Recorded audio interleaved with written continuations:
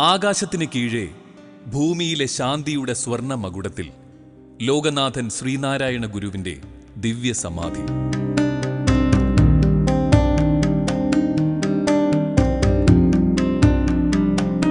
ശിവഗിരി എന്നത് ലോകത്തിലെ 33 കോടി ദേവാലയങ്ങളിൽ കേവലം ഒന്നല്ല. മനുഷ്യജീവിതം കൊണ്ട് പൂർണ്ണതയിലെത്തിയ സാക്ഷാൽ ബ്രഹ്മപ്പൊരുളായ ലോകഗുരുവിന്റെ മഹാസമാധി സ്ഥാനമാണ്. അതിനാൽ ഇവിടെ എത്തുമ്പോൾ ശരിയായ ആത്മാനുഭൂതിയെ തൊട്ടുണർത്താൻ കഴിയുന്ന വിധം നാം നമ്മെ തന്നെ ഒന്ന് ക്രമപ്പെടുത്തേണ്ടതുണ്ട്.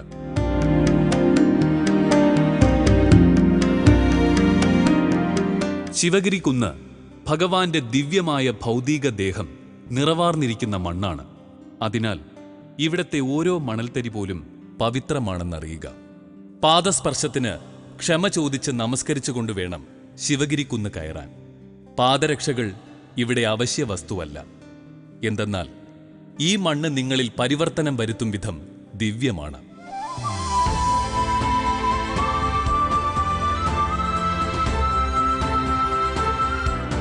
ഭഗവാൻ പ്രതിഷ്ഠിച്ച ശാരദാംബയെ വണങ്ങുകയാണ് ആദ്യപടി. ധർമ്മം, അർത്ഥം, കാമം, മോക്ഷം എന്നിവയെ പ്രതീകവൽക്കരിച്ച് ഗ്രന്ഥം, ശംഖ്, പഞ്ചവർണക്കിളി, ചിന്മുദ്ര എന്നിവയാൽ അലങ്കൃതമായ ശാരദാംബയെ സാഷ്ടാംഗം നമിക്കണം. അറിവിനെയാണ് വണങ്ങുന്നത് എന്ന് മനസ്സിൽ ഉറയ്ക്കണം. അറിവിനെ വണങ്ങുമ്പോൾ അത് തെരുതെരെ വീണ് തന്നെ വണങ്ങണം. പഞ്ചേന്ദ്രിയങ്ങളെ ഉള്ളടക്കി വണങ്ങണം എന്നാണല്ലോ ഗുരുമൊഴി. മീനായതും ഭവതി മാനായതും ജനനി നീനാഗവും നഗഖഗം താനായതും ധരനദീ നാരി. ശാരദാമഠത്തിന് ചുറ്റും വൃത്താകൃതിയിൽ വിരിച്ച വെള്ള മണലിൽ നോക്കിക്കൊണ്ട് പ്രദക്ഷിണം വയ്ക്കണം. ആ വെളുപ്പ് ദൃഷ്ടിയിലൂടെ മനസ്സിലെത്തി ചിന്തകളെ അകറ്റും. മനസ്സിന് ലാഘവത്വം വരും. അപ്പോൾ അംബാപ്രസാദം പൂർണ്ണമാകും. വിവാഹ കർമ്മങ്ങൾക്കും കുഞ്ഞുങ്ങൾക്ക് ആദ്യാക്ഷരം കുറിക്കാനും ചോറൂണിനും അമ്മയുടെ ദിവ്യമായ സന്നിധിയെ ആശ്രയിക്കാം. ഇവിടെ തുടക്കം കുറിക്കുന്നതെല്ലാം പവിത്രമായും മംഗളകരമായും ഭവിക്കും. ശാരദാ പ്രതിഷ്ഠയ്ക്കും വളരെ മുമ്പേ ശിവഗിരിയിൽ ഭഗവാൻ സ്ഥാപിച്ച ശിവക്ഷേത്രത്തെ അനുസ്മരിപ്പിക്കുന്ന ഏക തെളിവാണ് ഈ നന്ദികേശൻ. നന്ദിയെ ഒന്ന് സ്മരിച്ച് പടികൾ കയറാം. അകവും പുറവും തണുപ്പിക്കുന്ന ദിവ്യാന്തരീക്ഷത്തിലാണ് ഭഗവാന്റെ ലളിതസുന്ദരമായ വൈദിക മഠം. ഭഗവാന്റെ ശ്വാസനിശ്വാസങ്ങൾ ഏറ്റുവാങ്ങിയ ഇവിടമായിരുന്നു അവിടുത്തെ വസതി. മഹത്തുക്കൾ വന്ന് ദർശനം നടത്തിയ ഈ ഗേഹം അതീവ പവിത്രമാണ്. അതിനാൽ ഭഗവാന്റെ സാന്നിധ്യം സ്മരിച്ചുകൊണ്ട് വൈദിക മഠത്തെ സാഷ്ടാംഗം നമിക്കുവിൻ. വൈദിക മഠത്തിന്റെ ഇളം തിണ്ണയിൽ അല്പനേരം ഇരുന്നാൽ മനസ്സിനൊരു സുഖം കിട്ടും. ചെറിയ ശബ്ദത്തിൽ മന്ത്രജപമോ പ്രാർത്ഥനയോ സത്സംഗമോ ഒക്കെയാകാം ഇവിടെ. ശബ്ദമുണ്ടാക്കി ഇവിടത്തെ സ്വർഗീയ നിശബ്ദത ഭഞ്ജിക്കാതിരുന്നാൽ ഗുരുവിന്റെ പ്രീതിയുണ്ടാകും.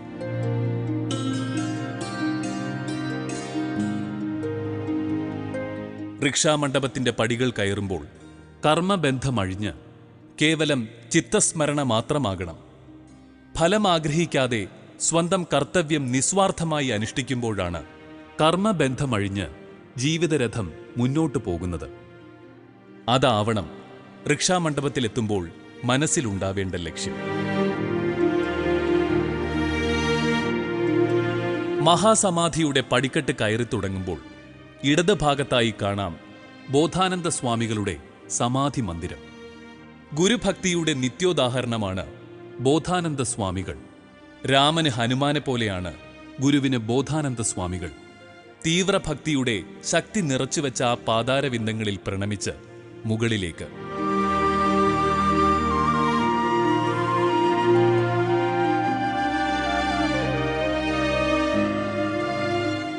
സ്ഥൂലത്തിൽ നിന്ന് സൂക്ഷ്മത്തിലേക്കും അവിടെ നിന്ന് അണുവറിലേക്കും ഉയർന്നു നിൽക്കുന്ന മഹാസമാധി മണ്ഡപം. 72 വയസ്സിന്റെ മനുഷ്യായുസ് ഭൂമിക്ക് നൽകിയ പരബ്രഹ്മസ്വരൂപന് 72 അടി ഉയരമുള്ള മഹാസമാധി മണ്ഡപം ഒരുക്കിയിരിക്കുന്നു. ശിവഗിരിയുടെ വിശുദ്ധമായ ചൈതന്യം അതിന്റെ പൂർണ്ണതയിൽ നിറഞ്ഞിരിക്കുന്നു ഇവിടെ. ഓം ശ്രീ നാരായണ ഇവിടെ എത്തിയാൽ മഹാഗുരുവിന്റെ നിതാന്ത ധ്യാനത്തെ മുറിക്കുന്നതൊന്നും പറയരുത്, ചെയ്യരുത്. ഭഗവാനെ പ്രണമിച്ച് മഹാവിഭൂതി അണിഞ്ഞ് പ്രദക്ഷിണം ചെയ്യുക. സമാധി മണ്ഡപത്തിൽ അല്പനേരം കണ്ണടച്ചിരുന്ന് ധ്യാനിക്കുക. പ്രാർത്ഥനകളും പരിദേവനങ്ങളുമല്ല ഭഗവാന് ഹൃദ്യം, സമർപ്പിതമായ ഹൃദയമാണ്. അതിനാൽ മഹാസമാധിയിലെത്തിയാൽ ഭഗവാനോടൊന്നും വിശേഷിച്ച് പറയേണ്ടതില്ല. എല്ലാം അവിടുത്തെ നിശ്ചയം പോലെ സംഭവിക്കും. അത് ഏറ്റുവാങ്ങാൻ അടിയനിതാ കാത്തു നിൽക്കുന്നു എന്ന ഭാവമാകണം ഉള്ളു നിറയെ. ഈ വിശുദ്ധിയിൽ കുറച്ചു നേരം ഇരുന്നാൽ തീരാവുന്നതേയുള്ളൂ കടലോളം ഇളകി മറിയുന്ന സങ്കടക്കടലുകൾ. ശിവഗിരി ശിഖരാഗ്രേ ദിവ്യപദ്മാസനസ്ഥം വരദമഭയഹസ്തം പാപവിധ്വംസപാദം സുജനനികരസേവ്യം ചാരുകാരുണ്യനേത്രം കലികലുഷവിനാശം നൗമി നാരായണാഖ്യം.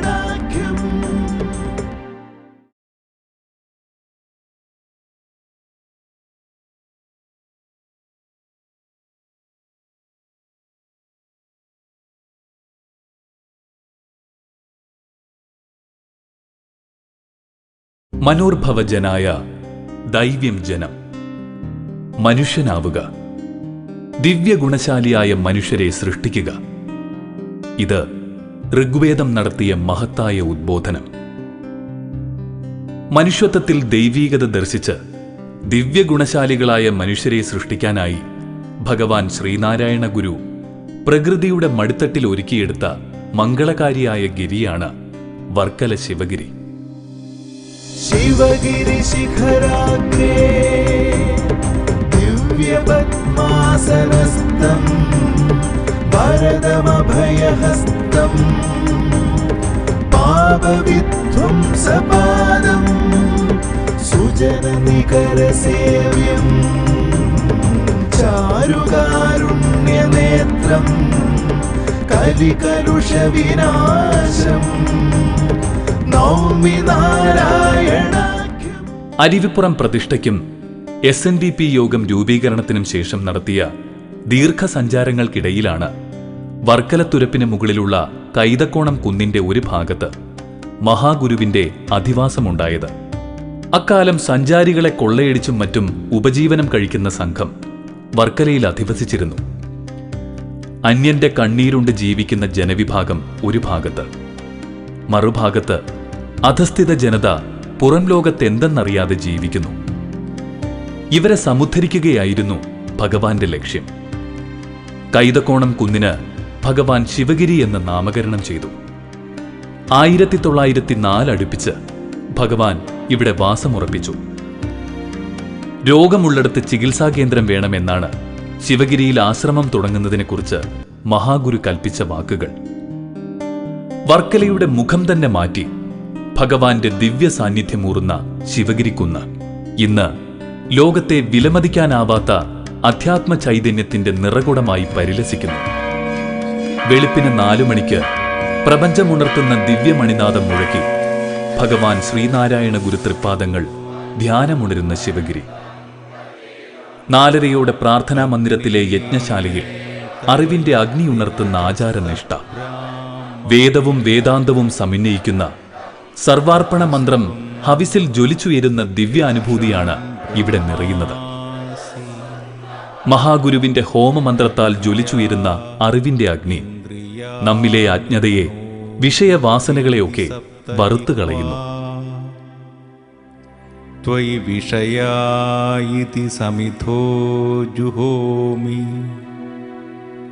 അഹമിത്യാജ്യം ജുഹോമി ത്വം നഃ പ്രസീദ പ്രസീദ ശ്രേയശ്ച പ്രേയശ്ച പ്രയച്ഛ സ്വാഹ. അമ്മയുണർന്നാൽ അറിവുണർന്നു. പ്രാർത്ഥനാ മന്ദിരത്തിന് തൊട്ട് താഴെ വിദ്യാരംഭം കുറിക്കാൻ ശ്വേതപത്മത്തിൽ ചതുർബാഹുവായ ശാരദാംബയെ ഭഗവാൻ കുടിയിരുത്തിയിരിക്കുന്നു. മീനായും മാനായും പർവ്വതമായും പക്ഷിയായും അണുവായുമെല്ലാം നിറഞ്ഞു വിലസുന്ന അമ്മയെ ആശ്രയിച്ചാൽ പ്രപഞ്ചമാകുന്ന മാറാപ്പ് മാറ്റി അമ്മ ഒരുമയുടെ സ്തന്യം പകർന്നു തരും. അത് നേടി ധർമ്മം, അർത്ഥം, കാമം എന്നിവയിലൂടെ മോക്ഷസ്ഥിതനായി പുരുഷാർത്ഥ പൂർത്തി നേടാം. 1912 ശാരദാമഠത്തിൽ സ്വാമി തൃപ്പാദങ്ങൾ ശാരദയെ പ്രതിഷ്ഠിച്ചത്. ഉത്സവങ്ങളും ഘോഷങ്ങളുമില്ലാത്ത മാതൃകാ ദേവാലയമാണിത്. ഇവിടെ അഭിഷേകവും എഴുന്നള്ളത്തുമില്ല. ശാരദയ്ക്ക് വെള്ളവും പൂവും മതിയെന്ന ഭഗവാന്റെ വിശുദ്ധ വാക്കുകൾ അനുസരിച്ചാണ് പൂജാക്രമം.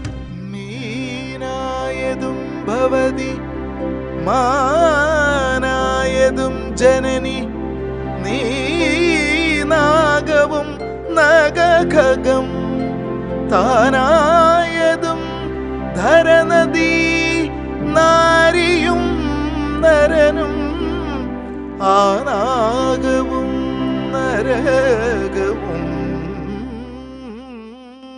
72 വത്സരം ഭൂമിയിൽ പദമൂന്നി ദഹരാകാശത്തിലേക്ക് ശിരസുയർത്തി ജ്ഞാനഗംഗയെ കരുണാസമുദ്രം പോലെ കണ്ണുകളിൽ നിറച്ച് നീണ്ട ബാഹുക്കളിൽ അനുകമ്പയുടെ കർമ്മകാണ്ഡവുമായി വിസ്മയകരമായ ജീവിതം നയിച്ച ഭഗവാൻ ശ്രീനാരായണ ദേവന്റെ ദിവ്യഗേഹം ഉള്ളിൽ സൂക്ഷിക്കുന്ന മണ്ണാണ് ശിവഗിരി. അതിന്റെ ഉത്തുംഗത്തിൽ വിണ്ണിലേക്കുയർന്നു നിൽക്കുന്ന മഹാസമാധി മന്ദിരത്തിൽ ഭഗവാൻ നിതാന്ത ധ്യാനത്തിൽ അമർന്നിരിക്കുന്നു.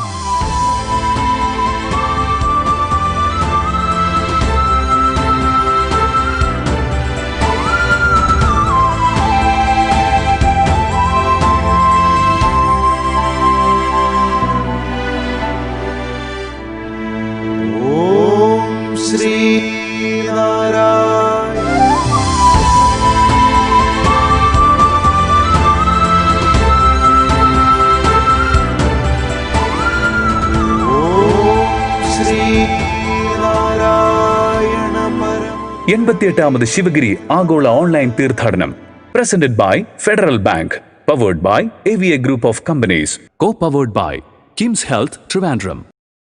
ദൈവമേ കാത്തുകൊള്ളുന്നു കൈവിടാതിങ്ങു ഞങ്ങളെ, നാവികൻ നീ ഭവാബ്ധിക്കോരാവിവൻ തോണി നിൻ പദം. ഒന്നൊന്നായി എണ്ണി എണ്ണി തൊട്ടെണ്ണും പൊരുളൊടുങ്ങിയാൽ നിന്നിടും ദൃക്കുപോലുള്ളം നിന്നിലസ്പന്ദമാകണം. അന്നവസ്ത്രാദി മുട്ടാതെ തന്നു രക്ഷിച്ചു ഞങ്ങളെ, ധന്യരാക്കുന്ന നീ ഒന്നു തന്നെ ഞങ്ങൾക്കു തമ്പുരാൻ. ആഴിയും തിരയും കാറ്റും ആഴവും പോലെ ഞങ്ങളും, മായയും നിൻ മഹിമയും നീയുമെന്നുള്ളിലാകണം. നീയല്ലോ സൃഷ്ടിയും സ്രഷ്ടാവായതും സൃഷ്ടിജാലവും, നീയല്ലോ ദൈവമേ സൃഷ്ടിക്കുള്ള സാമഗ്രിയായതും. നീയല്ലോ മായയും മായാവിയും മായാവിനോദനും, നീയല്ലോ മായയെ നീക്കി സായുജ്യം നൽകുമാര്യനും. നീ സത്യം ജ്ഞാനം ആനന്ദം, നീ തന്നെ വർത്തമാനവും ഭൂതവും ഭാവിയും വേറല്ല, ഊതും മൊഴിയുമോർക്കിൽ നീ. അകവും പുറവും തിങ്ങും മഹിമാവാർന്ന നിൻ പദം പുകഴ്ത്തുന്നു ഞങ്ങളങ്ങു ഭഗവാനെ. ജയിക്കുക ജയിക്കുക മഹാദേവ ദീനാവന പരായണ, ജയിക്കുക ചിദാനന്ദ ദയാസിന്ധോ ജയിക്കുക. ആഴമേറും നിൻമഹസ്സാ ആഴിയിൽ ഞങ്ങളാകവേ, ആഴണം വാഴണം നിത്യം, വാഴണം വാഴണം സുഖം.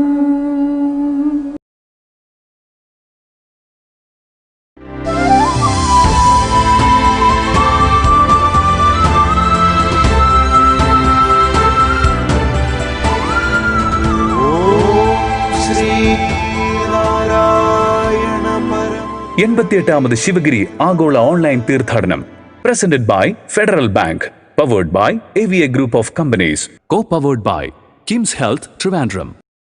ഓം ശ്രീനാരായണ പരമഗുരവേ നമഃ.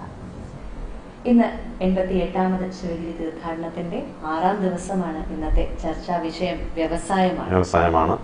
സ്വാമിജി പറഞ്ഞിട്ടുണ്ട്, ഗുരുസ്വാമി പറഞ്ഞിട്ടുണ്ട്, വിദ്യാഭ്യാസം കൊണ്ട് പ്രബുദ്ധരാകുക, സംഘടന കൊണ്ട് ശക്തരാകുക, വ്യവസായം കൊണ്ട് സാമൂഹിക അഭിവൃദ്ധി ഉണ്ടാവുക. വ്യവസായം എന്ന വിഷയത്തിൽ ഇന്ന് പ്രസംഗകരായി പ്രഭാഷകരായി എത്തിയിട്ടുള്ളവർ പ്രമുഖരാണ്. വ്യവസായ മേഖലയിൽ കഴിവ് തെളിയിച്ചവരും വ്യവസായ മേഖലയിലേക്ക് ഇറങ്ങാൻ ഉദ്ദേശിക്കുന്നവർക്ക് അറിവുകൾ പകരുന്നതിനും പ്രാപ്തരായിട്ടുള്ള പ്രഭാഷകരാണ് ഇന്നെത്തിയിട്ടുള്ളത്. അതെ, ചരിത്രത്തിൽ ആദ്യമായിട്ടാണ് ഇത്തരത്തിലൊരു തീർത്ഥാടനം ഒരു വെർച്വൽ മീഡിയയിൽ നടത്തുന്നത്. അപ്പോൾ തികച്ചും സാങ്കേതിക മികവോടുകൂടിയാണ് ഈ ഒരു തീർത്ഥാടനം, ശിവഗിരി തീർത്ഥാടനം നമ്മൾ നിങ്ങളുടെ മുന്നിലേക്ക് എത്തിച്ചിരിക്കുന്നത്. മാത്രവുമല്ല, അന്തർദേശീയ തലത്തിലുള്ള സ്പീക്കേഴ്സാണ് നിങ്ങൾക്ക് മുന്നിൽ എത്തുന്നത്, പല പല വിഷയങ്ങൾ കൈകാര്യം ചെയ്തുകൊണ്ട്. അത് ഇത്രയും ദിവസങ്ങളിൽ നിങ്ങൾ കണ്ടിട്ടുണ്ടാകും. എട്ടോളം ഭാഷകളിലുള്ള സ്പീക്കേഴ്സാണ് നിങ്ങൾക്കായി. അത് മാത്രമല്ല, ഈ പ്രഭാഷണങ്ങളെല്ലാം എട്ടോളം ഭാഷകളിലേക്ക് പരിഭാഷപ്പെടുത്തുന്നുമുണ്ട്.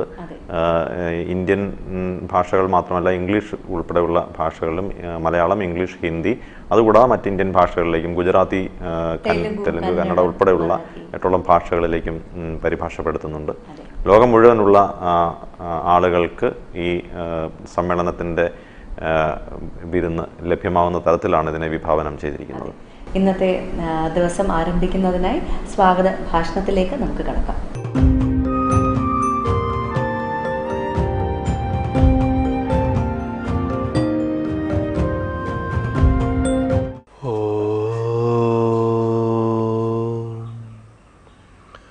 ശ്രീനാരായണ പരമഗുരവേ നമഃ. ഓം ബ്രഹ്മണേ മൂർത്തിമതേ ശ്രിതാനാം ശുദ്ധിഹേതവേ നാരായണ യതീന്ദ്രായ തസ്മൈ ശ്രീ ഗുരവേ നമഃ. എല്ലാ ഗുരുഭക്തർക്കും തീർത്ഥാടകർക്കും ഈ ഇന്നത്തെ സമ്മേളനത്തിൽ പങ്കെടുക്കുന്ന വിശിഷ്ട വ്യക്തികൾക്കും നമസ്കാരം. ഭഗവാൻ ശ്രീനാരായണ ഗുരുദേവൻ തീർത്ഥാടനത്തിന് അനുമതി നൽകിയിട്ട് ഇത് 88ാമത്തെ തീർത്ഥാടനമാണ്. ശിവഗിരി തീർത്ഥാടനം തുടങ്ങിയതിനു ശേഷം നമ്മൾക്ക് ഒരു മുടക്കവും ഇതുവരെയും സംഭവിച്ചിട്ടില്ലായിരുന്നു. പക്ഷേ ഈ വർഷം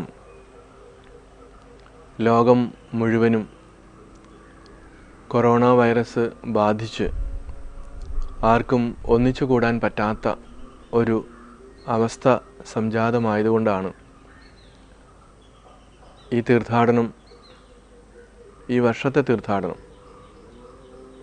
നമ്മൾക്ക് ഉദ്ദേശിച്ച പോലെ കൂടാൻ പറ്റാതെ പോയത്.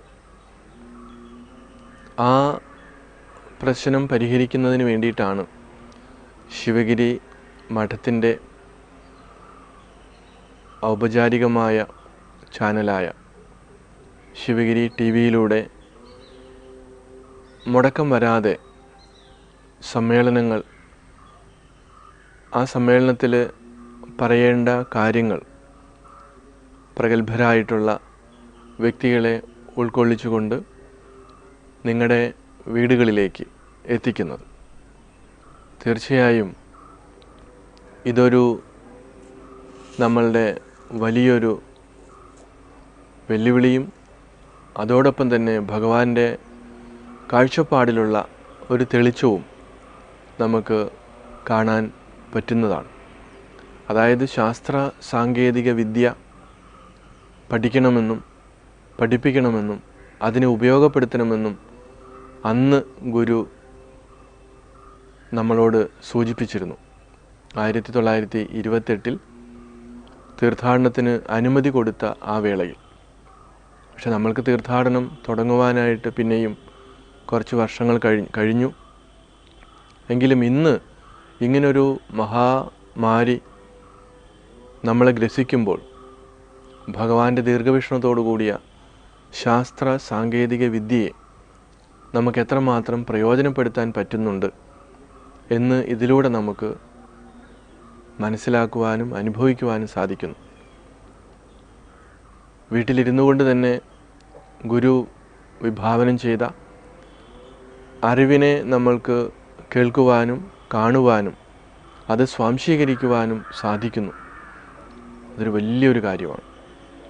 അങ്ങനെയുള്ള ഈ സന്ദർഭത്തിൽ 30, 31 ജനുവരി 1 ഈ 3 ദിവസങ്ങളിലാണ് വർഷങ്ങളായി ശിവഗിരി തീർത്ഥാടനത്തിന് വലിയ വലിയ സമ്മേളനങ്ങൾ, 8 വിഷയങ്ങളെ അധികരിച്ചുകൊണ്ടുള്ള സമ്മേളനങ്ങൾ, അതുപോലെ നമ്മുടെ ഇന്ത്യൻ പ്രധാനമന്ത്രി, ഇന്ത്യയുടെ പ്രസിഡന്റ്, വൈസ് പ്രസിഡന്റ്, അതുപോലെ കേരളത്തിലെ മുഖ്യമന്ത്രി, മറ്റ് മന്ത്രിമാർ, മറ്റ് സ്റ്റേറ്റിലുള്ള വിശിഷ്ട വ്യക്തികൾ, ഗവർണർമാർ എന്നുവേണ്ട എത്രയോ VIPs ഈ ശിവഗിരി വേദിയിൽ വന്നു പോയത്. അപ്പോൾ ഈ വർഷം നമ്മളുടെ ഈ വേദിയിൽ അങ്ങനെയുള്ള ആളുകൾ ഇല്ലായെങ്കിലും നമ്മുടെ ഓൺലൈൻ പ്ലാറ്റ്ഫോമിൽ ശിവഗിരി TVയിലൂടെ ശിവഗിരിയിൽ നിന്ന് തന്നെ പ്രശസ്തരും പ്രഗത്ഭരും പണ്ഡിതരുമായിട്ടുള്ള വിശിഷ്ട വ്യക്തികളുടെ പ്രഭാഷണങ്ങളാണ് നമ്മൾക്ക് കേൾക്കുവാനായിട്ട് സാധിക്കുന്നത്. പതിവിൽ നിന്നും വിപരീതമായി നമ്മൾ ഡിസംബർ 25 ഈ പ്രഭാഷണ പരമ്പരകൾ ആരംഭിച്ചിരുന്നു. നിങ്ങൾ പലരും അത് കേൾക്കുകയും കാണുകയും ഒക്കെ ചെയ്തുകൊണ്ടിരിക്കുകയാണ്. ഇന്ന് നമ്മളുടെ 30-ാം തീയതി ആയതുകൊണ്ട് അതിൻ്റെ ഒരു പ്രാധാന്യം എടുത്തുകൊണ്ടാണ് നമ്മൾ ഇന്നത്തെ സമ്മേളനങ്ങൾ, പ്രത്യേകിച്ച് ഇന്ന് വ്യവസായ സമ്മേളനവും അതുപോലെ കുട്ടികളുടെ സമ്മേളനവും ഒക്കെയാണ്, അതിനകത്തുള്ള പ്രഭാഷണങ്ങളാണ് നമ്മൾ കേൾക്കുവാൻ പോകുന്നത്.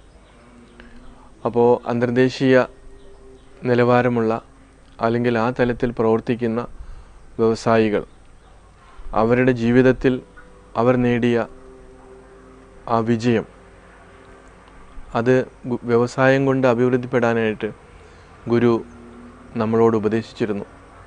അപ്പോൾ അങ്ങനെ ഗുരുഭക്തരും അല്ലാത്തവരുമായിട്ടുള്ള പല വ്യവസായ പ്രമുഖരും അവരുടെ അനുഭവങ്ങൾ നമ്മുടെ മുൻപിലേക്ക് വെക്കുന്നുണ്ട്. പ്രത്യേകിച്ച് നമ്മളുടെ കൊറോണയൊക്കെ ബാധിച്ച സമയത്ത് ഓഫീസുകളിൽ പോയി ജോലി ചെയ്യാൻ പറ്റാതെ പുതിയ പുതിയ സംരംഭങ്ങൾ തുടങ്ങിയ ഒരു കാലവും കൂടിയാണ്. അപ്പോൾ നമ്മൾക്ക് നമ്മുടെ വീട്ടിലിരുന്നു കൊണ്ട് നമ്മുടെ കഴിവുകളെ നമുക്ക് എങ്ങനെ ഉപയോഗപ്പെടുത്തി പണം സമ്പാദിക്കാം, അതോടൊപ്പം തന്നെ ആ പണത്തെ ധാർമ്മികമായിട്ട് നമുക്ക് എങ്ങനെ ഉപയോഗപ്പെടുത്താം, നമ്മളുടെ വീട്ടിൽ എല്ലാവരും ചേർന്നിരുന്നു കൊണ്ട് നമുക്ക് എങ്ങനെ സന്തോഷകരമായിട്ടുള്ള ഒരു ജീവിതം കെട്ടിപ്പടുത്ത് മറ്റുള്ളവർക്ക് മാതൃകയായി സമാധാനത്തോടുകൂടി ജീവിക്കാം. ഇങ്ങനെയൊക്കെ വിവിധങ്ങളായിട്ടുള്ള ചിന്തകൾ ഈ വ്യക്തികൾ നമ്മളുമായി പങ്കുവയ്ക്കുന്നുണ്ട്. തീർച്ചയായും അതൊരു വലിയ സംരംഭം തന്നെയാണ്. അപ്പോൾ നിങ്ങൾക്ക് ഓരോരുത്തർക്കും ആ രീതിയിൽ പുതിയ കാഴ്ചപ്പാടുകളും പ്രവർത്തനവും ചെയ്യുവാനായിട്ടുള്ള പ്രചോദനം പരമഗുരുവിൽ നിന്ന് ഉണ്ടാകട്ടെ എന്ന് പ്രാർത്ഥിക്കുകയാണ്. അപ്പോൾ 8 വിഷയങ്ങൾ വളരെ ഇന്നെല്ലാവർക്കും പരിചിതമാണ്. ആ അറിവിൻ്റെ മേഖലകൾ 8 വിഷയമെന്ന് പറയുമ്പോൾ തന്നെ നമ്മുടെ ജീവിതത്തെ സമഗ്രമായി ഗുരു അതിനകത്ത് സന്നിവേശിപ്പിച്ചിരിക്കുകയാണ്. വിദ്യാഭ്യാസത്തെയും അതുപോലെ കൃഷിയെയും ശുചിത്വത്തെയും സംഘടന, ഇങ്ങനെ ഓരോരോ വിഷയങ്ങൾ നമ്മൾ എടുത്തു നോക്കുമ്പോൾ ഈ ലോകം മായയാണെന്ന് പറയുന്ന മായാവാദികളായിട്ടുള്ള അല്ലെങ്കിൽ അദ്വൈതവാദികളായിട്ടുള്ള ഋഷീശ്വരന്മാരാണ് ശരിക്കും ഇവിടെ ഈ ലോകത്ത് മാറ്റങ്ങൾ ഉണ്ടാക്കിയിരിക്കുന്നത്. അപ്പോൾ അവരുടെ വാക്കുകൾ നമ്മൾ ശ്രദ്ധിക്കുമ്പോഴാണ് ദൈനംദിന ജീവിതത്തിൽ ഈ മായ ഇല്ലാത്തതാണെങ്കിലും മാറ്റങ്ങൾക്ക് വിധേയമാണെങ്കിലും ആ മാറ്റങ്ങളെല്ലാം ഉൾക്കൊണ്ടുകൊണ്ട് മനസ്സമാധാനത്തോടു കൂടി ജീവിക്കാൻ വേണ്ടിയിട്ടാണ് ഗുരു നമ്മളോട് ഉപദേശിക്കുന്നത്. അപ്പോൾ വിദ്യയുടെ ഭൗതികത മാത്രമല്ല, ആധ്യാത്മികതയും കൂടി ചേർത്താണ് ഇത് നമ്മൾ മനസ്സിലാക്കേണ്ടത്. അപ്പോൾ ഒരു സ്ഥലത്ത് ഇന്ന് കാലം മാറി വന്നപ്പോൾ ഭൗതികതയ്ക്ക് മാത്രം പ്രാധാന്യം വരികയും ധാർമ്മികത അല്ലെങ്കിൽ ആത്മീയത പേരിന് മാത്രമാകുകയും ഒരു അലങ്കാരം മാത്രമാകുകയും ചെയ്തപ്പോഴാണ് നമ്മുടെ സമാധാനം നഷ്ടപ്പെട്ടത്. തീർച്ചയായിട്ടും ഇതിനെല്ലാം ഒരു പരിഹാരമായിട്ടാണ് ഗുരു ഈ 8 വിഷയങ്ങളിൽ ഒതുക്കിക്കൊണ്ട് മനുഷ്യ ജീവിതത്തെ അതിൻ്റെ സമഗ്രതയിലേക്ക്, അവൻ്റെ ഏറ്റവും ഉദാത്തമായിട്ടുള്ള തലത്തിലേക്ക് അവനെ കൈപിടിച്ച് ഉയർത്താനായിട്ട് ശ്രമിക്കുന്നത്. തീർച്ചയായും ഇങ്ങനെയുള്ള സന്ദർഭത്തിൽ നമ്മളത് ഉൾക്കൊണ്ടുകൊണ്ട് നമുക്ക് മുന്നോട്ട് പോകാനായിട്ട് സാധിക്കട്ടെ. ഈ സുദിനം നമ്മൾ പൂർണ്ണമായും ഈ വരുന്ന പ്രഭാഷകന്മാരെ എല്ലാം നമ്മൾ ശ്രവിക്കുക. നമ്മുടെ ജീവിതത്തിലും ആ ഇരുട്ടിനെ മാറ്റി വെളിച്ചത്തിലേക്ക് നമുക്ക് കടക്കുവാനായിട്ട് നമുക്കും നമ്മുടെ സന്തതി പരമ്പരകൾക്കും ലോക ജനതയ്ക്കും അതൊരു പാഠമാകണം. പ്രത്യേകിച്ച് നമ്മൾ 8 ഭാഷകളിലാണ് ഈ വർഷത്തെ തീർത്ഥാടനം നമ്മൾ അറേഞ്ച് ചെയ്തിരിക്കുന്നത്. 8 വിഷയങ്ങളുണ്ട്, അത് 8 ഭാഷകൾ. അപ്പോൾ മലയാളം കൂടാതെ തന്നെ നമുക്ക് ഇംഗ്ലീഷ്, ഹിന്ദി, കന്നഡ, തമിഴ്, തെലുങ്ക്, അതുപോലെ മറാഠി, ഗുജറാത്തി, ഇത്രയും ഭാഷകളിൽ പണ്ഡിതന്മാരായിട്ടുള്ള ആളുകളാണ് അതാത് ഭാഷകളിലുള്ള ആളുകളോട് സംവദിക്കുന്നത്. അപ്പോൾ മലയാളത്തിൽ നിന്ന് ഗുരുവിൻ്റെ ആശയങ്ങളെ മറ്റ് ഭാഷകളിലേക്ക് അവർ പഠിച്ച് അത് പ്രചരിപ്പിക്കുമ്പോഴാണ് ശരിക്കുള്ള ഗുരുവിൻ്റെ ഒരു ഏകലോക സങ്കല്പത്തിലേക്ക് നമുക്ക് മാനവരാശിയെ നയിക്കുവാൻ പറ്റുന്നത്. അതുകൊണ്ട് വലിയ ഉത്തരവാദിത്വമാണ് നമ്മൾ ഓരോരുത്തരും ഉള്ളത്.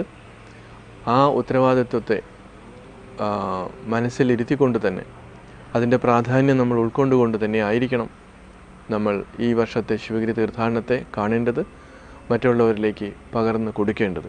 തീർച്ചയായിട്ടും ശിവഗിരി TV-യിൽ വരുന്ന കാര്യങ്ങൾ നിങ്ങളുടെ സുഹൃത്തുക്കളിലേക്കും അവർക്ക് കാണുവാനായിട്ട് ഷെയർ ചെയ്യാനും സബ്സ്ക്രൈബ് ചെയ്യാനും ഒക്കെ ഞാൻ ഓർമ്മിപ്പിക്കുകയാണ്. എങ്കിൽ മാത്രമേ ലക്ഷക്കണക്കിന് കോടിക്കണക്കിന് ലോകത്തിൻ്റെ വിവിധ ഭാഗങ്ങളിലിരിക്കുന്ന ആളുകളിലേക്ക് ഈ നൂതനമായ ദർശനത്തെ നമുക്ക് എത്തിക്കുവാൻ സാധിക്കുകയുള്ളൂ. അതിന് നമുക്കെല്ലാവർക്കും സാധിക്കട്ടെ. ഗുരുവിൻ്റെ അനുഗ്രഹം ഉണ്ടാകട്ടെ. ഈ വരുന്ന സമ്മേളനങ്ങളിൽ പങ്കെടുക്കുന്ന എല്ലാ വ്യക്തികൾക്കും ശിവഗിരി മഠത്തിൻ്റെ പേരിൽ സ്വാഗതം ആശംസിക്കുന്നു. എല്ലാവർക്കും നമസ്കാരം.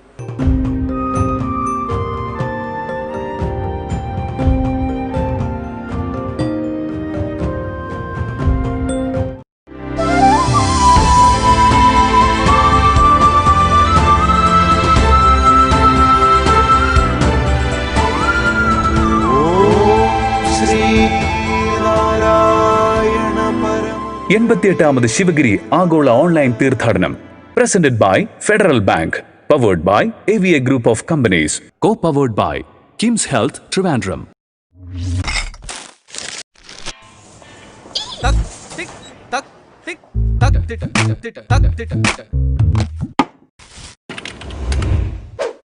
$473 cash or card?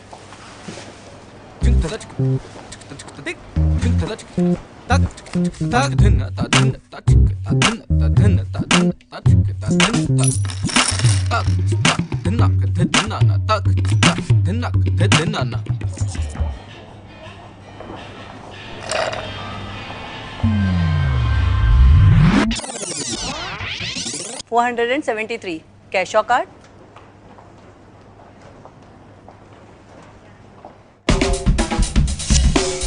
No swiping, no typing, no counting. Just tap and away you go. Introducing contactless cards from Federal Bank. ഇന്നലെ വരെ സോപ്പ് കുമിളകൾ നമുക്ക് കേവലം ഒരു കുട്ടിക്കളിയായിരുന്നു.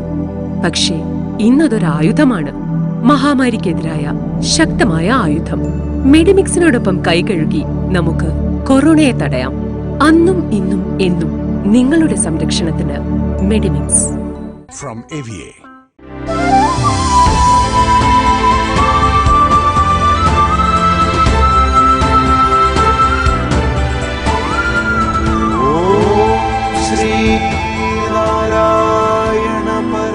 എൺപത്തിയെട്ടാമത് ശിവഗിരി ആഗോള ഓൺലൈൻ തീർത്ഥാടനം presented by federal bank, powered by AVA group of companies, co-powered by KIMS health Trivandrum.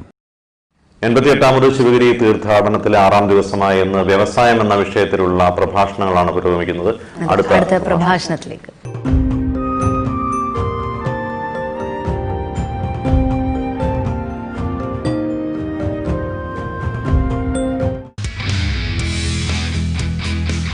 Arun Surendran.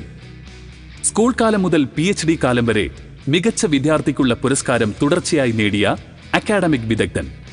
IIT ബോംബെയിൽ നിന്നും എയ്റോസ്പേസ് എഞ്ചിനീയറിംഗിൽ ബിരുദം. ടെക്സാസ് A&M യൂണിവേഴ്സിറ്റിയിൽ നിന്നും ബിരുദാനന്തര ബിരുദവും PhDയും. നിരവധി സ്കൂളുകളിലെ അക്കാഡമിക് നിലവാരം നിർണ്ണയിക്കുന്ന കമ്മിറ്റി ബോർഡ് അംഗം. യുവ സംരംഭകർക്കുള്ള യങ് ഇന്ത്യൻസ് നാഷണൽ കൗൺസിൽ അംഗം. Kerala startup mission honorary fellow. വ്യവസായത്തിലേക്ക് കാലെടുത്ത് വയ്ക്കുന്ന തുടക്കക്കാർക്ക് വഴികാട്ടിയാകുന്ന ഗ്രന്ഥങ്ങളുടെ രചയിതാവ്. കൈവച്ച മേഖലകളിലെല്ലാം വിജയം കൈവരിച്ച ബഹുമുഖ പ്രതിഭ. 88ാമത് ആഗോള ശിവഗിരി തീർത്ഥാടനത്തിന്റെ സമ്മേളന വേദിയിലേക്ക്, അഷ്ടലക്ഷ്യങ്ങളിൽ പ്രധാനപ്പെട്ട വ്യാവസായിക സമ്മേളനത്തിലേക്ക് അത്യാദരപൂർവ്വം സ്വാഗതം ചെയ്യുന്നു.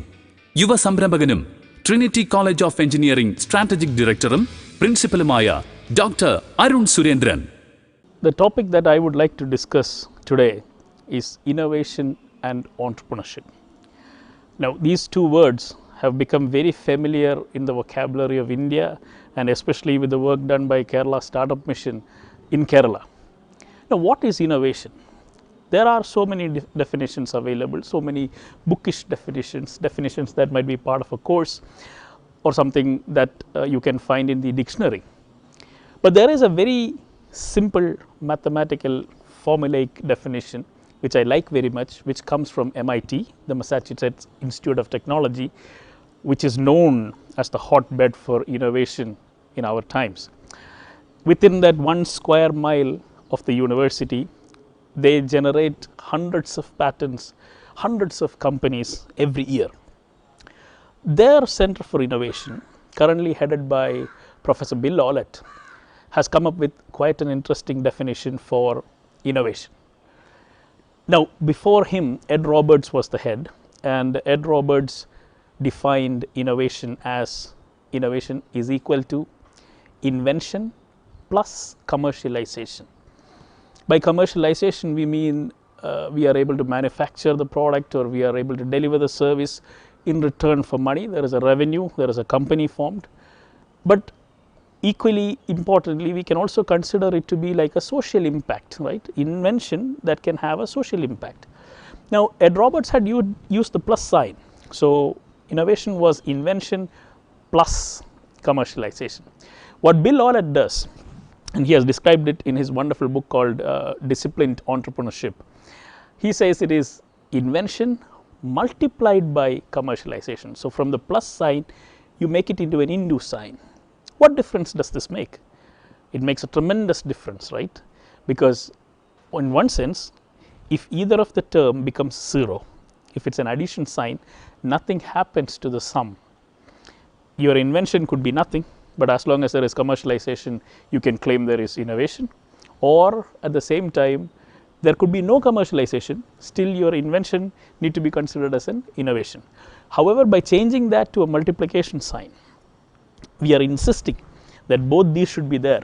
If either of them becomes zero, there is no true innovation happening.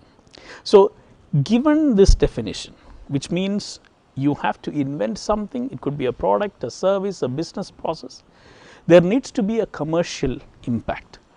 And this is why mostly innovation is considered an art rather than a science, because scientific laws do not depend on opinion of the people.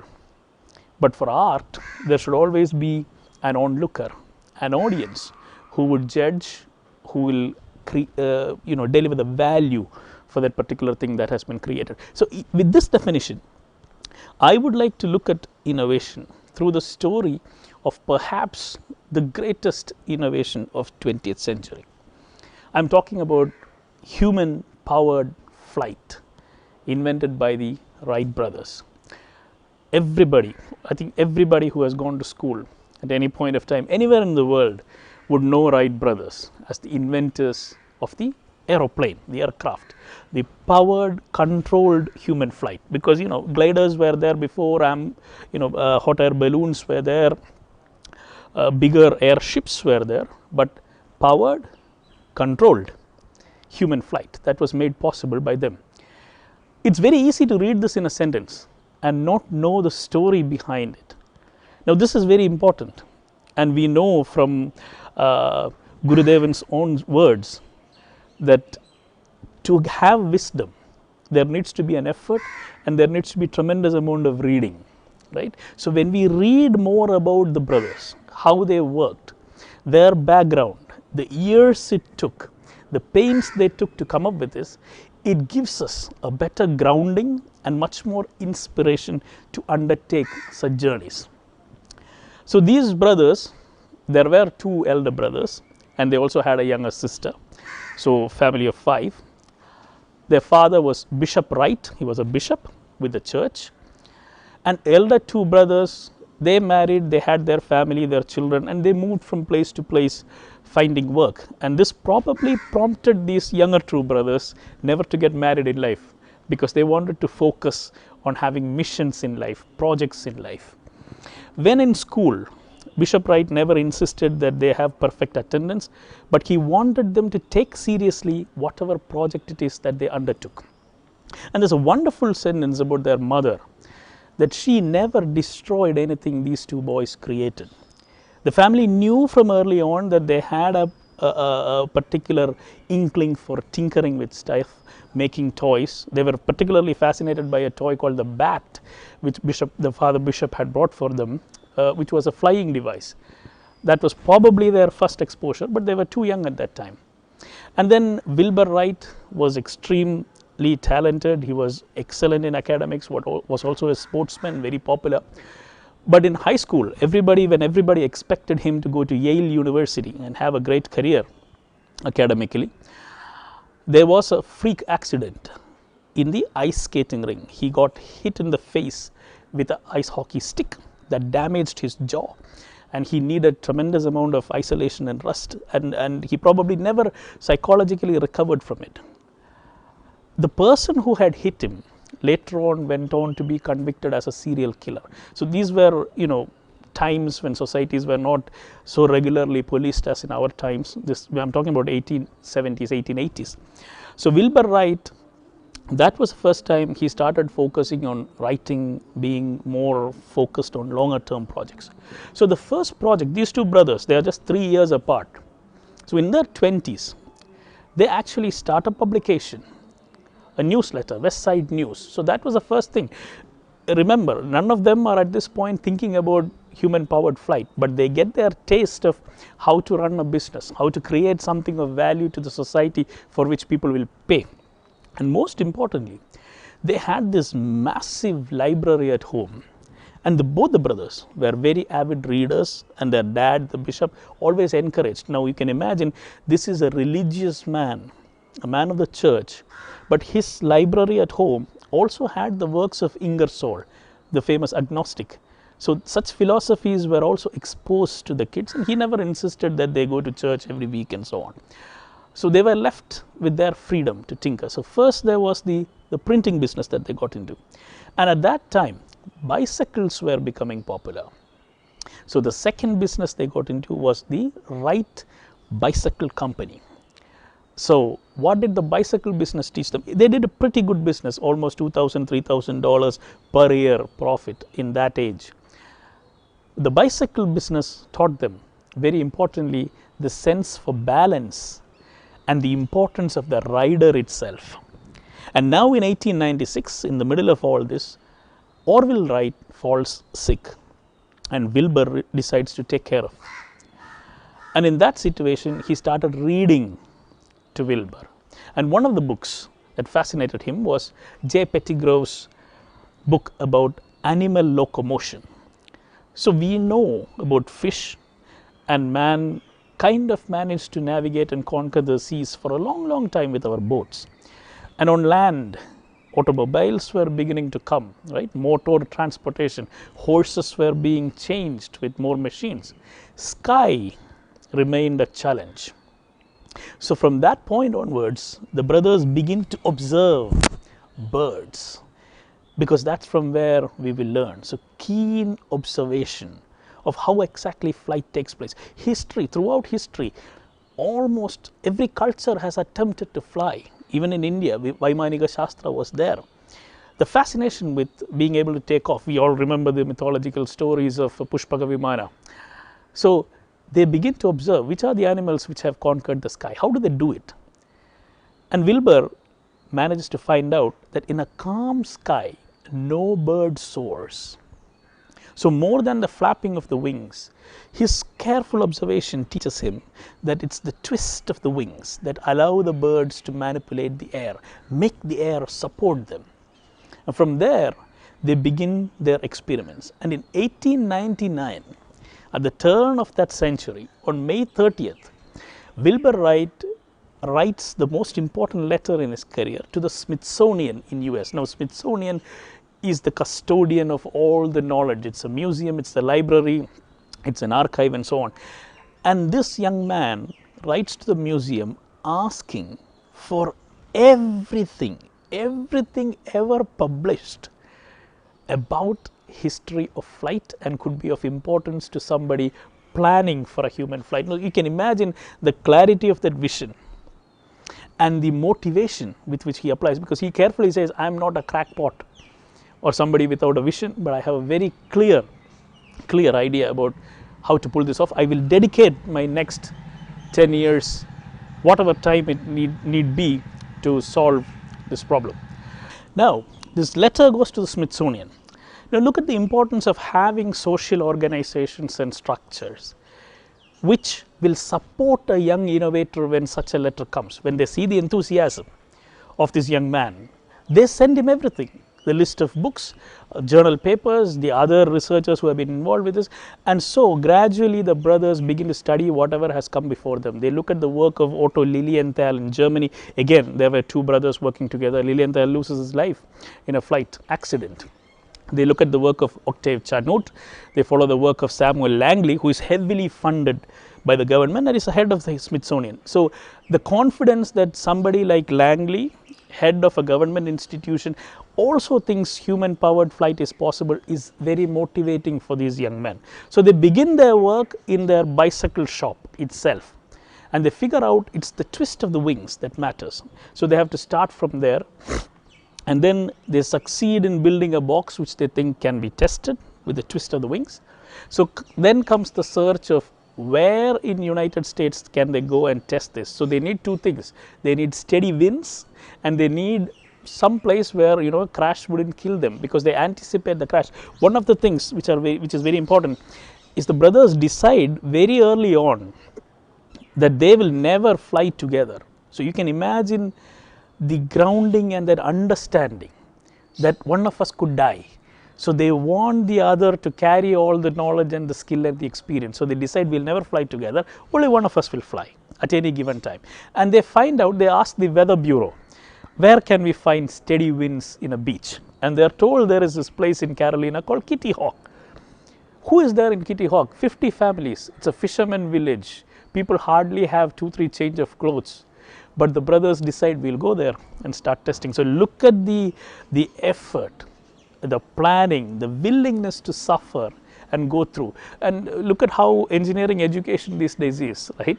We are simply asked to do a project and people complain about the deadline, they complain about how they have to do some documentation or multiple stages of presentation. So here are two brothers who land up in this place where they know nobody. They had sent letters to the postmaster who said you are more than welcome, because that would somehow put this place in the map for some experiment. They go there. First they have to set up their own tent where they will start assembling the glider they are willing to do. And then Kitty Hawk is famous for something that all Malayalis are familiar with, mosquitoes. So Orville and Wilbur talk about how they sleep at night in their sleeping bags, leaving just their nose exposed, and that too will be bitten throughout by mosquitoes. So this is the kind, and when we read Wright brothers invented the aeroplane, all the images that come to our mind was two brothers who simply sat around somewhere and quickly came up with an aircraft and it flew and they became world famous. There is so much hard work that went behind this. So the first year they were there, they tested the glider, they were happy that their design is successful. The second year they are back making modifications, so it takes another year. And then they realize that gliding flight is fine, the shape is fine. They have an epiphany which tells them that the human skill is important. It's a combination of knowledge and skill. So the pilot is equally important. And then they figure out that if they can give the pilot the control of the rudder, because you can fly, but you need to come back, right? You need to land in some place safely. So the pilot is equally important. So their skill is also improving every time with each flight. So they decide to build a propeller, a motor that will help them fly this, powered flight. Now, in between this, there is another innovation that they have to do. They came back and they built a wind tunnel where they can test the models. So look at these years that pass and the stages they go through. They figured out that the data, the camber ratio, that is the shape of the wing, that was given in all the previous writings were wrong. So they had to go through and find it for themselves, run those experiments in wind tunnel. And then they finally, in 1903, with a powered flight, they come back. And that's that. Here is one more thing. They knew the importance of what they were doing. So one of the first things that they did was invest in a camera so that the photographs could be taken, because these are historic moments. So look at the way things are planned. You are aware of your place in history. You are determined to get to that place in history. That's how you innovate, not for the sake of some professor, not for the sake of somebody who is funding you, not some investor. You are photographing yourself, risking your life. And then on December 17th, there is that world famous photographs of the 20-meter 12-second flight, 22-second flight, I think, that they undertake, where it actually flies and lifts off the ground. Who are there? 2-3 people from Kitty Hawk who watch this historic moment. The story usually ends there, that this has been done. But in 1903, they flew, and the United States government was not next day rushing to them with accolades. They had other things that were occupying them. So these innovators have succeeded. Now they come back to Dayton, they do multiple flights, they demonstrate to people. It very, very slowly gathers. The first magazine that published this was something meant for beekeepers, where one of the enthusiasts found that, okay, powered flight has happened. I think we should announce it to the world. You don't immediately look for fame. We live in a society where Instagram followers are important, your Facebook blog is important, which takes you how many minutes? 2 minutes, 3 minutes to publish something? A status update is being worried about, and so on. These are two brothers who flew. They conquered the skies, which we have been trying for millennia. And then they waited, because more than United States, interest came from Europe. So Wilbur then goes to Europe. It's in 1908 Le Mans that he flies, he demonstrates. The contracts are coming from Britain, and slowly United States starts recognizing that two of their sons have managed to do this. We have come a long way. Wilbur Wright passed away in 1912, the father Bishop Wright passed away in 1918, and so on. And then they had so many legal things to worry about, because there were other innovators. So they had to fight for their rights, fight for the patents, fight for the things so that they could manufacture this. They totally spent around under $5,000 to get this thing done, when the United States government was spending $50,000 or more for each attempt by Langley. So innovation is possible frugally. It needs spirit, it needs grit, it needs constantly reinventing yourself. One of the things which again is Gurudevan's famous words is about arguing. Don't argue for argument's sake, argue to learn more. These two brothers were exceptional in their arguments. They would always argue about anything that they wanted to do. And it is said that if you were in another room, you wouldn't know which brother was arguing for which part, because a few minutes later, they would be switching positions and arguing. The for or against position would have switched. But this is a learning process, especially when that rudder idea came to Orville Wright. Wilbur did not argue, and that was supposed to be a big surprise. That's something that the younger brother said, the elder one immediately agreed because he was aware. So whenever you see value, you accept it.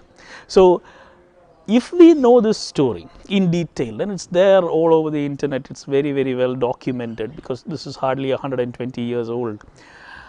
When we know the depth of story of every innovator, even in India, I use the airplane story because I am an aerospace engineer and that's something I am familiar with. But take any innovator, local innovator, nationally acclaimed innovator, in any culture, we will see that the journey is long. The journey is arduous. There is a lot of hard work. There will be failures along the way. And like Dr. APJ Abdul Kalam said, failing is when you really learn. Like how many of us remember all our success stories? But we would always remember things we attempted but could not succeed. And then we came back prepared again. So look at everything as an experiment, and that could really help you. So with that example of an innovation, what it takes to innovate, I can switch to the next half, which is entrepreneurship, which is Sambrambhagatvam. How to convert something that you have done to the benefit of the society. Because again, it's by giving jobs to people, giving livelihood to people, that we can improve the society. It's never about the entrepreneur. If you track the successful entrepreneurs around the world, they will always talk to you in terms of human index. How many lives could they manage to change? It will never be about the millions or the billions or the funding. They will talk about the number of people who are benefiting from their invention, from their product, from their service, number of people whom they are able to employ directly, indirectly, and so on. So with that in mind, I would like to introduce to you the 7 C's to keep in mind whenever you plan to start a business. We run a workshop called Trinity Team of Entrepreneurs and Mentors. It's a 2-week workshop where we connect you to mentors for lifelong mentoring, because you learn from people who have walked in front of you. Somebody who can support you, who can give you a helping hand, who can give you clever ideas when you lack them, or who can give you confidence when you run out of confidence in life.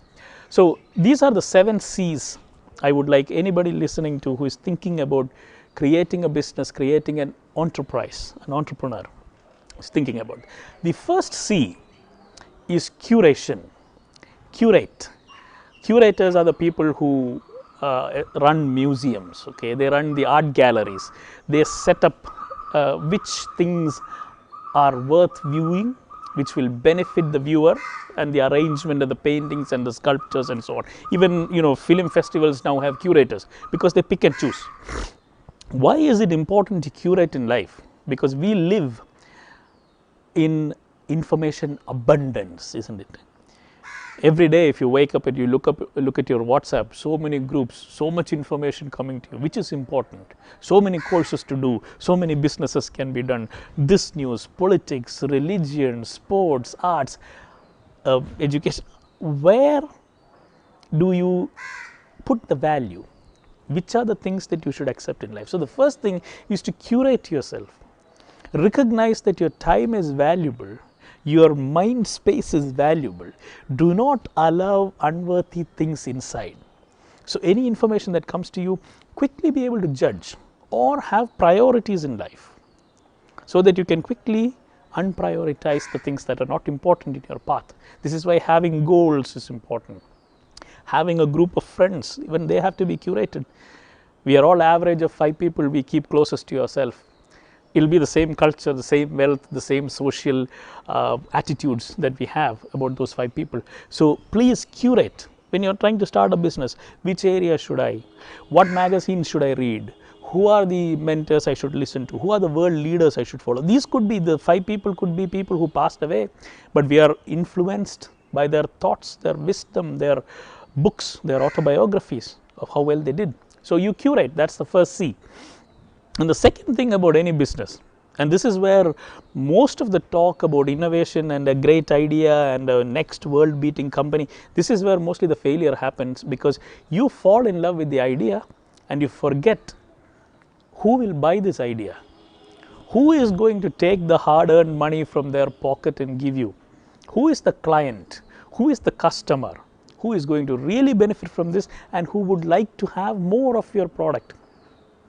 If we cannot identify such people, then better not start or wait till we can find such people. Always, the most important thing for a business is to have clients and customers. So you curate, you get an idea from all the ideas that are out there. You got a great idea. You think it's a great idea. Immediately think and then go and talk to such prospective customers.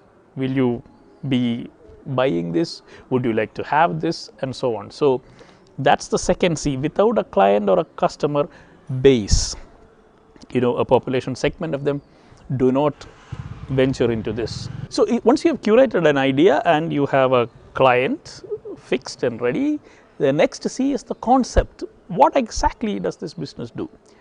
Now we live in a world where we can get services rendered by everybody, manufacturing done in China. You must have heard the famous story about how Apple iPhone is manufactured in 37 different countries or so. Supply chain can come from anywhere in the world. So what's the concept?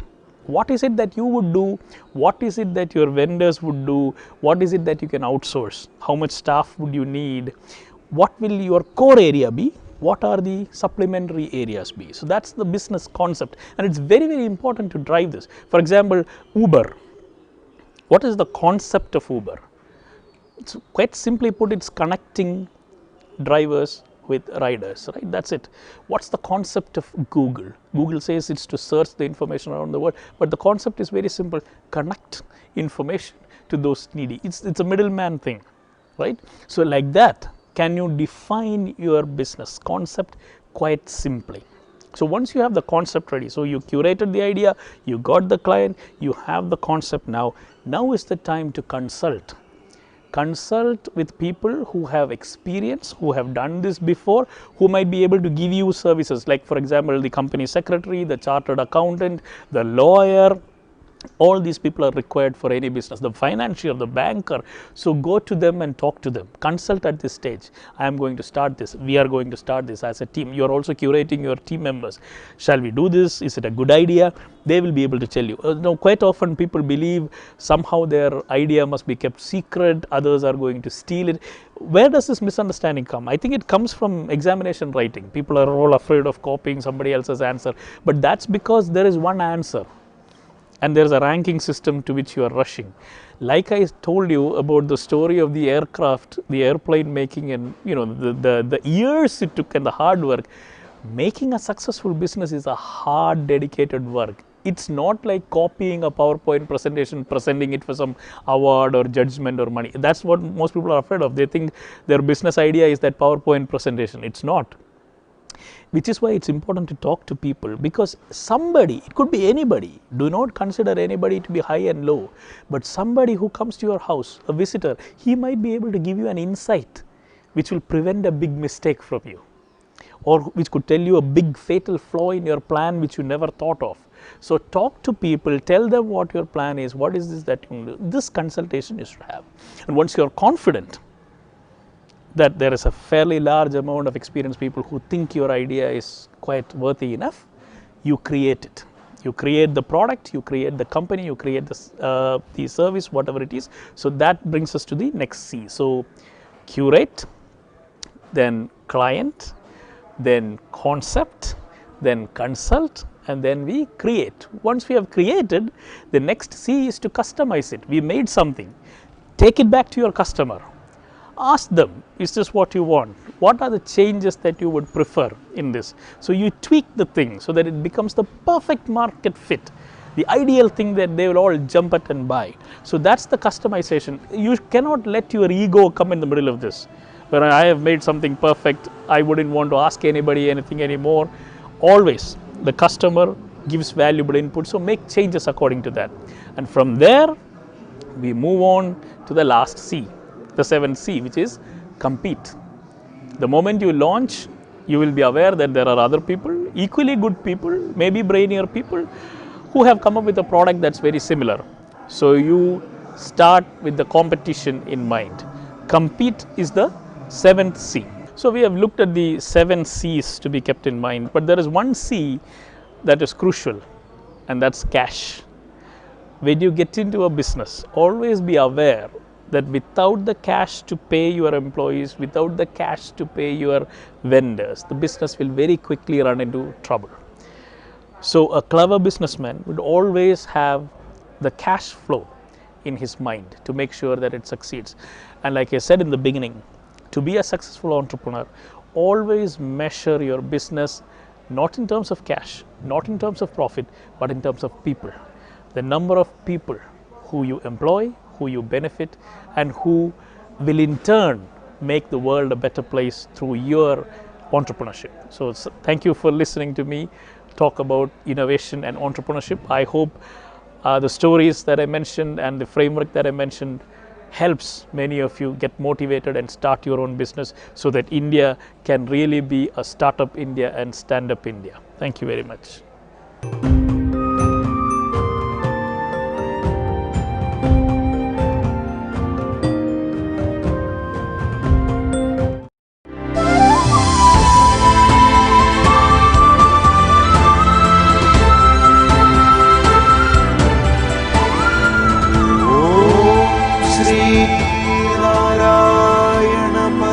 എൺപത്തിയെട്ടാമത് Sivagiri ആഗോള online തീർത്ഥാടനം presented by Federal Bank, powered by AVA Group of Companies, co-powered by Kim's Health Trivandrum.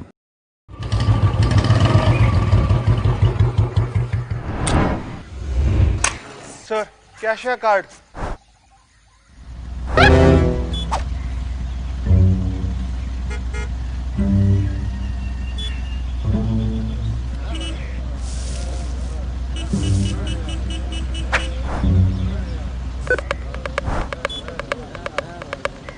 Sir, pin.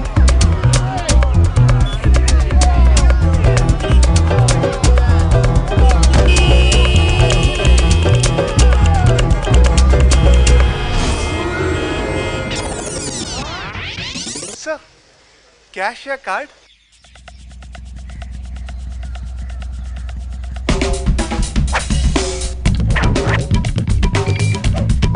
No swiping, no typing, no counting. Just tap and away you go. Introducing contactless cards from Federal Bank. ഇന്നലെ വരെ soap കുമിളകൾ നമുക്ക് കേവലം ഒരു കുട്ടിക്കളിയായിരുന്നു. പക്ഷേ ഇന്നതൊരായുധമാണ്. മഹാമാരിക്കെതിരായ ശക്തമായ ആയുധം. മെഡിമിക്സിനോടൊപ്പം കൈകഴുകി നമുക്ക് കൊറോണയെ തടയാം. അന്നും ഇന്നും എന്നും നിങ്ങളുടെ സംരക്ഷണത്തിന് മെഡിമിക്സ്. From AVA.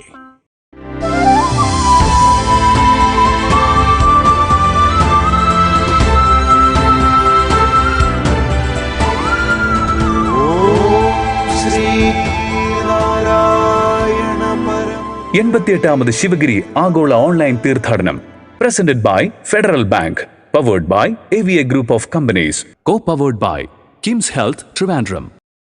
88ാമത് ശിവഗിരി തീർത്ഥാടനത്തിന്റെ 6ാം ദിവസമായ ഇന്ന് വ്യവസായം എന്ന വിഷയത്തിലുള്ള പ്രഭാഷണങ്ങളാണ് ഇപ്പോൾ നടന്നുകൊണ്ടിരിക്കുന്നത്. ഒരു അന്താരാഷ്ട്ര സംരംഭകയുമായി നടത്തിയിട്ടുള്ള ഒരു അഭിമുഖമാണ് ഇതിൽ ഇനി കാണാൻ പോകുന്നത്. On behalf of Sivagiri Mart, we invite Bian Lee to speak more about entrepreneurship. She is the founder of Hungry Labs. Over to the conversation.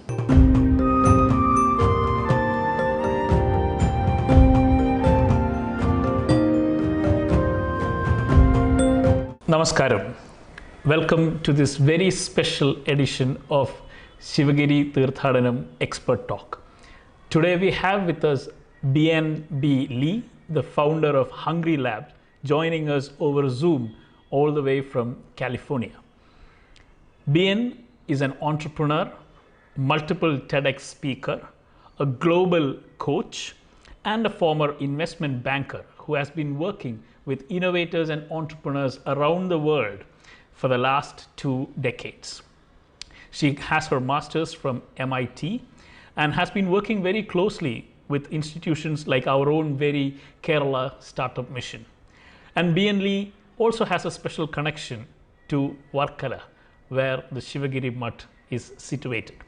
Today, through this interview, we hope to learn her perspectives about global innovation and as a futurist about where the world is headed post-COVID. So without further delay, here is very happy to have with us Bian B. Lee from California, the founder of Hungry Labs. Welcome, BN. ബിയാൻലി finance, operations, technology, social innovation തുടങ്ങിയ മേഖലകളിൽ സജീവ സംരംഭക, global speaker, futurist, മുൻ നിക്ഷേപക bank എന്നിങ്ങനെ വൈവിധ്യമാർന്ന മേഖലകളിൽ നിറസാന്നിധ്യം. ഭാവി തലമുറയെ നൂതന ആശയങ്ങളോടെ വാർത്തെടുക്കാൻ സഹായിക്കുന്ന ദി ഹംഗ്രി ലാബിന്റെ സ്ഥാപക CEO. സ്വാഗതം ചെയ്യാം 88ാമത് ശിവഗിരി ആഗോള തീർത്ഥാടനത്തിലെ അഷ്ടലക്ഷ്യങ്ങളിൽ പ്രധാനപ്പെട്ട വ്യാവസായിക സമ്മേളനത്തിലേക്ക് ഏറെ ആദരവോടും ബഹുമാനത്തോടും കൂടി ബിയാൻലി. Tell me about the Ghana Queen Mother experience. Yeah, so that was a once in a lifetime experience, completely unexpected. I was working in Ghana at the time. I had spent the summer there, working in a rural village in the middle of the rainforest on the border between Ghana and Togo. This was 2004, so a long time ago. And it seems like literally half a lifetime ago. And I was there working with the village community on helping establish a community vocational center for training for youth, as well as teaching them community development skills, a lot of those types of things, financial management.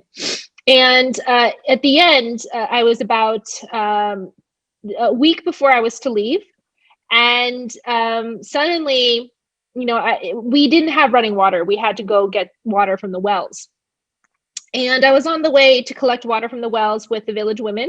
And suddenly I hear this loud cheering and I see this huge crowd of women just running towards me. And I was completely caught off guard and I had no idea what was happening. And they suddenly just picked me up. You know, a bunch of women just picked me up and then took me to someone's house. I was like, what is happening? And they made me disrobe and they said, and I was like, what is happening? And they showed me the tribal cloth and they said, this is your queen's robe. So we have to change you into this. And so they did that, like a bunch of women around me changing me. And then I come out and the whole village, and our village is divided into 4 sub-villages. So all the sub-villages came with the chiefs and the other queen mothers and everybody. And there was a huge procession and parade of people lined up with the drums, with the singing, welcoming me. And they gave me 2 young girls to lead me into the procession. And so I walked down the village road and everybody had come to greet me. And they said, we are thanking you for your service. You are one of us now. And, you know, you will be installed as the queen mother of the village. And they went through the whole ceremony. All the village chiefs spoke. There was singing, there was dancing. And they basically honored me in that ceremony. It was the most touching thing, completely unexpected. I had no idea this was going to happen. And it was an unbelievable experience I'll never forget for the rest of my life. And it came with responsibilities with you know, obviously with my village. And, you know, I'll forever have a connection to them, no matter where I am in the world. I'm honorary, you know, Ghanaian. And I always consider that part of the world's my family and another home for me. And it was incredible, just the generosity and the spirit and the sense of community that has inspired me in so much of the work that I do. And that was just unbelievable. So that is one of my proudest honors and titles that I have. You know, I have an official Ghanaian title called Queen Mother Mama Asinor II. And over there, they just call me Mama. And it was so unbelievable. It's such an amazing country, amazing people. And yeah, it's something very special, and it's a very one of the biggest honors. Actually, the honor, the title that I have, you know, I've seen many awards and things like that, but that was the title that has the most special meaning to me personally. Bian, from Ghana now, because we are from the Sivagiri Mutt, and this is the Sivagiri annual pilgrimage. So when the organizers were thinking about international experts to communicate, your name came to my mind first because you have a connection with Varkala. That's the place, and our viewers would instantly recognize when you have a connection there. So tell us about the Varkala experience and how it got a little bit prolonged this time due to COVID crisis as well. Yeah, so I actually came to Varkala the first time in December 2018, and I was there, and I was planning to go to Goa. I had never heard of Varkala. And then my friend, who's Dutch, who had been to Varkala, who now lives in Singapore, had said, you should go to Varkala. Why go to Goa? He knows me very well. So I just took his advice. I didn't know anything about the place.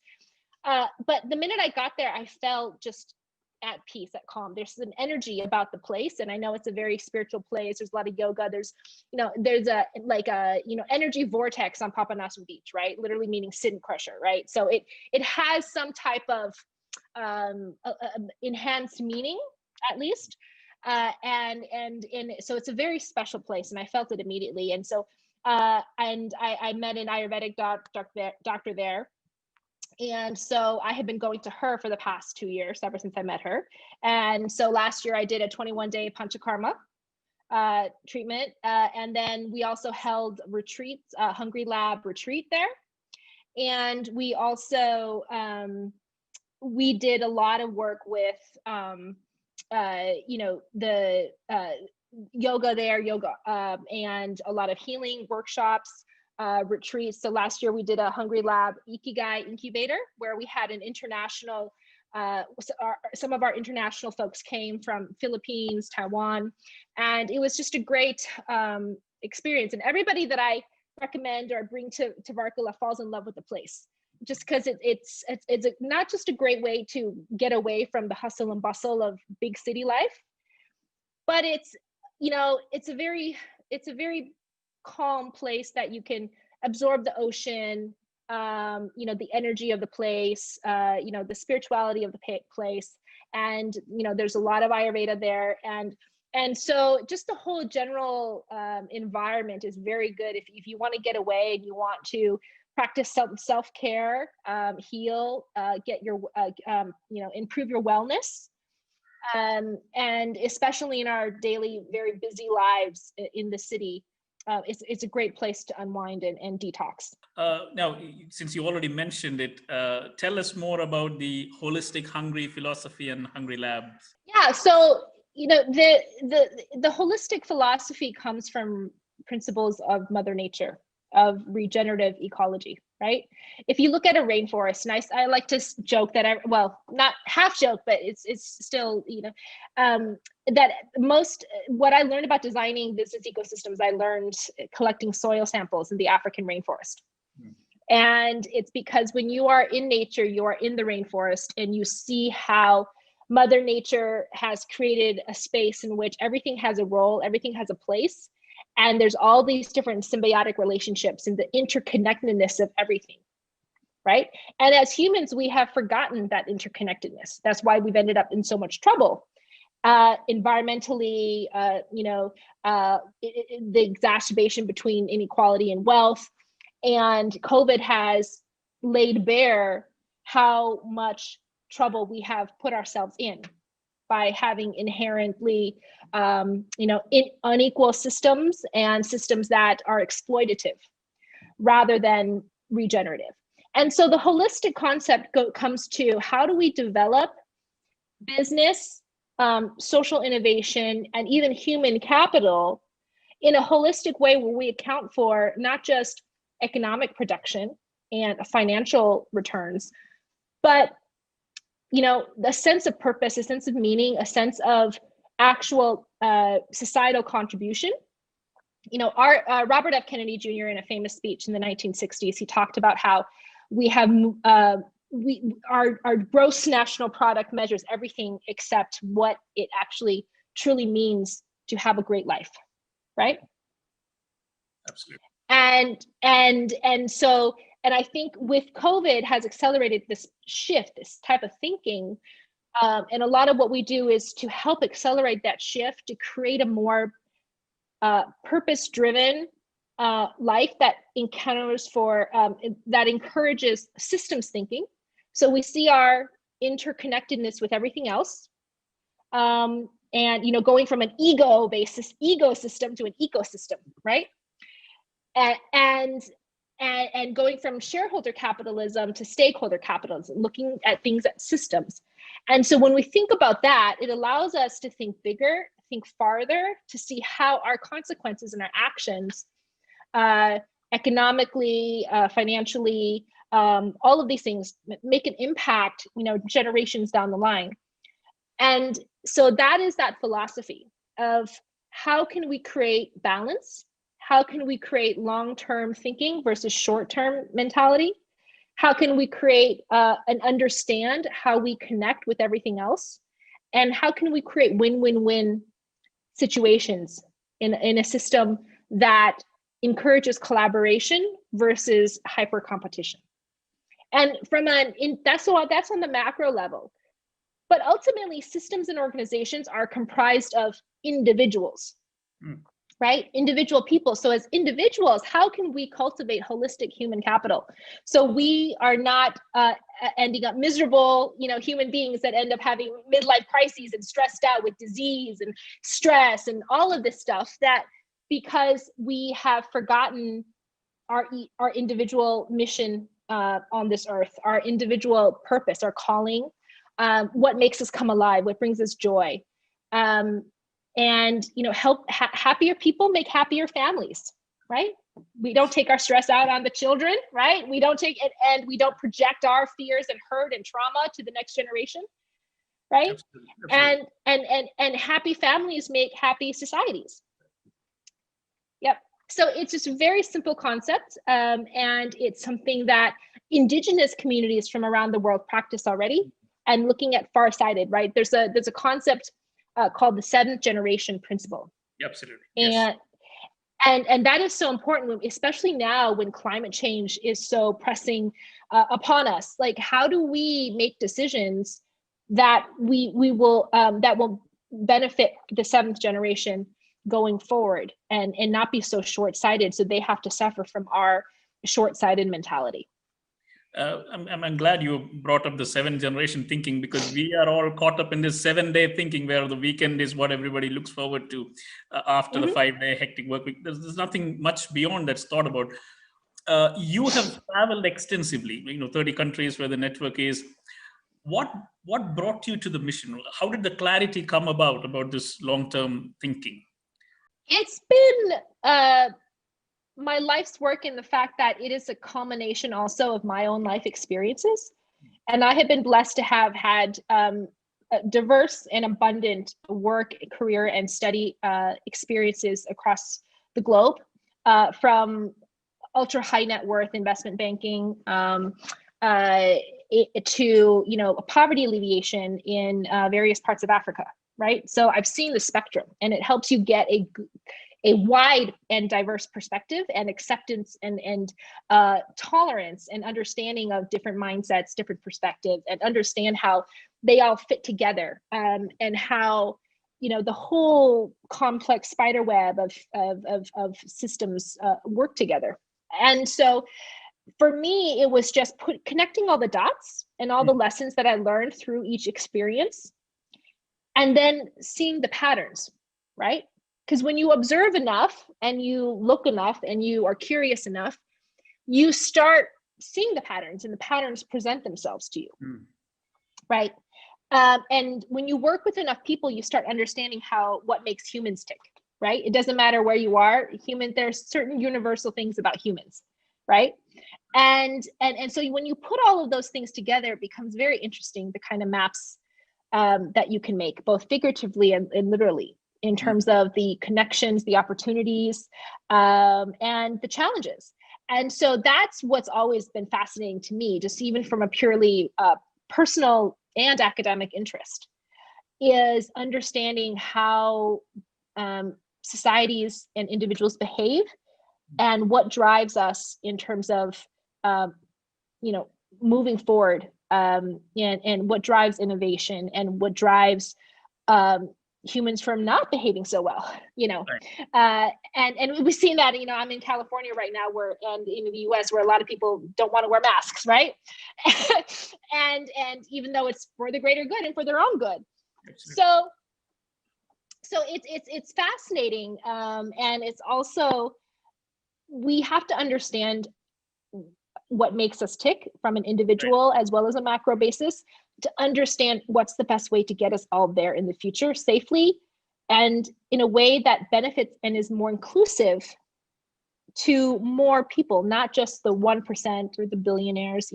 COVID has we've seen, the billionaires have become, multi-billionaires. Absolutely. And while more people are being displaced and essential workers are going hungry. Yep. Right. And so so part of reimagining this future, it requires that holistic view. It requires that inclusive mentality. And that only comes from when you have the ability to see and connect all the dots and incorporate all these different types of perspectives and see how everything fits together. Right. People like to joke that I'm the puzzle master at the Hungry Lab. Right. And everything is a puzzle, and it's been very interesting to see how everything unfolds, and it's constant evolution, constant change, constant innovation, because that's how life works. Nothing stays still, right?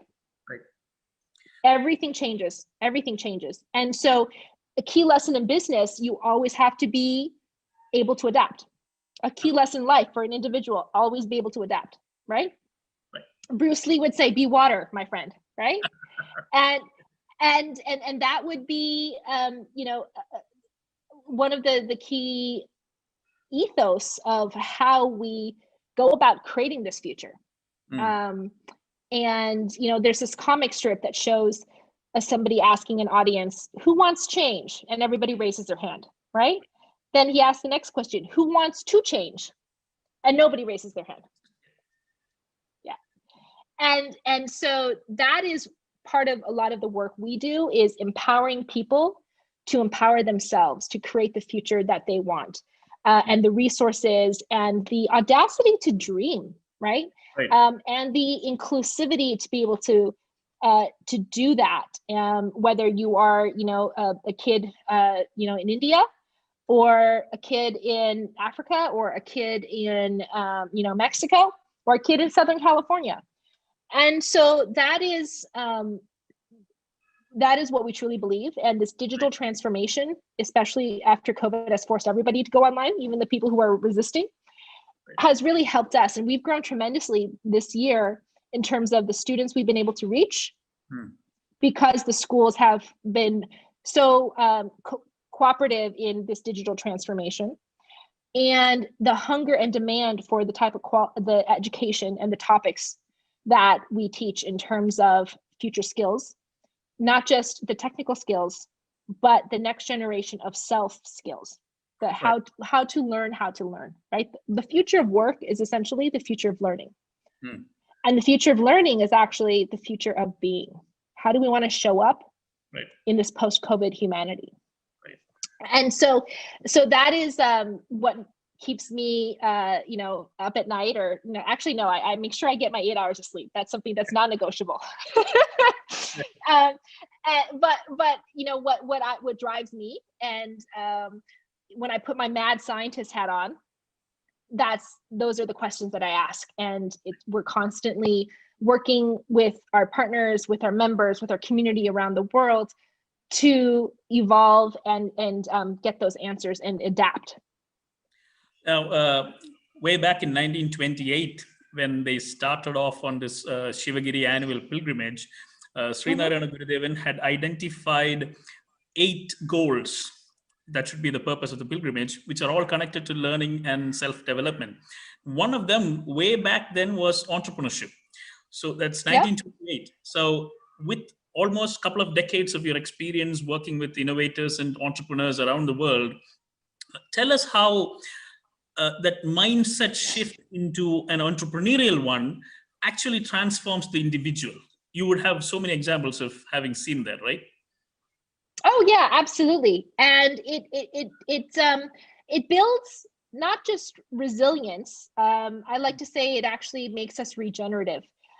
Entrepreneurship drives a lot of the key future skills. Problem solving, right? How to observe and think how to solve a problem.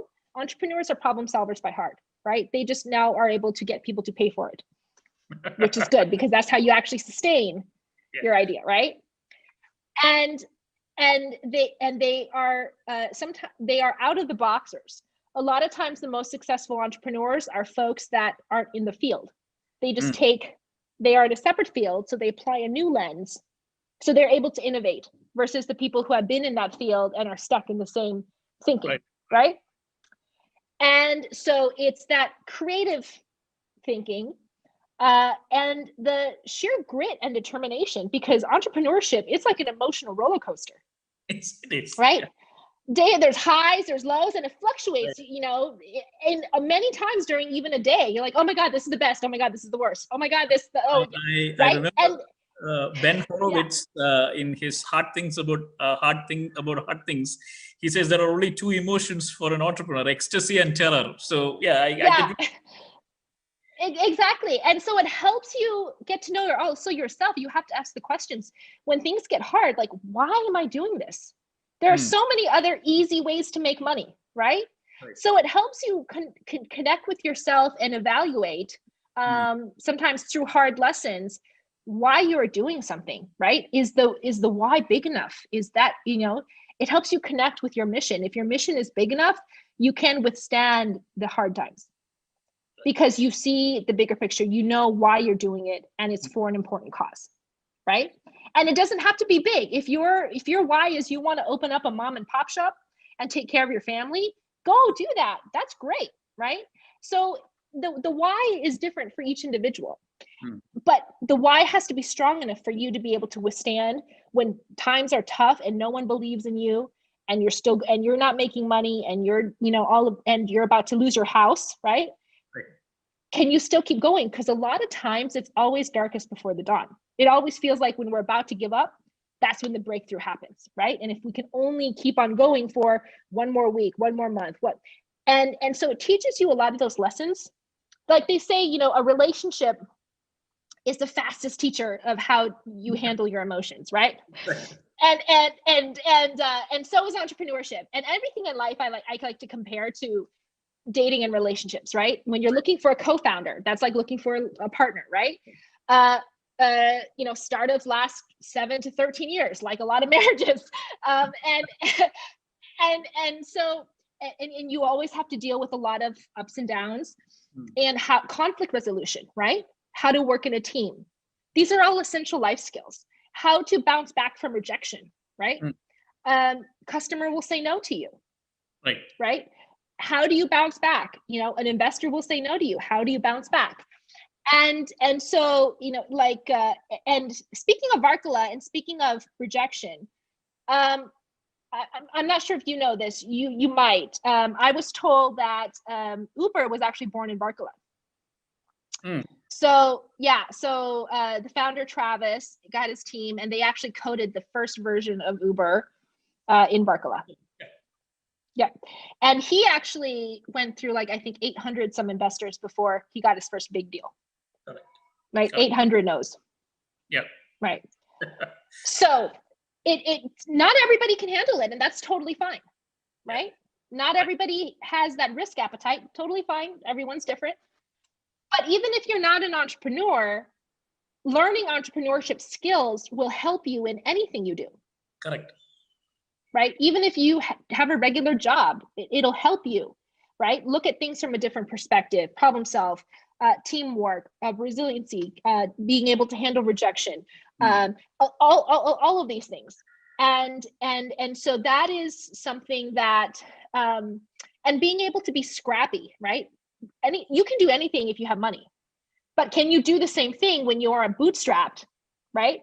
And how can you think innovatively and solve problems when you don't have a budget, right? And so it forces you to innovate, right? They say necessity is the mother of invention.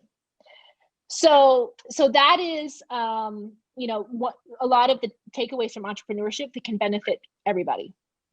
I know, and I have heard you before, being very articulate and very clear about Ikigai.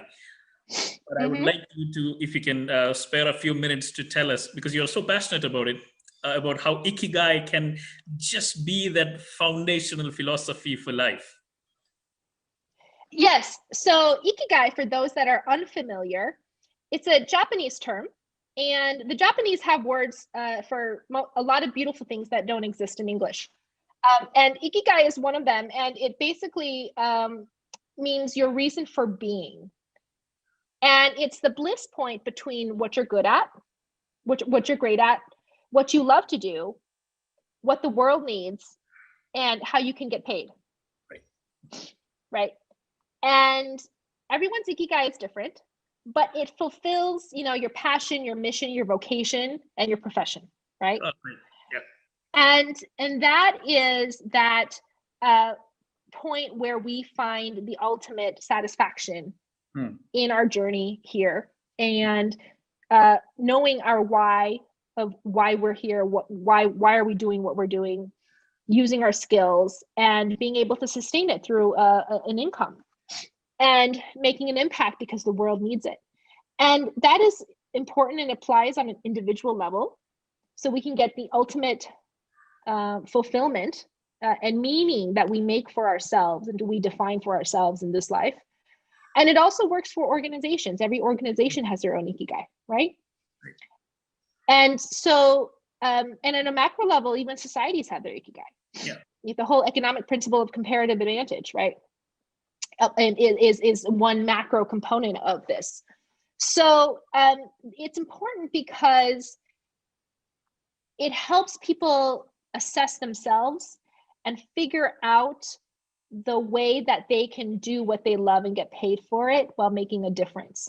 And that ultimately we've seen people find the most contentment. And again, going back to happy people, happy families, happy societies.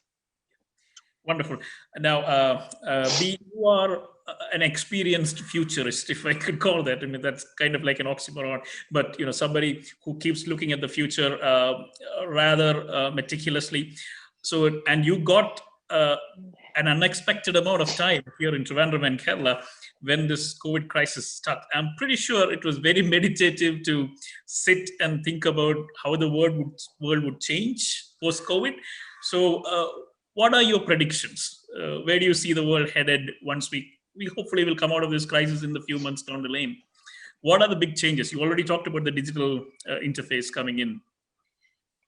Yes. So yeah, I was in lockdown for like 7 months in Trivandrum. So I mean, I do spend quite amount of time in India, but I hadn't imagined to spend 7 months under those circumstances. But it was a great experience to not have to be on the road so much and actually be able to have a lot more time to just sit and think and observe. So to your question,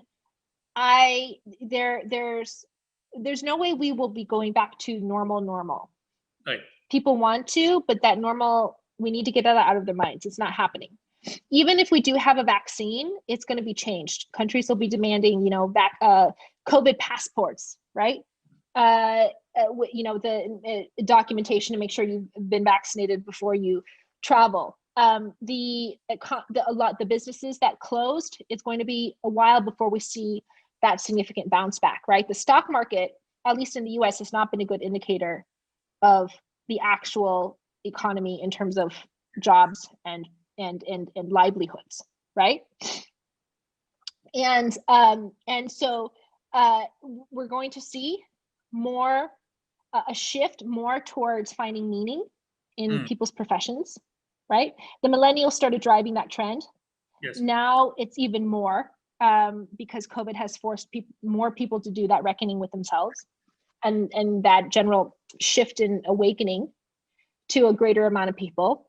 We're starting to see emerging tech really drive and play an important integral role in all aspects of our lives, and even more. Hyper automation is going to be a key trend. Hyper customization is going to be a key trend, right? Even when it comes down to education, the ability to be online, the ability to have personalized data, and the customization and the personalization is going to be something that we're going to see more and more along anything, whether it's healthcare, whether it's financial services, whether it is education. We're seeing that. We're also seeing more emphasis being put on real sustainable investing.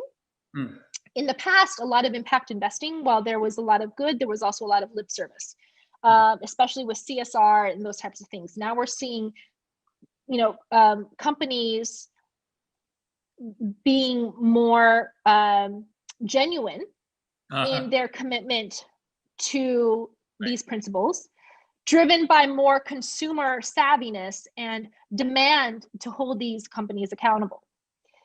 And more, so that's great. That's great news. And the confluence of using emerging tech deployed for important things like the UN Sustainable Development Goals. And we have involved in 2 recent reports on AI emerging tech for things like climate change and sustainability.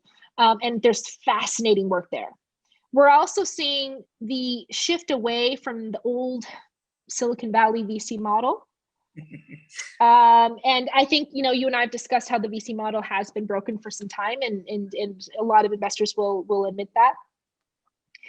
And looking at homegrown solutions. So not applying the same Silicon Valley algorithm to measuring success in terms of startups, right? I mean, it's asinine that we measure startups by how much funding they raise, right?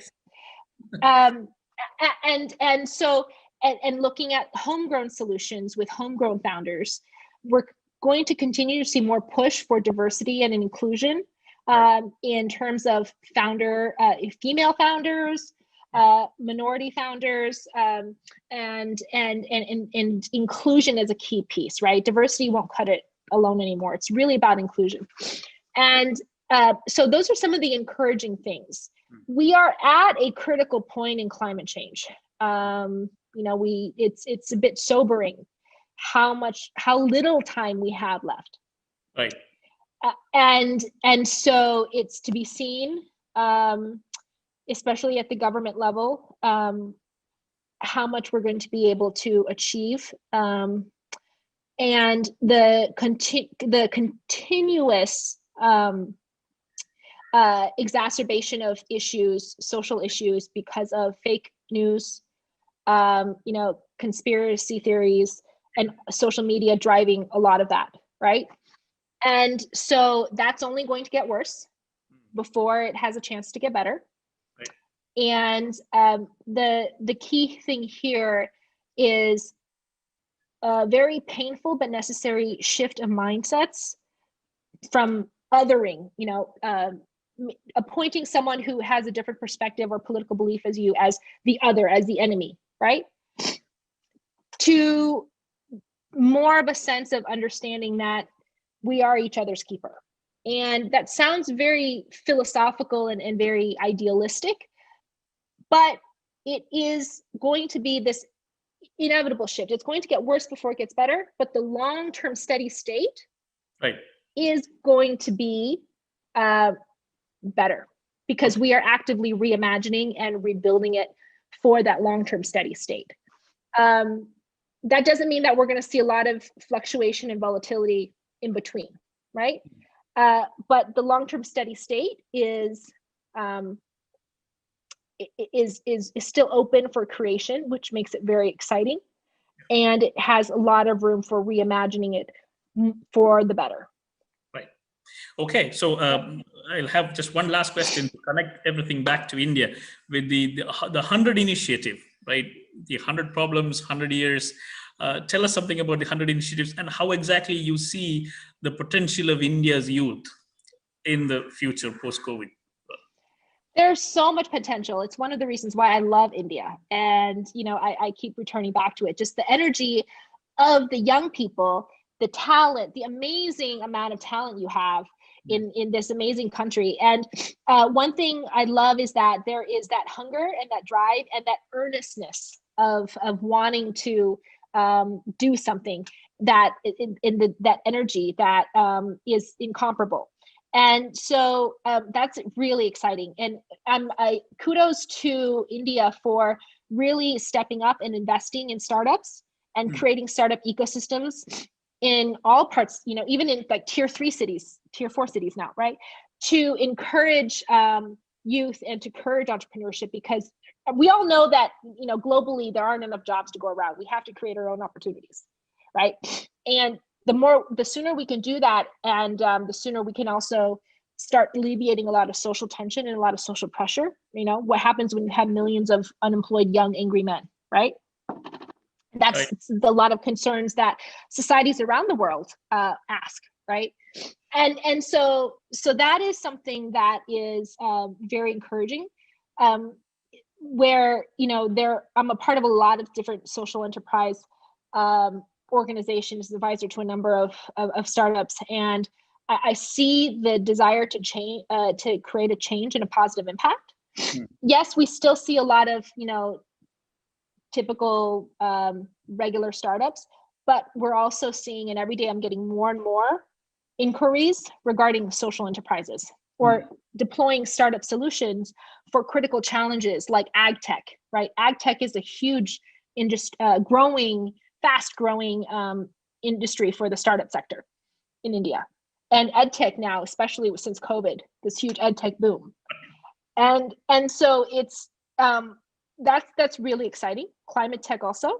And so it's something that I'm very encouraged by. And if we can have the perfect marriage between good policy with good talent and good opportunities with access to resources, right? Then it's a perfect storm for innovation and implementing such an innovation in a way that is sustainable. Thank you so much for spending almost like an hour with us on a Saturday night. It's been wonderful listening to you again.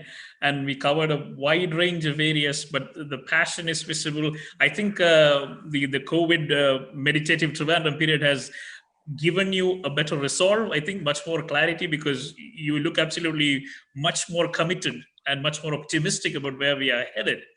I hope we get to see you again very soon, Markala and Kerala. Thank you so much for spending time with us.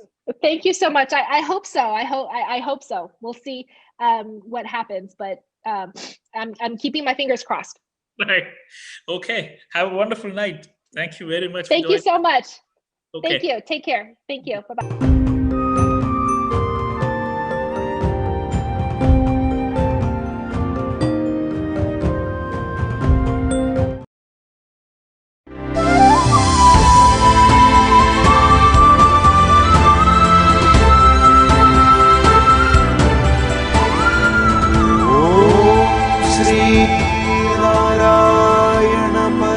എൺപത്തിയെട്ടാമത് Sivagiri ആഗോള online തീർത്ഥാടനം presented by Federal Bank, powered by AVA Group of Companies, co-powered by Kim's Health Trivandrum.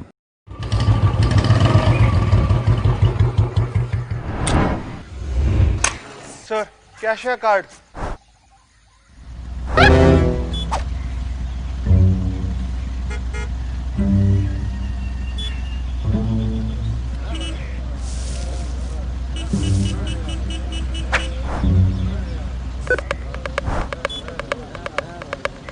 Sir, pin.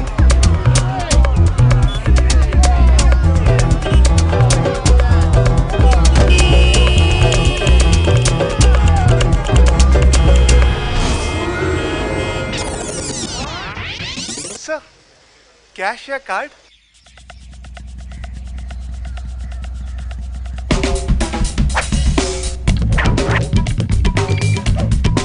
No swiping, no typing, no counting. Just tap and away you go. Introducing contactless cards from Federal Bank. Namaskar. On behalf of BKG Holding, Qatar Engineering Laboratories and QPCC, I extend my best wishes and warmest regards for the 88th Sivagiri pilgrimage, which will be held online. Namaskaram. We invite you to the 88th annual Sivagiri Tirthadanam, the first digital online virtual Sivagiri Tirthadanam. എല്ലാ വർഷവും ലക്ഷക്കണക്കിന് ശ്രീനാരായണീയ ഭക്തരുടെ തീർത്ഥാടന മഹാമഹമായിട്ട് ആഘോഷിക്കാറുള്ള ശിവഗിരി തീർത്ഥാടനം ഈ വർഷത്തെ പ്രത്യേക സാഹചര്യത്തിൽ വെർച്വലായിട്ട് ആഘോഷിക്കുന്ന ഈ അവസരത്തിൽ എൻ്റെയും എൻ്റെ മിഡിൽ ഈസ്റ്റിലുള്ള സ്ഥാപനങ്ങളായ BKG holdings, Qatar engineering laboratories, quality piling and construction, അതിൻ്റെ എല്ലാ എംപ്ലോയീസിൻ്റെയും എൻ്റെ ഫാമിലിയുടെയും എല്ലാവിധ ആശംസകളും നേരുകയാണ്. ഇതൊരു വലിയ സക്സസ്സായിട്ട് നടക്കട്ടെ എന്ന് ഞാൻ ആത്മാർത്ഥമായി പ്രാർത്ഥിക്കുന്നു. വരും വർഷങ്ങളിൽ പഴയതുപോലെ തന്നെ എല്ലാവർക്കും ഒത്തുകൂടി ഇത് ഒരു സംഭവമായിട്ട് തന്നെ നടക്കാനുള്ള എല്ലാ സാഹചര്യവും ഗുരുദേവൻ്റെയും ദൈവങ്ങളുടെയും അനുഗ്രഹത്താൽ നടക്കട്ടെ എന്ന് ആശംസിക്കുകയാണ്.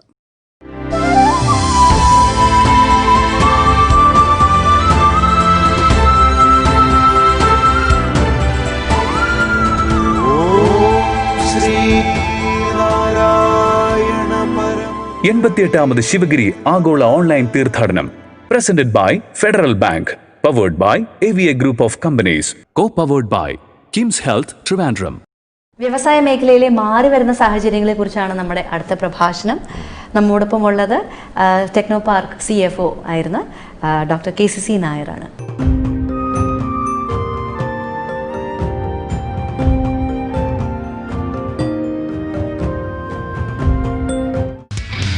KCC നായർ കേരളത്തിലെ ബിസിനസ് ഇൻക്യുബേഷന്റെ പിതാവ്.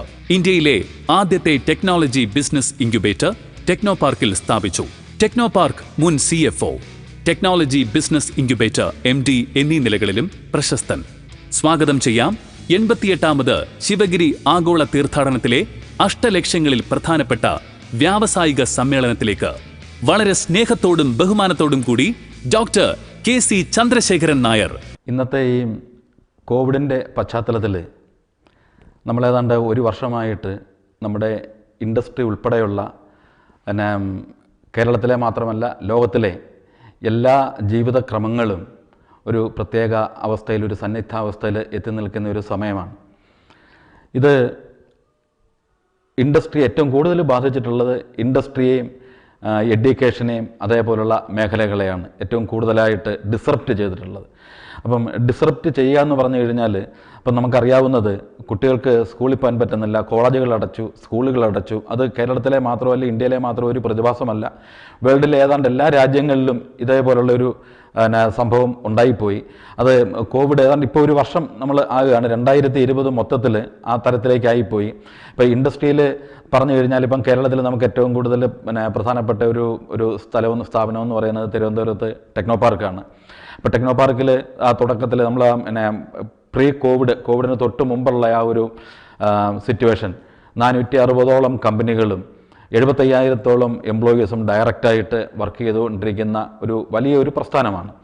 അപ്പോൾ കോവിഡ് വന്ന് ആദ്യത്തെ 1-2 മാസത്തോളം, അതുകൊണ്ട് ഫെബ്രുവരി മാർച്ച് സമയങ്ങളിൽ ആൾക്കാർ ഇതിനെക്കുറിച്ച് അത്ര ബോധവാന്മാരായിരുന്നില്ല.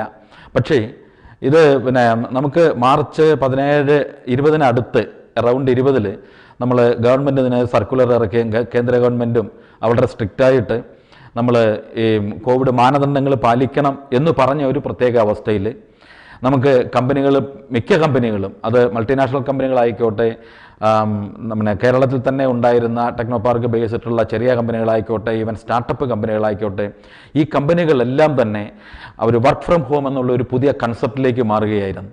അപ്പോൾ ഈ വർക്ക് ഫ്രം ഹോം എന്ന് പറയുന്നത് അവർ തുടങ്ങി കുട്ടികൾ വീട്ടിലിരുന്ന് വർക്ക് ചെയ്താൽ മതി എന്നുള്ളൊരു അവസ്ഥയിലേക്ക് എത്തി.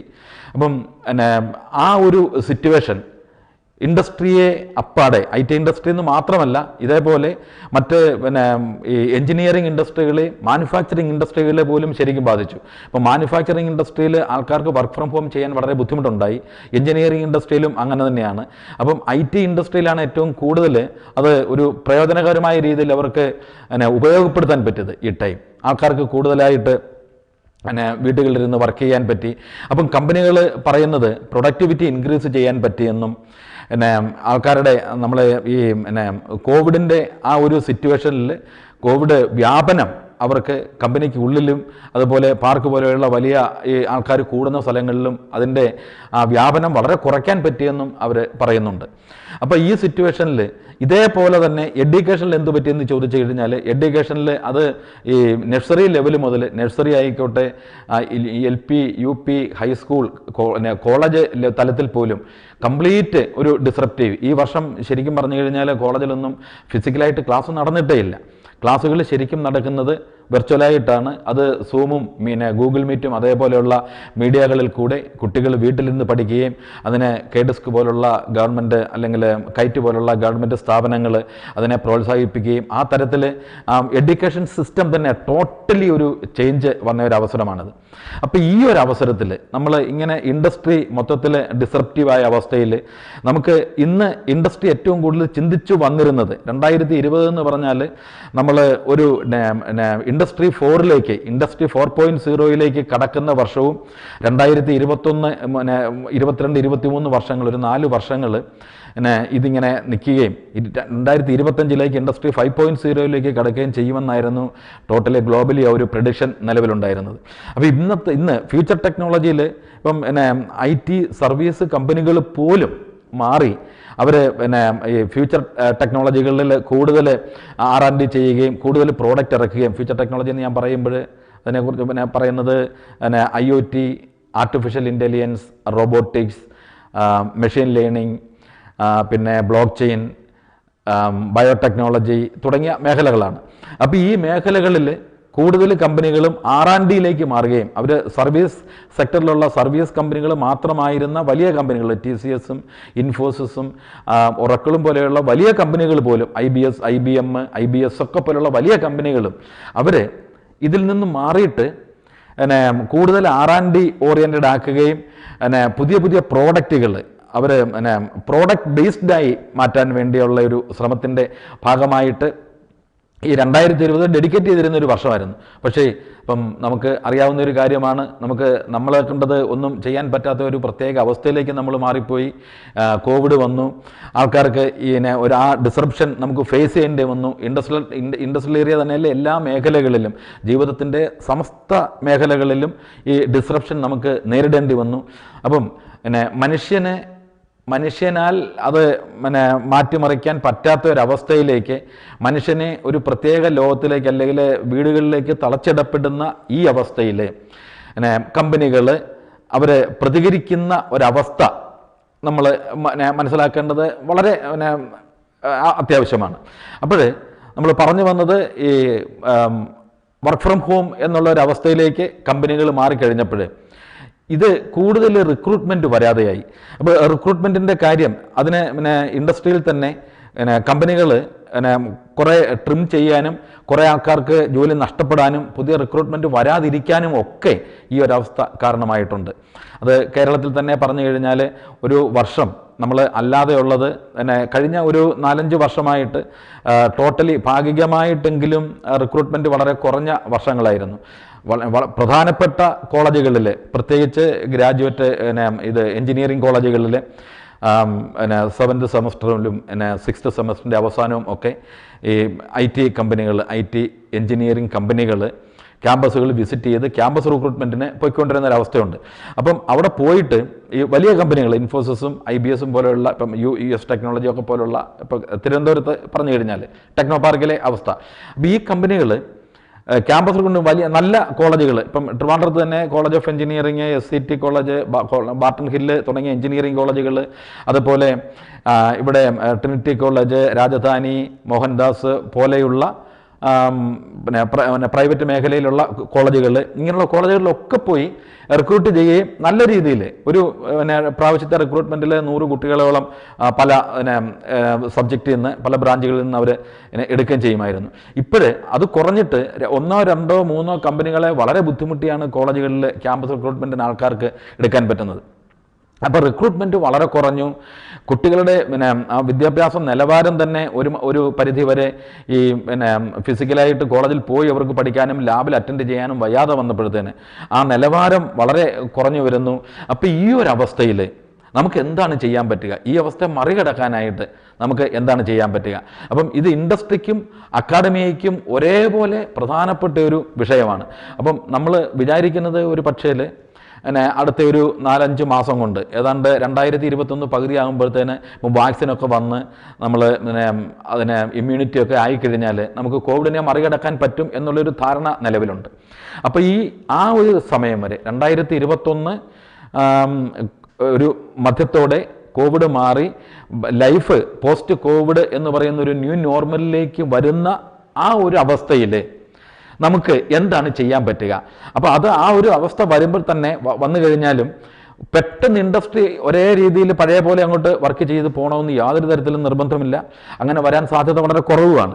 അപ്പം കുറച്ച് കമ്പനികളെങ്കിലും ഈ ന്യൂ നോർമലിൽ ഇപ്പോഴത്തെ അവസ്ഥ, ഈ വർക്ക് ഫ്രം ഹോം എന്ന് പറയുന്ന അവസ്ഥ കണ്ടിന്യൂ ചെയ്ത് പോയാൽ എന്താണ്, റിക്രൂട്ട്മെൻറ്റ് ഭാഗികമായിട്ട് കുറച്ച് കൊണ്ടുവന്ന് ആ പ്രൊഡക്ടിവിറ്റി ഇൻക്രീസ് ചെയ്ത് ഒരു സന്തുലിതാവസ്ഥ ക്രിയേറ്റ് ചെയ്താൽ എന്താണ് എന്ന് ചിന്തിച്ചു കൂടാഴികയില്ല. അങ്ങനെ വരുമ്പോൾ റിക്രൂട്ട്മെൻറ്റിൻ്റെ കാര്യം വളരെ പ്രശ്നമാണ്. റിക്രൂട്ട്മെൻറ്റിന് ഈ ഇപ്പോഴുള്ള എംപ്ലോയബിലിറ്റി പോലും താഴേക്ക്, ആ ഗ്രാഫ് താഴേക്ക് പോകുന്ന ഒരു അവസ്ഥയിൽ നമുക്ക് എന്താണ് ചെയ്യാൻ പറ്റുക. അവിടെയാണ് ഞാൻ പറയുന്നത് ഇതിനൊരു ഓൾട്ടർനേറ്റീവ്. എംപ്ലോയബിലിറ്റി വേണം, കുട്ടികൾക്ക് സ്കിൽസ് വേണം, എല്ലാ തരത്തിലുമുള്ള സ്കിൽസ് വേണം. അതിൽ ആ സ്കിൽസ് അപ്ലൈ ചെയ്ത് ഒരു ഓൾട്ടർനേറ്റീവ് ജോലി കിട്ടാതെ വന്നു കഴിഞ്ഞാൽ എങ്ങനെ നമുക്കതിനെ മറികടക്കാൻ പറ്റും എന്നുള്ള ഒരു ഓൾട്ടർനേറ്റീവ് എങ്ങനെ കണ്ടുപിടിക്കാം, അതിനാണ് ഞാനൊരു പുതിയ ക്രമം ഇവിടെ സജസ്റ്റ് ചെയ്യാൻ ഉദ്ദേശിക്കുന്നത്. ഇപ്പം സ്റ്റാർട്ടപ്പ് എന്ന് പറയുന്നത് ഒരു സ്റ്റാർട്ടപ്പ് വിപ്ലവം നമുക്ക് കേരളത്തിൽ എന്ന് പറയാൻ, കേരളത്തിൽ മാത്രമല്ല ഇന്ത്യയിലാകമാനം തന്നെ 90കളിലാണ് ഈ 85-ന് ശേഷം ഉള്ള ഒരു കാലഘട്ടത്തിലാണ് ഇന്ത്യയിൽ ഈ സ്റ്റാർട്ടപ്പുകളെ കുറിച്ചും എൻ്റർപ്രണർഷിപ്പ് ഡെവലപ്മെൻറ്റിനെ കുറിച്ചൊക്കെ ചർച്ച വരികയും അത് പോളിസി മേക്കേഴ്സ് ഗവൺമെൻറ് ലെവലിൽ തന്നെ അത് ടേക്കപ്പ് ചെയ്യുകയും government of India, department of science and ടെക്നോളജിയും department of scientific and industrial റിസർച്ചും അതേപോലുള്ള ഡിപ്പാർട്ട്മെൻറ്റുകൾ, ബയോടെക്നോളജി ഡിപ്പാർട്ട്മെൻറ്റ്, DBT തുടങ്ങിയ ഡിപ്പാർട്ട്മെൻറ്റുകൾ മുന്നോട്ട് വരികയും കോളേജ് ഇപ്പം IIT പോലുള്ള നല്ല ഇൻസ്റ്റിറ്റ്യൂഷൻസ്, ഇന്ത്യയിലുള്ള മറ്റ് നല്ല യൂണിവേഴ്സിറ്റികൾ, IIMകൾ, ഇങ്ങനെയുള്ള സ്ഥലങ്ങളിൽ, അതേപോലെ പ്രൈവറ്റ് മേഖലയിലാണെങ്കിൽ പോലും നല്ല റിസൾട്ട് മെയിൻറ്റെയിൻ ചെയ്യുന്ന നല്ല ഇൻസ്റ്റിറ്റ്യൂട്ടുകൾ. അപ്പോൾ ഇങ്ങനെയുള്ള സ്ഥലങ്ങളിൽ ഈ സ്റ്റാർട്ടപ്പിനെ പ്രോത്സാഹിപ്പിക്കാൻ പറ്റുന്ന ഒരു എക്കോസിസ്റ്റം വേണം എന്ന് ആലോചിക്കുകയും ഒക്കെ ചെയ്തതിൻ്റെ ഫലമായിട്ട് 90കളിൽ ഒരു science and technology entrepreneurship park എന്ന് പറഞ്ഞിട്ടൊരു കൺസെപ്റ്റ് കൊണ്ടുവന്നു. ഏതാണ്ട് 90ൻ്റെ അവസാനം 90ൻ്റെ ഏതാണ്ട് അവസാന സമയത്ത്, ആ നൂറ്റാണ്ടിൻ്റെ അവസാനമായപ്പോഴത്തേന് ഈ step science and technology entrepreneurship park എന്നുള്ള കൺസെപ്റ്റ് മാറ്റിയിട്ട് ടെക്നോളജി ബിസിനസ് ഇൻക്യുബേറ്റർ എന്ന് പറഞ്ഞിട്ട് അതൊരു വേൾഡ് ഫേമസ് ആയിട്ടുള്ള ഒരു നോമൻക്ലേച്ചറാണ്. വേൾഡിൽ എല്ലാവരും യൂസ് ചെയ്യുന്ന ആ ഒരു ഇതിലേക്ക് മാറി ഇതിനെ റീനെയിം ചെയ്തു. സ്റ്റെപ്പ് എന്നുള്ളതിനെ റീനെയിം ചെയ്ത് ടെക്നോളജി ബിസിനസ് ഇൻക്യുബേറ്റർ എന്നാക്കി. നമ്മൾ ഏതാണ്ട് 2004-2005 ആയപ്പോഴത്തേനാണ് കേരളത്തിൽ ഇത് വരുന്നത്. അപ്പോൾ കേരളത്തിൽ ഇൻക്യുബേഷൻ പ്രസ്ഥാനം ആദ്യമായിട്ട് ഉടലെടുത്തത് ഇൻക്യുബേറ്റർ എന്ന് പറയുന്ന ടെക്നോളജി ബിസിനസ് ഇൻക്യുബേറ്റർ വരുന്നത് ടെക്നോ പാർക്കിലാണ്. അത് ടെക്നോ പാർക്കിൽ വരാനുണ്ടായ സാഹചര്യം 2004 ഗവൺമെൻറ് ഓഫ് ഇന്ത്യയും വേൾഡ് ബാങ്കിൻ്റെ ഇൻഫോദേവ് എന്ന് പറയുന്ന ഈ information for development of industries world wide അങ്ങനൊരു ഓർഗനൈസേഷൻ ഉണ്ട്. അപ്പോൾ ഇവരുമായിട്ട് ചേർന്നിട്ട് ഒരു വലിയൊരു മൂവ്മെൻറ്റ് ഇന്ത്യയിൽ അവർ തുടങ്ങി. അത് ബിസിനസ് ഇൻക്യുബേഷന് വളരെ പ്രയോജനകരമായ രീതിയിൽ ഒരു ഇൻക്യുബേഷൻ ഒരു ട്രെയിനിങ് ഡൽഹിയിൽ നടക്കുകയും global forum own business incubation എന്നുള്ള പേരിൽ. അപ്പോൾ അതിൽ നമുക്ക് പങ്കെടുക്കാൻ അവസരം കിട്ടി. അതിൽ പങ്കെടുത്തതിന് ശേഷം ടെക്നോ പാർക്കിൽ അന്ന് CFO ആയിട്ട്, ചീഫ് ഫിനാൻസ് ഓഫീസറായിട്ട് വർക്ക് ചെയ്യുന്ന സമയമാണ്. അപ്പോൾ ടെക്നോ പാർക്കിനെയും സ്റ്റേറ്റ് ഗവൺമെൻറ്റിനെയും റെപ്രസെൻറ്റ് ചെയ്തത് ഞാനാണ് ആ പ്രോഗ്രാമിൽ. അന്ന് ആ പ്രോഗ്രാമിൽ വെച്ചിട്ട് അപ്പോൾ ഈ ഇൻക്യുബേഷൻ പ്രസ്ഥാനം, ഇപ്പോൾ സ്റ്റാർട്ടപ്പുകൾ എങ്ങനെ തുടങ്ങണം, ഇൻക്യുബേറ്റർ എന്താണെന്ന് എനിക്ക് വളരെ വിശദമായിട്ട് അത് പഠിക്കാൻ പറ്റി. നമ്മൾ തിരിച്ച് ട്രിവാൻഡ്രത്ത് വന്നിട്ട് നമ്മളൊരു പ്രൊപ്പോസൽ ഗവൺമെൻറ് ഓഫ് ഇന്ത്യക്ക് സബ്മിറ്റ് ചെയ്ത് അങ്ങനെയാണ് നമ്മൾ കേരളത്തിലെ ഈ സ്റ്റാർട്ടപ്പ് വിപ്ലവം അല്ലെങ്കിൽ ഇൻക്യുബേറ്റർ വിപ്ലവം എന്നൊക്കെ നമുക്ക് പറയാൻ പറ്റുന്ന ഈ സംഭവം കേരളത്തിൽ തുടങ്ങുന്നത്. 2005 നമ്മൾ ഈ പ്രൊപ്പോസൽ കൊടുക്കുകയും നമുക്ക് ഗവൺമെൻറ് ഓഫ് ഇന്ത്യ അപ്രൂവൽ തരികയും ചെയ്തത്. 2006 നമ്മൾ ടെക്നോ പാർക്കിൽ തുടങ്ങി. ടെക്നോ പാർക്കിൽ തുടങ്ങി വന്ന ആ ഇൻക്യുബേറ്റർ ഇന്ന് കേരള സ്റ്റാർട്ടപ്പ് മിഷൻ എന്നുള്ള പേരിൽ ട്രിവാൻഡ്രം KSUം അത് ഇങ്ങനെ ടെക്നോ പാർക്കിൽ വർക്ക് ചെയ്യുന്നുണ്ട്. അതിന് വളരെ നല്ല രീതിയിൽ ഗവൺമെൻറ് ഓഫ് ഇന്ത്യയും പ്രത്യേകിച്ച് ഇപ്പം സ്റ്റേറ്റ് ഗവൺമെൻറ്റും പ്ലാൻ ഫണ്ടിൽ കൂടെ സ്റ്റേറ്റ് ഗവൺമെൻറ്റും നല്ല സപ്പോർട്ട് 100 മുതൽ 200 കോടി വരെ രൂപ കൊടുത്ത് അത് പിന്നെ സ്റ്റുഡൻറ് എൻ്റർപ്രണർഷിപ്പിനെയും അതുപോലെ ഫാക്കൽറ്റി എൻ്റർപ്രണർഷിപ്പിനെയും വളരെ നല്ല രീതിയിൽ പ്രോത്സാഹിപ്പിക്കുന്നുണ്ട്. പിന്നെ കേരളത്തിൽ 36ഓളം government sponsored government supported 100% government of ഇന്ത്യയുടെ സപ്പോർട്ടോടെ വർക്ക് ചെയ്യുന്ന 36ഓളം ഇൻക്യുബേറ്ററുകൾ. ഈ ഇൻക്യുബേറ്ററുകളെല്ലാം ഒരു എക്കോസിസ്റ്റമാണ്. It's a part of the ecosystem to give 100% support to ഈ സ്റ്റാർട്ടപ്പ് കമ്പനീസ്. അതാണ് ഉദ്ദേശിക്കുന്നത്. അപ്പോൾ ഇന്ന് കേരളത്തിൽ നോക്കിക്കഴിഞ്ഞാൽ എല്ലാ ഗവൺമെൻറ് ഓഫ് ഇന്ത്യയുടെ R&D റിസർച്ച് ആൻഡ് ഡെവലപ്മെൻറ്റ് ഇൻസ്റ്റിറ്റ്യൂട്ടുകളിലും ഗവൺമെൻറ് ഓഫ് കേരളയുടെ എല്ലാ ഇൻസ്റ്റിറ്റ്യൂട്ടുകളിലും അതേപോലെ പ്രധാനപ്പെട്ട എല്ലാ ഓർഗനൈസേഷൻസിലും ഇന്ന് ഈ സെറ്റപ്പ് ഈ TBI എന്ന് പറയുന്ന സെറ്റപ്പ് നിലവിലുണ്ട്. അപ്പോൾ ഈ TBI എന്ന് പറയുന്നത് സ്റ്റാർട്ടപ്പുകൾക്ക് തുടക്കത്തിൽ വേണ്ട ആ എല്ലാ സൗകര്യങ്ങളും പ്രൊവൈഡ് ചെയ്യുന്ന ഒരു സ്ഥലമാണ്. അപ്പം കോളേജുകളിൽ ഈ സ്റ്റാർട്ടപ്പ് മിഷൻ സപ്പോർട്ട് ചെയ്തിട്ട് IEDCകൾ എന്ന് പറയുന്ന ഒരു സംവിധാനം നിലവിലുണ്ട്. Innovation and entrepreneurship development centre എന്ന് പറഞ്ഞിട്ട്.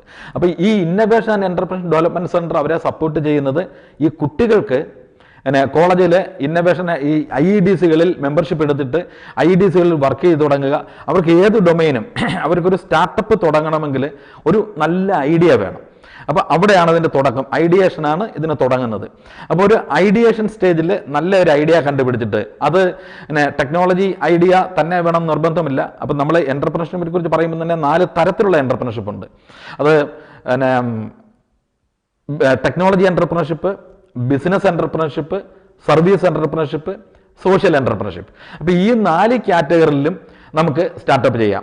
ഇതിൽ പറ്റുന്ന ഈ ഏത് കാറ്റഗറിയിലും പറ്റുന്ന നല്ലൊരു ബിസിനസ് ഐഡിയ കുട്ടികൾ ഡെവലപ്പ് ചെയ്ത് കഴിഞ്ഞാൽ, ടെക്നോളജിയിലാണെങ്കിൽ ഒരു ടെക്നോളജി ബിസിനസ് ഐഡിയ നമ്മൾ ഡെവലപ്പ് ചെയ്യണം. ബിസിനസ്സിനാണെങ്കിൽ ടെക്നോളജി ഇല്ലെങ്കിലും ടെക്നോളജി എവിടെന്നെങ്കിലും ബൈ ചെയ്തിട്ടാണെങ്കിലും അല്ലെങ്കിൽ എക്സിസ്റ്റിംഗ് ടെക്നോളജിയിൽ ഏതെങ്കിലും ഒരു പ്രത്യേക പ്ലാറ്റ്ഫോം നിങ്ങൾ കണ്ടെത്തി അതിലാണെങ്കിലും അല്ലെങ്കിൽ സർവീസ് എൻ്റർപ്രണർഷിപ്പ് ആയാലും സോഷ്യൽ എൻ്റർപ്രണർഷിപ്പ് ആയാലും ഏത് മേഖലയിൽ നമുക്കിത് തുടങ്ങണം എന്ന് വിചാരിച്ചിട്ട് അതിനൊരു ഐഡിയ കണ്ടെത്തിയാൽ ആ ഐഡിയയെ വെച്ചിട്ട് നമുക്കൊരു സ്റ്റാർട്ടപ്പ് ചെയ്യാൻ പറ്റും. ഐഡിയ എന്ന് പറയുന്നത് നമ്മൾ പറയുന്നത് ഒരു സോഷ്യൽ പ്രോബ്ലത്തിന് നമ്മൾ കണ്ടെത്തുന്ന ഒരു നല്ല solution, a good solution or some solutions for a social problem. അപ്പം ഫസ്റ്റ് നമ്മൾ ഐഡൻറ്റിഫൈ ചെയ്തത് സോഷ്യൽ പ്രോബ്ലംസ് എന്താണെന്നാണ്. അപ്പോൾ ഏതെങ്കിലും നല്ലൊരു പ്രോബ്ലം വളരെ ബുദ്ധിമുട്ട് നമുക്ക് സൊസൈറ്റിക്ക് മറികടക്കാൻ ബുദ്ധിമുട്ടുള്ള അല്ലെങ്കിൽ ഇമ്മീഡിയറ്റ് ആയിട്ട് ഒരു സൊല്യൂഷൻ കണ്ടെത്തേണ്ട ഒരു പ്രോബ്ലം ഐഡൻറ്റിഫൈ ചെയ്യുക. ആ പ്രോബ്ലത്തിന് പറ്റിയ സൊല്യൂഷൻസ് നിങ്ങൾ കണ്ടെത്തുക. ആ സൊല്യൂഷൻ ടെക്നോളജി എനേബിൾഡ് ആണെങ്കിൽ നല്ലത്. അത് വെച്ചിട്ട് നമ്മൾ ഒരു പ്രോഡക്റ്റിലേക്ക് വരിക. ആ സൊല്യൂഷൻ എന്ന് പറയുന്നത് നമുക്ക് ടെക്നോളജി ഡ്രിവൺ ഒരു സൊല്യൂഷൻ ആയിരിക്കണം. ആ സൊല്യൂഷൻ അത് ഏത് മേഖലയിലാണെങ്കിലും ഏത് സെക്ടർ ആണെങ്കിലും, ഇപ്പം ബിസിനസ്സിലാണെങ്കിൽ ഇപ്പം നമുക്ക് സെക്ടർ എന്ന് പറഞ്ഞു കഴിഞ്ഞാൽ അഗ്രികൾച്ചർ ആവാം. അഗ്രികൾച്ചർ എന്ന് പറയുന്ന മേഖല വളരെ വിപുലമായ മേഖലയാണ്. അഗ്രികൾച്ചറിൽ കൃഷി സംബന്ധമായതാകാം. ഇന്ന് കൃഷി സംബന്ധം എന്ന് പറഞ്ഞു കഴിഞ്ഞാൽ നമ്മൾ ഭൂമിയിൽ ചെയ്യുന്ന കൃഷി മാത്രമല്ല, ടെറസ് കൃഷി, അർബൻ ഫാമിംഗ് എന്ന് പറയുന്നുണ്ട്, ഹൈഡ്രോപോണിക്സ് ഉണ്ട്, അക്വാപോണിക്സ് ഉണ്ട്, എയറോപോണിക്സ് ഉണ്ട്, ഇങ്ങനെ നിരവധി മേഖലകളുണ്ട്.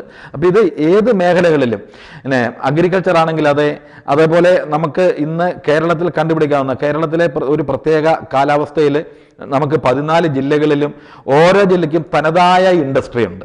ഇപ്പം തിരുവനന്തപുരത്തിന് IT എന്ന് പറയുന്ന പോലെ, കൊല്ലത്തിന് കാശു എന്ന് പറയുന്നത് പോലെ, ആലപ്പുഴയ്ക്ക് കയർ എന്ന് പറയുന്നത് പോലെ, നമുക്ക് എറണാകുളം സീ ഫുഡാണ്, തൃശ്ശൂരാണെങ്കിൽ ജെം ആൻഡ് ജ്വല്ലറിയാണ്, പാലക്കാട് റൈസ് ആണ്, അതുപോലെ ഇടുക്കി എന്ന് പറഞ്ഞാൽ സ്പൈസസ് ആണ്, കോട്ടയം റബ്ബറാണ്, പത്തനംതിട്ട നമുക്ക് ഫോറസ്റ്റ് ഫുഡ്സാണ്, അതേപോലെ കോഴിക്കോട് കോഴിക്കോട് എന്ന് പറയുന്നത് തടി വ്യവസായം, കണ്ണൂർ എന്ന് പറഞ്ഞാൽ ശരിക്ക് കണ്ണൂർ മിൽസ് ഏറ്റവും കൂടുതലുള്ളത് ടെക്സ്റ്റൈൽസിൻ്റെ കേന്ദ്രമാണ്. അതുപോലെ കാസർഗോഡോട് ചെന്ന് കഴിഞ്ഞാൽ കാസർഗോഡ് ഏറ്റവും കൂടുതൽ ഈ പ്ലാന്റേഷൻ ക്രോപ്സ് ഉള്ള സ്ഥലമാണ്. തെങ്ങ് പോലെയുള്ള അതിൻ്റെ കേന്ദ്രമാണ്. മലപ്പുറം ഫുഡിന് ഏറ്റവും കൂടുതൽ ഫേമസ് ആയ ജില്ലയാണ്. അപ്പോൾ ഇതേപോലെ കേരളത്തിലെ എല്ലാ ജില്ലകളും അതിനേതായ, ഇപ്പം ഒരു ജില്ലയ്ക്ക് ഒന്നിൽ കൂടുതലുണ്ട്. ഇപ്പോൾ കൊല്ലത്തിനെന്ന് പറഞ്ഞാൽ കശുവണ്ടി മാത്രമല്ല, നമുക്ക് ടൂറിസം എടുക്കാം. അതേപോലെ ഇപ്പം എക്കോ ടൂറിസം നമുക്ക് പത്തനംതിട്ട, തിരുവനന്തപുരം ജില്ലകളിൽ എക്കോ ടൂറിസം ഉണ്ട്. അപ്പം ഈ എല്ലാ മേഖലകളിലും നമുക്ക് ഇന്നോവേഷൻസ് കൊണ്ടുവരികയും ഈ മേഖലകളിലെല്ലാം കുട്ടികൾക്ക് കോളേജിൽ തന്നെ തുടങ്ങാൻ പറ്റും. ഇപ്പോൾ കുട്ടികൾ തന്നെ വേണമെന്നല്ല ഞാൻ പറയുന്നത്. ഇപ്പോൾ ഏത് വയസ്സിന് പ്രശ്നമല്ല, ജെൻഡർ പ്രശ്നമല്ല, പിന്നെ ആണുങ്ങൾക്ക് ചെയ്യാം, അതേപോലെ തന്നെ പെൺകുട്ടികൾക്ക് ചെയ്യാൻ പറ്റുന്ന മേഖലകളാണ്. പെൺകുട്ടികളെ ഭയങ്കരമായിട്ട് ഗവൺമെൻറ് സപ്പോർട്ട് ചെയ്യുന്നുണ്ട്. വിമൻ എൻ്റർപ്രണർഷിപ്പിനും വിമൻ സ്റ്റാർട്ടപ്സിനും ഒക്കെ ഗവൺമെൻറ് പ്രത്യേക ഫണ്ടിങ്ങും പ്രത്യേക ഗ്രാൻറ്റിനേടും കൊടുക്കുന്നുണ്ട്. അത് രണ്ട് ഗവൺമെൻറ്റും, സ്റ്റേറ്റ് ഗവൺമെൻറ്റും സെൻട്രൽ ഗവൺമെൻറ്റും. അപ്പം നമുക്ക് ഈ ഏത് സെക്ടർ എന്നുള്ളത് പ്രശ്നമല്ല, ജെൻഡർ പ്രശ്നമല്ല, ഏജ് പ്രശ്നമല്ല.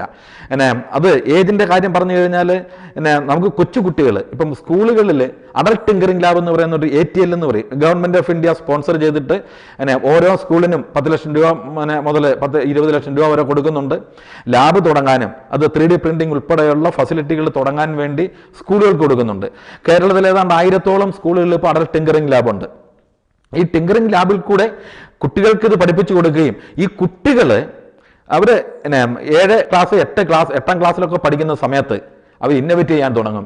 ആ ഇന്നോവേഷനിൽ കൂടെ അവർ കമ്പനി സ്റ്റാർട്ട് ചെയ്യുന്നു. ഇവിടെ നമുക്ക് ഏറ്റവും പ്രധാനപ്പെട്ട ഒരു എക്സാമ്പിൾ എനിക്ക് പറയാൻ പറ്റുന്ന ആറ്റിങ്ങിൽ 2 കുട്ടികൾ അവർ 8-10 വയസ്സുള്ള സമയത്ത് പിന്നെ അവർ വീട്ടിൽ അച്ഛൻ വാങ്ങിച്ചു കൊടുത്ത ഇലക്ട്രോണിക് കളിപ്പാട്ടം, ഇൻട്രാക്റ്റീവ് ടോയ്സ്, ആ ടോയ്സ് അവർ തല്ലിപ്പൊട്ടിച്ച് അത് വീണ്ടും അസംബിൾ ചെയ്ത് തുടങ്ങിയ ആ രീതിയിൽ ഇന്നോവേറ്റ് ചെയ്ത് തുടങ്ങിയിട്ട് 1 വർഷം കഴിഞ്ഞിട്ട് 9 വയസ്സും 11 വയസ്സുള്ള 2 കുട്ടികൾ ആറ്റിങ്ങിലൊരു കമ്പനി തുടങ്ങി. Home made toys private limited എന്നാണ് കമ്പനിയുടെ പേര്. കഴിഞ്ഞിട്ട് 30 വർഷം ഗവൺമെൻറ് ഓഫ് ഇന്ത്യ പ്രധാനമന്ത്രിയുടെ കയ്യിൽ നിന്ന് യങ്ങസ്റ്റ് ഇന്നോവേറ്റേഴ്സ് എന്ന് പറയുന്ന അവാർഡ് മേടിച്ചത് അവരാണ്. അവരുടെ കമ്പനി ചൈനീസ് ടോയ്സ് ആണ് ഏറ്റവും കൂടുതൽ നമുക്ക് കേരളത്തിൽ, ഇന്ത്യയിൽ തന്നെ കൂടുതൽ വിറ്റഴിക്കപ്പെടുന്നത്. അപ്പോൾ അതിനെ കോമ്പീറ്റ് ചെയ്യാൻ പറ്റുന്ന ടോയ്സ് മാനുഫാക്ചർ ചെയ്യുന്ന ഒരു കമ്പനി ഈ കുട്ടികൾ തുടങ്ങി. ആ കമ്പനി വളരെ നല്ല രീതിയിൽ പ്രവർത്തിക്കുന്നു. അപ്പോൾ അതിന് ഏജ്, നമുക്കൊരു കമ്പനി തുടങ്ങാനായിട്ട് ഏജ് പ്രശ്നമല്ല. എന്തിലും അപ്പം ഇന്നോവേഷൻ എന്ന് പറയുന്നത് ഡിസ്റപ്റ്റ് ചെയ്യുക എന്നുള്ളതാണ്. ഏത് എക്സിസ്റ്റിംഗ് ടെക്നോളജിയെയും ഏത് എക്സിസ്റ്റിംഗ് ബിസിനസ് ഐഡിയയെയും ഏത് എക്സിസ്റ്റിംഗ് ബിസിനസ്സിനെയും എൻ്റർപ്രണർഷിപ്പിനെ പോലും ഡിസ്റപ്റ്റ് ചെയ്തിട്ട് നമുക്ക് തുടങ്ങാൻ പറ്റുന്ന കമ്പനികൾ, അത് ഏജ് പ്രശ്നമില്ലാതെ തുടങ്ങാൻ പറ്റും കമ്പനികൾ. അപ്പോൾ അങ്ങനെ നമ്മളൊരു സെക്ടർ ഐഡൻറ്റിഫൈ ചെയ്യുന്നു, നല്ലൊരു ഐഡിയ കിട്ടുന്നു, ആ ഐഡിയ നമ്മൾ വെച്ചിട്ട് നമ്മൾ പ്രോഡക്റ്റിലേക്ക് എക്സിക്യൂട്ട് ചെയ്യുന്നു. അങ്ങനെ വരുമ്പോൾ ആ സംഗതി വെച്ചിട്ട് ചെയ്യുമ്പം നമ്മൾ രജിസ്റ്റർ ചെയ്ത് ഇപ്പം ലീഗൽ പ്രോസസ്സൊക്കെ നോക്കി വെച്ച് ചെയ്യുന്ന ഒരു ഓർഗനൈസേഷൻ സ്ട്രക്ചറിലേക്ക് വരുന്നതാണ് ഈ സ്റ്റാർട്ടപ്പ് എന്ന് പറയുന്നത്. അപ്പോൾ സ്റ്റാർട്ടപ്പ് നമുക്ക് കുട്ടികൾക്ക് തുടങ്ങാൻ പറ്റും കോളേജുകളിൽ. ഇപ്പോൾ കോളേജുകളിലാണെങ്കിൽ ഇപ്പം പ്രൈവറ്റ് കോളേജുകളിലും മിക്ക കോളേജുകളിലും കുട്ടികൾ മാത്രമല്ല, കുട്ടികളും സാർമാരും കൂടെ ഫാക്കൽറ്റി എൻ്റർപ്രണർഷിപ്പ് എന്ന് പറയും.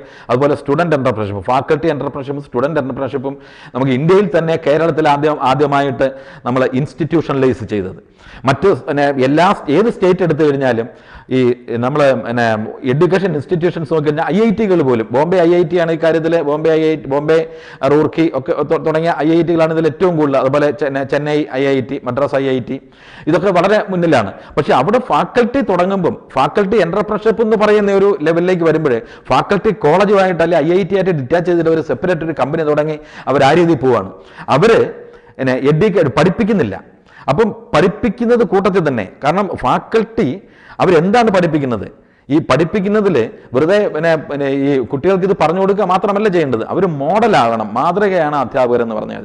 അപ്പോൾ അധ്യാപകർ ഈ കാര്യത്തിൽ എൻ്റർപ്രണേഴ്സ് ആകുകയും അവർ കോളേജ് ക്യാമ്പസിൽ തന്നെ കമ്പനി തുടങ്ങുകയും കുട്ടികൾ അവിടെ വന്നിരുന്ന് പഠിക്കുകയും ആ തരത്തിൽ ഒരു ഹാൻഡ്സ് ഓൺ ട്രെയിനിങ് കുട്ടികൾക്ക് കിട്ടുകയും ചെയ്താലാണ് ഈ ക്യാമ്പസിലുള്ള കമ്പനികൾ, ഫാക്കൽറ്റി എൻ്റർപ്രണർഷിപ്പ് എന്ന് പറയുന്നത് യാഥാർത്ഥ്യമാകുന്നത്. അപ്പോൾ ആ തരത്തിൽ കേരളത്തിൽ നമ്മൾ വളരെ കൂടുതൽ, കേരളത്തിൽ ആദ്യമായിട്ട് ഫാക്കൽറ്റി കമ്പനി തുടങ്ങിയത് ട്രിനിറ്റി കോളേജ് ഓഫ് എഞ്ചിനീയറിംഗിലാണ്, തിരുവനന്തപുരത്ത് തന്നെ, പ്രാവച്ചമ്പലം.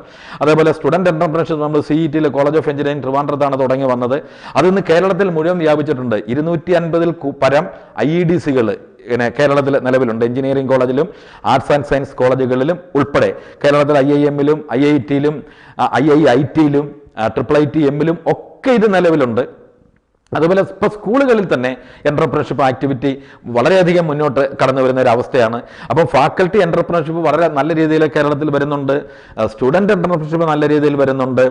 പിന്നെ ഇത് രണ്ടുമല്ലാതെ ജോലി ചെയ്തുകൊണ്ടിരിക്കുന്ന സ്ഥാപനങ്ങളിൽ തന്നെ 2-3 വർഷം ജോലി ചെയ്തിട്ട് അവർ സക്സസ്ഫുള്ളായി അവർ ഈ കാര്യങ്ങളൊക്കെ പഠിച്ചു കഴിഞ്ഞാൽ എങ്ങനെയാണ് ഒരു കമ്പനി നടത്തുന്നത് എന്നതിനെക്കുറിച്ച് ഒരു ബേസിക് നോളജ് കിട്ടിക്കഴിഞ്ഞാൽ അങ്ങനെയുള്ളവർ ഇൻഡസ്ട്രിയൽ സ്പിൻ ഔട്ട്സ്, എന്ന് പറയും. അപ്പം അവർ അവിടെ നിന്ന് പുറത്തിറങ്ങിയിട്ട് അവർ കമ്പനി തുടങ്ങുന്നുണ്ട്. 3-4 പേര് കൂടി അവർ തന്നെ ഒരു 4-5 പേര് വരെ വരാം, കോ ഫൗണ്ടേഴ്സ്. ഇപ്പോൾ കമ്പനി തുടങ്ങുമ്പോൾ ഏറ്റവും പ്രധാനപ്പെട്ട സാധനം ഒരു ടീം ബിൽഡ് ചെയ്യുക എന്നുള്ളതാണ്, സ്റ്റാർട്ടപ്പിൻ്റെ ഏറ്റവും പ്രധാനപ്പെട്ടത്.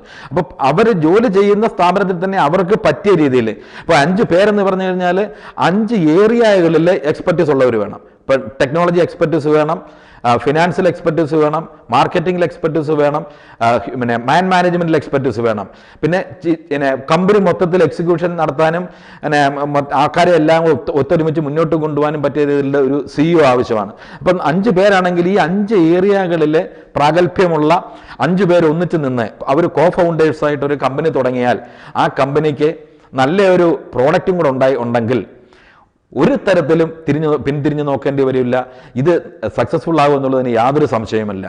അവിടെ നമുക്ക് വേണ്ടത് അവസാന സമയത്താണ് ഒരു നല്ല മെൻഡർ ആവശ്യമുണ്ട്. പിന്നെ ഫണ്ടിങ് ഓപ്ഷൻസ്, ഫണ്ടിങ് പലതരത്തിലുണ്ടാവും. ഫണ്ടിങ് നമ്മൾ നോക്കേണ്ടി വരും. നല്ലൊരു മെൻഡറെ കിട്ടിക്കഴിഞ്ഞാൽ, നല്ല മെൻഡർ എന്ന് പറഞ്ഞു കഴിഞ്ഞാൽ, ഒരു മെൻഡർ എന്ന് നമ്മൾ പറയുന്നത് വെറും ഒരു അഡ്വൈസർ മാത്രമായാൽ പോരാ. ഈ മെൻഡർ ഒരു ടീച്ചറായിരിക്കണം, ഒരു ഗൈഡായിരിക്കണം, ഒരു കോച്ചായിരിക്കണം, ഒരു അഡ്വൈസർ ആയിരിക്കണം, ഒരു നല്ല ഇൻവെസ്റ്റ്മെൻറ്റിനെ കുറിച്ച് ആധികാരികമായിട്ട് അറിയാവുന്ന ഒരാളായിരിക്കണം, ടെക്നോളജിയെക്കുറിച്ച് നല്ലപോലെ അറിയാവുന്ന നല്ലൊരു ടെക്നോളജിസ്റ്റ് ആയിരിക്കണം. അപ്പോൾ ഇങ്ങനെ എല്ലാ മേഖലകളിലും അവഗാഹമുള്ള നല്ല അറിവുള്ള ഒരു ഓൾറൗണ്ടർ ആയിരിക്കണം ഒരു നല്ല മെൻഡർ എന്ന് പറയുന്നത്. അപ്പോൾ നിങ്ങൾ നല്ലൊരു മെൻഡറെ കൂടെ കണ്ടുപിടിച്ചാൽ ആ മെൻഡറിൻ്റെ ഹെൽപ്പോടെ ഇൻവെസ്റ്റ്മെൻറ്റ് എന്ന് പറയുന്നത് ഏത് ഭാഗത്തു നിന്നും നമുക്ക് ഇൻവെസ്റ്റ്മെൻറ്റ് കിട്ടും. നമുക്ക് ഇപ്പം ഇൻവെസ്റ്റ്മെൻറ്റ് എന്ന് പറഞ്ഞാൽ ഇപ്പോൾ തുടക്കത്തിൽ സീഡ് മണി നമ്മൾ ഏതെങ്കിലും ഒരു ഇൻക്യുബേറ്ററിൽ ഈ എക്കോസിസ്റ്റത്തിൽ പെട്ട് കഴിഞ്ഞാൽ, IDCയിലാണെങ്കിലും ഇൻക്യുബേറ്ററിലാണെങ്കിലും ചെന്ന് കഴിഞ്ഞാൽ നമുക്ക് അവിടെ നിന്നൊക്കെ ഇൻവെസ്റ്റ്മെൻറ്റ് കിട്ടും. സീഡ് മണി സപ്പോർട്ട് 25 ലക്ഷം രൂപ മുതൽ 50 ലക്ഷം രൂപ വരെ ഈ സ്ഥലങ്ങളിൽ നിന്നെല്ലാം ഗ്രാൻഡ് നേടായിട്ട് നമുക്ക് കിട്ടുന്നുണ്ട്. അതേപോലെ ഇത് കഴിഞ്ഞാൽ ഗവൺമെൻറ് ഓഫ് ഇന്ത്യയുടെ ഭാഗത്ത് നിന്ന് മുദ്രാ ലോണുണ്ട്. മുദ്രാ ലോൺ എന്ന് പറഞ്ഞാൽ 20 ലക്ഷം രൂപ വരെ കിട്ടും. അതേപോലെ CGTMSE സ്കീം എന്ന് പറഞ്ഞിട്ട് പ്രോഡക്റ്റ് ഡെവലപ്മെൻറ്റ്, ടെക്നോളജി പ്രോഡക്റ്റ് ആണെങ്കിൽ 2 കോടി വരെ ഇനിഷ്യൽ ഇൻവെസ്റ്റ്മെൻറ്റ് അവർ കൊടുക്കുന്നുണ്ട്. ഇതേപോലെ നമുക്ക് കുറേ ഇൻവെസ്റ്റ്മെന്റ് ഉണ്ട്. നമുക്ക് ചെയ്യാൻ പറ്റുന്ന ഏഞ്ചൽ ഇൻവെസ്റ്റ്മെന്റ് എന്ന് പറയും. ഏഞ്ചൽസിന്റെ കൂട്ടത്തിൽ തന്നെ പല ഗ്രൂപ്പുകളുണ്ട്. സൈഡ് കാർ ഇൻവെസ്റ്റ്മെന്റ് എന്ന് പറയും. അതുപോലെ കോട്ടയിൽ ഇൻവെസ്റ്റ്മെന്റ് എന്ന് പറയും. പിന്നെ നമുക്ക് ഇത് പറഞ്ഞു കഴിഞ്ഞാൽ ഏഞ്ചൽ കഴിഞ്ഞാൽ ക്രൗഡ് ഫണ്ടിങ് എന്ന് പറഞ്ഞിട്ടൊരു മെക്കാനിസം ഉണ്ട്. Crowd platforms, private cloud platforms ഉണ്ട്. അപ്പോൾ അവരോട് പറഞ്ഞു കഴിഞ്ഞാൽ നമ്മുടെ ടെക്നോളജി പ്രോഡക്റ്റ് വെച്ചിട്ട് ഈ ടെക്നോളജി ഐഡിയയെ അവർ സെല്ല് ചെയ്യും. അവർ പ്ലാറ്റ്ഫോമിൽ ഇട്ട് കഴിഞ്ഞാൽ അതൊരു ഗ്രാൻഡ് പോലെയാണ്. ആരെയും നമ്മൾ പ്രത്യേകിച്ച് സപ്പോർട്ട് ചെയ്യേണ്ട കാര്യം വരില്ല. നമ്മുടെ പ്രോഡക്റ്റ് അതിൽ ഇട്ട് കഴിഞ്ഞാൽ ഇഷ്ടംപോലെ ഫണ്ട്, ഇപ്പം 100 രൂപ, എൻ്റെ കയ്യിൽ 100 രൂപ എനിക്ക് ഇടാൻ പറ്റും, 1 ലക്ഷം രൂപ എനിക്ക് ഇടാൻ പറ്റും. അപ്പം നമ്മൾ ക്രൗഡ് ഫണ്ടിങ് പറഞ്ഞു. അപ്പം നമുക്ക് ഏഞ്ചൽ ഫണ്ടിങ് ഉണ്ട്, ക്രൗഡ് ഫണ്ടിങ് ഉണ്ട്. ഇത് കഴിഞ്ഞ് കഴിഞ്ഞാൽ നമുക്ക് CSR ആക്ടിവിറ്റീസിൽ CSR ഫണ്ടിങ് 500 കോടി രൂപയ്ക്ക് മുകളിൽ ഇത് പ്രോഫിറ്റുള്ള മൾട്ടിനാഷണൽ കമ്പനികൾ അവരുടെ പ്രോഫിറ്റിൻ്റെ 2% നമുക്ക് CSR ആക്ടിവിറ്റീസിന് വേണ്ടി മാറ്റിവെക്കണമെന്നുണ്ട്. ഇന്ന് ഏത് ഇൻക്യുബേറ്ററിന് വേണമെങ്കിലും അവരുടെ ഏരിയയിൽ വർക്ക് ചെയ്യുന്ന ഏത് സ്റ്റാർട്ടപ്പ് കമ്പനിക്ക് വേണമെങ്കിലും CSR ഫണ്ട് അവർക്ക് കൊടുക്കാനുള്ളതുണ്ട്. അപ്പോൾ അങ്ങനെ നമുക്ക് CSR ഫണ്ട് സോഴ്സ് ചെയ്യാം. പിന്നെ അത് കഴിഞ്ഞാൽ VC വെഞ്ചർ ക്യാപിറ്റൽസ്, അത് സീരീസ് Aയോ Bയോ Cയോ ആയിട്ട് നമുക്കത് ഇപ്പോൾ നമുക്ക് എക്സാമ്പിൾസ് ഉണ്ട്. ഇപ്പം നമ്മുടെ കേരളത്തിൽ ഏറ്റവും വലിയ എക്സാമ്പിൾ എന്ന് പറയുന്നത് ബൈജൂസ് ആപ്പാണ്. ബൈജൂസ് ആപ്പിന് സീരീസ് Aയും Bയും Cയും ഒക്കെ കഴിഞ്ഞു. അവർ ഇന്ന് വേൾഡിലെ ഏറ്റവും കൂടുതൽ ഇൻവെസ്റ്റ്മെന്റ് കിട്ടിയ വേൾഡിലെ നമ്പർ 2 എഡ്യൂടെക് കമ്പനിയാണ്. അപ്പോൾ എഡ്യൂടെക്കിലായാലും ഇന്ന് ഏറ്റവും കൂടുതൽ സാധ്യതകളുള്ളത് IT തന്നെ എഡ്യൂടെക്, ഫിൻടെക്, പിന്നെ നമുക്ക് ഏറ്റവും കൂടുതൽ കേരളത്തിൻ്റെ ആ ഇതിൽ പറയാൻ പറ്റുന്നത് ടൂറിസം ഇതിൽ വരുന്ന കമ്പനികൾ, അതുപോലെ ഹെൽത്ത് ടെക് ഏരിയയിൽ. ഇപ്പോൾ ഹെൽത്ത് ടെക് ഏരിയ എന്ന് പറഞ്ഞു കഴിഞ്ഞാൽ ഇപ്പം തന്നെ എനിക്കറിയാവുന്നത് ഒരു 4-5 കമ്പനിയെ ഞാൻ കഴിഞ്ഞ ഒരു 2 ആഴ്ചക്കകത്ത് ഒരു 5 കമ്പനിയെങ്കിലും പ്രൊമോട്ട് ചെയ്തിട്ടുണ്ട്. അതിൽ ഏറ്റവും കൂടുതൽ വന്ന കമ്പനി എന്ന് സാനിറ്റൈസർ ഉണ്ടാക്കുന്ന കമ്പനി, PP കിറ്റ് ഉണ്ടാക്കുന്ന കമ്പനി, പിന്നെ മാസ്കുകൾ ഉണ്ടാക്കുന്ന കമ്പനി. ഈ മാസ്ക് ഉണ്ടാക്കുന്ന വലിയ ടെക്നോളജി ഒന്നും ആവശ്യമില്ല. അപ്പോൾ അങ്ങനെയുള്ള കമ്പനി. അതേപോലെ അഗ്രികൾച്ചർ, ഇപ്പം നമുക്ക് ഫുഡ് ടെക്നോളജി, കിച്ചൺ ഇൻക്യുബേറ്റർ എന്ന് പറയും. ഇൻക്യുബേറ്ററിൽ കൂടെ നമ്മൾ റെഡി ടു ഈറ്റ് ഫുഡുകൾ, ഇപ്പോൾ ഊബറൊക്കെ ചെയ്യുന്ന പോലുള്ള സംവിധാനത്തിൽ കൂടെ ഈ ഫുഡ് അഗ്രിഗേറ്റേഴ്സിന് ഫുഡ് കൊടുക്കാൻ പറ്റുന്ന രീതിയിൽ ഹോട്ടലുകൾ മാത്രമല്ല വീടുകൾ കേന്ദ്രീകരിച്ചും നമുക്ക് ഏത് ഫുഡാണെങ്കിലും ഉണ്ടാക്കിയിട്ട് ആ ഫുഡ് ഡിസ്ട്രിബ്യൂട്ട് ചെയ്യാനായിട്ട് ഇങ്ങനെ ഒരു കമ്പനിയെ സമീപിച്ചു. ഊബർ തന്നെ ചെയ്യും, ഊബർ ഈറ്റ്സ് ചെയ്യുന്നതാണ്. അപ്പോൾ അതേപോലെ സ്വിഗ്ഗി ചെയ്യും, സൊമാറ്റോ ഉണ്ട്. അപ്പോൾ ഇതേപോലുള്ള കമ്പനികളെ പിടിച്ചിട്ട് ആ കമ്പനി ഡിസ്ട്രിബ്യൂട്ട് ചെയ്തിടും. അപ്പം ഫുഡിൽ പറ്റും. Even ready to cook agricultural agri products നമുക്ക് വാങ്ങിയിട്ട് അത് കഴുകി വൃത്തിയാക്കി നമുക്ക് പിന്നെ പ്രോഡക്ട്സ് ആക്കിയിട്ട് അതിനെ പാക്ക് ചെയ്ത് ഇപ്പോൾ സാമ്പാർ പാക്കെന്നും അവിയൽ പാക്കെന്നും തോരൻ പാക്കെന്നും ഒക്കെ പറഞ്ഞിട്ട് വിൽക്കുന്ന കമ്പനികളുണ്ട്. അപ്പോൾ ഇങ്ങനെയുള്ള സ്റ്റാർട്ടപ്പുകൾ ഒരു 4-5 കമ്പനികളെങ്കിലും കഴിഞ്ഞ ആഴ്ചയിൽ എനിക്ക് പ്രൊമോട്ട് ചെയ്യാനുള്ള അവസരം കിട്ടി. അപ്പോൾ ഈ തരത്തിൽ ഏത് മേഖലയെന്ന് നോക്കാതെ നമുക്ക് പിന്നെ ഇൻവെസ്റ്റ്മെൻറ്റ് കിട്ടാനുള്ള എവിടെ നിന്ന് വേണമെങ്കിലും കിട്ടാനുള്ള അവസരങ്ങൾ നിരവധിയാണ്. അപ്പോൾ ഇൻവെസ്റ്റ്മെൻറ്റിനെ കുറിച്ച് നിങ്ങൾ ബുദ്ധിമുട്ടുണ്ട്. ഒരു സ്റ്റാർട്ടപ്പ് തുടങ്ങുന്നതെന്ന് പറയുമ്പം എല്ലാവരും നോക്കുന്നത് എനിക്ക് ഇത് സ്റ്റാർട്ടപ്പ് തുടങ്ങാനായിട്ട് 10 ലക്ഷം രൂപയാണ്, എവിടെ നിന്ന് ഫണ്ട് കിട്ടും എന്നുള്ളതാണ് ഏറ്റവും കൂടുതൽ ആൾക്കാർ ചിന്തിക്കുന്നതും. അപ്പോൾ ഫണ്ടിൽ തട്ടി ഐഡിയ വിട്ടുപോകുന്ന ഒരു ഏർപ്പാടാണ് ഇപ്പം നിലനിൽക്കുന്നത്. അപ്പോൾ ഫണ്ടിനെ കുറിച്ച് ബോധർ ചെയ്യേണ്ട യാതൊരു കാര്യവുമില്ല. 100% നിങ്ങൾക്ക് ഫണ്ട് കിട്ടാൻ ഞാൻ ഈ പറഞ്ഞ ഏത് ഏരിയയിൽ നിന്ന് വേണമെങ്കിലും. ഇപ്പം നമ്മുടെ ഒരു പ്രോഡക്റ്റ് നല്ല പ്രോഡക്റ്റ് ആണെങ്കിൽ ആ പ്രോഡക്റ്റ് വിൽക്കുന്ന സമയത്ത് ബാങ്കിനെ സമീപിച്ച് കഴിഞ്ഞാൽ ഡെറ്റ് ഫൈനാൻസിങ് വരും. നമുക്ക് ഡെറ്റ് ഫൈനാൻസിങ് മാത്രമല്ല, ആ പ്രോഡക്റ്റിനെ ബേസ് ചെയ്തിട്ട് അവർ വർക്കിംഗ് ക്യാപിറ്റൽ ഫണ്ട് തരും.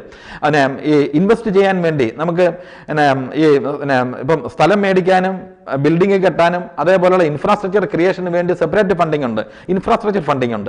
അപ്പോൾ ഈ മേഖലകളിലെല്ലാം തന്നെ ഫണ്ടിങ് വളരെ ഈസിയാണ്. നിങ്ങൾക്ക് ഏറ്റവും കൂടുതൽ ബുദ്ധിമുട്ട് അനുഭവപ്പെടുന്നത് ഒരുപക്ഷെ അനുഭവപ്പെടാൻ പറ്റുന്നത് ഒരു നല്ല മെൻറ്ററെ കണ്ടെത്തുക എന്നുള്ളതാണ്.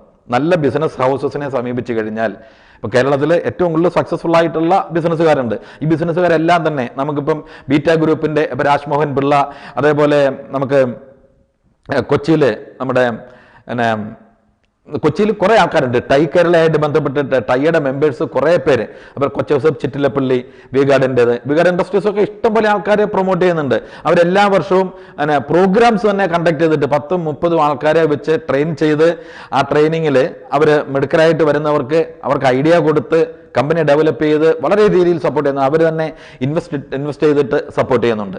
അപ്പോൾ ഈ തരത്തിൽ സക്സസ്ഫുൾ ആയിട്ടുള്ള ബിസിനസ്സുകാരും സക്സസ്ഫുൾ ആയിട്ടുള്ള കോർപ്പറേറ്റ്സും അതേപോലെ ഗവൺമെൻറ് ഓഫ് ഇന്ത്യയും ഗവൺമെൻറ് ഓഫ് കേരളയുടെയും ഇന്ത്യയുടെയും കീഴിലുള്ള ഒത്തിരി സ്ഥാപനങ്ങൾ, കേരള ഫിനാൻഷ്യൽ കോർപ്പറേഷനും KSIDCയും കേരള വിമൻ ഡെവലപ്മെൻറ്റ് കോർപ്പറേഷൻ പോലുള്ള സ്ഥാപനങ്ങൾ, ഇങ്ങനെയുള്ള സ്ഥാപനങ്ങളെല്ലാം തന്നെ ഇഷ്ടംപോലെ ഫണ്ടിങ് റെഡിയാക്കി നോക്കിയിരിക്കുകയാണ്.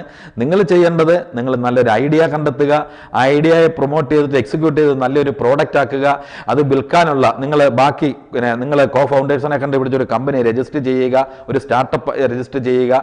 സ്റ്റാർട്ടപ്പിനെ അടുത്തത് നമ്മൾ ഒരു ടീമിനെ ബിൽഡ് ചെയ്യുക. ഈ ടീമിനെ ബിൽഡ് ചെയ്തിട്ട് മുന്നോട്ട് വന്നു കഴിഞ്ഞാൽ പിന്നെ നിങ്ങൾ തിരിഞ്ഞു നോക്കേണ്ട കാര്യം വരില്ല. നിങ്ങൾ ഒരു കാരണവശാലും എനിക്ക് ജോലി തരണേ എന്ന് പറഞ്ഞിട്ട് നിങ്ങളുടെ CV ഉണ്ടാക്കി അല്ലെങ്കിൽ നിങ്ങളുടെ ഒരു പ്രൊഫൈൽ ഉണ്ടാക്കിയിട്ട് ഇതെല്ലാം അയച്ചു കൊടുത്ത് കമ്പനികളുടെ പുറകെ എനിക്ക് ജോലി തരണേ എന്ന് തപ്പി നടക്കേണ്ട കാര്യം വരില്ല. നമ്മുടെ മാസ്റ്ററാകുക എന്നുള്ളതാണ് പോസ്റ്റ് കോവിഡിൽ നമ്മുടെ ന്യൂ നോർമലിൽ നമ്മൾ ചെയ്യേണ്ടത്. നമ്മുടെ ഫ്യൂച്ചർ നമ്മൾ കണ്ടെത്തുക എന്നുള്ളതാണ്. അതിന് ഏറ്റവും പറ്റിയ അവസരം ഇതാണ്. ഈ പോസ്റ്റ് കോവിഡ് എന്ന് പറയുന്നത് നിങ്ങൾക്കൊരു അവസരം, നിങ്ങൾക്കൊരു ഓപ്പർച്യൂണിറ്റി തന്നിരിക്കുകയാണ്. അപ്പോൾ ഈ ഓപ്പർച്യൂണിറ്റി എൻകാഷ് ചെയ്യാനായിട്ട് അത് പ്രായഭേദമന്യേ, ജെൻഡർ ഭേദമന്യേ, കുട്ടികളായാലും പഠിത്തം കഴിഞ്ഞിട്ട് നിൽക്കുന്ന ചെറുപ്പക്കാരായാലും ജോലി നോക്കുന്നവരായാലും ഫാക്കൽറ്റി പഠിപ്പിച്ചുകൊണ്ടിരിക്കുന്ന ആൾക്കാരായാലും അത് പ്രായഭേദമന്യേ മുന്നോട്ട് വരണമെന്നും നമുക്ക് ആ തരത്തിൽ പുതിയ കമ്പനികൾ ഡെവലപ്പ് ചെയ്ത് നിങ്ങൾ പ്രോഡക്റ്റ് ഡെവലപ്പ് ചെയ്ത് ഒരു സൊസൈറ്റിക്ക് പ്രയോജനകരമായിട്ടുള്ളത് മുന്നോട്ട് വരികയും ഗവൺമെൻറ് എക്കണോമിയെ, നമ്മുടെ നാഷണൽ എക്കണോമിയെ തന്നെ നമുക്ക് കൂടുതൽ സ്ട്രെങ്തൻ ചെയ്യാൻ പറ്റുന്ന രീതിയിൽ മുന്നോട്ട് വരണമെന്നൊരു ആഹ്വാനമാണ് എനിക്കുള്ളത്. എല്ലാവർക്കും ഞാൻ നന്മ ആശംസിക്കുന്നു. പോസ്റ്റ് കോവിഡിൽ 2021 നിങ്ങൾക്ക് നല്ലൊരു വർഷമാകട്ടെ. പുതിയ കമ്പനി തുടങ്ങാനും അതേപോലെ ഒരു 10 പേർക്കെങ്കിലും ജോലി കൊടുക്കാനും പറ്റിയ രീതിയിലേക്ക് നിങ്ങൾ എനേബിൾഡ് ആവട്ടെ അതിന് ജഗദീശ്വരൻ നിങ്ങളെ അനുഗ്രഹിക്കട്ടെ എന്ന് പ്രാർത്ഥിച്ചുകൊണ്ട് നിർത്തുന്നു. നന്ദി, നമസ്കാരം.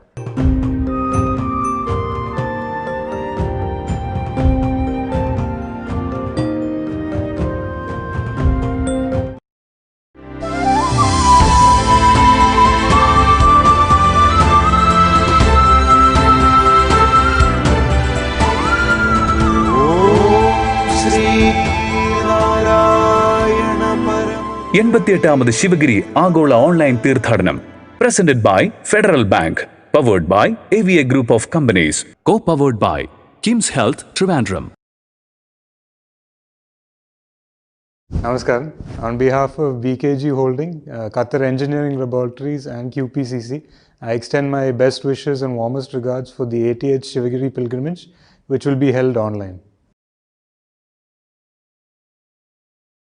എല്ലാ വർഷവും ലക്ഷക്കണക്കിന് ശ്രീനാരായണീയ ഭക്തരുടെ തീർത്ഥാടന മഹാമഹമായിട്ട് ആഘോഷിക്കാറുള്ള ശിവഗിരി തീർത്ഥാടനം ഈ വർഷത്തെ പ്രത്യേക സാഹചര്യത്തിൽ വെർച്വലായിട്ട് ആഘോഷിക്കുന്ന ഈ അവസരത്തിൽ എൻ്റെയും എൻ്റെ മിഡിൽ ഈസ്റ്റിലുള്ള സ്ഥാപനങ്ങളായ BKG holdings, Qatar engineering laboratories, quality piling and construction, അതിൻ്റെ എല്ലാ എംപ്ലോയീസിൻ്റെയും എൻ്റെ ഫാമിലിയുടെയും എല്ലാവിധ ആശംസകളും നേരുകയാണ്. ഇതൊരു വലിയ സക്സസ്സായിട്ട് നടക്കട്ടെ എന്ന് ഞാൻ ആത്മാർത്ഥമായി പ്രാർത്ഥിക്കുന്നു. വരും വർഷങ്ങളിൽ പഴയതുപോലെ തന്നെ എല്ലാവർക്കും ഒത്തുകൂടി ഇത് ഒരു സംഭവമായിട്ട് തന്നെ നടക്കാനുള്ള എല്ലാ സാഹചര്യവും ഗുരുദേവൻ്റെയും ദൈവങ്ങളുടെയും അനുഗ്രഹത്താൽ നടക്കട്ടെ എന്ന് ആശംസിക്കുകയാണ്.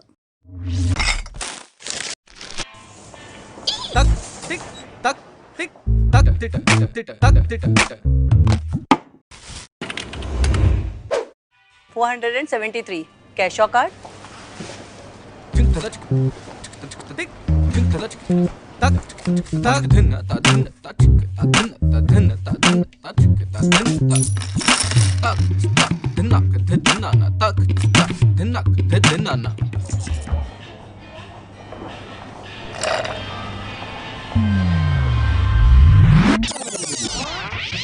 $473 cash or card?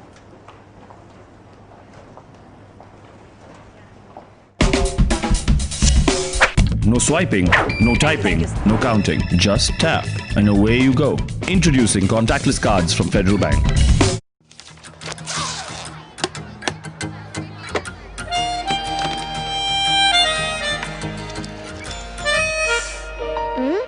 ഈ പുട്ടും കടല എനിക്ക് ഇഷ്ടായി. ഇതെനിക്ക് വേണം. നിങ്ങൾ ഇതെനിക്ക് തരണം. ഇത് ഞാൻ ഇങ്ങ് എടുക്കുവാ. അങ്ങനെ നീ ഒറ്റയ്ക്കിരുന്ന് പുട്ടടിക്കണ്ട. മേളമില്ലാതെന്ത് പുട്ടും കടലയും, മേളമില്ലാതെന്ത് മലയാളി. From AVA.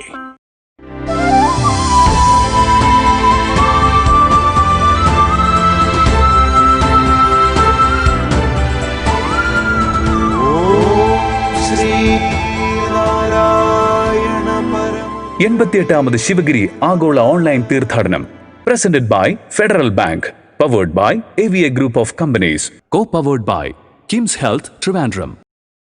88ാമത് ശിവഗിരി തീർത്ഥാടനത്തിലെ 6ാം ദിവസമായ ഇന്ന് വ്യവസായം എന്ന വിഷയത്തിലുള്ള പ്രഭാഷണങ്ങളാണ് പുരോഗമിക്കുന്നത്. അടുത്ത പ്രഭാഷണത്തിലേക്ക്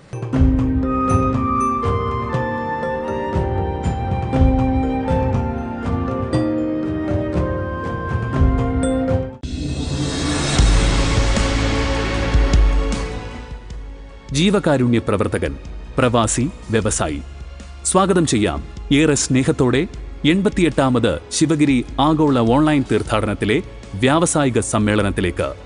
Muraliya group of companies chairman, managing director K. Muraleedharan.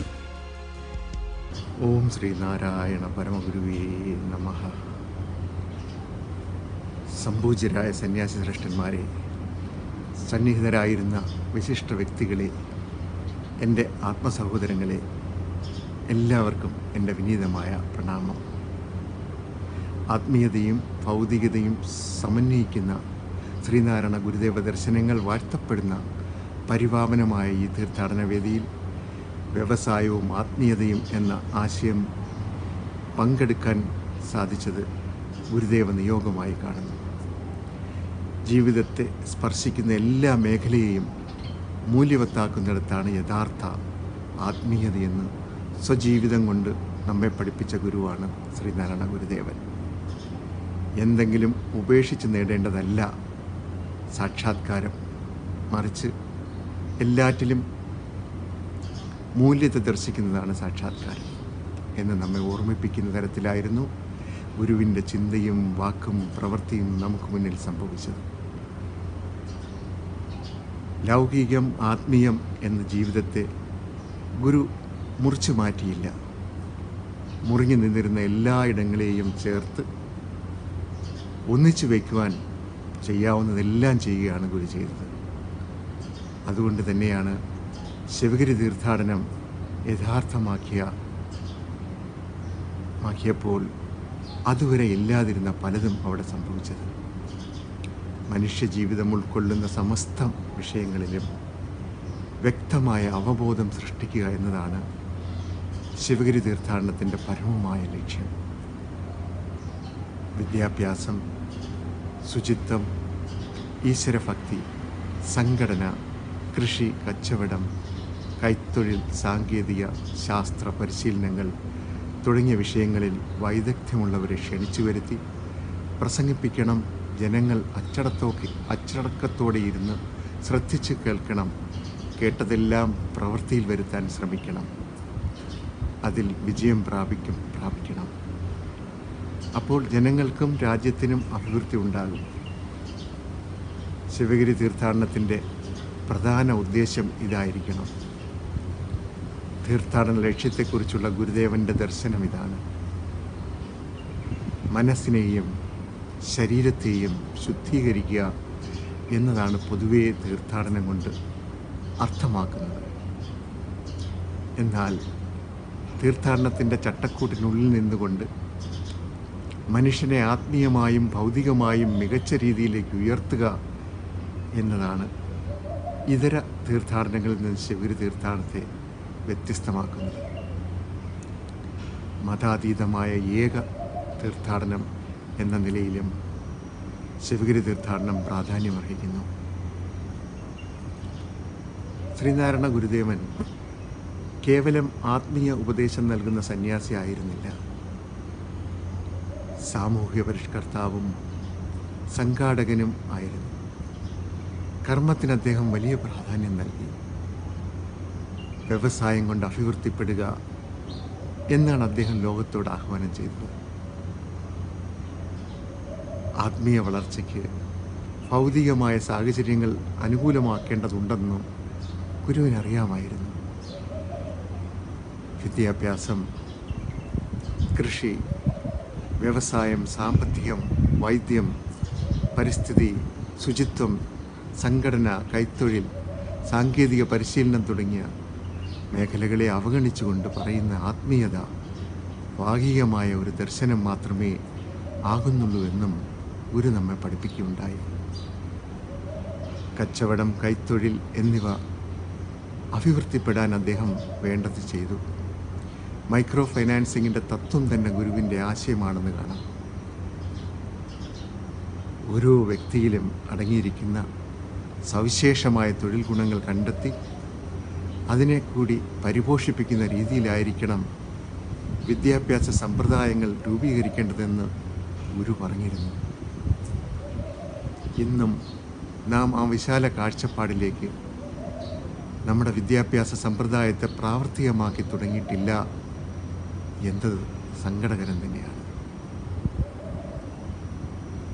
വ്യവസായമെന്ന് കേൾക്കുമ്പോൾ ആരൊക്കെയോ ചേർന്ന് ജനസമൂഹത്തെ ചൂഷണം ചെയ്യുന്ന പ്രക്രിയയാണെന്ന ധാരണ ചിലരിലെങ്കിലുമുണ്ട്.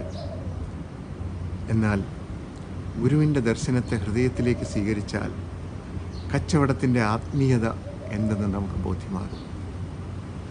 സത്യത്തിലും നീതിയിലും ഉറച്ചു നിന്നുകൊണ്ട് എങ്ങനെ ഒരു നല്ല വ്യവസായിയാകാം, കച്ചവടക്കാരനാകാം എന്നത് ഗുരുദർശനങ്ങളെ ധ്യാനിച്ചാൽ ബോധ്യമാവുന്നതേയുള്ളൂ. നോക്കൂ, ഒരു തീർത്ഥാടനം നടക്കുന്ന സമയത്ത് വ്യവസായത്തെക്കുറിച്ചും സംസാരിക്കുന്ന ഒരു സാധ്യത നമുക്ക് തുറന്നു കിട്ടിയത് എന്തുകൊണ്ടാണ്? ദൈവത്തെക്കുറിച്ചും മോക്ഷത്തെക്കുറിച്ചും മാത്രം സംസാരിച്ചിരുന്ന സ്ഥലത്ത് നാം മുൻപ് പറഞ്ഞ വിഷയങ്ങൾ ഉൾപ്പെടെ വ്യവസായവും വിഷയമായത് എങ്ങനെയാണ്? ദൈവവും മോക്ഷവുമെല്ലാം എല്ലാവരിലും എല്ലാത്തിലും നിറഞ്ഞിരിക്കുന്ന സത്യവും നീതിയുമാണെന്ന് ഗുരു നമ്മെ ബോധ്യപ്പെടുത്തിയതിൻ്റെ സാക്ഷ്യപത്രങ്ങളാണ് ഈ നടക്കുന്നതെല്ലാം എന്ന് നാം മനസ്സിലാക്കണം. എന്നെ സംബന്ധിച്ചിടത്തോളം വ്യവസായം എന്നത്, ബിസിനസ് എന്നത് ഒരു പ്രാർത്ഥനയാണ്. എന്നിൽ വന്നു ചേരുന്ന ചില സാധ്യതകളെ ഞാൻ ആത്മാർത്ഥമായി ജീവിക്കുന്നു എന്നേയുള്ളൂ. ഓരോരുത്തരിലുമുള്ള സാധ്യതയെ ദൈവാനുഗ്രഹമായി ഗുരുകാരുണ്യമായി മനസ്സിലാക്കി സമർപ്പണ മനസ്സോടെ ജീവിക്കാൻ നാം തയ്യാറായാൽ എല്ലാം വിജയമായി വരും എന്നാണ് എൻ്റെ അനുഭവം. ഇനി അഥവാ എന്തെങ്കിലും നടന്നില്ലെങ്കിൽ അതെനിക്ക് വേണ്ടാത്തതായിരുന്നു എന്ന് മനസ്സിലാക്കി സമാധാനിക്കാനും ആ അറിവ് നമ്മെ സഹായിക്കും. നാം അനുദിനം ചെയ്യുന്ന തൊഴിലിന് അല്ലെങ്കിൽ വ്യവസായ സംരംഭങ്ങൾക്ക് ശാരീരിക മാനത്തോടൊപ്പം ഒരാത്മീയ തലവുമുണ്ട്. ശാരീരിക അധ്വാനത്തിൻ്റെ ഫലപ്രാപ്തിക്കും വിജയത്തിനും നമുക്ക് ഈശ്വര കൃപ കൂടിയേ തീരൂ. ഗുരുവിനോടെന്ന പോലെ ചെയ്യുന്ന തൊഴിലിനോടും നമുക്കൊരു ഭക്തിഭാവം വേണം. ആത്മസമർപ്പണത്തോടെ പ്രവർത്തിക്കാനാവും എന്ന് ഉറപ്പുള്ള ഇടങ്ങളിൽ നമ്മൾ വ്യവസായത്തിനായി തിരഞ്ഞെടുക്കാവൂ. അപ്പോൾ തൊഴിലിടം തന്നെ ചൈതന്യമുള്ള ഒരു മന്ദിരമായി മാറും. പ്രവാസിയായ ഞാൻ തിരഞ്ഞെടുത്തിട്ടുള്ള വ്യവസായ മേഖലകളെല്ലാം സേവനത്തിൻ്റെ പാതയിലുള്ളവയും കൂടുതൽ ജനങ്ങൾക്ക് തൊഴിലവസരം ലഭിക്കുന്നതിന് ഊന്നൽ നൽകുന്നവയുമാണ്.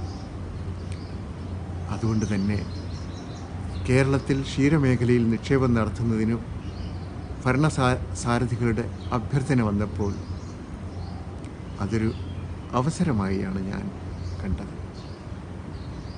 എന്നിലൂടെ ഈശ്വരേച്ഛ നടപ്പാക്കുന്നതായാണ് ഞാൻ മനസ്സിലാക്കിയത്. തൊഴിൽ രഹിതരായ അനേകം ആളുകൾക്ക് ഒരു ജീവിതമാർഗം തുറന്നു കൊടുക്കാനുള്ള ഒരു മാധ്യമമായി ഭഗവാൻ എന്നെ തിരഞ്ഞെടുത്തത് ഈശ്വര നിമിത്തമായിട്ടാണ് ഞാൻ കണ്ടത്. ഒപ്പം നാടിൻ്റെ സാമ്പത്തിക വ്യവസായ മേഖലയിൽ ഒരു കൈത്താങ്ങാവുവാൻ സാധിച്ചത് ഭാഗ്യമായി കരുതുന്നു. നമുക്കെല്ലാം അറിയാം, ഇന്ത്യൻ കാർഷിക സമ്പദ്ഘടനയുടെ നട്ടെല്ലാണ് ക്ഷീരമേഖല. ഇന്ത്യയുടെ സമ്പദ് വ്യവസ്ഥ മാത്രമല്ല, ലോകരാഷ്ട്രങ്ങളുടെ സമ്പദ് വ്യവസ്ഥയിലും നിർണായക സ്വാധീനം ചെലുത്തുന്ന ഘടകമാണിത്. ജീവനോപാധി എന്ന നിലയിൽ ഈ മേഖലയിൽ പ്രവർത്തിക്കുന്നവർ അനവധിയാണ്. ഭാരതീയ സംസ്കാരം അനുസരിച്ച് പോലും പൈക്കളും വസ്ത്രവുമൊക്കെ എല്ലാ കാലത്തും ആത്മീയതയോട് ചേർന്ന് നിൽക്കുന്നവയാണ്. ശ്രീകൃഷ്ണ ഭഗവാന്റെ കാലം മുതൽക്കേ നമ്മുടെ സംസ്കാരത്തിൽ പശു വളർത്തലും ക്ഷീരോത്പാദനവുമൊക്കെ പവിത്രമായൊരു ഉപജീവന മാർഗമായിട്ടാണ് കണ്ടിരുന്നത്. നിങ്ങളിൽ ഭൂരിഭാഗം പേരുടെയും വീടുകളിൽ എന്ന പോലെ ചെറുപ്പത്തിൽ ഞങ്ങളുടെ കുടുംബത്തിലും പശുക്കളുണ്ടായിരുന്നു. പശുവിനെ കറക്കാനും മറ്റും ഞാനും അമ്മയെ സഹായിച്ചിരുന്നു. പാൽ കറക്കാനായി അമ്മയോടൊപ്പം ചേരുക എൻ്റെ ദിനചര്യങ്ങളിൽ കൂടുതൽ ഊർജം നിറച്ചിരുന്നു. ഇന്നിപ്പോൾ കർഷകൻ്റെ സുസ്ഥിര വരുമാന സ്രോതസ്സായി ക്ഷീരമേഖല മാറിക്കഴിഞ്ഞിരിക്കുന്നു. ലക്ഷോപലക്ഷം ഗ്രാമവാസികൾക്ക് അവരുടെ ജീവിതമാർഗമാണ് ക്ഷീരോത്പാദന മേഖല. ക്ഷീരമേഖലയിൽ ഗണ്യമായ പുരോഗതിയിലേക്ക് നയിച്ച നമ്മുടെ നാട്ടുകാരനായ ശ്രീമാൻ വർഗീസ് കുര്യൻ സാറിൻ്റെയും അദ്ദേഹം ആവിഷ്കരിച്ചു നടപ്പിലാക്കിയ ധവള വിപ്ലവത്തിൻ്റെ വൈറ്റ് റവല്യൂഷൻ പങ്ക് നമുക്ക് വിസ്മരിക്കാനാവില്ല. ദൈവം മുന്നിലേക്ക് നീട്ടിയ സാധ്യതകളെ കൃത്യമായി നടപ്പിലാക്കാൻ അദ്ദേഹത്തിന് സാധിച്ചെടുത്താണ് ഇന്ത്യയുടെ പാൽക്കാരൻ്റെ വിജയം. ശ്രീമാൻ വർഗീസ് കുര്യൻ വിഭാവന ചെയ്ത മാതൃക തന്നെയാണ് ക്ഷീരമേഖല വിപുലീകരിക്കാൻ നല്ലതെന്ന അറിവ് കൊണ്ടാണ് അതേ മാതൃകയിൽ ക്ഷീരവ്യവസായം സ്വയം ആരംഭിക്കുവാൻ എനിക്ക് ആത്മവിശ്വാസം നൽകിയത്. കേരളത്തിൽ വ്യവസായത്തിനായി ഒരു മേഖല തിരഞ്ഞെടുക്കുവാൻ അവസരം കിട്ടിയപ്പോൾ വൈകാരികമായും ആത്മീയമായി ഹൃദയത്തോട് ചേർന്ന് നിൽക്കുന്ന ക്ഷീരവ്യവസായം തന്നെ തിരഞ്ഞെടുക്കാനുള്ള വിവേകം ഉണ്ടായത് ഈശ്വര നിശ്ചയമായി പലപ്പോഴും തോന്നിയിട്ടുണ്ട്. ആത്മീയ ശാരീരിക സമഗ്രതയുള്ള വ്യവസായ സംരംഭം എത്ര ചെറുതാകട്ടെ വലുതാവട്ടെ അന്തസ്സുള്ളതും സംതൃപ്തി തരുന്നതുമായി പരിണമിക്കും എന്നാണ് എൻ്റെ അനുഭവം. എൻ്റെ ജീവിതം, എൻ്റെ അനുഭവങ്ങൾ എന്ന് നമ്മൾ പറയുന്നത് കുറേ അറിവുകളാൽ നിയന്ത്രിതമായിട്ടുള്ള ഒരു ഊർജമാണ്. ഈ അറിവിനെ ഇന്നത്തെ ഭാഷയിൽ നമുക്ക് സോഫ്റ്റ്വെയർ എന്ന് പറയാം. കുറച്ച് ഊർജം, കുറച്ച് അറിവ്, കുറച്ച് അനുഭവങ്ങൾ, ഇവ മൂന്നും കൂടി ചേർന്നതാണ് നമ്മൾ. ഇതും ഒരു വിവരസാങ്കേതിക വിദ്യയാണ്. ആ വിദ്യയിലേക്ക് ആത്മീയത കൂടി ചേരുമ്പോഴാണ് യഥാർത്ഥ ദിശാബോധം ഒരു വ്യവസായിയിൽ ജനിക്കുന്നത്. നമുക്കറിയുന്ന വിവരത്തിലേക്ക് സർവജ്ഞാനിയായ ഈശ്വരനെ കൂടി ഉൾപ്പെടുത്തുമ്പോഴാണ് വിജയമുണ്ടാകുന്നത്.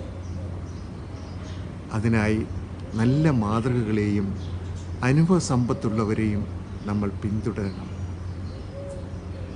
ഡയറി ഫാം തുടങ്ങാൻ പദ്ധതിയിടുമ്പോൾ ക്ഷീരോത്പാദനം, സംഭരണം, സംസ്കരണം, വിതരണം ഇവ നാലും ഒരുപോലെ ശ്രദ്ധിച്ചെങ്കിൽ മാത്രമേ വ്യവസായം വികസിക്കുകയുള്ളൂ എന്ന് പരിചയസമ്പന്നരായ വിദഗ്ധന്മാരിൽ നിന്നും ഞാൻ മനസ്സിലാക്കി. എനിക്കെല്ലാം അറിയാം, എൻ്റെ കയ്യിൽ മൂലധനമുണ്ട് എന്ന ഭാവത്തിൽ മുൻ വിജയ മാതൃകകൾ പഠിക്കാതെയും പിന്തുടരാതെയും ഇരുന്നെങ്കിൽ എൻ്റെ വ്യവസായം പൂർണ്ണ വിജയത്തിലേക്ക് എത്തിക്കുവാൻ സാധ്യമാകുമായിരുന്നില്ല. ഞാനെന്ന ഭാവം മാറ്റിവെച്ച് ചുറ്റുമുള്ളതിൽ നിന്നെല്ലാം പഠിക്കാൻ ശ്രമിക്കുമ്പോഴാണ് നല്ല മാതൃകകളുടെ സ്വാധീനം നമ്മളിൽ വന്നു ചേരുക. അതിന് ഏകാഗ്രമായൊരു ആത്മീയ ഭാവത്തോടെ, ഒരു ധ്യാന മനസ്സോടെ വ്യവസായത്തെ കാണണം. അല്ലാതെ അല്ലാത്ത സമീപനങ്ങളെല്ലാം പാത്രം കമഴ്ത്തി വെച്ച് പ്രസാദം വിളമ്പുന്നത് പോലെ നിരർത്ഥകമായിരിക്കും. 2017 തമിഴ്നാടിൻ്റെ തെക്കൻ ജില്ലയിൽ 400ഓളം ഏക്കർ സ്ഥലത്ത് സീഡൻ ടെക്നോളജിയിലാണ് മുരളിയ ഡയറി ഫാം ആരംഭിക്കുന്നത്. ശാസ്ത്രത്തോടൊപ്പം പാരമ്പര്യവും കൂടി സമന്വയിപ്പിച്ചുകൊണ്ടുള്ള സാങ്കേതിക വിദ്യയാണ് ഞാൻ വ്യവസായത്തിനായി വിഭാവനം ചെയ്തത്. നല്ല പാലുൽപ്പന്ന ശേഷിയുള്ള കറവ പശുക്കൾക്ക് പുറമേ അവയ്ക്ക് ആവശ്യമായ സമീകൃത തീറ്റ, പുല്ലുൽപാദനം, യന്ത്രവൽകൃത കറവ, പാൽ ശീതീകരിക്കുന്ന സംവിധാനം എന്നിവ മുരളിയ ഡയറി ഫാമിൻ്റെ സവിശേഷതകളാണ്. ഓരോന്നും കൃത്യമായി പഠിച്ച് നൂതന സാങ്കേതിക വിദ്യയുടെ സഹായത്തോടെ നടപ്പിലാക്കിയവയാണ്. പാൽ, ഗുണമേന്മ നിർണയം, വില നിശ്ചയം, വില കൈമാറൽ എല്ലാം തന്നെ പൂർണ്ണമായും ഓൺലൈനായിട്ടാണ് നടത്തിവരുന്നത്. പാലിൻ്റെ ഊഷ്മാവ് നിലനിർത്തുന്നതിനായി മുരളിയ സ്വീകരിക്കുന്നത് കോൾഡ് ചെയിൻ ടെക്നോളജിയാണ്. പാലിൻ്റെ ആയുസ് സ്വാഭാവികമായി നിലനിർത്തുന്ന സാങ്കേതികതയാണ് ഈ കോൾഡ് ചെയിൻ. കൃഷി അധിഷ്ഠിതമായ ഒരു വ്യവസായത്തിലേക്ക് ടെക്നോളജി കൂടി ഉൾപ്പെടുത്തുന്നത് എത്രമാത്രവും ഫലവത്താവും എന്ന ചോദ്യങ്ങളൊക്കെ ഒരു കാലത്ത് ഉയർന്നിരുന്നു. കച്ചവടത്തിനായി സാങ്കേതിക ശാസ്ത്ര പരിശീലനങ്ങൾ ആവശ്യമാണെന്ന് ഗുരുദേവ ദർശനങ്ങൾ തന്നെ പ്രതിപാദിക്കുന്നുണ്ട്. കൃഷി അധിഷ്ഠിതമായ വ്യവസായങ്ങൾ നമ്മുടെ വീട്ടിലെ പൂന്തോട്ടം പോലെയാണ്. മണ്ണ്, സൂര്യപ്രകാശം അല്ലെങ്കിൽ ചെടിയുടെ തണ്ട് തുടങ്ങിയ ധാരാളം ഘടകങ്ങൾ ശരിയായ രീതിയിലല്ലെങ്കിൽ അവ പുഷ്പിക്കുകയില്ല. അവയെ പരിപാലിക്കേണ്ടതുണ്ട്. അതുപോലെ തന്നെയാണ് കൃഷിയും അതുമായി ബന്ധപ്പെട്ട വ്യവസായങ്ങളും. പരമ്പരാഗത വ്യവസായങ്ങൾ ശാസ്ത്ര സാങ്കേതിക സഹായത്തോടെ കൂടുതൽ മികവുറ്റതാക്കാൻ സാധിക്കും. സാങ്കേതികത കൂടി ഉൾപ്പെടുമ്പോൾ കൂടുതൽ ആളുകൾക്ക് വരുമാനമാർഗം എന്ന സ്വപ്നം കൂടിയാണ് സത്യമാവുന്നത്. ആത്മീയ വളർച്ചയ്ക്ക് ഭൗതികമായ സാഹചര്യങ്ങൾ അനുകൂലമാക്കേണ്ടതുണ്ടെന്ന് ഗുരുവചനങ്ങളിൽ കാണാം. സ്ഥിര വരുമാനവും സമാധാനവും ഐക്യവും നിലനിർത്തുന്ന കുടുംബത്തിലെ ആത്മീയ വളർച്ച നല്ല രീതിയിൽ സംഭവിക്കുകയുള്ളൂ. ഇന്ന് മുരളിയ ഡയറി ഫാമിൻ്റെ 25 കിലോമീറ്റർ ചുറ്റളവിലുള്ള ഗ്രാമങ്ങളിലെ കർഷകർക്ക് ഫാമിൻ്റെ സേവനം ലഭ്യമാണ്. കർഷകർക്ക് അവരുടെ പശുക്കളെ ശാസ്ത്രീയമായ രീതിയിൽ പരിപാലിക്കുന്നതിനും ഗുണമേന്മയുള്ള പാൽ ഉൽപ്പാദിപ്പിക്കുന്നതിനും ആവശ്യമായ സഹായങ്ങൾ മുരളിയ ഡയറി നൽകി വരുന്നുണ്ട്. കർഷകർക്ക് അവർ നൽകുന്ന പാലിൻ്റെ വില എല്ലാ വെള്ളിയാഴ്ചയും നേരിട്ട് അവരവരുടെ ബാങ്ക് അക്കൗണ്ടുകളിലേക്ക് കൈമാറുമ്പോൾ ഉണ്ടാവുന്ന തൃപ്തിയാണ് നമുക്കുള്ള ഊർജം. അവനവൻ ആത്മസുഖത്തിന് ആചരിക്കുന്നവ അവരെന്നെ സുഖത്തിനായി വരേണം എന്ന ഗുരുവാചകം ഹൃദയത്തിൽ ധ്യാനിച്ചുകൊണ്ടാണ് എൻ്റെയും ജീവിതം. എൻ്റെ വ്യവസായം വളരുന്നതിനോടൊപ്പം എനിക്ക് ചുറ്റുമുള്ളവരും എൻ്റെ നാടും അഭിവൃദ്ധിയിലേക്ക് കുതിക്കണം എന്ന ലക്ഷ്യമാണ് എന്നെ നയിക്കുന്നത്. ഓരോ വ്യവസായിയും അങ്ങനെ ചിന്തിച്ചാൽ ഗുരുദേവൻ വിഭാവനം ചെയ്ത സുന്ദരമായ ആ സങ്കല്പത്തിലേക്കുള്ള യാത്ര വിദൂരമല്ല. 2017 ആരംഭിച്ച മുരളിയ ഉൽപ്പന്നങ്ങൾക്ക് ഈ ചെറിയ കാലയളവിൽ തന്നെ ജനങ്ങളിൽ നിന്നും വലിയ വിശ്വാസവും ശക്തമായ പിന്തുണയും നേടാൻ സാധിച്ചു. മികച്ച വിലയിൽ കൃത്യമായ സ്ഥലത്ത് കൃത്യസമയത്ത് ലഭ്യമാക്കാൻ സാധിച്ചാൽ ഏത് ബിസിനസ്സും വിജയിക്കും, ഏത് ഉൽപ്പന്നവും സ്വീകരിക്കപ്പെടും. ഇത് കാലം എനിക്ക് പകർന്നു നൽകിയ പാഠമാണ്. ഇവയൊക്കെ പോലെ തന്നെ സുപ്രധാനമായ ഒന്നാണ് കഴിവിറ്റ ആളുകളെ വ്യവസായത്തിൻ്റെ പ്രധാന സ്ഥാനങ്ങളിൽ കൊണ്ടുവരിക എന്നത്. കാര്യങ്ങൾ മുൻകൂട്ടി കാണാനും തീരുമാനങ്ങൾ സംയോജിതമായി കൈക്കൊള്ളാനും കഴിവുള്ളവരും ആത്മീയ ചിന്തയുള്ളവരുമായ ജീവനക്കാർ ഉറപ്പായും ബിസിനസ്സിൻ്റെ സാധ്യതകൾ വർദ്ധിപ്പിക്കും. എൻ്റെ വിവിധ സംരംഭങ്ങൾക്ക് ജാതിമത ഭേദമന്യേ ഉദ്യോഗാർത്ഥികളെ നിയമിക്കാറുണ്ടെങ്കിലും ഏതെങ്കിലും ഒരു ദൈവത്തിലോ ശക്തിയിലോ വിശ്വസിക്കുന്നവരാവണം എന്ന നിർബന്ധം ഞാൻ സൂക്ഷിക്കാറുണ്ട്. അവർ ആത്മീയത പാലിക്കുന്നവരും ഭക്തിയുള്ളവരും ആത്മാർപ്പണമുള്ളവരുമായിരിക്കും. അവർ തൊഴിൽ ശോഭിക്കും എന്നാണ് ഞാൻ കരുതുന്നത്. ഒരു വ്യവസായി എന്ന നിലയിൽ വ്യവസായത്തിൻ്റെ എല്ലാ മേഖലകളിലും ഇടപെടുക എന്ന രീതിയാണ് ഞാൻ പിന്തുടരുന്നത്. ഓരോ പുതിയ തീരുമാനവും എടുക്കുന്നത് മുതൽ നടപ്പാക്കുന്നതുവരെ അതിൻ്റെ ഭാഗമായി ഞാൻ ഉണ്ടാകും. അതുവഴി പുതിയ കാര്യങ്ങൾ പഠിക്കാനും പുത്തൻ അറിവുകൾ നേടാനും ഭാവിയിൽ മികച്ച തീരുമാനങ്ങൾ എടുക്കാനും വേണ്ട ദിശാബോധം ആർജിക്കാനും സാധിക്കുന്നു. ജീവിതത്തിൽ വിവിധ സാഹചര്യങ്ങളിൽ നമുക്ക് ഡോക്ടറുടെ, പോലീസ് ഓഫീസർ തുടങ്ങിയ എല്ലാ മേഖലകളിലും ജോലി ചെയ്യുന്ന ആളുകളുടെ സേവനങ്ങൾ ആവശ്യമായി വരും. എന്നാൽ ദിവസവും 3 നേരമെങ്കിലും നമ്മൾ ഒരു കർഷകൻ്റെ അധ്വാനത്തിൻ്റെ ഫലം ഉപയോഗിക്കുന്നുണ്ട്. ഒരു വ്യവസായിയുടെ ഉൽപ്പന്നം ഉപയോഗിക്കുന്നുണ്ട്. അവിടെയാണ് എങ്ങനെയാണ് കൃഷി ഒരു വ്യവസായമായി വളർത്തേണ്ട ആവശ്യകതയും ശ്രീനാരായണ ഗുരുദേവൻ്റെ വീക്ഷണങ്ങളുടെ പ്രസക്തിയും. നമ്മുടെ നാട്ടിൽ വ്യവസ്ഥയുള്ള വ്യവസായ ഇടങ്ങൾ രൂപപ്പെട്ടു വരേണ്ടതുണ്ട്. പരിസ്ഥിതിയെ മലിനമാക്കാത്ത തരത്തിലുള്ള ശാസ്ത്രീയമായി അതെല്ലാം നടപ്പിലാക്കാനുള്ള സാധ്യതകളും ഇന്നുണ്ട്. ഒരുവന് നല്ലതും അന്യനല്ലലും ചേർപ്പൊരു തൊഴിൽ ആത്മവിരോധി എന്ന ഗുരുവിൻ്റെ മഹത്തായ ദർശനത്തെ ഹൃദയത്തിൽ മുറിയാതെ ധ്യാനിക്കുകയും അത് ജീവിതത്തിലേക്ക് പകർത്തുകയും ചെയ്യുക മാത്രം ചെയ്താൽ മതി. കാലം മുന്നോട്ടൊഴുകുമ്പോൾ പുതിയ കാഴ്ചപ്പാടുകൾ രൂപപ്പെട്ടു വരേണ്ടതും അത്യാവശ്യമാണ്. ഈ കോവിഡ് കാലത്ത് നാം അത് കാണുകയുണ്ടായി. ഒരു ക്ഷേത്രം പണിയുന്നിടത്ത് തുടങ്ങി വലിയ സമ്മേളനങ്ങൾ നടത്തുന്നിടത്ത് വരെ എങ്ങനെയാണ് പരിവർത്തനങ്ങൾ നടപ്പിലാക്കേണ്ടതെന്ന് നമ്മെ പഠിപ്പിച്ച ഗുരു തന്നെയാണ് ഇന്നും അതിനെല്ലാം മാതൃകയായിരിക്കുന്നത്. നമ്മിലേക്ക് വന്നു ചേരുന്നതിനെ ചുറ്റുപാടിലേക്ക് കൂടി പകരുക എന്നത് ധന്യതയാണ്, ഹൃദ്യതയാണ്. അത് നൽകുന്ന സംതൃപ്തിയാണ് എനിക്കും ആത്മീയത. അത് ഞാൻ സാംശീകരിച്ചത് ഗുരുവിൽ നിന്നും ഗുരുദർശനങ്ങളിൽ നിന്നുമാണ്.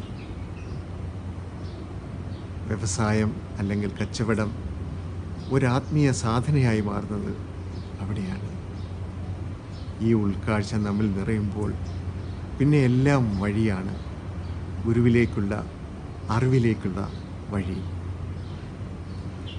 എന്നെ ശ്രവിച്ച എല്ലാവർക്കും പ്രണാമം അർപ്പിച്ചുകൊണ്ട് നമസ്തേ.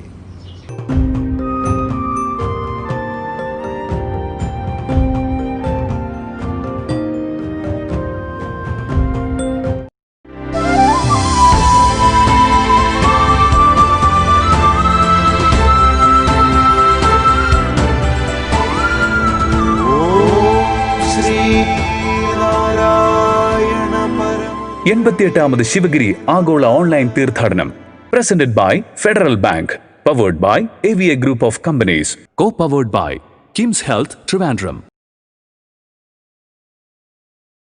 Namaskaram.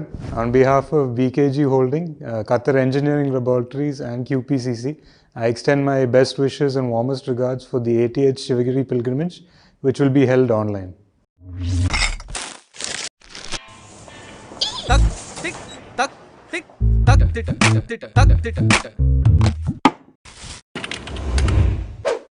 $473 cash or card?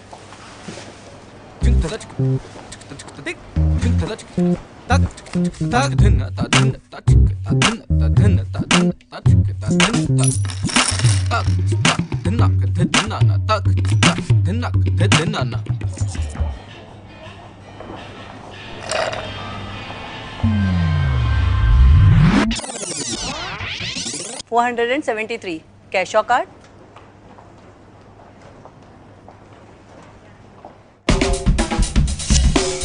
No swiping, no typing, no counting. Just tap and away you go. Introducing contactless cards from Federal Bank.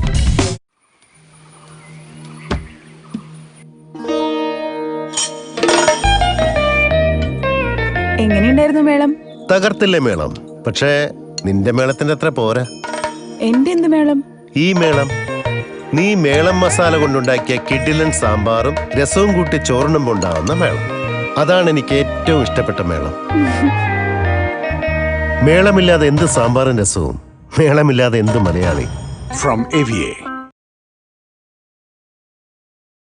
എല്ലാ വർഷവും ലക്ഷക്കണക്കിന് ശ്രീനാരായണീയ ഭക്തരുടെ തീർത്ഥാടന മഹാമഹമായിട്ട് ആഘോഷിക്കാറുള്ള ശിവഗിരി തീർത്ഥാടനം ഈ വർഷത്തെ പ്രത്യേക സാഹചര്യത്തിൽ വെർച്വലായിട്ട് ആഘോഷിക്കുന്ന ഈ അവസരത്തിൽ എൻ്റെയും എൻ്റെ മിഡിൽ ഈസ്റ്റിലുള്ള സ്ഥാപനങ്ങളായ BKG holdings, Qatar engineering laboratories, quality piling and construction, അതിൻ്റെ എല്ലാ എംപ്ലോയീസിൻ്റെയും എൻ്റെ ഫാമിലിയുടെയും എല്ലാവിധ ആശംസകളും നേരുകയാണ്. ഇതൊരു വലിയ സക്സസ്സായിട്ട് നടക്കട്ടെ എന്ന് ഞാൻ ആത്മാർത്ഥമായി പ്രാർത്ഥിക്കുന്നു. വരും വർഷങ്ങളിൽ പഴയതുപോലെ തന്നെ എല്ലാവർക്കും ഒത്തുകൂടി ഇത് ഒരു സംഭവമായിട്ട് തന്നെ നടക്കാനുള്ള എല്ലാ സാഹചര്യവും ഗുരുദേവൻ്റെയും ദൈവങ്ങളുടെയും അനുഗ്രഹത്താൽ നടക്കട്ടെ എന്ന് ആശംസിക്കുകയാണ്.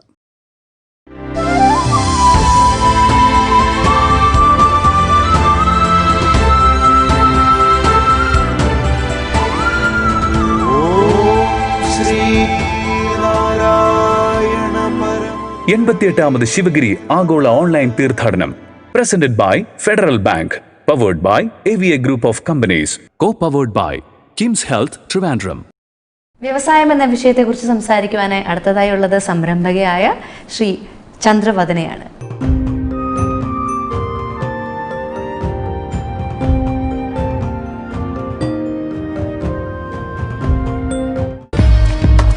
ചന്ദ്രവദന ഓണ്ടർപ്രണർഷിപ്പ് രംഗത്ത് മികവ് തെളിയിക്കുകയും മറ്റുള്ള യുവാക്കൾക്കും സ്ത്രീകൾക്കും മോട്ടിവേഷൻ നൽകുകയും ചെയ്യുന്ന യുവ സംരംഭക. തോൽവികളും തിരസ്കരണങ്ങളും ജീവിതത്തിൽ പലകുറി ആവർത്തിച്ചു വന്നിട്ടും വിജയത്തെ പിന്തുടർന്ന് ദൃഢതയോടെ നിന്ന സ്ത്രീ ശക്തി. 2018 Embertech woman in business award nominee. വനിതകൾക്ക് വേണ്ടി വ്യക്തിഗത തൊഴിൽ നൈപുണ്യ വികസന പ്രവർത്തനങ്ങൾ നടത്തുന്ന പ്രയാണ എന്ന സംരംഭത്തിന്റെ ഡയറക്ടർ. 88ാമത് ആഗോള വിർച്വൽ തീർത്ഥാടനത്തിലെ വ്യാവസായിക സമ്മേളനത്തിലേക്ക് the very energetic Miss Chandravandana. Namaskaram. Firstly, thank you so much Sivagiri TV as well as this year's Sivagiri Tirthadanam for choosing me to speak to you today about a very, very significant topic that will decide the future of not just our country but also the world. I am Dr. Chandravandana and I run an organization called Prayana. Prayana Collective is actually a unique ecosystem for women entrepreneurship and employability support. This organization was formed 3 years back by me based on the challenges as well as the situations that I underwent as an entrepreneur, deciding to set up my own business after working for some time. Being in India, being in Kerala, and being a part of the societal expectations, it has been quite challenging for me despite having all the qualifications and other things. So this led me thinking, why do our women face so much of difficulties and how can I solve it? That actually led to Prayana. To talk about women entrepreneurship and why women do not enter into business in our country especially, I should also give you some statistics. You will be surprised to know that India is ranked currently 52 out of 57 countries in terms of women entrepreneurship by one of the surveys conducted by Mastercard. Other than that, there are several indexes which is also not so bright when it comes to India. For example, the Global Gender Gap Index, which ranks India as 112, which is very, very poor in terms of the gender opportunities that India has got. So all the so-called not so good statistics is something which we have to work upon in the coming years as well as in the coming decade, so that we can ensure a gender equal as well as we can also utilize the 100% potentials of women in our country. So with this background, what I thought is I will talk to you today about 10 different ideas which is important when it comes to women entrepreneurship. What are the major challenges that women entrepreneurs in our country face and how probably we can actually solve it with the help of all the ecosystem support system that we can give them. So I'll be going one by one. I'll be trying to explain each of the challenge and the possible solutions. Let me start with the first challenge. The first and foremost challenge what I find is what business I should be doing. I think this starts with the woman herself. Firstly, most of the women right from childhood have been taught or rather have been conditioned to accept the decisions made by others in her family. For example, as a young girl or as a teenager or a young adult, most of the girls are expected to listen to their parents and accept whatever is their decision when it comes to their career choice or their marriage choice or anything like that. So most of the decision making has been taken by others in the family, whereas the girl is expected to accept that decisions. Now this actually leads her to be, I would say, unable to take a lot of decisions when it comes to herself as well as her preferences as well as her choices in business. Not just in business, I would say generally in career choices itself.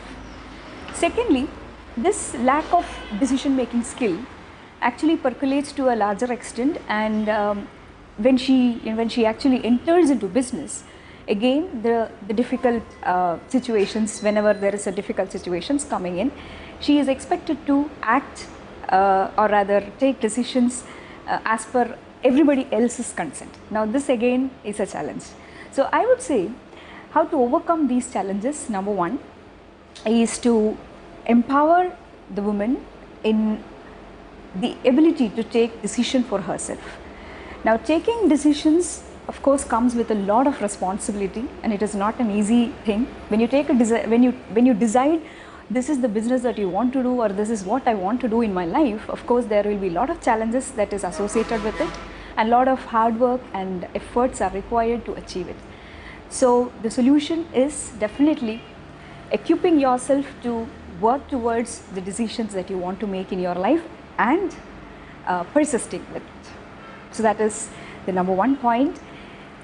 Inability to take decisions and how you can overcome it is keeping on going ahead, make more and more decisions, take ownership of your decisions. So that was the challenge number one. Now I'm going to the challenge number two that most of the women entrepreneurs in our country face, and that is the general societal expectations and the gender stereotyping that we face. So once a woman actually decides that I want to enter into business or any career for that matter, the second expectation is that she falls into the norms of the society, which means as a woman you are expected to enter into certain types of positions or profiles or business which is more suitable for a woman.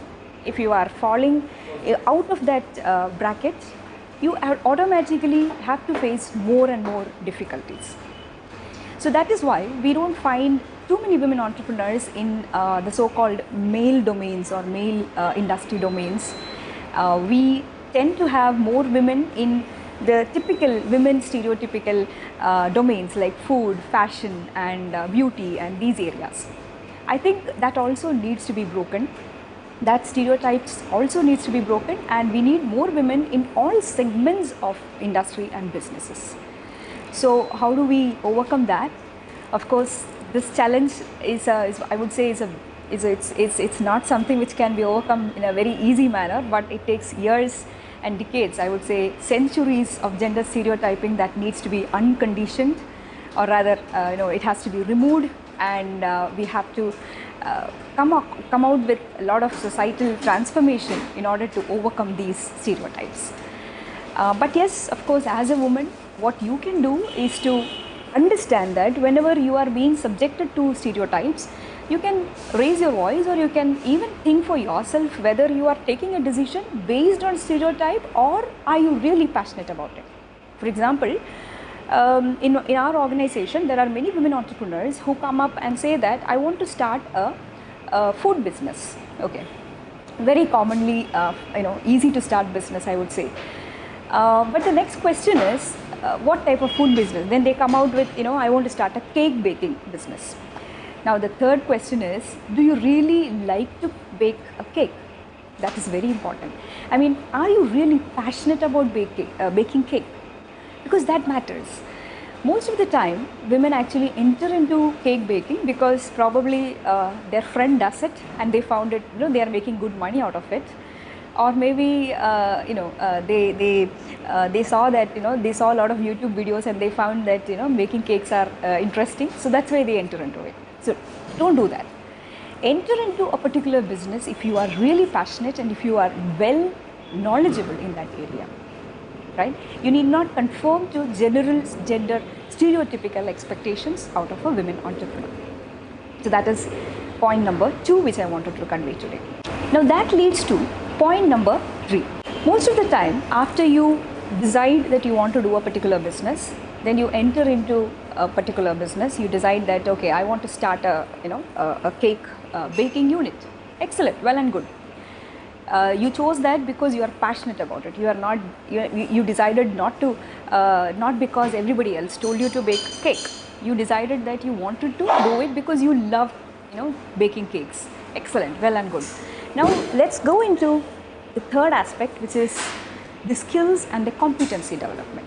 And this is where I would say most of the entrepreneurs or most of the business people, they are not able to manage their competency building along with their busy schedule. But unless an entrepreneur puts in efforts and unless an entrepreneur continuously upgrades and continuously keeps on learning things, the growth of the business will not happen.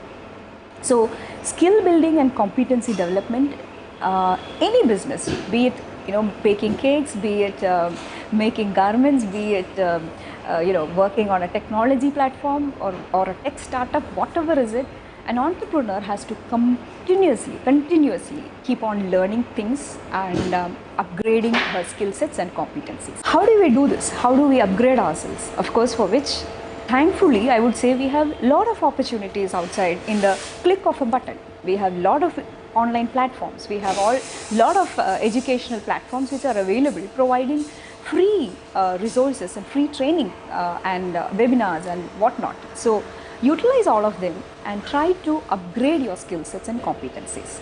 Never stay behind in any aspect, because what I have understood being an entrepreneur is that maybe in the initial stages you may be very good at cake baking and you are working towards building a business on cake baking. What happens next is that you need not, you as an entrepreneur, you cannot survive with just baking cakes. You need to know how to package it, you need to know how to photograph it, you need to know how to brand it, how to market it, how to sell it, and probably how to how to price it. Everything is very, very technical, as well as business aspects has to be learned, for which of course there are a lot of opportunities outside in the internet world. Just go ahead and keep yourselves updated. So that is point number 3. Now coming to point number 4. Now this is a very interesting question. I think most of the time even I get asked this question: how do you balance your family and your business?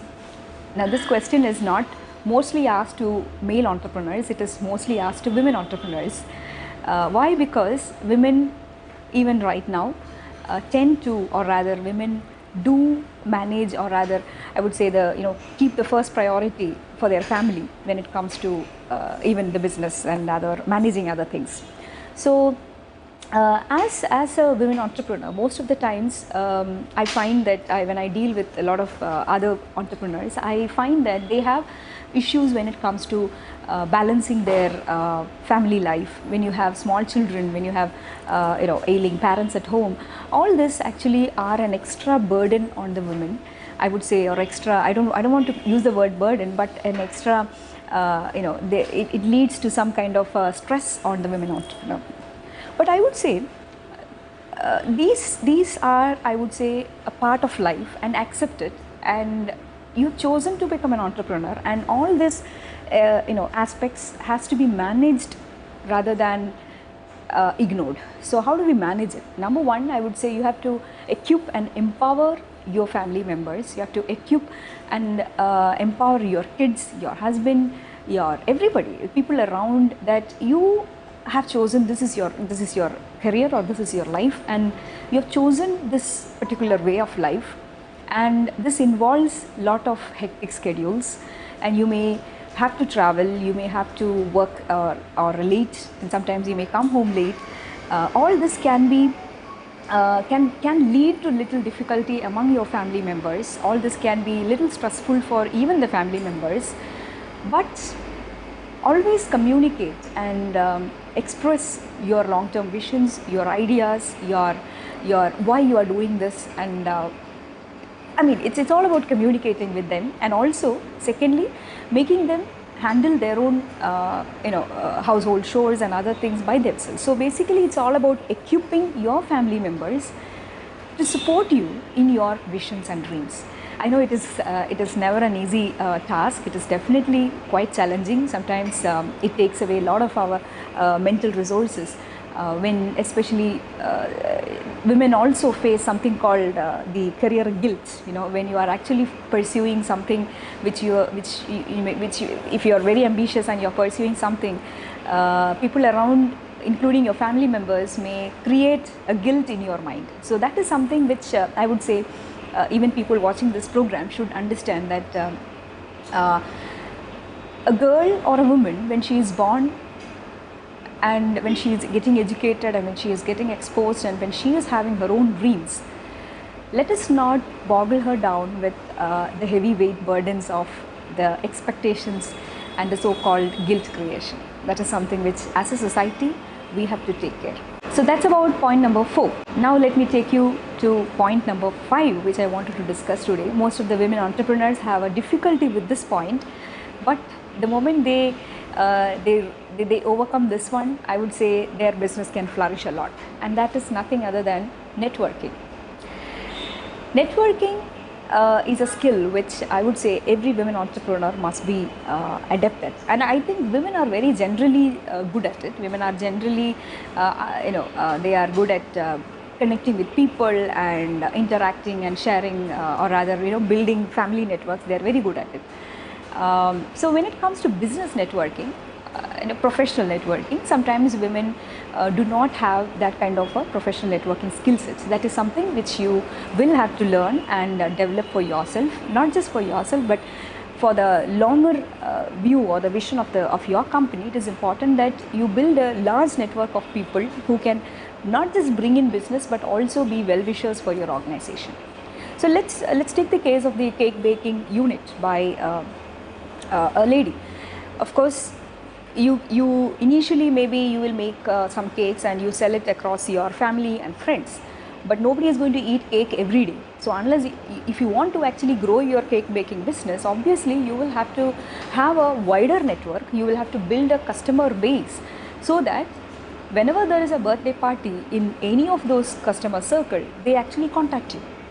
So this requires a lot of skill sets, which includes, in today's world, of course, digital skill sets. You will need to handle technology. You will need to use the social media and other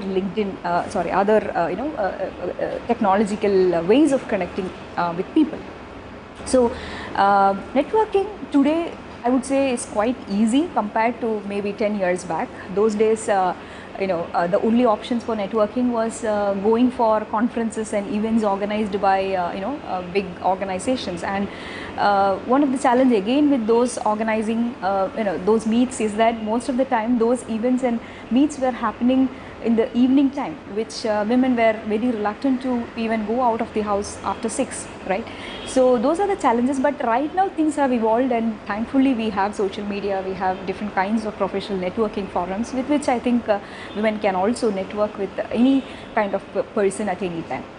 So use your network wisely. The more you network, the net worth actually increases. Your network is your net worth. So try improving your network. The next point which I wanted to discuss when it comes to women entrepreneurship in India is a very serious point, which is the access to funding, access to capital. I think in our country, less than 5% of women entrepreneurs get VC funded or the so-called heavy funding. Most of the funding currently happens through small and medium enterprises. Especially if you look at the entire genre of women entrepreneurship in the country, it will be mostly in the SME category, small and medium enterprises. And when it comes to small and medium enterprises itself, the kind of funding is limited, and it is more of debt funding than equity or other kinds of funding. Now, when you talk about debt, of course, most of the women, first they go to the gold which they have. The second, they will go to the bank or microfinances. Of course, there are a lot of microfinances which is supporting women entrepreneurs. And these are the two types of funding which generally women entrepreneurs approach. Very rarely or very few number of women entrepreneurs actually go into the angel or VC funding kind of system. But of course it is changing. The statistics are definitely improving. However, it is still less than 5 to 6% of funding in the whole country which is actually going to the women entrepreneurs. So this scenario has also to change, and one way to change is definitely having more women entrepreneurs into the ecosystem. Into the startup ecosystem, where you have more of disruptive and fast scalable enterprises coming in than the small and medium linear kind of enterprises. So access to funding is even now a key challenge, for which if you ask me, is there any big solution?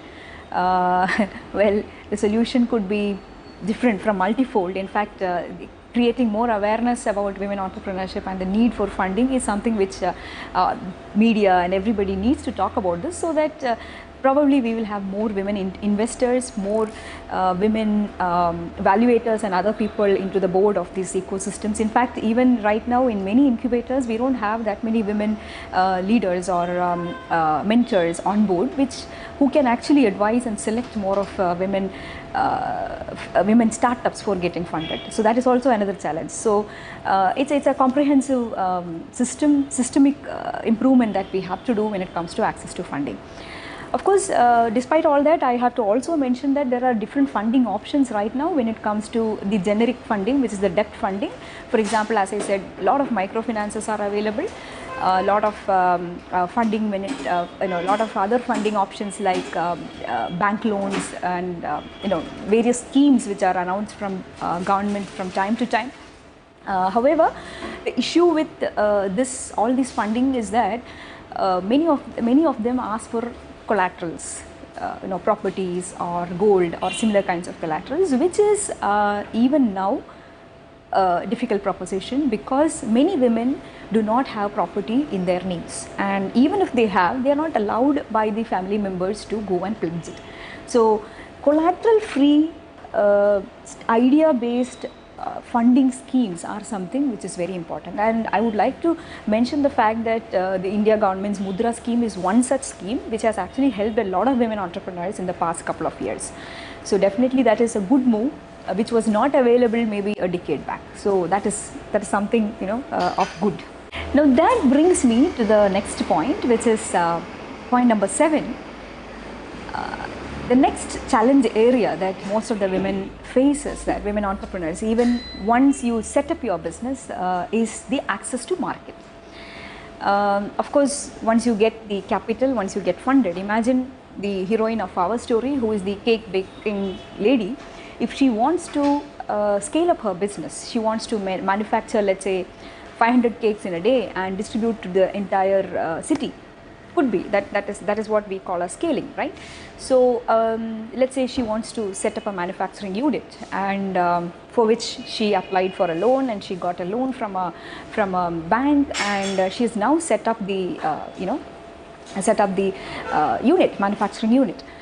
The next question is, how do you sell this 500 cakes? You can actually make 500 cakes in a day, but how do you sell this 500 cakes? That's where the access to market is still a challenge for most of the women. Now that's where, as an entrepreneur, you have to build upon your capabilities. As you have to work around how to market your cake, the profitability part of it, the pricing part of it, the branding part of it, how do you package it, everything comes into it. And the access, how do you promote it, how do you reach the customer, so which is the way you are going to sell this 500 cakes. So let's say you tie up with 50 bakeries in the city and give them 5 cakes each in a day, or maybe give them 10 cakes in a day to sell. And sometimes some of the bakeries may sell all 10 cakes, and some bakeries may sell just 2 cakes. So that means 8 of your cakes is a loss. So these are all issues, or these are all, I won't call it as issues, but these are all learnings that you will undergo, or rather you will learn how to expand your market, how to access your market, and for which, of course, as a women entrepreneur, you need to have a plan, you need to have a business acumen, or rather business model wherein you can actually reach out to these many people, and how you are reaching out. So it requires a lot of planning as well as action. Okay, so it is not just manufacturing cake, but when you enter into business, and that too in this kind of a scalable business, I would say it's all about strategy, it is all about building the market, it is all about networking, it is all about relationship building. So many different skill sets actually come into play. So access to market is still one challenge that most of the women entrepreneurs face. Even forget the 500 cake manufacturer, even a small scale women entrepreneur who is doing a home based business. For example, let's say you are good at making masalas, or maybe you are good at making a particular type of ornament. How do you sell it? In those days, earlier days, it has been very difficult. Probably you will go to the nearby shop and try to sell it.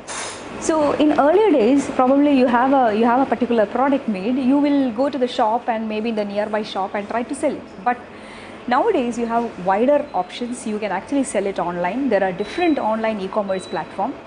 In fact, my own organization, Prana Collective, has an e-commerce platform where we try to sell women-made products and small home-based businesses and their handicrafts and their products and services, which we are trying to list there and promote. So there are different opportunities for you to look at beyond your neighborhood. In fact, if the entire economy, the so-called local business economy, which even our Prime Minister is talking about, buy local, I would say if we can actually boost that by bringing them online, it could simply mean that we are going to, our economy, Indian economy itself will be boosted to a great extent. So bringing the women businesses to online is definitely a big opportunity. Now, the next point which I want to discuss today is, of course, once you bring the business online, the next level is to probably even scale up beyond.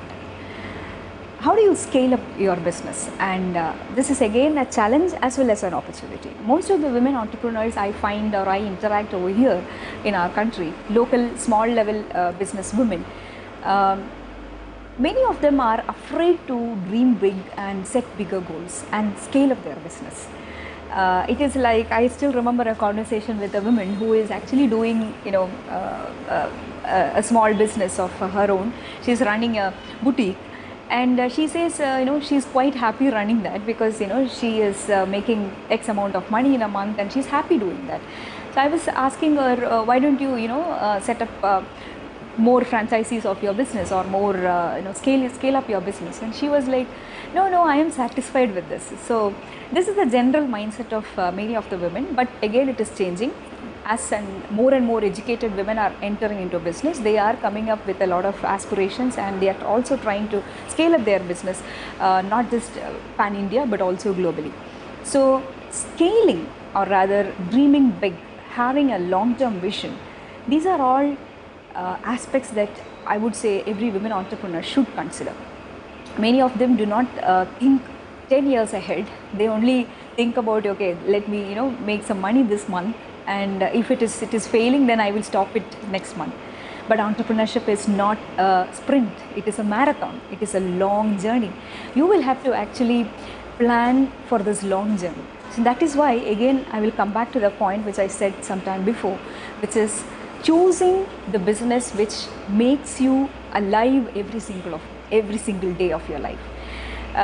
You cannot choose something which doesn't create that passion in you when you think about it every single day. If you are actually trying to build a business just because my neighbor is doing, or maybe someone else somewhere did that and they are making a lot of money and let me just copy it.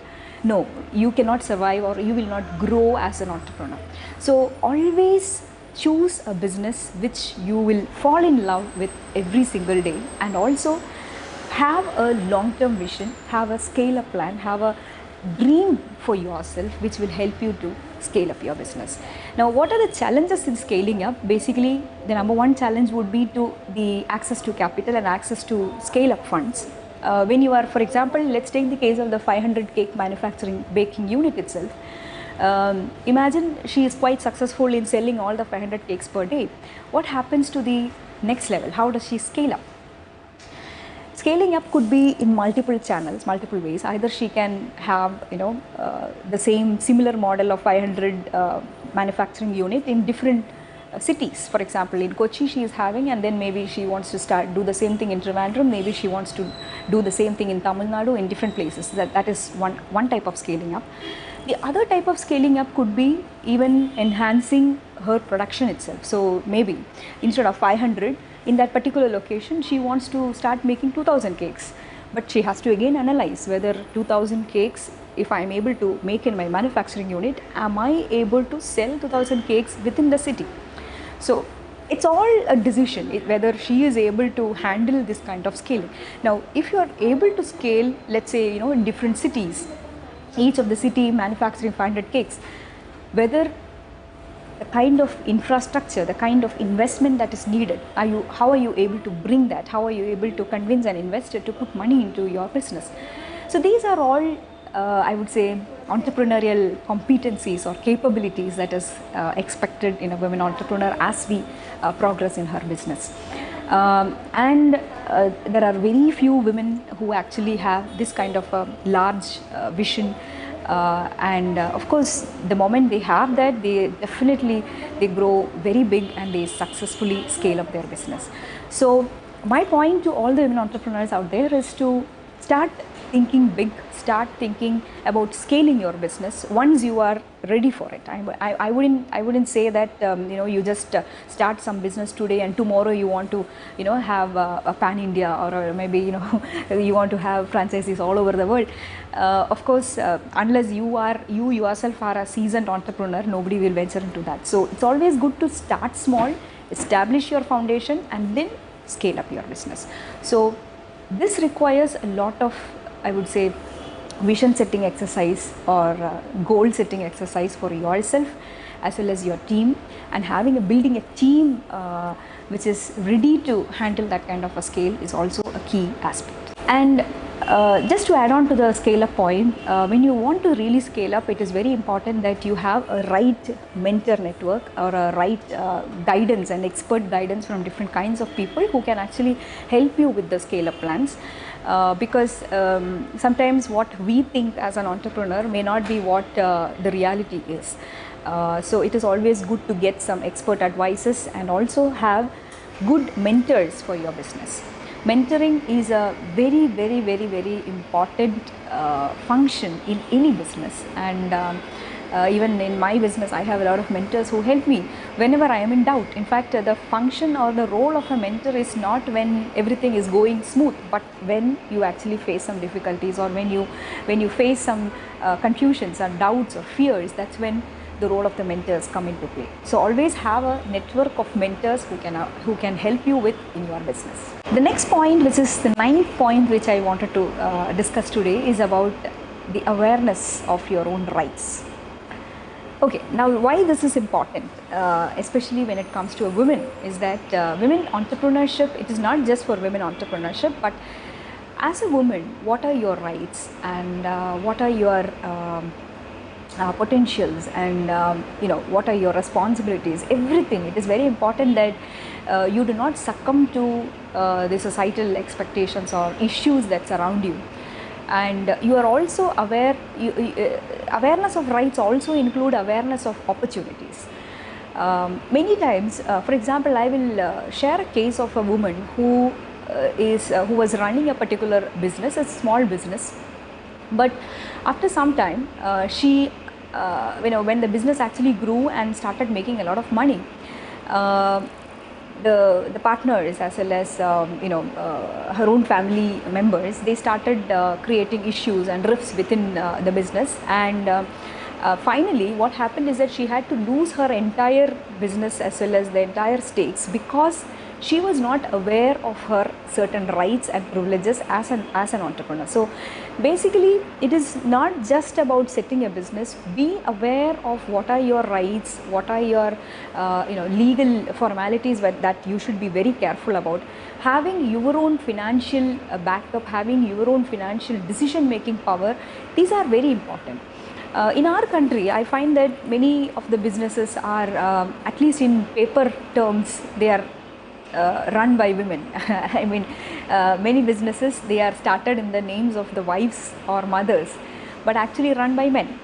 So, but that scenario should also change. Now, as a woman, if you are running the business, it is your business and it is your rights. You should be aware of that.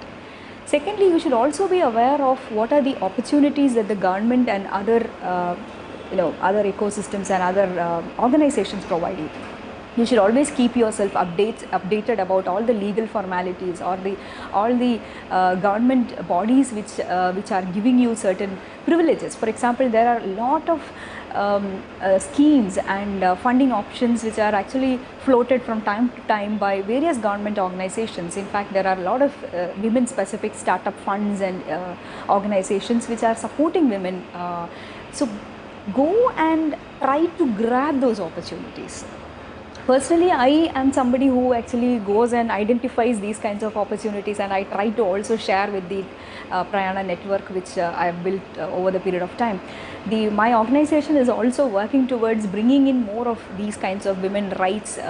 What are the privileges that women entrepreneurs should be having? I'm trying to bring in all that to the ecosystem. So the point what I'm trying to convey is very simple. We have many things available in the ecosystem. It's all about bringing together, or being aware of your own rights and go and get it. Never feel shy, or never feel that okay, no, I don't know whether I will get it or not. Just give it a try. Sometimes you may get it, and what's wrong in not giving a try? Many of the awards and recognitions sometimes I have received, or even the opportunities that I have received, is because I went and gave it a try. I applied for it. Many I have been rejected, but still I keep trying and keep applying many of the grants and funds, and so many opportunities that come in front of me. I keep sending in proposals. When you send 100 proposals, sometimes only one gets selected, but it's okay. You have to keep on trying. That's how business works. So keep on trying and going ahead. That brings me to the last point of discussion for today, which is the rewards and recognitions. I think this is also one challenge that the women entrepreneurship ecosystem in our country faces. Even though there are a lot of women who are putting in effort in not just business but in various careers, or in various be it economy, be it political, be it social, be it educational, whichever areas, we find that women are doing a lot of things, but they never get recognized. Of course, thankfully, of late, we see a lot of recognition. Even in the mainstream media or in the movies, we find that women issues are getting highlighted. That is very awful. But maybe decades back, or even for many centuries, women's contribution to history, science, economics, education, politics, or even business have always been sidelined, or rather have never been noticed. So rights, recognition and rewards, or approval by the society and the people around is also very important to give a conducive women entrepreneurship environment in our country. So let us have more awards and recognitions being given to women achievers, whomever we find, and I would suggest that more and more organizations actually consider this and start recognizing women leaders. Unless we have more and more women leaders in various walks of life, we cannot grow as a country. So with that, I think I've covered all the major points, or 10 points, which I wanted to convey today. I hope I made some sense in rather giving you certain ideas for thinking why women entrepreneurship in our country is still behind, and what are the aspects, or what are the things that we can actually do to make it better. So generally, as a concluding note, what I wanted to say is that most of the women, when they start off trying to do a business or trying to establish themselves in a particular career, the challenges are not outside but inside. Most of the women, they find that they are unable to take a plunge into a career or an entrepreneurship because they think too much about the outcomes, and they get bogged down, or they get bothered about what others will think, what others will say, whether I'm doing the right thing. But I would say, once you keep aside all that and bring a clarity to your own thoughts, I'm sure if you are able to align a purpose to what you are trying to do, if you have a clarity of purpose, I would say your half the journey is done. The remaining, whatever challenge that you face, whatever I would say, whatever support that you need, you will get it from everywhere. As a concluding note, I would also like to share that women, I mean, not just women, I would say any kind of a business or entrepreneurship cannot be run alone, or it is not a single journey. It's like I do something and I make money and I just move forward. No, it doesn't work like that. It's all about bringing more people together, being in a conducive ecosystem, being part of various kinds of supportive organizations, or having, I would call this as having an inner peer circle where you get a positivity circle. Form yourself, be a part of such positivity circles where you can share your ideas and you can get support systems, or you can get, when you share an idea, you get 10 different ideas. That is the kind of positive ecosystem or positive circle that you should build for yourself. Unfortunately, in Kerala, we still have a lack of such kind of positive circles, because the moment you come up with an idea, all you get is, you are crazy, don't go for this, don't do that, don't do this, why don't you go for a government job, why don't you do that, why don't you do this. So all kinds of negative comments is what most of us hear, be it that is common for both men and women. But in the case of women, it also accompanies with other things which I mentioned earlier, which is like the stereotypical expectations, like if you go for this job, who will take care of your child? If you go for this, if you do this kind of a work, it is not good for our family, it is not matching to our culture. So these kinds of questions and suggestions and recommendations and everything you will find. But all this can be overcome if you as a person have a clarity about what you want to do in your life and how you want to impact the society in general. For me, my journey as an entrepreneur has been all about impact creation. I never looked at the money as just as a motivation.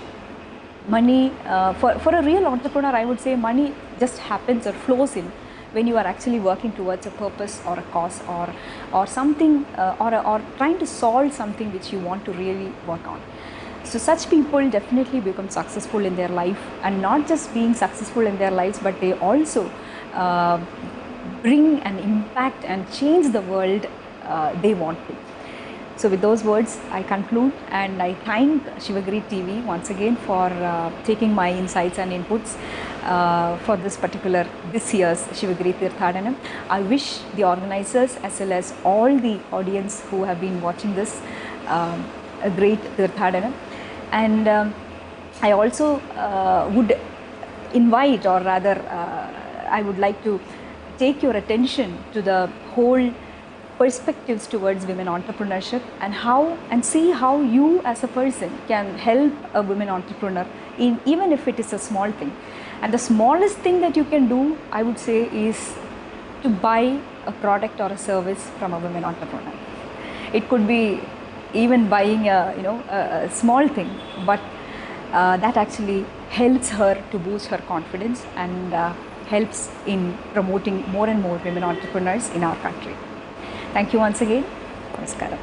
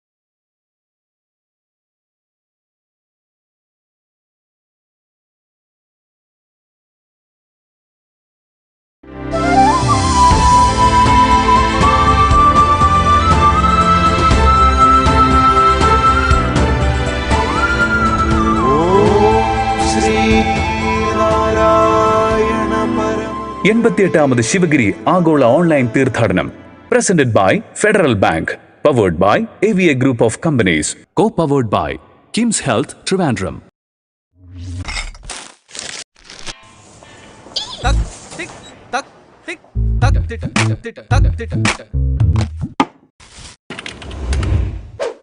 $473 cash or card?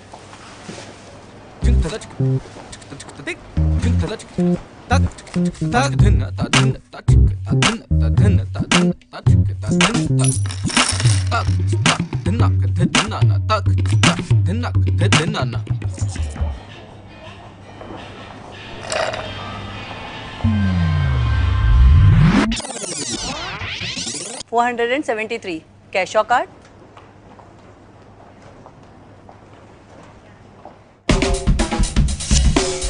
No swiping, no typing, no counting. Just tap and away you go. Introducing contactless cards from Federal Bank. Namaskaram. On behalf of BKG Holding, Qatar Engineering Laboratories and QPCC, I extend my best wishes and warmest regards for the 80th Sivagiri pilgrimage, which will be held online. 88ാമത് Sivagiri തീർത്ഥാടനത്തിലെ 6ാം ദിവസമായ ഇന്ന് വ്യവസായം എന്ന വിഷയത്തിലുള്ള പ്രഭാഷണങ്ങളാണ് പുരോഗമിക്കുന്നത്. അടുത്ത പ്രഭാഷണത്തിലേക്ക്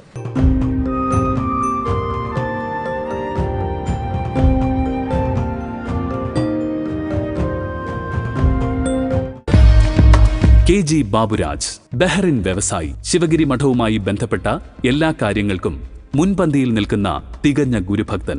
88ാമത് ശിവഗിരി ആഗോള ഓൺലൈൻ തീർത്ഥാടന വേദിയിലെ വ്യാവസായിക സമ്മേളനത്തിലേക്ക് സ്നേഹാദരവോടുകൂടി സ്വാഗതം ചെയ്യുന്നു പ്രവാസി വ്യവസായി ശ്രീ KG ബാബുരാജ്. വിശ്വം നിറഞ്ഞു നിൽക്കുന്ന ഗുരു ചൈതന്യത്തെ നമിച്ചുകൊണ്ട് പൂജനീയ ശ്രീനാരായണ ധർമ്മം സംഘം ട്രസ്റ്റ് പ്രസിഡന്റ് ബ്രഹ്മശ്രീ പത്മശ്രീ വിശുദ്ധാനന്ദ സ്വാമിജികൾ, സെക്രട്ടറി ബ്രഹ്മശ്രീ സാന്ദ്രാനന്ദ സ്വാമിജികൾ, കൂടാതെ ആദരണീയരും പൂജനീയരുമായ ശിവഗിരി മഠം സന്യാസി ശ്രേഷ്ഠന്മാർ, സ്വദേശീയരും പ്രവാസികളുമായ ലോകത്തിൻ്റെ നാനാഭാഗത്തുമുള്ള ഗുരുഭക്തരായ ശ്രീനാരായണീയർ, ഗുരുക്കന്മാർ, സജ്ജനങ്ങളെ ഏവർക്കും എൻ്റെ വിനീതമായ കൂപ്പുകൈ.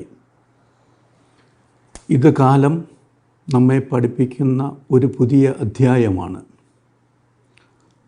വളരെ ഭയത്തോടും ആകാംക്ഷയോടും ഈ കാലഘട്ടത്തെ നാം നോക്കിക്കാണുകയാണ്. നമ്മളെല്ലാം തന്നെ കൊറോണയെന്ന മഹാമാരിയിൽ നിന്ന് സമാനതകളില്ലാത്ത വെല്ലുവിളി നേരിടുകയും അതിനിടയിൽ ജീവിതം നിലനിർത്താൻ പോരാടുകയുമാണ്. കരുണാവാരിധിയായ സർവേശ്വരൻ ഈ സന്നിഗ്ധ ഘട്ടത്തിൽ തരണം ചെയ്യാൻ നമ്മെ പ്രാപ്തരാക്കട്ടെ.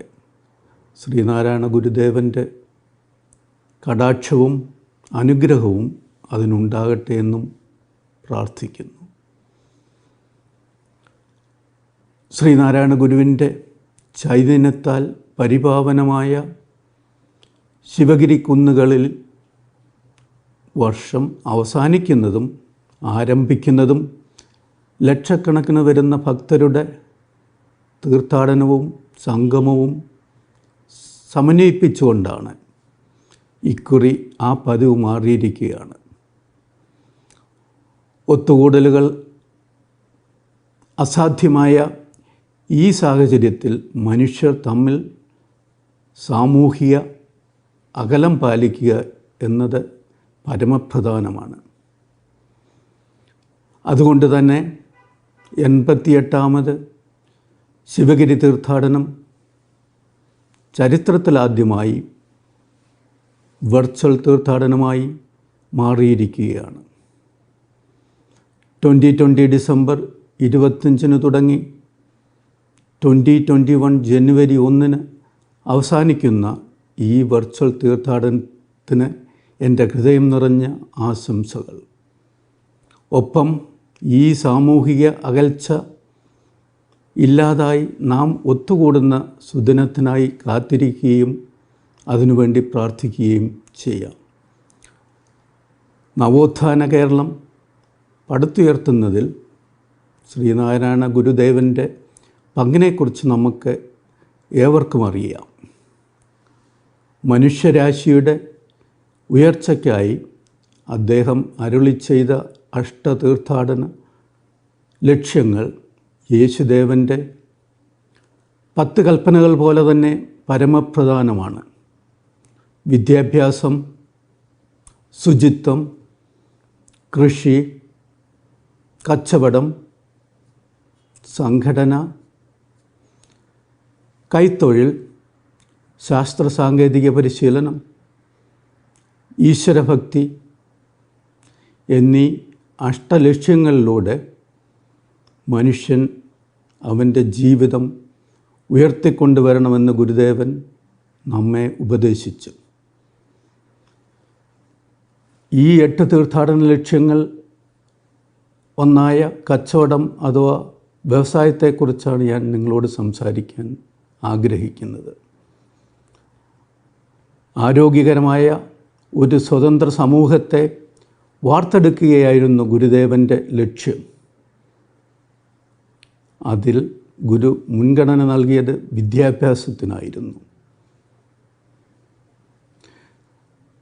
വിദ്യ കൊണ്ട് പ്രബുദ്ധരാകുവാനും വ്യവസായം കൊണ്ട് വളരാനും ഗുരു നമ്മെ പഠിപ്പിച്ചു. മലീമസായ ജാതിവർഗ ഉച്ചനീചത്വങ്ങൾക്കിടയിൽ നിന്ന് അധസ്ഥിത ജനവിഭാഗങ്ങളുടെ ഉന്നമനത്തിന് സമ്പത്ത് അനിവാര്യമാണെന്ന് തിരിച്ചറിവ് ജനങ്ങൾക്ക് പകരുക എന്നതാണ് കച്ചവടം എന്നതിലൂടെ ഗുരുദേവൻ അർത്ഥമാക്കിയത്. ആധ്യാത്മികമായി മാത്രമല്ല, ഭൗതികമായും ഉയർന്നെങ്കിലേ നമുക്ക് നേട്ടവും സമൂഹത്തിന് സംഭാവനകളും നൽകാനാവൂ എന്ന് ഗുരു നമ്മെ പഠിപ്പിച്ചു. ഗുരുവിൻ്റെ കാലത്തെ വ്യവസായ സംരംഭങ്ങളും സമ്പ്രദായങ്ങളുമല്ല ഇന്നുള്ളതെങ്കിലും കച്ചവടം കൊണ്ട് ഉണ്ടാകുന്ന ഉയർച്ചയുടെ സൗഭാഗ്യം ഒന്ന് തന്നെയാണെന്ന് ഗുരു കാട്ടിത്തന്ന ആ അഷ്ടലക്ഷ്യങ്ങളെയും കച്ചവടമാക്കി ധനാഗമനത്തിന് മാത്രമായി ഉപയോഗിക്കുന്ന ഒരു കാലത്തിലൂടെയാണ് നാം കടന്നു പോകുന്നത്.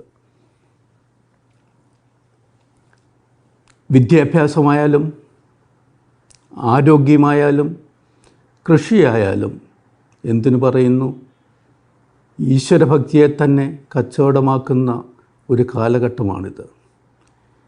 ഏതൊരു രാജ്യത്തിൻ്റെയും ജനതയുടെ മൂല്യം നിർണ്ണയിക്കുന്നത് അവരുടെ സമ്പത്തിൻ്റെ അടിസ്ഥാനത്തിലാണ്. അതുപോലെ സമ്പത്തിൻ്റെ ആധാരമെന്ന് പറയുന്നത് വ്യവസായവും. അതിനാൽ തന്നെ സാമൂഹിക സാമ്പത്തിക വളർച്ച നേടണമെങ്കിൽ കച്ചവടം അല്ലെങ്കിൽ വ്യവസായം അനിവാര്യമാണെന്ന് ഗുരു നമുക്ക് പറഞ്ഞു തന്നു. ഗ്ലോബലൈസേഷൻ അഥവാ ആഗോളവൽക്കരണം സംഭവിച്ച ശേഷം ചെറുകിട കച്ചവടക്കാർ നിലനിൽപ്പ് ഭീഷണി നേരിടുന്ന ഒരു ഘട്ടമാണിത്.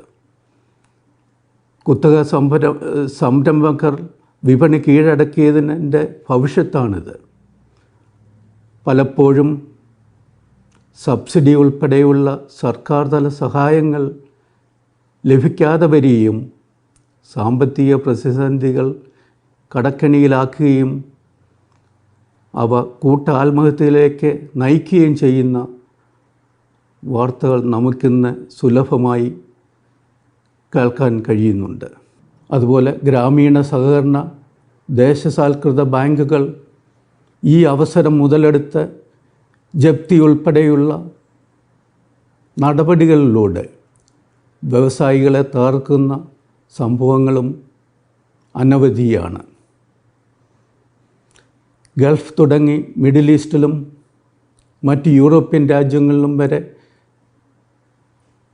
വ്യവസായ സംരംഭങ്ങൾ തുടങ്ങി ലോകത്തിലെ തന്നെ എണ്ണപ്പെട്ട കോടീശ്വരന്മാരുടെ പട്ടികയിൽ ഇടം പിടിച്ച ശിവഗിരി മഠവുമായി ഏറെ ആത്മബന്ധമുള്ള ഡോക്ടർ M.A. യൂസഫ് അലി മുതൽ അന്യരാജ്യങ്ങളിൽ കിടന്ന് കഷ്ടപ്പെട്ട് ജീവിതത്തിലുടനീളം വിയർപ്പൊഴുക്കിയുണ്ടാക്കിയ സമ്പാദ്യം മുഴുവൻ നാട്ടിൽ വ്യവസായം തുടങ്ങി സ്വന്തം ജീവിതം അവസാനിപ്പിക്കേണ്ടി വന്ന മലയാളികളെ വരെ നമുക്ക് ഒരുപാട് അറിയാം. ദാരിദ്ര്യം മഹാദുഃഖമാണെന്ന് പറഞ്ഞ ഗുരുദേവൻ ജീവരാശിയുടെ നട്ടെല്ല് കൃഷിയാണെന്നും കർഷകർ ദൈവമാണെന്നും നമ്മെ പഠിപ്പിച്ചു. കൃഷിക്കാരെയും കച്ചവടക്കാരെയും എക്കാലത്തും സംരക്ഷിക്കാൻ സർക്കാരുകൾ ശ്രമിക്കണം. കർഷകന് അവൻ്റെ ഉൽപ്പന്നത്തിന് മാന്യമായ വില കിട്ടണം, കച്ചവടക്കാരന് ലാഭവും. ഇത് തമ്മിൽ വലിയ ഏറ്റക്കുറച്ചിലുകൾ ഉണ്ടാവാൻ പാടില്ല. അതിവേഗം ചലിക്കുന്ന ഈ കമ്പ്യൂട്ടർ യുഗത്തിൽ മനുഷ്യൻ യന്ത്രങ്ങളെക്കാൾ വേഗത്തിലാണ് ജീവിക്കുന്നത്. ഭൗതിക ആവശ്യങ്ങൾ ഭംഗിയായി നിർവഹിക്കാനുള്ള മാർഗമാണ് 8 ലക്ഷ്യങ്ങളായി ഗുരുദേവൻ അരുളി ചെയ്തത്. ജീവിതത്തിൻ്റെ സമസ്ത മേഖലകളെയും സ്പർശിച്ചുകൊണ്ട് കടന്നുപോകുന്ന ഗുരു ഉപദേശിച്ച ഔഷധങ്ങൾ നമുക്ക് പാനം ചെയ്യാം. മെഴുകുതിരി മുതൽ മുളകുപൊടി വരെയും റെയിൽവേ എൻജിൻ മുതൽ റോക്കറ്റ് വരെയും നിർമ്മിച്ചു വിൽക്കാൻ നമുക്ക് കഴിയണം. ഇതിന് മറ്റ് രാജ്യങ്ങളെ നമ്മൾ മാതൃകയാക്കണം. കൊറോണ ലോകമാകെയുള്ള വ്യവസായങ്ങളെ തകർത്തിരിക്കുകയാണ്. ലക്ഷക്കണക്കിന് വരുന്ന തൊഴിലാളികൾ അവരുടെ ജോലി നഷ്ടപ്പെട്ട് വരുമാനമില്ലാതെ ജീവിതം മുന്നോട്ട് കൊണ്ടുപോകാൻ വയ്യാത്ത ഒരു കാലഘട്ടത്തിലൂടെയാണ് നാം കടന്നു പോകുന്നത്. ഈ സ്ഥിതി മാറി എല്ലാം പൂർവ്വസ്ഥിതിയിലാക്കേണ്ടതുണ്ട്. ഏത് രാജ്യത്തിൻ്റെയും ഭദ്രത അതിൻ്റെ സമ്പത്താണെന്നും സമ്പത്തിൻ്റെ അടിസ്ഥാനം വ്യവസായം കൊണ്ടുവരുന്ന സാമൂഹിക ഉയർച്ച ഇന്ന് പടിഞ്ഞാറൻ നാടുകളിലേക്ക് നോക്കിയാൽ നമുക്ക് കാണാം. സാമ്പത്തിക ഉയർച്ചയോടൊപ്പം ആധ്യാത്മിക വളർച്ചയും നാം ലക്ഷ്യമിടണം. ആധ്യാത്മിക മാർഗത്തിൽ ഉറച്ചു നിന്നുകൊണ്ട് തന്നെ വ്യവസായത്തിലൂടെ നാം സാമ്പത്തിക ഉയർച്ച നേടണം. വ്യവസായ വിപ്ലവത്തിലൂടെ ഇന്ത്യയെ ഉയർത്തിക്കാട്ടണം. ഏവർക്കും ശ്രേഷ്ഠഭാവിയും ഐശ്വര്യങ്ങളും 88ാമത് ശിവഗിരി വെർച്വൽ തീർത്ഥാടനത്തിന് സർവമംഗളങ്ങളും നേർന്നുകൊണ്ടും നിർത്തുന്നു. നന്ദി, നമസ്കാരം.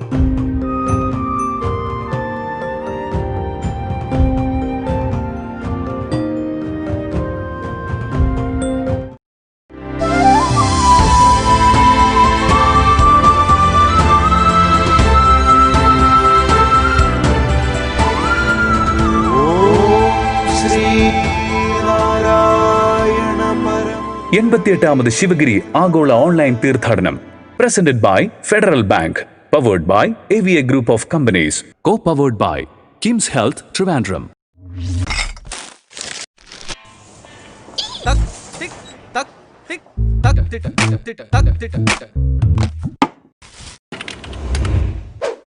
$473 cash or card?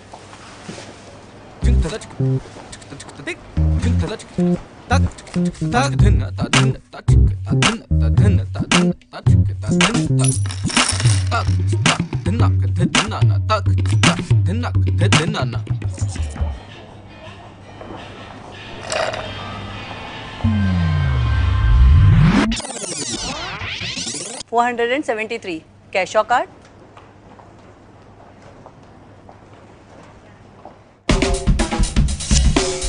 No swiping, no typing, no counting. Just tap and away you go. Introducing contactless cards from Federal Bank. Namaskaram. On behalf of BKG Holding, Qatar Engineering Laboratories and QPCC, I extend my best wishes and warmest regards for the 80th Sivagiri pilgrimage, which will be held online.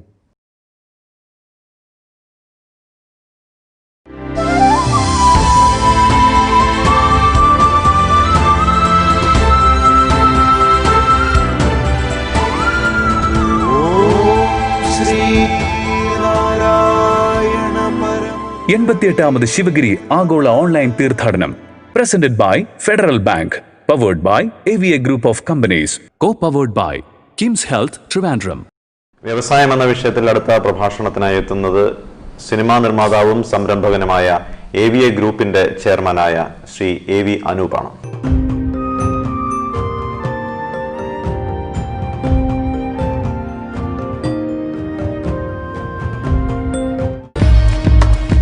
AV Anoop business രംഗത്ത് തിളക്കമാർന്ന വിജയം. കൂടാതെ cinema നിർമ്മാണം, അഭിനയം, കലാപ്രവർത്തനം, സർക്കാരിന്റെ മലയാളം മിഷന്റെ തമിഴ്നാട് ഘടകം president തുടങ്ങിയ മേഖലകളിലും ശ്രദ്ധേയ സാന്നിധ്യം. ഏറ്റവും കൂടുതൽ പ്രകൃതിദത്ത ഉൽപ്പന്നങ്ങൾ നിർമ്മിച്ച് ഗിന്നസ് ബുക്കിൽ സ്ഥാനം. ആയുർവേദ ആശുപത്രി ശൃംഖല, ഭക്ഷ്യ ഉൽപ്പന്നങ്ങൾ, സൗന്ദര്യരംഗം തുടങ്ങി വിവിധ മേഖലകളിൽ വെന്നിക്കൊടി പാറിച്ച പ്രമുഖ ബ്രാൻഡിന്റെ നേതൃത്വം. സ്വാഗതം ചെയ്യാം 88ാമത് ആഗോള തീർത്ഥാടനത്തിലെ വ്യാവസായിക സമ്മേളനത്തിലേക്ക്. സ്നേഹാദരങ്ങളോടെ AVA group of companies managing director Sree AV അനൂപിനെ.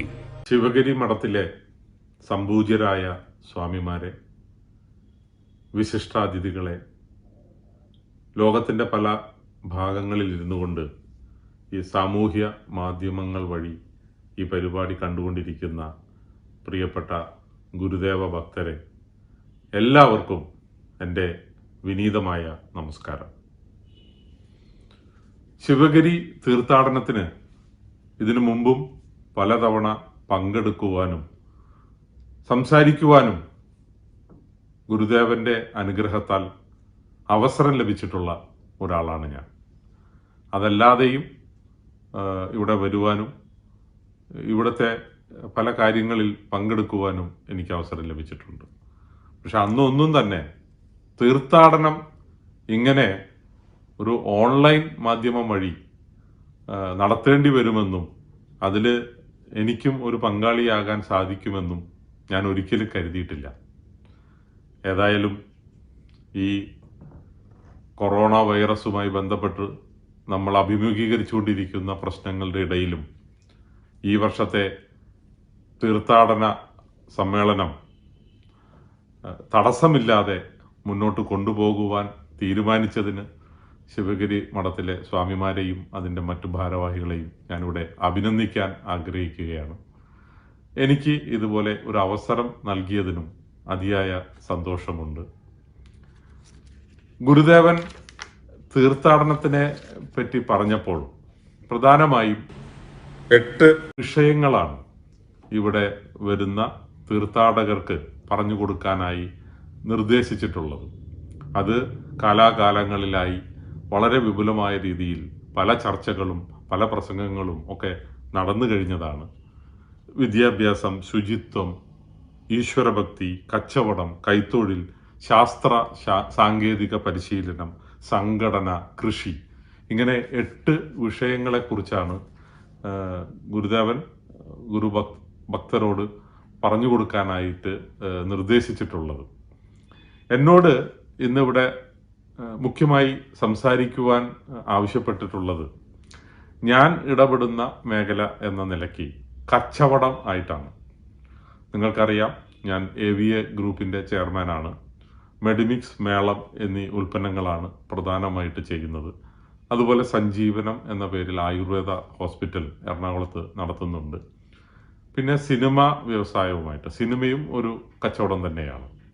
അങ്ങനെ ഇത്രയും മേഖലകളിൽ പ്രവർത്തിക്കുന്ന ഒരാളെന്ന നിലയ്ക്കാണ് എന്നോട് ഇവിടെ സംസാരിക്കാൻ പറഞ്ഞിട്ടുള്ളത്.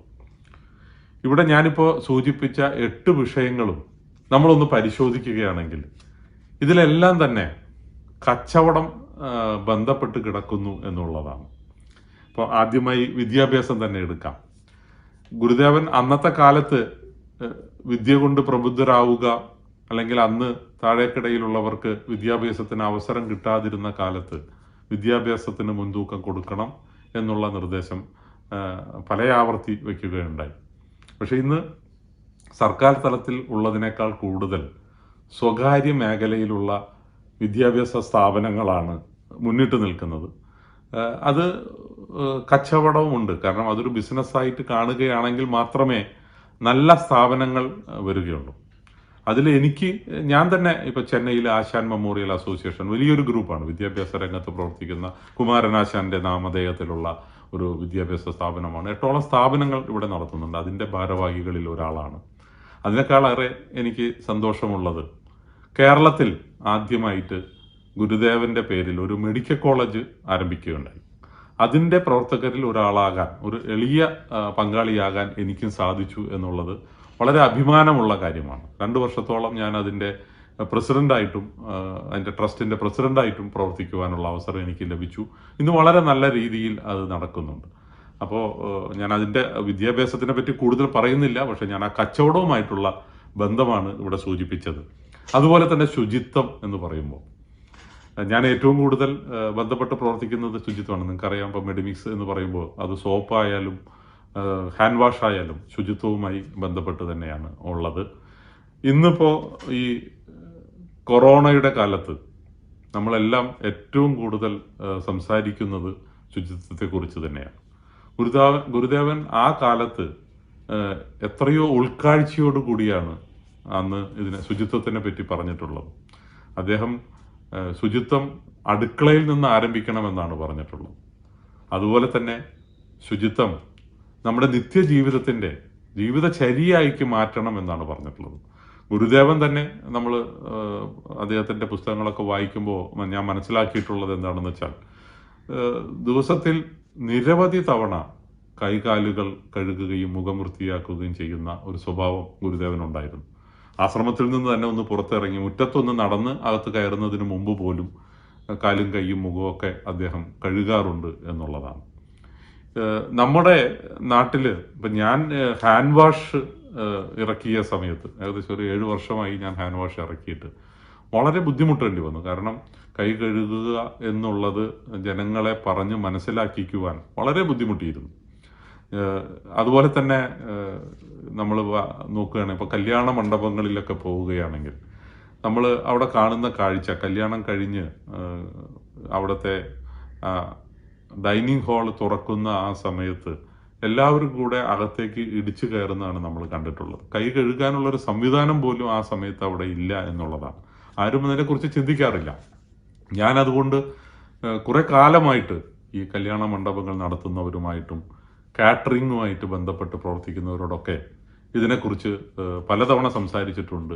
ഹാൻഡ് വാഷ് സൗജന്യമായി അവിടെ നൽകാം, നിങ്ങളൊന്ന് ശ്രമിച്ചു നോക്കൂ എന്ന് പറഞ്ഞിട്ട് പോലും അതിന് ഒരു പ്രോത്സാഹനജനകമായിട്ടുള്ള മറുപടിയല്ല എനിക്ക് കിട്ടിയിട്ടുള്ളത്.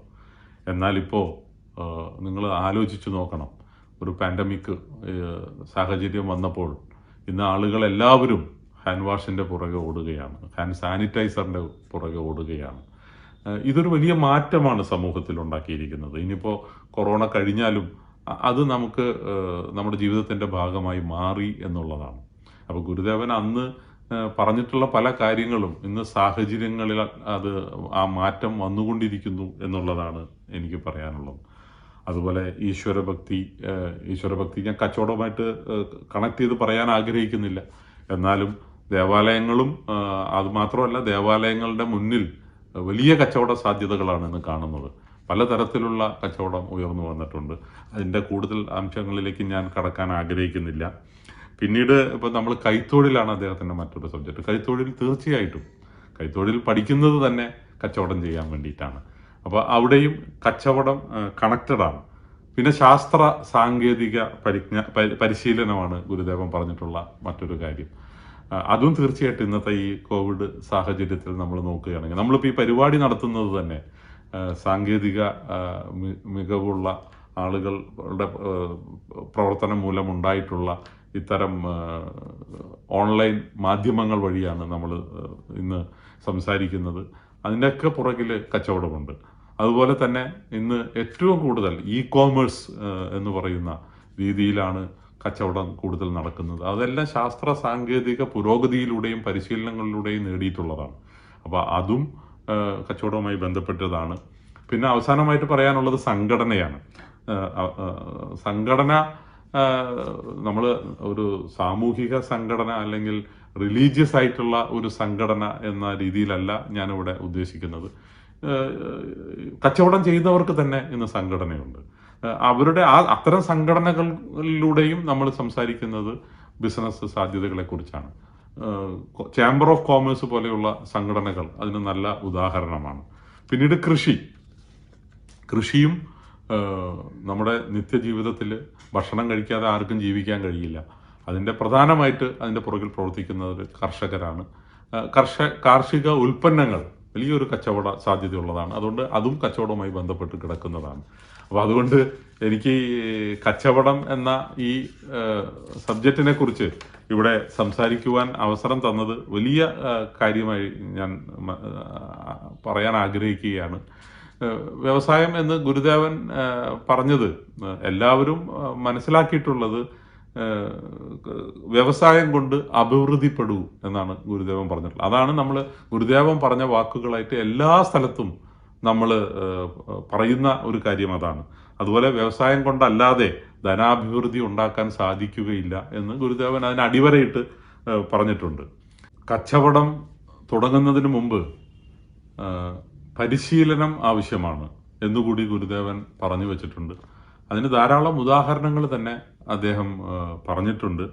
ആവശ്യമുള്ള ദിക്കുകളിൽ വ്യവസായശാലകൾ ഏർപ്പെടുത്തുമ്പോൾ ശാസ്ത്രീയമായ രീതിയിൽ വ്യവസായങ്ങളെ പഠിക്കുക, പ്രചാരപ്പെടുത്തുക മുതലായ കാര്യങ്ങളിൽ ജനങ്ങളെ പ്രേരിപ്പിക്കണം എന്ന് അദ്ദേഹം പറഞ്ഞു വച്ചിട്ടുണ്ട്. അതുപോലെ കുട്ടികളെ പലതരത്തിലുള്ള വ്യവസായങ്ങളിൽ അത് ശീലിപ്പിക്കാനുള്ള ഏർപ്പാടുകളും ക്ഷേത്രങ്ങളോട് ചേർന്ന് ഉണ്ടായിരിക്കണമെന്ന് വരെ ഗുരുദേവൻ പറഞ്ഞതായിട്ട് ഞാൻ മനസ്സിലാക്കുന്നു. അദ്ദേഹം ഇത് മറ്റുള്ളവരെ പോലെ വെറുതെ പറയുകയല്ല ഉണ്ടായിട്ടുള്ളത്, പ്രാവർത്തികമാക്കി കാണിച്ചു എന്നുള്ളതാണ്. ശിവഗിരിയിലും അരുവിപ്പുറത്തും ആലുവയിലുമൊക്കെ ആശ്രമത്തോട് ചേർന്ന് അദ്ദേഹം കുട്ടികൾക്ക് വേണ്ടിയും മറ്റുള്ളവർക്ക് വേണ്ടിയും ഈ പരിശീലന കേന്ദ്രങ്ങൾ ആരംഭിച്ച് അത് തെളിയിച്ചിട്ടുണ്ട് എന്നുള്ള ഒരു കാര്യവും ഇവിടെ ഞാൻ പറയാൻ ആഗ്രഹിക്കുകയാണ്.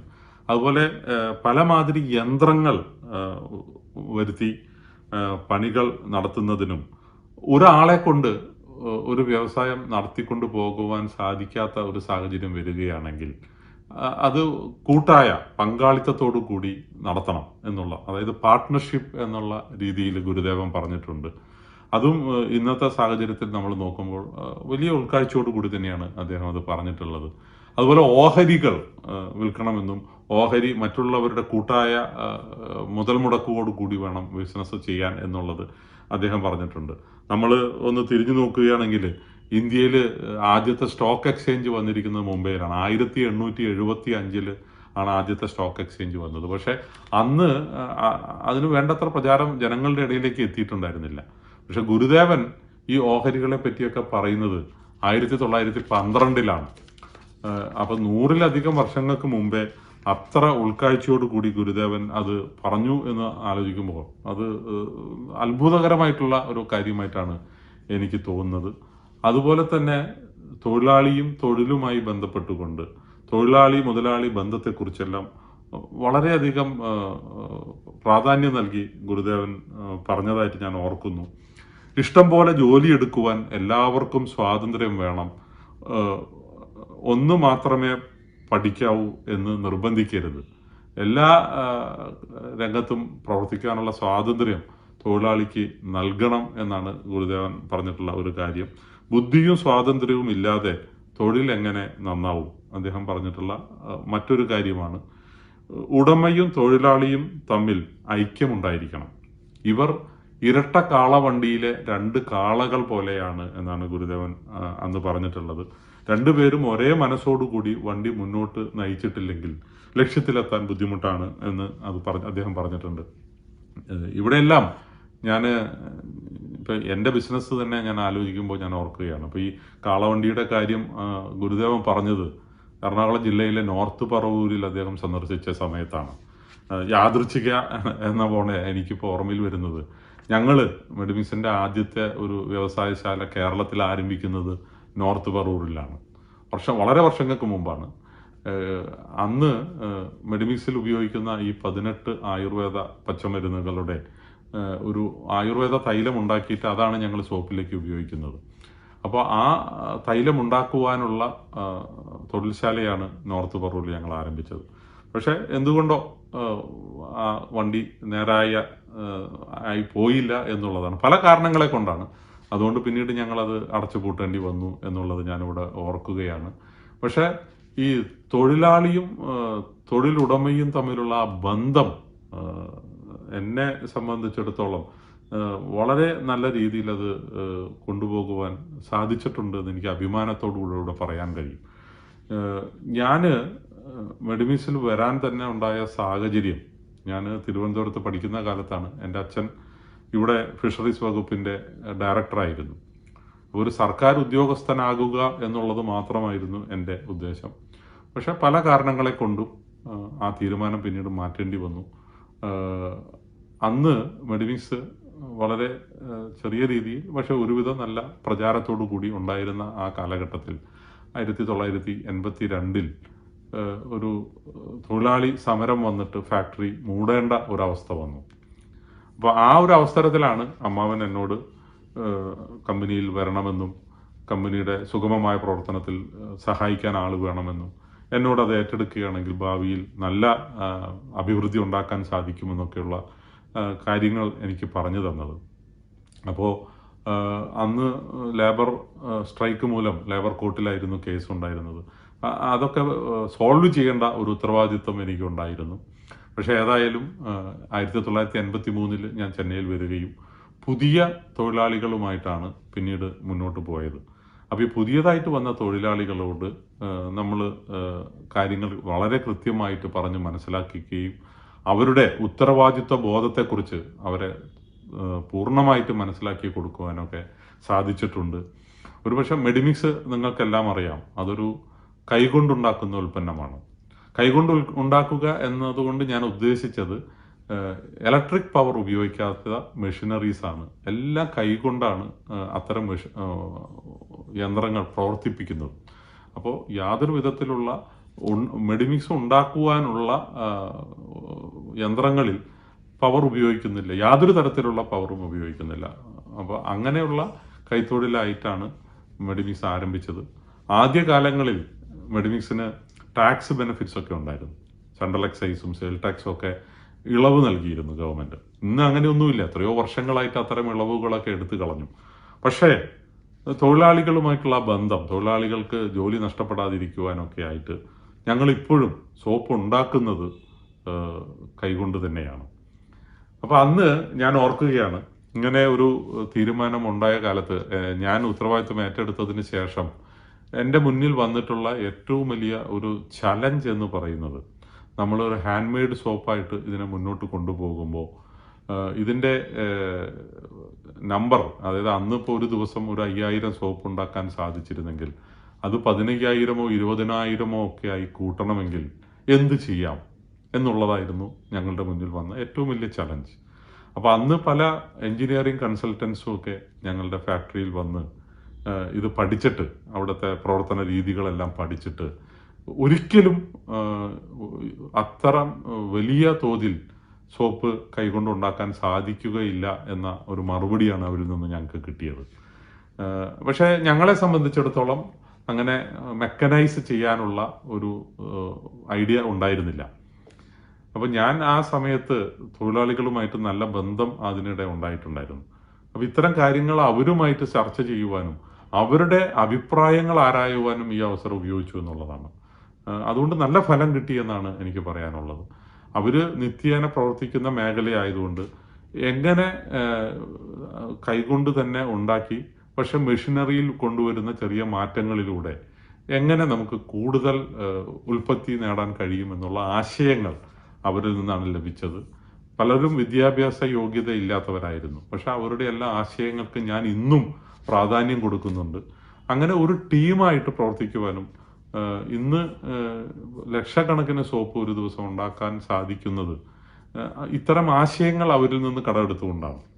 അവർ പറയുന്ന ആശയങ്ങൾക്ക് അത് പരീക്ഷണം നടത്തുവാനുള്ള പണം ഉടൻ തന്നെ ഞാൻ അനുവദിച്ചിരുന്നു. അത്തരം പരീക്ഷണങ്ങളിലൂടെ തന്നെയാണ് ഞങ്ങൾ വളർന്നത്.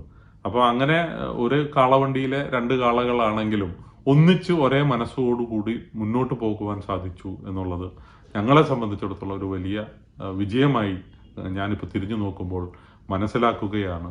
ഈ കോവിഡ് കാലത്തും പെട്ടെന്ന് നമ്മുടെ ബഹുമാന്യനായ പ്രധാനമന്ത്രി 21 ദിവസത്തെ ലോക്കൗട്ട് പ്രഖ്യാപിച്ചപ്പോൾ എല്ലാവർക്കും ഒരു ഷോക്കായിരുന്നു. കാരണം പെട്ടെന്ന് ഫാക്ടറി അടയ്ക്കുക, അതും ഇയർ എൻഡിങ്ങിൻ്റെ സമയമായിരുന്നു, മാർച്ച് 23 എന്ന് പറയുമ്പോൾ. അപ്പോൾ ഇയർ എൻഡിങ്ങിൻ്റെ അവസാനത്തെ ഒരു 10 ദിവസമാണ് നമുക്ക് ഏറ്റവും കൂടുതൽ ബിസിനസ് കിട്ടാൻ സാധ്യതയുള്ള സമയമാണ്. കാരണം ടാർഗറ്റ് അച്ചീവ് ചെയ്യാനൊക്കെ ആയിട്ട് ആളുകൾ, പ്രത്യേകിച്ച് ഡിസ്ട്രിബ്യൂട്ടേഴ്സും ഹോൾസെയിലേഴ്സും റീറ്റെയിലേഴ്സും എല്ലാവരും തന്നെ ടാർഗറ്റ് അച്ചീവ് ചെയ്യാൻ വേണ്ടി കൂടുതൽ സ്റ്റോക്ക് എടുക്കുന്നൊരു സമയമാണ്. അപ്പോൾ അതൊരു വലിയ നഷ്ടം ആ സമയത്ത് ഉണ്ടായെങ്കിലും പിന്നീട് കുറേശ്ശെയായിട്ട് ഇത് റിലാക്സ് ചെയ്യാൻ, ലോക്ക്ഡൗൺ നിയമങ്ങൾ റിലാക്സ് ചെയ്യാൻ തുടങ്ങിയപ്പോൾ തൊഴിലാളികളുടെ ആവേശകരമായിട്ടുള്ള ആ ഒരു പ്രവർത്തനം കൊണ്ടാണ് ഞങ്ങൾക്ക് ഫാക്ടറി തുറക്കുവാനും കോവിഡ് പ്രോട്ടോകോൾ എല്ലാം അനുവർത്തിച്ചുകൊണ്ട് സോപ്പ് ഉണ്ടാക്കുവാനും അത് കൃത്യസമയത്ത് തന്നെ മാർക്കറ്റിൽ എത്തിക്കുവാനൊക്കെ സാധിച്ചത് എന്ന് ഈ അവസരത്തിൽ ഞാൻ പറയാൻ ആഗ്രഹിക്കുകയാണ്. തൊഴിലാളികളുമായിട്ടുള്ള ഈ നല്ല ബന്ധം എനിക്ക് സിനിമയിലും വളരെയേറെ ഗുണങ്ങൾ ലഭിച്ചിട്ടുണ്ട് എന്ന് പറയാൻ ഈ അവസരത്തിൽ ആഗ്രഹിക്കുകയാണ്. പ്രത്യേകിച്ച് ഗുരുദേവൻ്റെ ജീവിതവും സന്ദേശങ്ങളും ഒക്കെ ഉൾപ്പെടുത്തിക്കൊണ്ട് ഞാൻ ആദ്യം നിർമ്മിച്ച യുഗപുരുഷൻ എന്ന സിനിമ, അതൊരു ബൃഹത്തായ പദ്ധതിയായിരുന്നു. വർഷങ്ങളോളം അതിൻ്റെ സംവിധായകനായ ശ്രീ ആർ സുകുമാരൻ 12 വർഷക്കാലത്തോളം പല പുസ്തകങ്ങൾ, 50-ലധികം പുസ്തകങ്ങൾ പഠിക്കുകയും നിരവധി ഗുരുദേവൻ്റെ സ്ഥലങ്ങൾ, ഗുരുദേവൻ ജീവിച്ചിട്ടുള്ള, ഗുരുദേവൻ സ്ഥാപിച്ചിട്ടുള്ള സ്ഥലങ്ങളെല്ലാം പോയി കണ്ട് അതിലൂടെയാണ് ഈ സ്ക്രിപ്റ്റ് എഴുതിയത്. അതുപോലെ പല സ്വാമിമാരുമായിട്ടും ഗുരുദേവ പ്രവർത്തകരുമായിട്ടൊക്കെ ഈ ആശയം പങ്കുവച്ച് അവരുടെ കൂടെ അഭിപ്രായം എടുത്തുകൊണ്ടാണ് യുഗപുരുഷൻ്റെ തിരക്കഥ എഴുതുകയുണ്ടായത്. അപ്പോൾ അതിൻ്റെ സിനിമയുടെ നിർമ്മാണം വളരെ ബുദ്ധിമുട്ടുള്ള ഒരു കാര്യമായിരുന്നു. നിരവധി ആർട്ടിസ്റ്റുകൾ അതിനകത്തുണ്ടായിരുന്നു. അതുപോലെ ഇപ്പോൾ ചില സീനുകളൊക്കെ, ഇപ്പോൾ ശിവഗിരി തന്നെ കണ്ണൂരിനടുത്തുള്ള ഒരു സ്ഥലത്താണ് ഞങ്ങൾ സെറ്റിട്ടത്. ഒറിജിനൽ ശിവഗിരി പോലെയാണ്. അതുപോലെ അരുവിപ്പുറം എല്ലാം സെറ്റിട്ടിട്ടാണ് ചെയ്തത്. അപ്പോൾ ആ നാട്ടിലെ ആളുകളുടെ സഹകരണം ഇതെല്ലാം നമുക്ക് ആവശ്യമായിരുന്നു. അത് എന്നെ സംബന്ധിച്ചിടത്തോളം 100-ലധികം പേരാണ് ദിവസവും ഈ സിനിമയുടെ നിർമ്മാണത്തിന് സഹകരിക്കേണ്ടത്. അത്ര വലിയൊരു സഹകരണം അവർ ഒന്നിച്ചു നിന്ന് പ്രവർത്തിച്ചത് കൊണ്ടാണ് ആ സിനിമ എനിക്ക് കംപ്ലീറ്റ് ചെയ്യാൻ സാധിച്ചത്. അത് സാമ്പത്തിക വിജയം നേടിയിട്ടില്ലെങ്കിലും എന്നെ സംബന്ധിച്ചിടത്തോളം ഗുരുദേവന് വേണ്ടി എനിക്ക് ചെയ്യാൻ കഴിഞ്ഞ ഒരു വലിയ കാര്യമാണ്. അത്തരമൊരു കാര്യം ചെയ്യുവാൻ ഗുരുദേവൻ എനിക്ക് നൽകിയ അവസരമായിട്ടാണ് ഞാൻ ആ സിനിമയെ കാണുന്നത്. അപ്പോൾ ഷൂട്ടിങ്ങിൻ്റെ സമയത്ത് പലപ്പോഴും എന്നെ അത്ഭുതപ്പെടുത്തിയിട്ടുള്ള പ്രതികരണങ്ങളാണ് പൊതുജനങ്ങളിൽ നിന്നും അതിനുവേണ്ടി പ്രവർത്തിച്ചിട്ടുള്ള ആളുകളിൽ നിന്നും ലഭിച്ചിട്ടുള്ളത്. ഒരു പ്രദേശത്ത് നമ്മളിപ്പോൾ ഷൂട്ട് ചെയ്യുകയാണെങ്കിൽ അവിടുത്തെ ടോള്, ഞാനൊരിക്കൽ കാറിൽ ടോള് വഴി പോകുമ്പോൾ ടോളിൻ്റെ ആളുകൾ എന്നോട് പറയുകയാണ്, നിങ്ങൾ ടോൾ എടുക്കണ്ട എന്ന്. അപ്പോൾ ഞാൻ അത്ഭുതപ്പെട്ടു പോയി. അപ്പോൾ അവർ പറഞ്ഞു, യുഗപുരുഷൻ സിനിമയുടെ ഷൂട്ടിങ്ങിന് വന്നതല്ല, ആവശ്യമില്ല, ഞങ്ങൾ തീരുമാനിച്ചു ഗുരുദേവൻ്റെ സിനിമ തീരുന്നത് വരെ അതിൻ്റെ വാഹനങ്ങൾക്ക് ഞങ്ങൾ ടോൾ പിരിക്കുന്നില്ല എന്ന്. ഇങ്ങനെയുള്ള അത്ഭുതകരമായിട്ടുള്ള പ്രതികരണം എനിക്ക് ജനങ്ങളിൽ നിന്ന് കിട്ടിയിട്ടുണ്ട്. അതുപോലെ തന്നെ എനിക്ക് ഒരിക്കലും മറക്കാനാവാത്തത്, നിങ്ങൾക്കറിയാം 2 വർഷങ്ങൾക്ക് മുമ്പ് എനിക്ക് ഗിന്നസ് വേൾഡ് റെക്കോർഡ് ലഭിക്കുകയുണ്ടായി. അതും ഗുരുദേവനെ പറ്റിയുള്ള ഒരു സിനിമ. അത് വിജേഷ് മണി എന്ന സംവിധായകനാണ് അത് സംവിധാനം ചെയ്തത്. 51 മണിക്കൂർ കൊണ്ട് ഒരു സിനിമ കഥ എഴുതി അതിൻ്റെ ആർട്ടിസ്റ്റുകളെ തിരഞ്ഞെടുത്ത് ഷൂട്ട് ചെയ്ത് പോസ്റ്റ് പ്രൊഡക്ഷൻ കഴിഞ്ഞ് സെൻസർ ചെയ്ത് പബ്ലിസിറ്റി ചെയ്ത് തിയേറ്ററുകളിൽ സിനിമ റിലീസ് ചെയ്യാനെടുത്ത സമയമാണ് 51 മണിക്കൂർ. ഇത് സാധാരണ രീതിയിൽ നമുക്കൊരു എത്ര പരിചയമുള്ള സിനിമാക്കാർക്ക് ചിന്തിക്കാൻ കഴിയാത്ത ഒരു കാര്യമാണ്. ഇത്രയും ചുരുങ്ങിയ സമയം കൊണ്ട് ഒരു സിനിമ ഇറക്കുക എന്നുള്ളത്. ഇപ്പോൾ വിദേശ രാജ്യങ്ങളിലൊക്കെ സിനിമ ഇറങ്ങാൻ വേണ്ടി സെൻസർ നിർബന്ധമല്ല. പക്ഷേ ഇന്ത്യയിലെ നിയമം അനുസരിച്ച് സെൻസർ വളരെ നിർബന്ധമാണ്. സെൻസർ സർട്ടിഫിക്കറ്റ് ഇല്ലാതെ തിയേറ്ററിൽ പോകാൻ പറ്റില്ല. ഇവിടെ സെൻസറിനൊക്കെ അപ്ലൈ ചെയ്താൽ അതിനൊരു തീരുമാനം ഉണ്ടാകാൻ തന്നെ 1 മാസം എടുക്കും. അതുപോലെ തന്നെ സെൻസർ ചെയ്തു കഴിഞ്ഞാൽ സെൻസർ സർട്ടിഫിക്കറ്റ് കിട്ടാൻ ആഴ്ചകളെടുക്കും. പിന്നീട് തിയേറ്ററുകളിൽ അതിനുള്ള അവസരം കിട്ടാൻ വീണ്ടും നമ്മൾ കാത്തിരിക്കണം. പക്ഷേ ഇത് ഈ ഗുരുദേവൻ്റെ സിനിമ ആയതുകൊണ്ട് മാത്രമാണ്. ഇതിൻ്റെ സംവിധായകനായ വിജേഷ് മണി ഹിന്ദിയിലും സംസ്കൃതത്തിലും ഒക്കെ ഗിന്നസ് വേൾഡ് റെക്കോർഡിന് വേണ്ടി പല മാർഗങ്ങളും ആലോചിച്ച് അത് നടക്കാതെ പോയപ്പോഴാണ് ഞങ്ങൾ ഇങ്ങനെ ഒരു ആശയം കൊണ്ടുവന്നത്. ശിവഗിരിയിൽ തന്നെ വെച്ച് ഈ സിനിമ ഷൂട്ട് ചെയ്യുക, ഗുരുദേവൻ്റെ കഥ ഉൾപ്പെടുത്തിക്കൊണ്ടുള്ള സിനിമയാക്കി മാറ്റുക, എങ്കിൽ തടസ്സങ്ങളില്ലാതെ ഇത് നടക്കും എന്നുള്ളത്. അപ്പോൾ ഇത്രയും മണിക്കൂറുകൾ ഉറക്കമിളച്ച് കഷ്ടപ്പെട്ട് പണിയെടുക്കുവാൻ ഇതിൻ്റെ പുറകിൽ പ്രവർത്തിച്ച എല്ലാവർക്കും സാധിച്ചു എന്നുള്ളതാണ്. അത് തന്നെയാണ് ഗുരുദേവൻ പറഞ്ഞിട്ടുള്ള ഈ മുതലാളി തൊഴിലാളി ബന്ധം എന്ന് പറയുന്നത്. രണ്ടു കൂട്ടർക്കും ഇത് എൻ്റെയാണ് എന്നുള്ളൊരു തോന്നൽ ഉണ്ടാക്കുക വളരെ ബുദ്ധിമുട്ടുള്ള കാര്യമാണ്.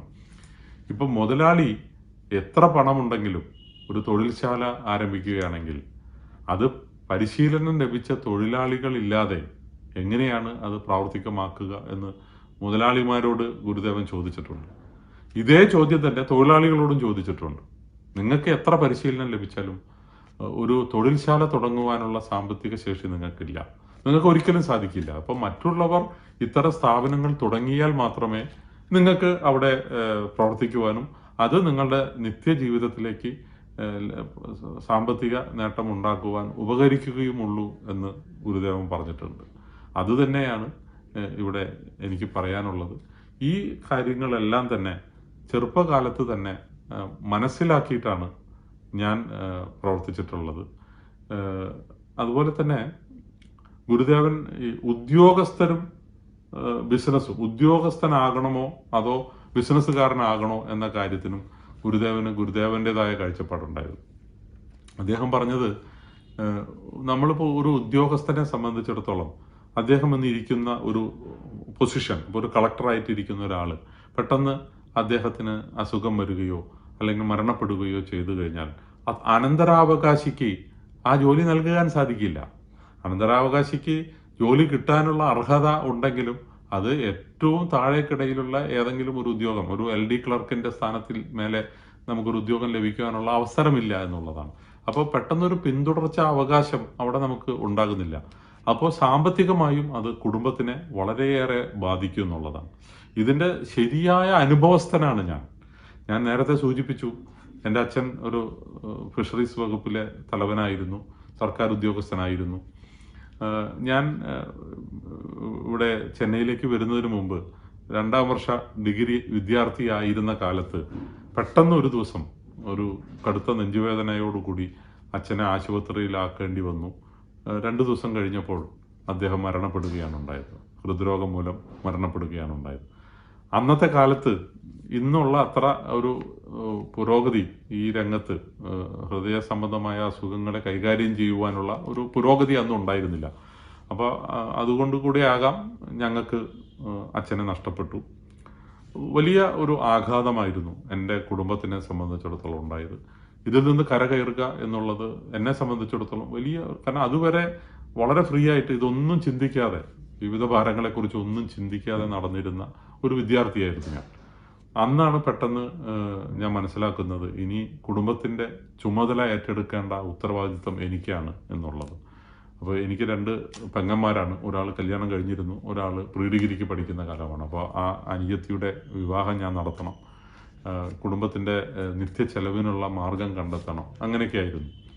അപ്പോൾ ആ ഒരു അവസരത്തിൽ എനിക്ക്, ഞാൻ നേരത്തെ സൂചിപ്പിച്ച പോലെ, ഒരു സർക്കാർ ഉദ്യോഗസ്ഥൻ മരിക്കുകയാണെങ്കിൽ ഡൈ ഇൻ ഹാർനസ് സ്കീമിൽ ഒരു ഉദ്യോഗത്തിന് അർഹതയുണ്ട്.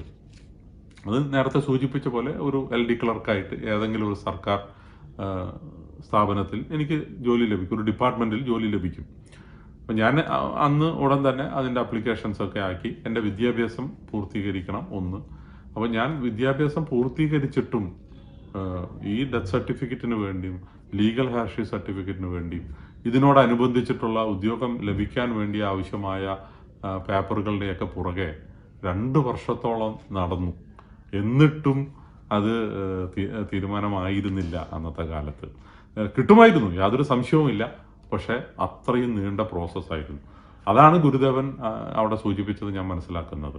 സാമ്പത്തികമായിട്ടൊരു ഭദ്രത ഉണ്ടാകണമെങ്കിൽ ഒരു ഉദ്യോഗസ്ഥനായാൽ മാത്രം നടക്കില്ല. അപ്പോൾ അതേസമയം ഒരു കച്ചവടം ചെയ്യുകയാണെങ്കിൽ നമുക്ക് അങ്ങനെ എന്തെങ്കിലും സംഭവിക്കുകയാണെങ്കിൽ പിറ്റേ ദിവസം തന്നെ അനന്തരാവകാശികൾക്ക് അതിൻ്റെ ഉത്തരവാദിത്തം ഏറ്റെടുക്കാമെന്നുള്ളതാണ്.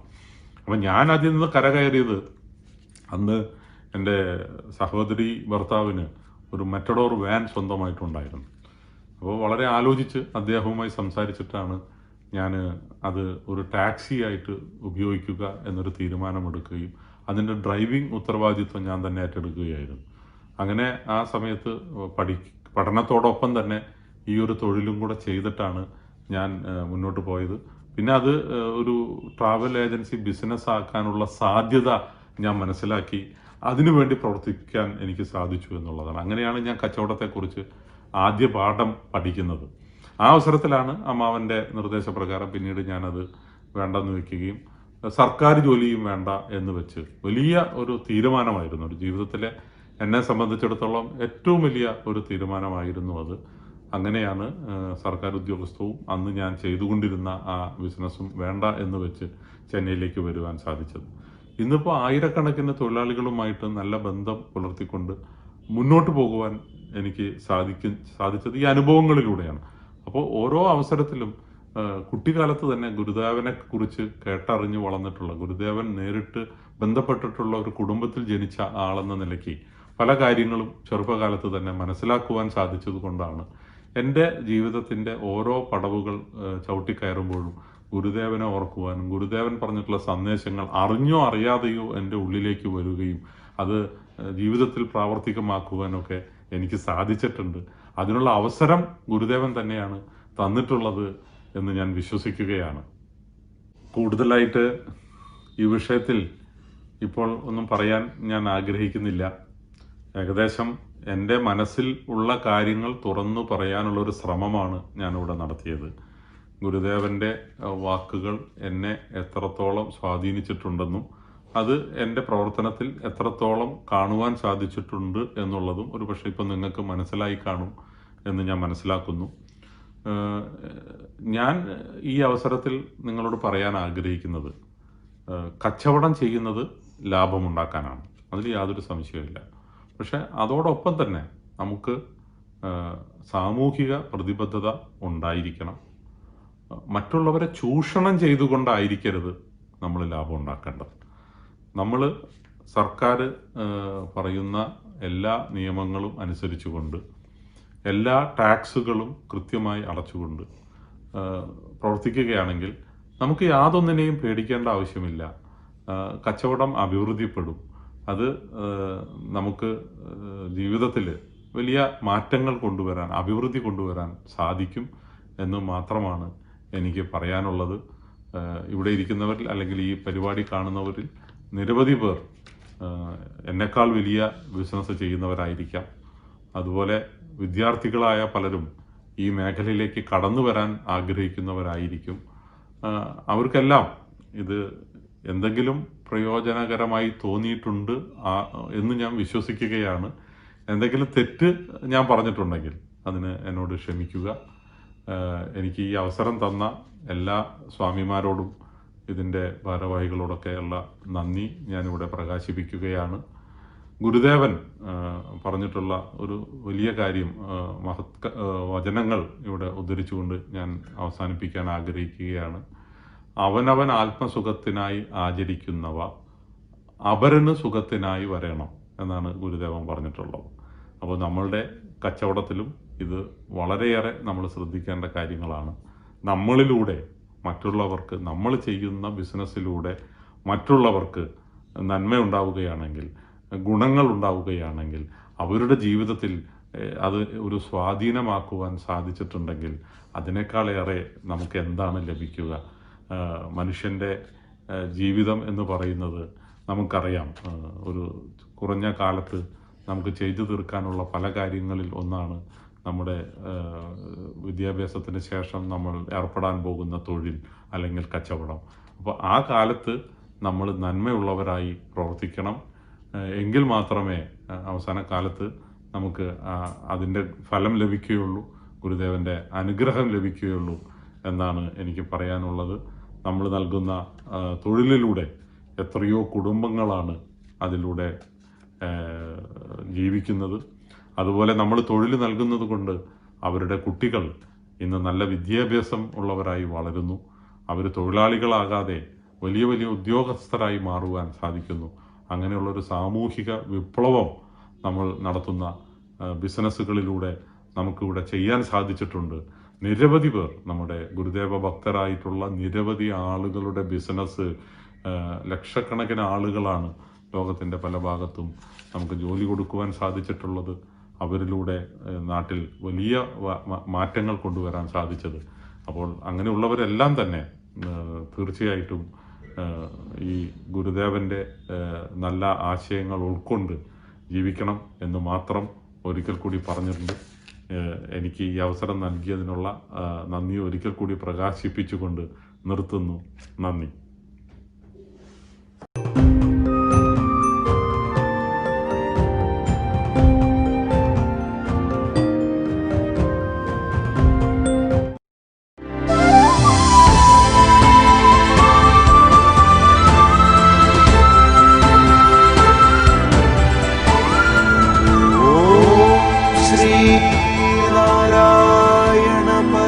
എൺപത്തിയെട്ടാമത് ശിവഗിരി ആഗോള ഓൺലൈൻ തീർത്ഥാടനം presented by federal bank, powered by AVA group of companies, co-powered by KIMS health Trivandrum.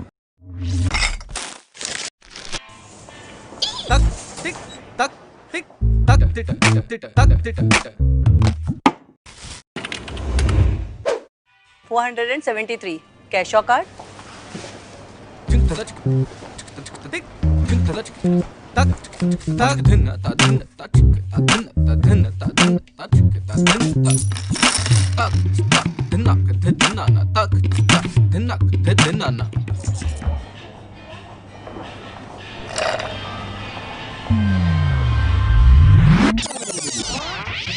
$473 cash or card?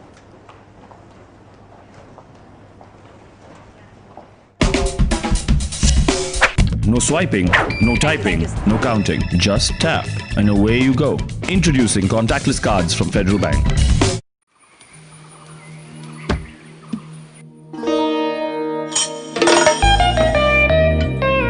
എങ്ങനെയുണ്ടായിരുന്നു മേളം? തകർത്തില്ലേ മേളം? പക്ഷേ നിന്റെ മേളത്തിന്റെ അത്ര പോരാ. എന്റെ എന്ത് മേളം? ഈ മേളം നീ മേളം മസാല കൊണ്ടുണ്ടാക്കിയ കിഡിലൻ സാമ്പാറും രസവും കൂട്ടി ചോറിനുമ്പോൾ ഉണ്ടാവുന്ന മേളം. അതാണ് എനിക്ക് ഏറ്റവും ഇഷ്ടപ്പെട്ട മേളം. മേളമില്ലാതെ എന്ത് സാമ്പാറും രസവും, മേളമില്ലാതെ എന്ത് മലയാളി. From AVA.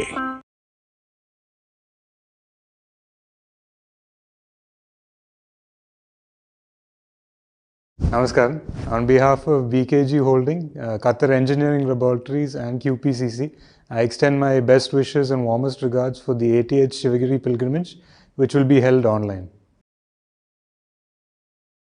എല്ലാ വർഷവും ലക്ഷക്കണക്കിന് ശ്രീനാരായണീയ ഭക്തരുടെ തീർത്ഥാടന മഹാമഹമായിട്ട് ആഘോഷിക്കാറുള്ള ശിവഗിരി തീർത്ഥാടനം ഈ വർഷത്തെ പ്രത്യേക സാഹചര്യത്തിൽ വെർച്വലായിട്ട് ആഘോഷിക്കുന്ന ഈ അവസരത്തിൽ എൻ്റെയും എൻ്റെ മിഡിൽ ഈസ്റ്റിലുള്ള സ്ഥാപനങ്ങളായ VKG holdings, Qatar engineering laboratories, quality piling and construction, അതിൻ്റെ എല്ലാ എംപ്ലോയീസിൻ്റെയും എൻ്റെ ഫാമിലിയുടെയും എല്ലാവിധ ആശംസകളും നേരുകയാണ്. ഇതൊരു വലിയ സക്സസ്സായിട്ട് നടക്കട്ടെ എന്ന് ഞാൻ ആത്മാർത്ഥമായി പ്രാർത്ഥിക്കുന്നു. വരും വർഷങ്ങളിൽ പഴയതുപോലെ തന്നെ എല്ലാവർക്കും ഒത്തുകൂടി ഇത് ഒരു സംഭവമായിട്ട് തന്നെ നടക്കാനുള്ള എല്ലാ സാഹചര്യവും ഗുരുദേവൻ്റെയും ദൈവങ്ങളുടെയും അനുഗ്രഹത്താൽ നടക്കട്ടെ എന്ന് ആശംസിക്കുകയാണ്.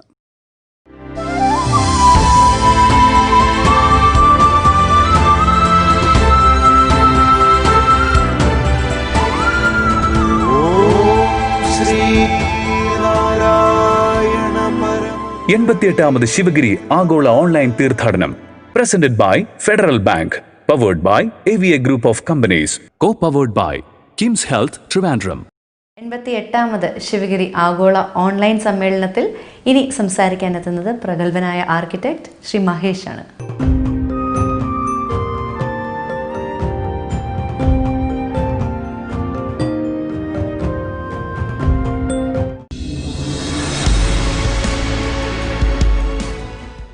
ആർക്കിടെക്ട് മഹേഷ് അക്കാദമിക പ്രൊഫഷണൽ രംഗത്ത് 43 വർഷത്തെ സേവന പരിചയം.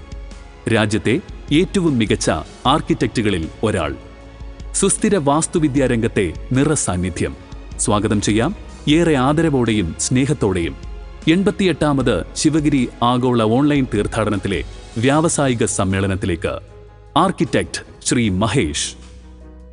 We all know that Sri Narayana Gurudev, who lived between 1856 and 1928, influenced the mankind globally. Not merely in India, but all over the world, people looked at their life in a different way thanks to the great teachings of this great philosopher, this great thinker, and the great teacher that he was. All of us know that Sri Gurudev always talked about one caste, one religion, and one God, which no other person in the world ever thought of. We in this Sammelan are developing our properties in Varkala, Arivipuram, Kundumbara, and Chambarandi. The Varkala property will be developed in 7 acres, mostly as a pilgrimage and also for spiritual tourism. It will be developed in a way that won't look like a Disneyland, but it will be more in tune with the spiritual mindset and the spiritual mentality of the common man. The Arivipuram, which is located very near Sivagiri, is also about 7 acres. And in 1988, Sri Narayana Gurudev established a Shiva temple. So that also is going to be developed in a thematic way. Then we have a large parcel of land in Kundumbara, where there is a Subramania Swami temple, a yoga hall, and a Goshala. And lastly, in Chambarandi, in about 4.5 acres, we have Gurudev's birthplace. So the infrastructure development to make Sivagiri a global destination for people who want very serene atmosphere, who want to experience spiritual life, who want to learn about divine matters, who at the same time want to use this as a leisurely destination. So this is not entirely a commercial development. The Sivagiri in 4 locations, as I mentioned to you, Varkala, Arivipuram, Kundumbara, and Chambarandi, will form a circuit, and this will be developed in such a way that there will be no such complex anywhere in the world with so much of unique features for a discerning visitor. This entire comprehensive development in 4 locations have been conceived by our great Prime Minister Modi, and he announced this in the Varkala Sivagiri Mandapam when he visited this great pilgrimage. This comprehensive development has been planned and conceptualized by the Architecture Department of College of Engineering, Trivandrum, under the able guidance of Professor Sheija, Professor Manoj Kini, Professor Bijin Kothari, Professor Sarita Parambat, Professor Raju, and landscape architect G. Vishwanath. The Ministry of Tourism, Government of India, have launched Swadeshi Darshan scheme to fund development of theme-based tourist circuits in India. These tourist circuits will be developed on the principles of high tourist value, competitiveness, and sustainability in an integrated manner.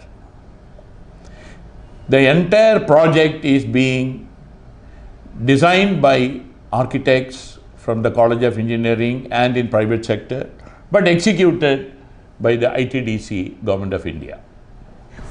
I would like to mention here that Government of India have already started work on 13 thematic circuits like the Sivagiri circuit.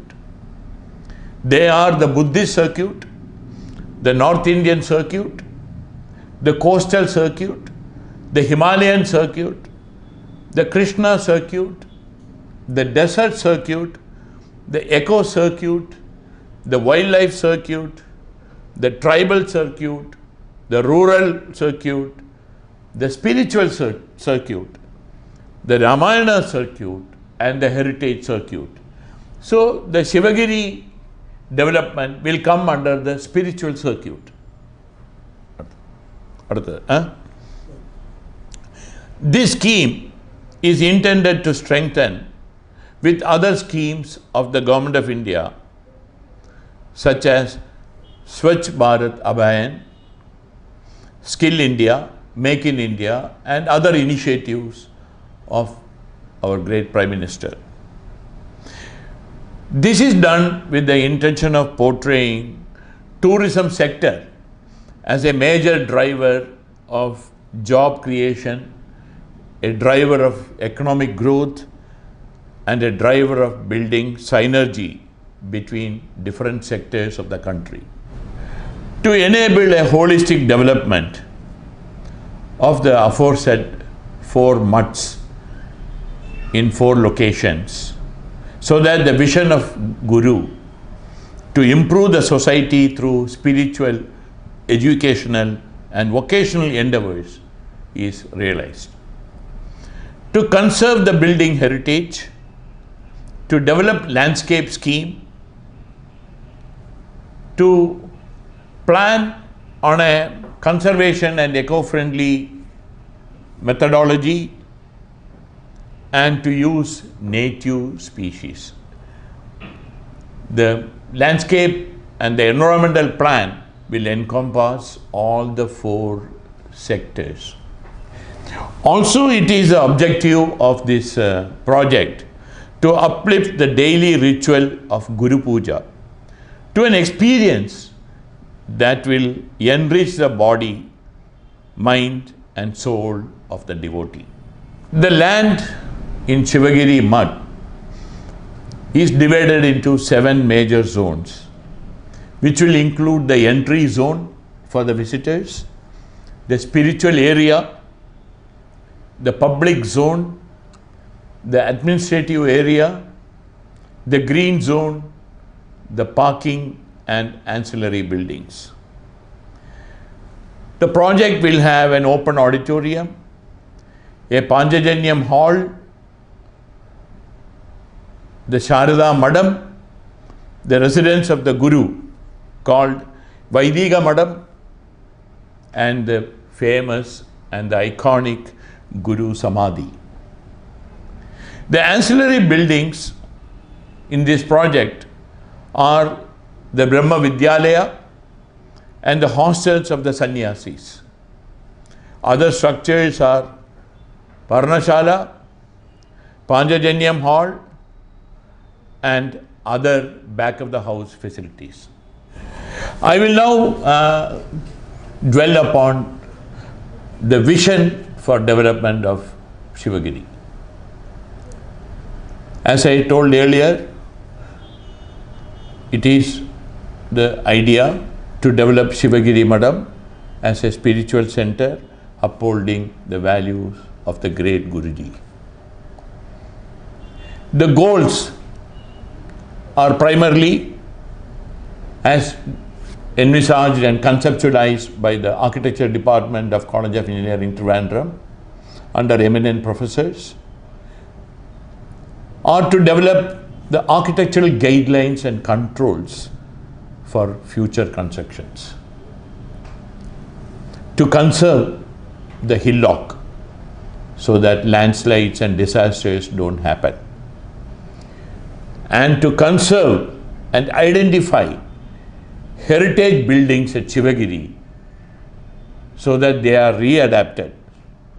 But the originality of the Sharada Madam, the Vaidiga Madam and the Maha Samadhi will be not lost. Also, it has been conceptualized to upgrade the stormwater drainage and rainwater harvesting. At the same time, a lot of importance and planning has gone into waste disposal systems. I will now explain the spiritual aspect of the planning. This includes a meditation zone, which are multiple individual semi-open structures and are placed serenely in a very protected environment. The directed circulation connects Sharada Madam, Vaidiga Madam, the Maha Samadhi in a very seamless, comfortable way, so that all the visitors will have a very comfortable ramp taking them to each of these structures. I would like to conclude that the Sivagiri Mutt will become one of the finest destinations in the world, especially in terms of spirituality, divinity and serenity, if it is constructed and when it is constructed as per the design and drawings prepared by the architects engaged for this project. I am sure that once this destination gets completed, the citizens from all over the world, not only Indians, will find solace and comfort and mental peace in this spiritual center, that is the Sivagiri Mutt at Varkala. Now I want to explain what development is going to be taken up at Arivipuram. The development plan for Arivipuram is designed as a learning center.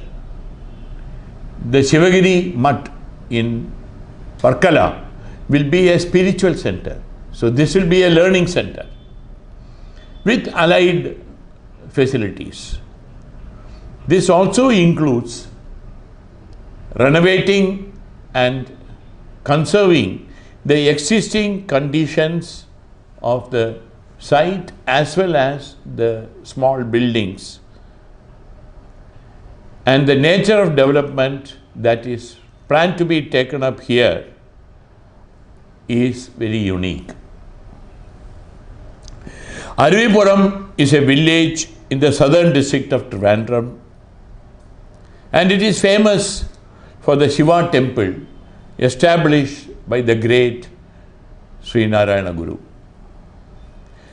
The Gurudev consecrated the Shiva idol in the year 1888 when he was only 32 years old.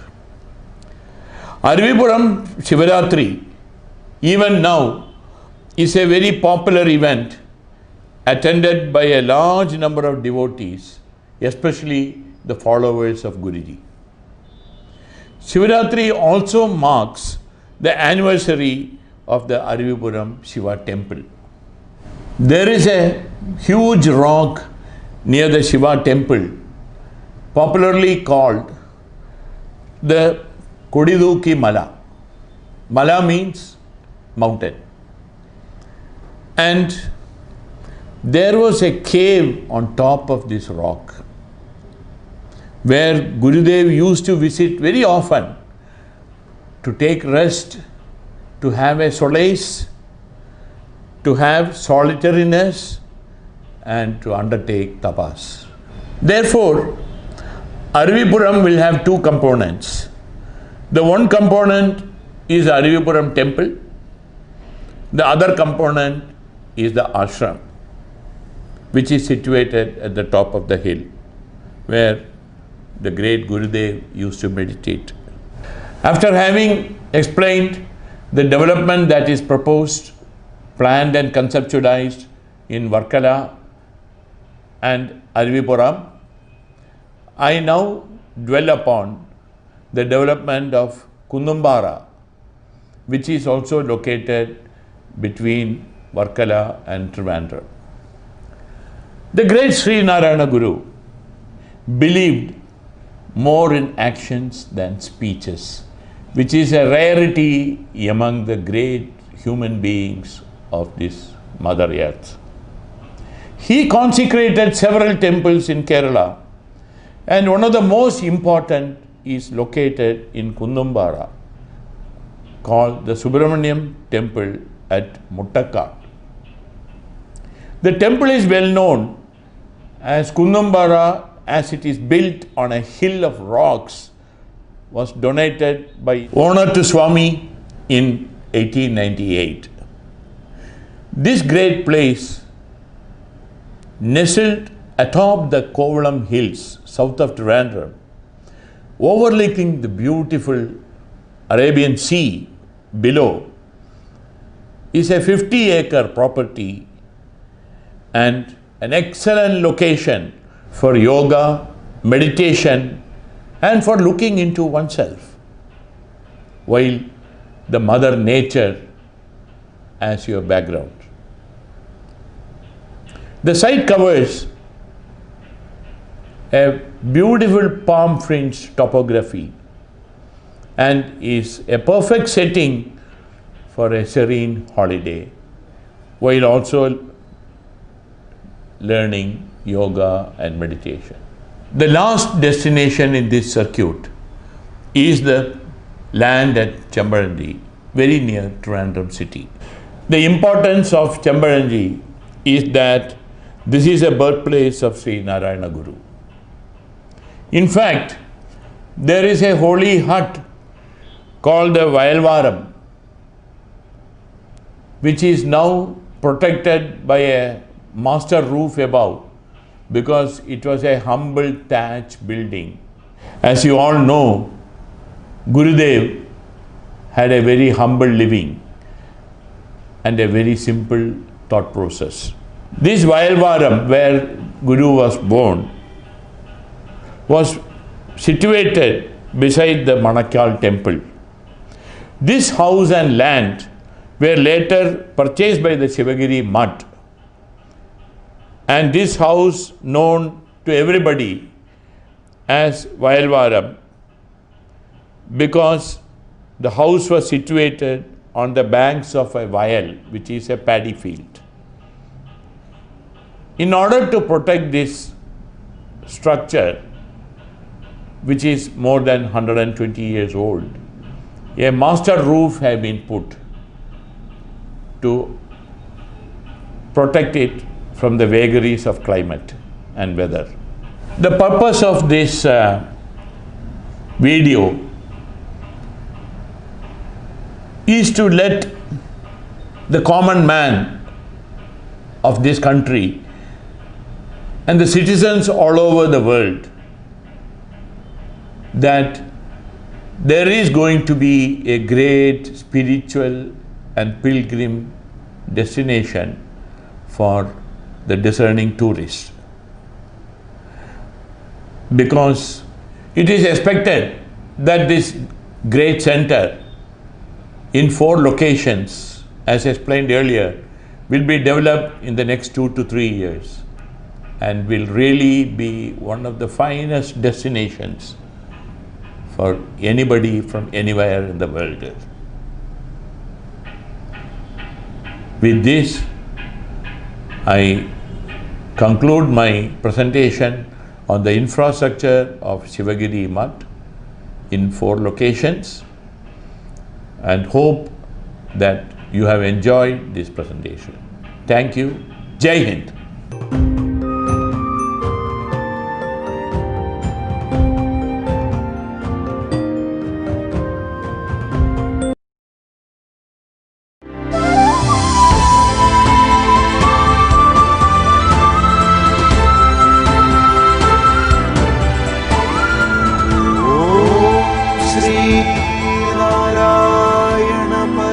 എൺപത്തിയെട്ടാമത് Sivagiri ആഗോള online തീർത്ഥാടനം presented by federal bank, powered by AVA group of companies, co-powered by KIMS health Trivandrum.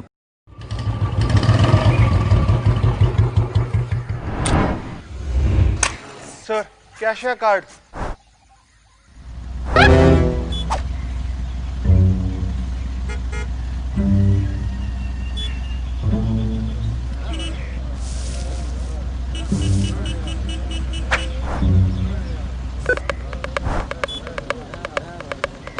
Sir, pin.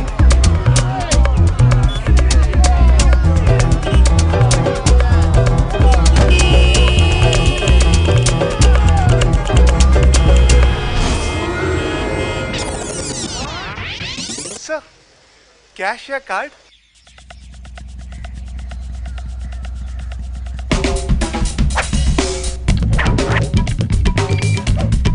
No swiping, no typing, no counting. Just tap and away you go. Introducing contactless cards from Federal Bank.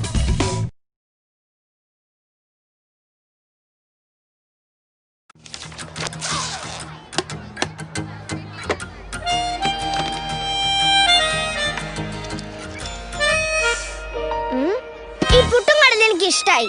ഇതെനിക്ക് വേണം. നിങ്ങൾ ഇതെനിക്ക് തരണം. ഇത് ഞാൻ ഇങ്ങ് എടുക്കുവാ. അങ്ങനെ നീ ഒറ്റയ്ക്കിരുന്ന് പുട്ടടിക്കണ്ട. മേളമില്ലാതെ എന്ത് പുട്ടും കടലയും, മേളമില്ലാതെ എന്ത് Malayali. From AVA. Namaskaram. On behalf of BKG Holding, Qatar Engineering Laboratories and QPCC, I extend my best wishes and warmest regards for the 80th Sivagiri pilgrimage, which will be held online. എല്ലാ വർഷവും ലക്ഷക്കണക്കിന് ശ്രീനാരായണീയ ഭക്തരുടെ തീർത്ഥാടന മഹാമഹമായിട്ട് ആഘോഷിക്കാറുള്ള ശിവഗിരി തീർത്ഥാടനം ഈ വർഷത്തെ പ്രത്യേക സാഹചര്യത്തിൽ വെർച്വലായിട്ട് ആഘോഷിക്കുന്ന ഈ അവസരത്തിൽ എൻ്റെയും എൻ്റെ മിഡിൽ ഈസ്റ്റിലുള്ള സ്ഥാപനങ്ങളായ BKG holdings, Qatar engineering laboratories, quality piling and construction, അതിൻ്റെ എല്ലാ എംപ്ലോയീസിൻ്റെയും എൻ്റെ ഫാമിലിയുടെയും എല്ലാവിധ ആശംസകളും നേരുകയാണ്. ഇതൊരു വലിയ സക്സസ്സായിട്ട് നടക്കട്ടെ എന്ന് ഞാൻ ആത്മാർത്ഥമായി പ്രാർത്ഥിക്കുന്നു. വരും വർഷങ്ങളിൽ പഴയതുപോലെ തന്നെ എല്ലാവർക്കും ഒത്തുകൂടി ഇത് ഒരു സംഭവമായിട്ട് തന്നെ നടക്കാനുള്ള എല്ലാ സാഹചര്യവും ഗുരുദേവൻ്റെയും ദൈവങ്ങളുടെയും അനുഗ്രഹത്താൽ നടക്കട്ടെ എന്ന് ആശംസിക്കുകയാണ്.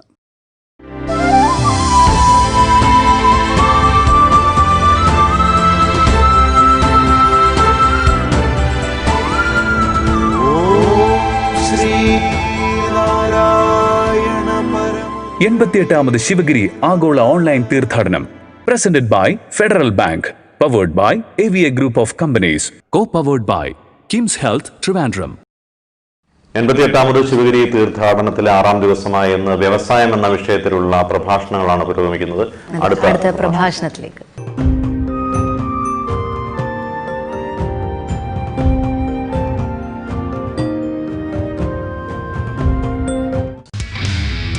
ഡോക്ടർ ആൻഡേ സത്യം best teacher award, best resource person award എന്നിവ കരസ്ഥമാക്കിയ സാമ്പത്തിക വിദഗ്ധൻ.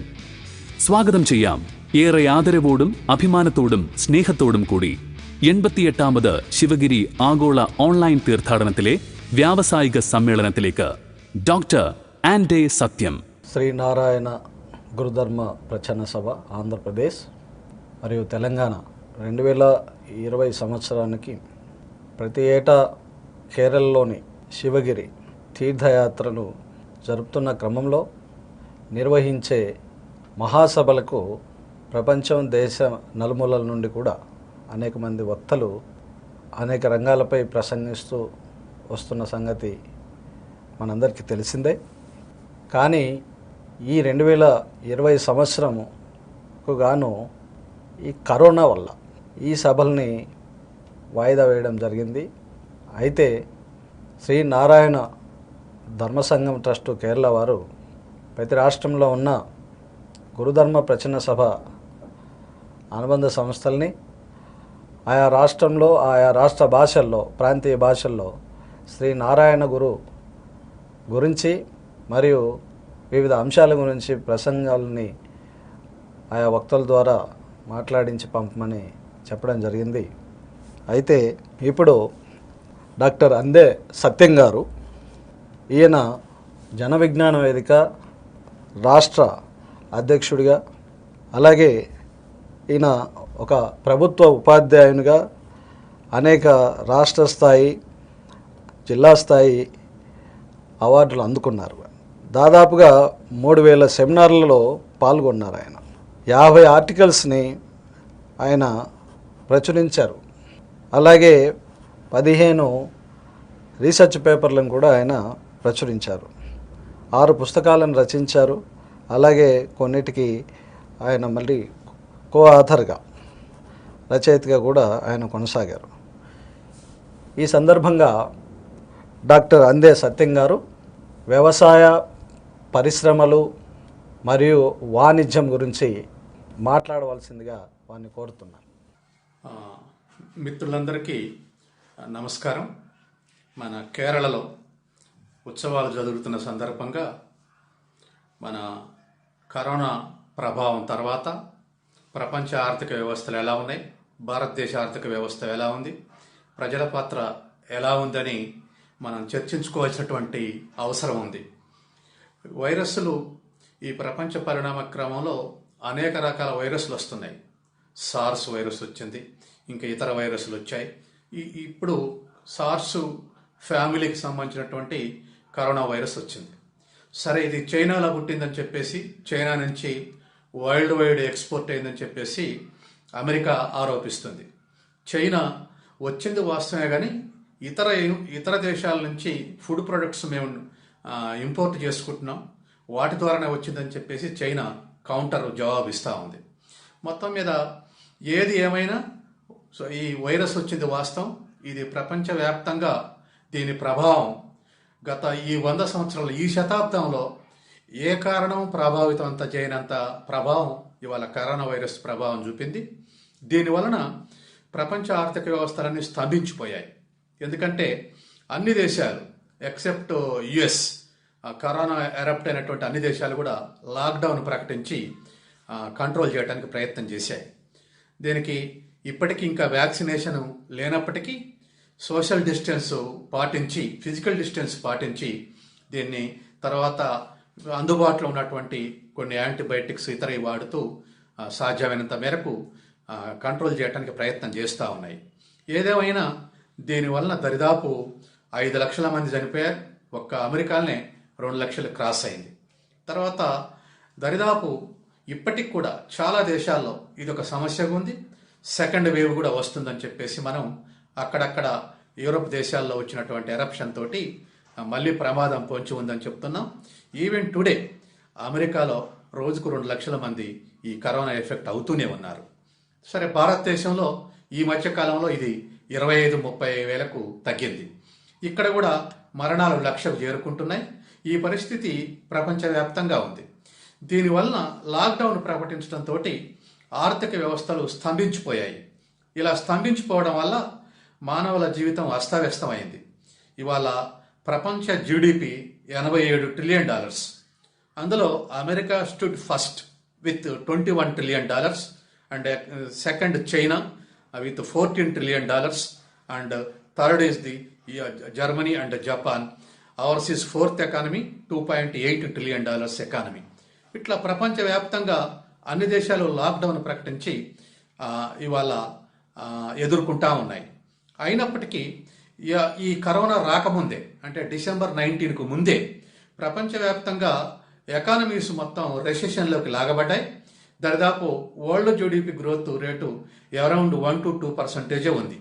అందుకని అప్పటికే రెసెషన్ వస్తుందంటే దాని మీద కరోనా రావటంతో ఇంకా కుదేలైనటువంటి పరిస్థితి ఎదుర్కొన్నది. దీంట్లో ఇవాళ ఈవెన్ టుడే మన ఇండియన్ ఎకానమీ ఈ సంవత్సరం ఫస్ట్ క్వార్టర్లో -24% ఉంటే ఇప్పుడు -9.5% గ్రోత్ రేట్ ఉందని చెప్పేసి నిర్మలా సీతారామన్ ఈ మధ్య కాలంలో అనౌన్స్ చేసింది. అట్లాగే బిఫోర్ రెసిషన్ ఆల్సో మన ఎకానమీ 4.5% ఉంటుంది. కరోనా వచ్చిన తర్వాత 2% పడిపోయింది. ఆ తర్వాత నెగిటివ్ గ్రోత్ స్కోర్ చేసింది. అట్లాగే అమెరికన్ ఎకానమీ కూడా 2% నుంచి 0- దిగజారిపోయింది. చైనా 6.5% గ్రోత్ రేట్ ఉన్నది 2% పడిపోయింది. ఇట్లా కరోనా ప్రభావంతో ప్రపంచవ్యాప్తంగా ప్రపంచ జీడిపి మైనస్ గ్రోత్ రేట్లకి నెట్టివేయబడ్డాయి. అందుకని ఇటువంటి పరిస్థితుల్లో ఉత్పత్తి పడిపోయి ఆదాయాలు పడిపోయి తర్వాత పర్చేజింగ్ పవర్ లేక ప్రజలంతా కూడా వాళ్ళ జీవితం అస్తవ్యస్తమైంది. ఈ పరిస్థితిని ఎదుర్కొన్నది. తర్వాత దీంట్లో ఉత్పత్తి పడిపోవటమే కాదు, ఎంప్లాయ్మెంట్ దృష్ట్యా చూస్తే ఇవాళ అమెరికాలో వారానికి 4.4 మిలియన్స్ నిరుద్యోగులు అవుతూ వచ్చారు గత 11 నెలలుగా. అంటే దరిదాపు 44 లక్షల మంది నిరుద్యోగులు అవుతూ వచ్చారు. అట్లాగే ఇండియాలో దరిదాపు గత 11 నెలలుగా 14 కోట్ల మంది నిరుద్యోగులు అయ్యారు, ఉపాధి కోల్పోయారు. అట్లాగే యూరోప్ అన్ని దేశాల్లో, ఇంగ్లాండ్, స్పెయిన్ తదితర అన్ని దేశాల్లో కూడా వారానికి దరిదాపు 1 మిలియన్ అంటే 10 లక్షల మంది ఉపాధి కోల్పోయి నిరుద్యోగులు అవుతూ వచ్చారు. దరిదాపు ఈ సంవత్సర కాలంలో అంటే డిసెంబర్ ఇన్క్లూడ్ చేస్తే సంవత్సర కాలంలో ఇవాళ ఉపాధి కోల్పోయినటువంటి వాళ్ళు ప్రపంచవ్యాప్తంగా 50 కోట్ల మంది ఉందని చెప్పేసి నిన్ననే ఒక సెన్సెస్ వచ్చింది. కాబట్టి ఇటువంటి పరిస్థితి అంటే ఉత్పత్తి పోవడం, ఉత్పత్తితో పాటు ఉపాధి కోల్పోవడంతో ఇవాళ ప్రపంచవ్యాప్తంగా కూడా చాలా సమస్యలు ఎదుర్కొంటుంది. ప్రపంచవ్యాప్తంగా ఉన్న పరిస్థితిని మనం కనుక గమనిస్తే ప్రపంచం ఇవాళ ఎవరు మళ్ళీ దీన్ని రివైవ్ చేయాలి, ఈ ఎకానమీని రివైవ్ చేయాలి, దీన్ని ఎట్లా ఈ సమస్యను ఎదుర్కోవాలని చెప్పేసి ప్రయత్నిస్తున్నారు. దీనిలో వైరస్ రావడానికి ప్రధానంగా కారణం ఇవాళ ఎన్విరాన్మెంటల్ డిగ్రేషన్ ఉంది. పరిమాణ క్రమంలో అనేక రకాల వైరస్లు వస్తున్నాయి. కానీ దీనికి ఇంకా ఎన్విరాన్మెంట్ క్రైసిస్ ఇంకా ఎక్కువ చేసేటువంటి అవకాశం ఉంది. ఇవాళ ఎన్విరాన్మెంట్ క్రైసిస్ తోటి ప్రపంచవ్యాప్తంగా సమస్యలు ఎదుర్కొంటున్నాం. మనం గత 2 దశాబ్దాలుగా సస్టైనబుల్ డెవలప్మెంట్ పిలిపించాం. అంటే with environmental protection we should produce the production and services. కానీ ఇవాళ ఉన్నటువంటి పరిస్థితుల్లో దరిదాపు ప్రపంచవ్యాప్తంగా ఫారెస్ట్ పాలసీ ప్రకారం 33% ఫారెస్ట్ ఉండాలి. కానీ ఇండియాలో 22% ఉందని డిక్లేర్ చేస్తూ ఉన్నారు. కానీ చివరికి రియల్ ఫారెస్ట్ 14% ఉంది, థిక్ ఫారెస్ట్ అని చెప్పేసి లెక్కలు తేలుస్తూ ఉన్నాయి. కాబట్టి ఫారెస్ట్ డిగ్రేడేషన్ తోటి తర్వాత ఎమిషన్స్ తోటి ఇవాళ ప్రపంచవ్యాప్తంగా పెద్ద సమస్య ఎదుర్కొంటుంది. అట్లాగే ఈ రివైవ్ చేయడానికి ప్యారిస్ అగ్రిమెంట్ చేసుకుంటే ఆ ప్యారిస్ అగ్రిమెంట్ నుంచి ట్రంప్ తప్పుకోవడంతో మళ్ళీ ప్రపంచవ్యాప్తంగా దాని సీరియస్నెస్ తగ్గింది. కానీ ఇప్పుడు ఎన్నికైనటువంటి బైడెన్ మళ్ళీ మేము చేరతాం పారిస్ అగ్రిమెంట్లు అంటున్నారు. కాబట్టి ఎన్విరాన్మెంట్ని డిగ్రేడేషన్ ఆపి సర్వైవ్ చేసుకొని మనం సస్టైనబుల్ డెవలప్మెంట్ మోడల్ మనం కనుక డెవలప్ చేయకపోతే ప్రపంచమంతా సంక్షోభంలో ఉంటుంది, భారతదేశం సంక్షోభంలో ఉంటుంది. ఇవాళ ఎమిషన్స్లో ఫస్ట్ ప్లేస్ ఎవరిది అంటే చైనా, అట్లాగే 2వ place India, 3rd place America. ఇట్లా మన 3-4 దేశాలు ఈ దేశాలు ప్రపంచవ్యాప్తంగా ఎన్విరాన్మెంట్ డిగ్రేడేషన్కు కారణమవుతా ఉన్నాం. కాబట్టి ఈ బాధ్యత అంటే ధనిక దేశాల ఎమిషన్స్ తోటి పేద దేశాల యొక్క ఎన్విరాన్మెంట్ కూడా దెబ్బతింటా ఉంటుంది. కాబట్టి ఎన్విరాన్మెంట్ డిగ్రేడేషన్ వచ్చిన తర్వాత డెవలప్మెంట్ అనేది చాలా కష్టమైనటువంటి విషయం. కాబట్టి ఇవాళ ఏషియన్ ఎకానమీస్ మొత్తం కూడా రెసెషన్లోకి వెళ్ళాయి. యూరప్, మిగతా అమెరికా ఇటువంటి అన్ని నెగిటివ్లోకి వెళ్ళాలి. Except China, it is growing around 4% even after corona. ఈ 4% చొప్పున ప్రజెంట్ గ్రో అవుతా ఉంది. కానీ మిగతా దేశాలన్నీ కూడా నెగిటివ్ గ్రోత్ నుంచి బయటపడలేదు. కాబట్టి ఇవాళ ప్రపంచవ్యాప్తంగా పునరుద్ధరణ జరుగుతూ ఉంది. జరుగుతున్నప్పటికీ కూడా ఇంకా దాని సక్సెస్ రేటు ఆప్టిమం లెవెల్కి రీచ్ కాలేదు. ఇవాళ మిత్రులారా, అమెరికాలో ట్రంప్ చైనా ఎకానమీ యొక్క గ్రోత్ రేట్ చూసి తను లాక్డౌన్ ప్రకటిస్తే నెగిటివ్ గ్రోత్లోకి వెళ్తుంది, తర్వాత తన అగ్రదేశ హోదా పోతుందని చెప్పేసి ఆయన లాక్డౌన్కి ఇంపార్టెన్స్ ఇవ్వలేదు. దీన్ని బైడెన్ ఎలక్షన్స్ అప్పుడే ఎక్స్పోజ్ చేశాడు. ఆయనకు ఉన్నటువంటి సీరియస్నెస్ లేదు, అందుకే దీని మీద ఏం సీరియస్ యాక్షన్ తీసుకోలేదు. అందుకే ఇవాళ అమెరికా బాగా నష్టపోతుంది కరోనా వల్ల అని చెప్పేసి బైడెన్ ఎలక్షన్స్లో ఒక నినాదంగా తీసుకున్నాడు. కాబట్టి ఇవాళకి కూడా యుఎస్లో చాలా ఇబ్బందులు పడతా ఉన్నారు. కాబట్టి ఇవాళ లాక్డౌన్కి ఇంపార్టెన్స్ ఇవ్వకపోవడానికి మరో కారణం ఏమిటంటే అగ్రదేశ హోదానే కాదు, ఇవాళ ఫారిన్ ఎక్స్చేంజ్ రేటు ప్రకారం అమెరికా అగ్రదేశం $21 trillion, China second country $14 trillion on the basis of foreign exchange. కానీ on the basis of purchasing power parity ప్రకారం ఇవాళ చైనా $24 ట్రిలియన్ అయితే అమెరికా $21 ట్రిలియన్ లెక్కించారు. కాబట్టి ఇవాళ అమెరికాకు అగ్రదేశ హోదాకు ఎకానమీకి థ్రెటనింగ్ చైనా నుంచి ఉందనేటువంటి సమస్యను పెట్టుకొని ఇవాళ కరోనా కంట్రోల్ చేయటంలో, తర్వాత లాక్డౌన్ విధించడంలో అమెరికా తత్సారం చేసింది. ఆ తత్సారం చేయటం వల్ల ఇవాళ ఉన్నటువంటి పరిస్థితి ఎదుర్కొంటా ఉన్నాం. తర్వాత దీన్ని ఎదుర్కోవడానికి అమెరికా కానీ మిగతా అన్ని దేశాలు కూడా ప్యాకేజెస్ ప్రకటించాయి. అంటే ప్రజల యొక్క డిమాండ్ పెంచి, ప్రజల యొక్క ఆదాయాలు పెంచి, ప్రజల యొక్క డిమాండ్ పెంచి, ఉత్పత్తులకు డిమాండ్ పెంచితే ఎకానమీస్ రివైవ్ అవుతాయి అని చెప్పేసి అమెరికా $2 ట్రిలియన్ అమెరికా ప్యాకేజ్ ప్రకటించింది.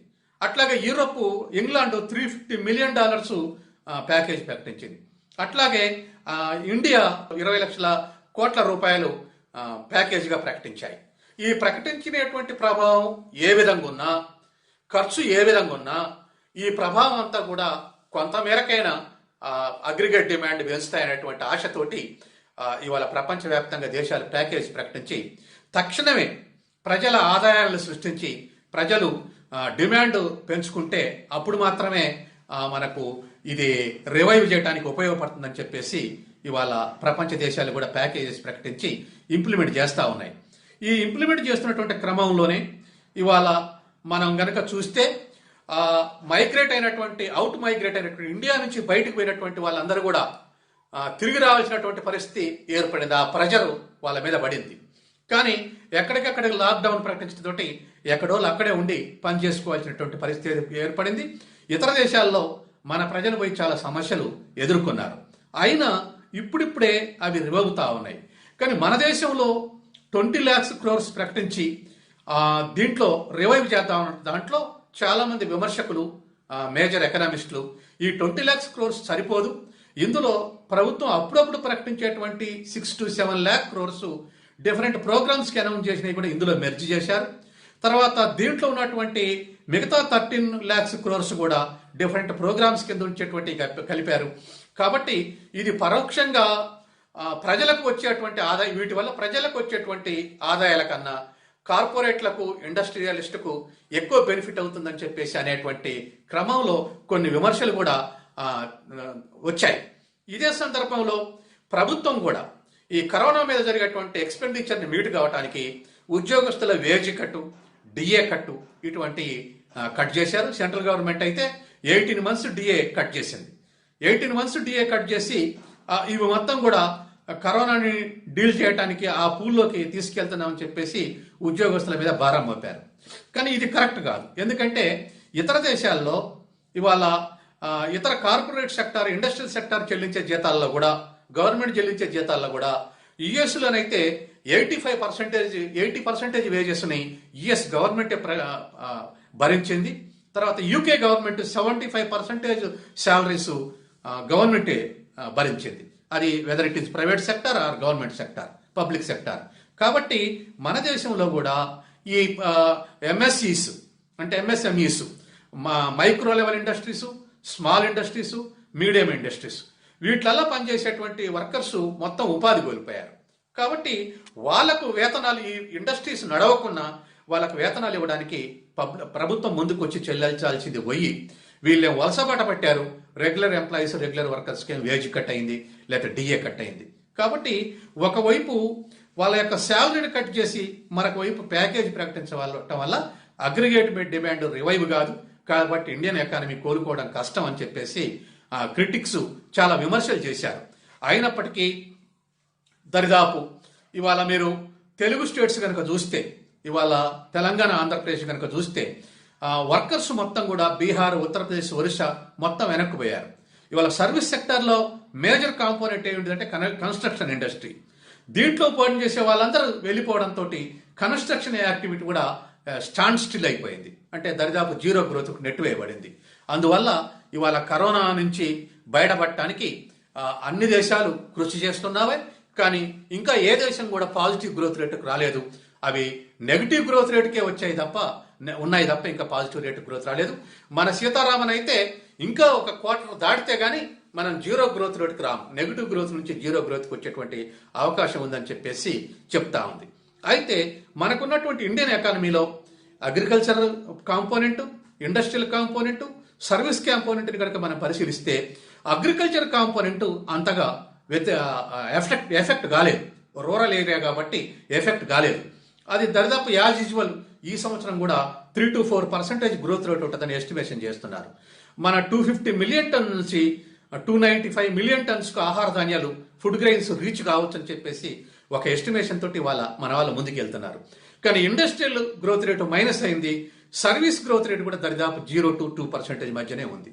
కాబట్టి ఇవాళ still we're in negative growth rate. కాబట్టి ఇవాళ ఉన్నటువంటి వీటిని మనం పునరుద్ధరించుకోకపోతే, మనం ముందుకు తీసుకెళ్ళకపోతే, మన ఎకానమీ ఇంకా కొంతకాలం పాటు మనం రివైవ్ చేసుకోకపోతే ఈ ప్రజలు, సామాన్య ప్రజలు, తర్వాత మిడిల్ క్లాసు ప్రజలందరూ కూడా ఇబ్బందులు పడేటువంటి అవకాశం ఉంది. అయితే దీన్ని కంట్రోల్ చేయాలంటే మనం ముఖ్యంగా ఇవాళ కరోనా వైరస్ని మనం గనక కంట్రోల్ చేసుకోకపోతే రివైవ్ చేసే అవకాశం లేదు. దీంట్లో ఇవాళ మనం ప్రపంచవ్యాప్తంగా కరోనా కంట్రోల్ చేయడంలో ఎవరు ముందున్నారంటే, ఎక్కడైతే పబ్లిక్ హెల్త్కు ఇంపార్టెన్స్ ఇచ్చిర్రో, పబ్లిక్ హెల్త్ స్ట్రాంగ్గా ఉందో అక్కడ ఈ కరోనాని కట్టడి చేయగలిగారు. ఇవాళ పబ్లిక్ హెల్త్ స్ట్రాంగ్గా ఉన్నటువంటి చైనాలో, పబ్లిక్ హెల్త్ స్ట్రాంగ్ ఉన్న వియత్నాంలో, పబ్లిక్ హెల్త్ స్ట్రాంగ్ ఉన్న క్యూబాలో సక్సెస్ఫుల్గా కరోనాను కంట్రోల్ చేశారు. అట్లాగే ఇండియాలో పబ్లిక్ హెల్త్ స్ట్రాంగ్గా ఉన్నటువంటి కేరళలో దాన్ని మినిమం కాస్ట్ తోటి కంట్రోల్ చేయడానికి ప్రయత్నం చేస్తున్నారు. ఇవాళ తెలంగాణలో కానీ, ఏపీలో కానీ కార్పొరేట్ వైద్యం బాగా ఎక్స్ప్లాయిట్ చేసింది.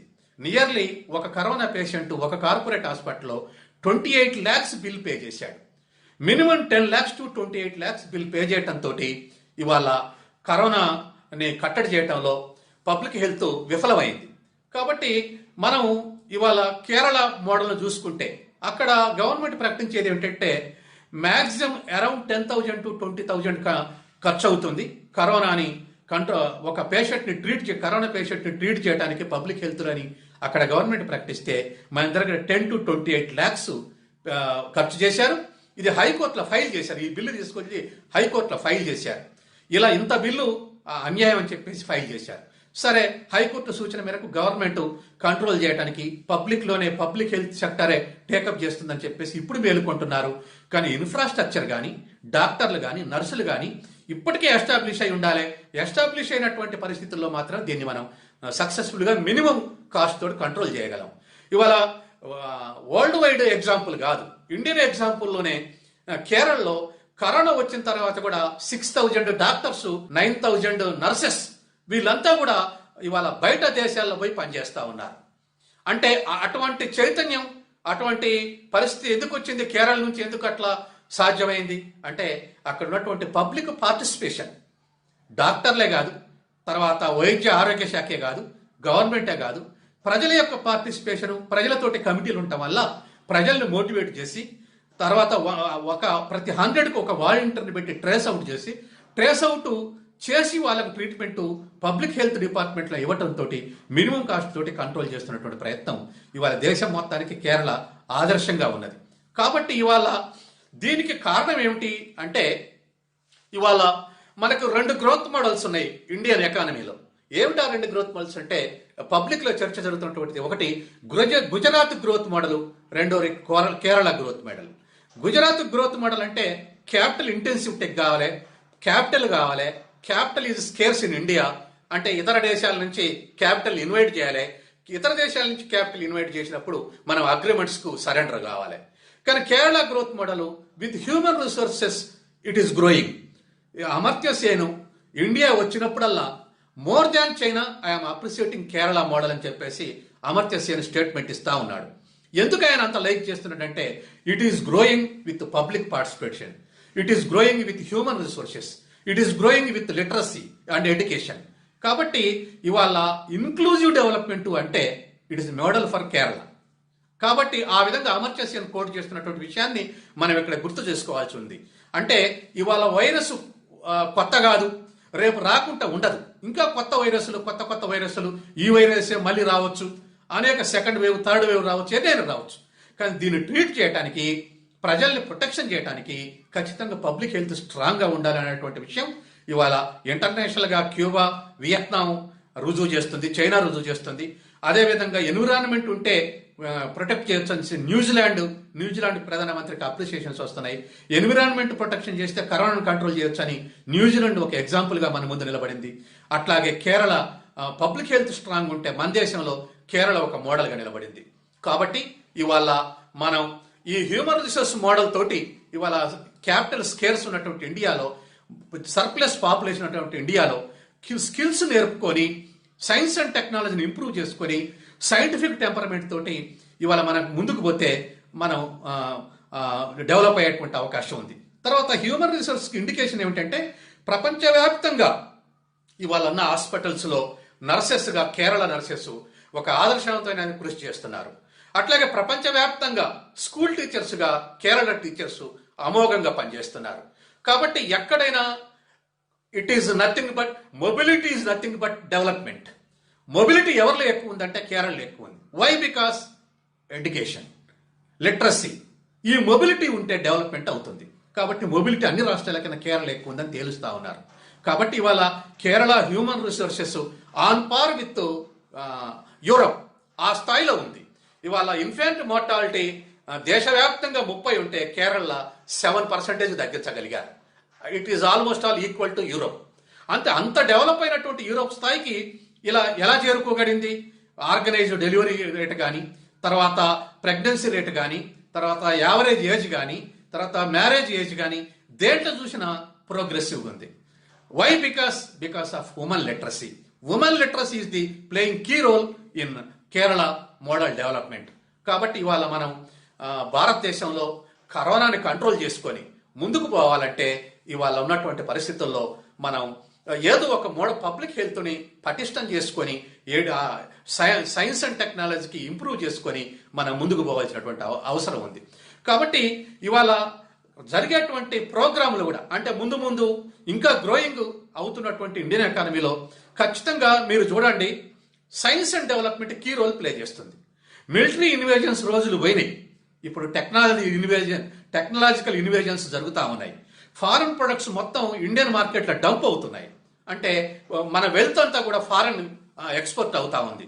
కాబట్టి మనం ఆత్మ నిర్భర్ అనేటువంటి మోడీ ఇచ్చిన నినాదం నిజం కావాలన్నా, లేదా అంతకుముందు ఇందిరాగాంధీ, నెహ్రూ ఇచ్చినటువంటి నినాదాలు సెల్ఫ్ రిలయన్స్ నిజం కావాలన్నా మన own we should develop on own science and technology. ప్రపంచవ్యాప్తంగా ఇవాళ పేటెంట్స్ చూస్తే 98% పేటెంట్స్ G7 కంట్రీ చేతుల్లో, మల్టీనేషనల్ కంపెనీ చేతుల్లో ఉన్నాయి.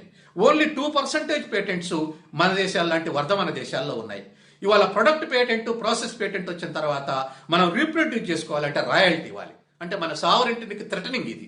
కాబట్టి ఇవాళ మనం 16% పాపులేషన్ ఉంటే మన సైన్స్లో మన షేర్ కూడా 16% ఉండాలి. సైన్స్ అండ్ టెక్నాలజీలో మనం గ్రో కావాల్సినటువంటి అవసరం ఉంది. కాబట్టి ఇవాళ మన దేశవ్యాప్తంగా సైంటిఫిక్ టెంపర్మెంట్ మనం ఎంకరేజ్ చేసుకోకపోతే డెవలప్మెంట్ కాదు.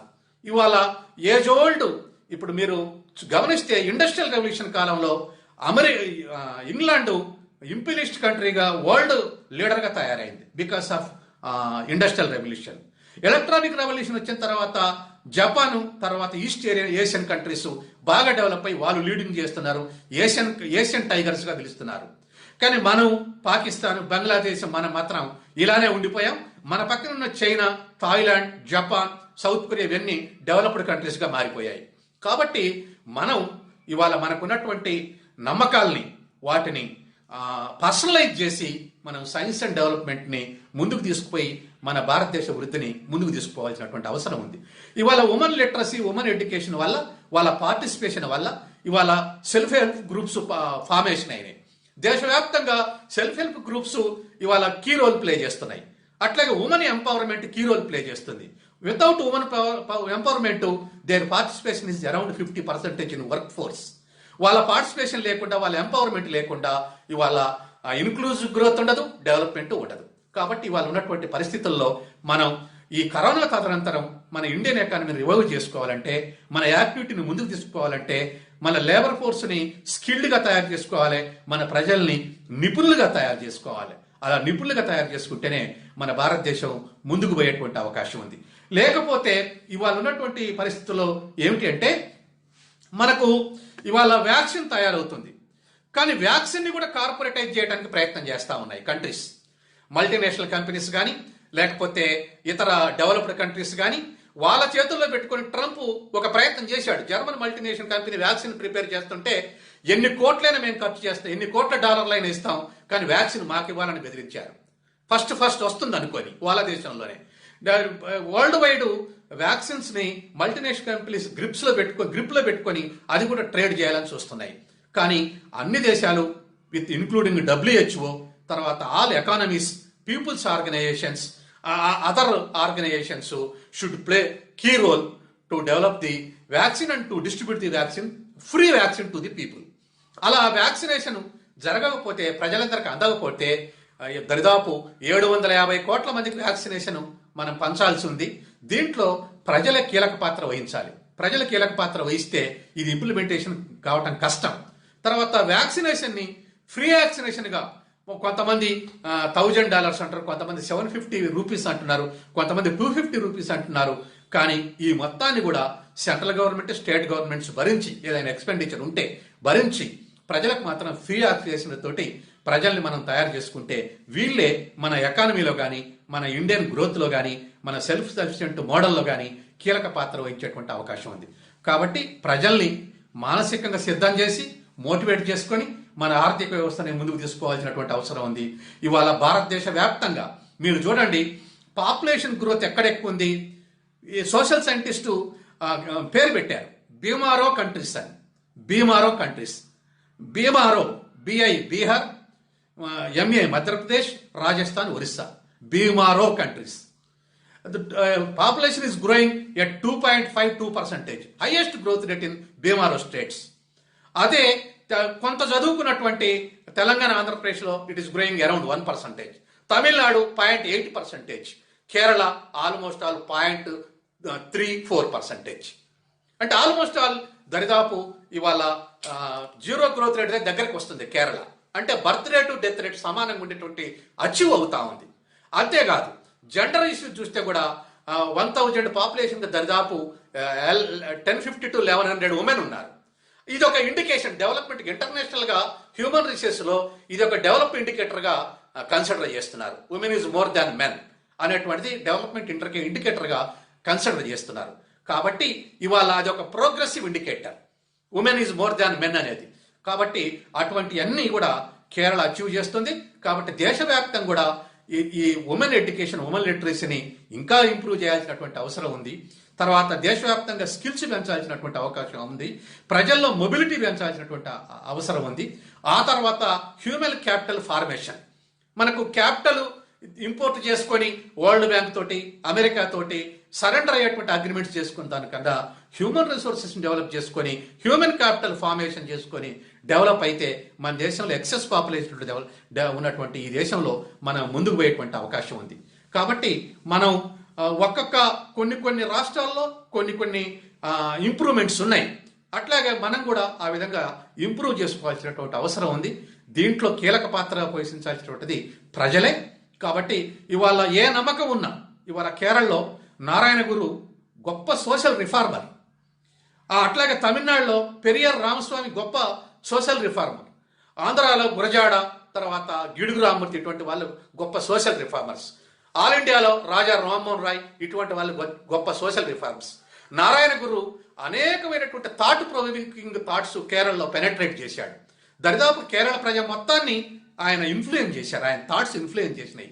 కాబట్టి ఒక ప్రోగ్రెసివ్ థాట్ని రాష్ట్ర ప్రజలందరూ కూడా మన ఇంటర్నలైజ్ చేసుకుంటే అప్పుడు మనకు ఒక అభ్యుదయకరమైనటువంటి ప్రోగ్రెసివ్గా ఉన్నటువంటి థాట్స్ ముందుకు తీసుకుపోతాయి. ఆ విధంగా మన భారతదేశాన్ని అభివృద్ధి చేసుకొని మన కాళ్ళ మీద మనం నిలబడి మన సార్వభౌమత్వాన్ని మనం ఉంచుకొని అభివృద్ధి కావాల్సినటువంటి కర్తవ్యం మన మీద ఉంది.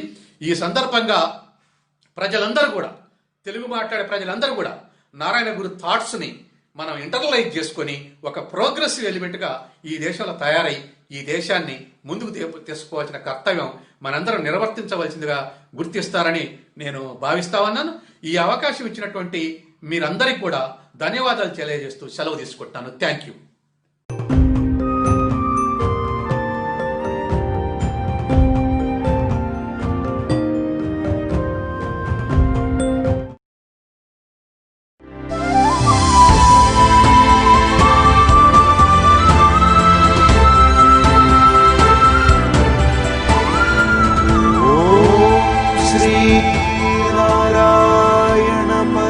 എൺപത്തിയെട്ടാമത് ശിവഗിരി ആഗോള ഓൺലൈൻ തീർത്ഥാടനം presented by federal bank, powered by AVA group of companies, co-powered by KIMS health Trivandrum.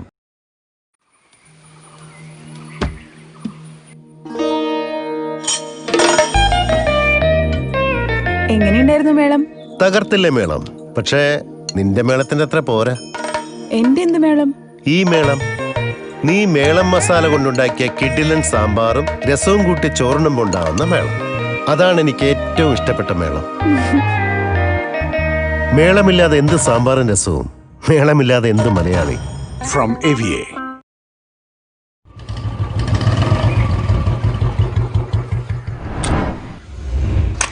Sir, cashier card.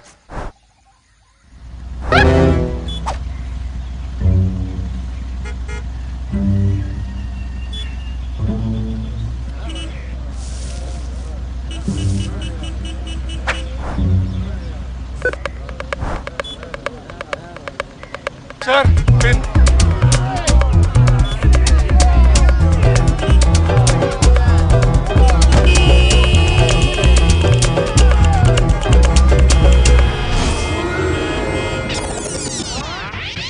Sir, cashier card.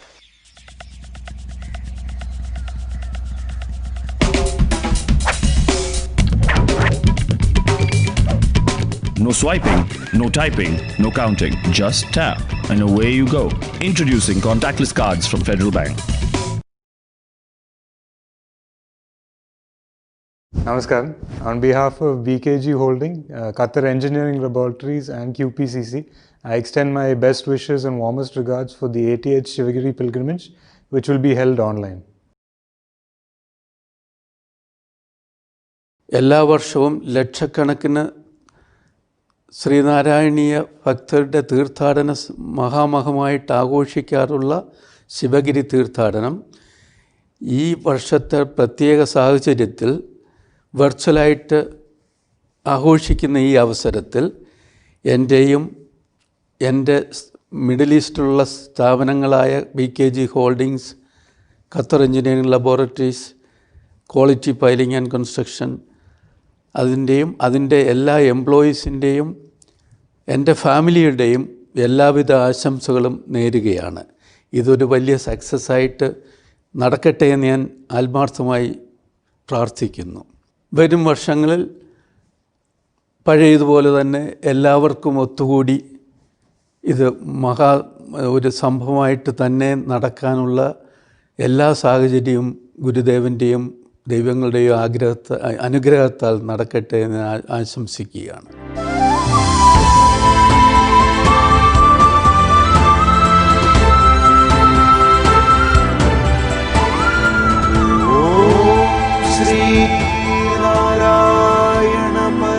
എൺപത്തിയെട്ടാമത് Sivagiri ആഗോള ഓൺലൈൻ തീർത്ഥാടനം presented by federal bank, powered by AVA group of companies, co-powered by KIMS health Trivandrum.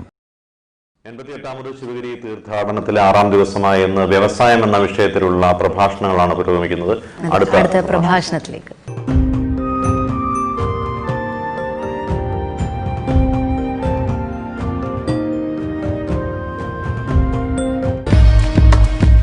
Natana Gurunathan, Madurai Sadhana group of school director.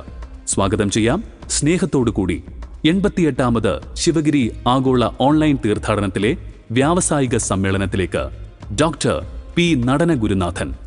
ഓം ശ്രീ നാരായണ സമത്വ ഗുരുവേ പോற்றி போற்றி. நல்லவராய் நாம் இருப்போம், நல்லவையே நாம் செய்வோம்.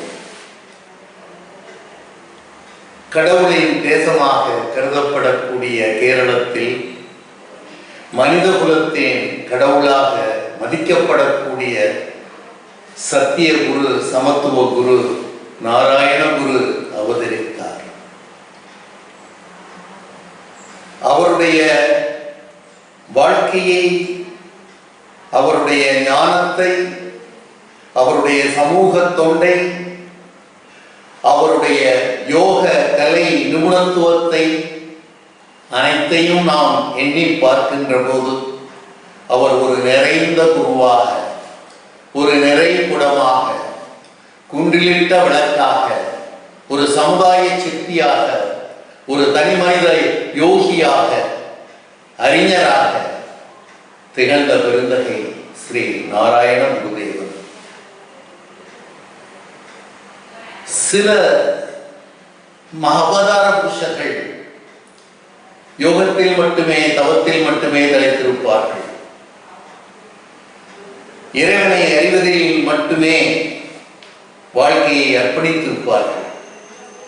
ஆனால் நமது நாராயண குருதேவன் தனிமையில் தவம் செய்ததோடு மட்டுமல்ல, தன்னில் இறைவனை அறிந்ததோடு மட்டுமல்ல, இந்த உலகத்தில் உள்ள அனைத்து ஜீவராசிகளிலும் இறைவனை உணர்ந்ததோடு மட்டுமல்ல, சமுதாயத்தில் இருக்கக்கூடிய அவலங்களை, ஏற்றத்தாழ்வுகளை, ஜாதி பாகுபாடுகளை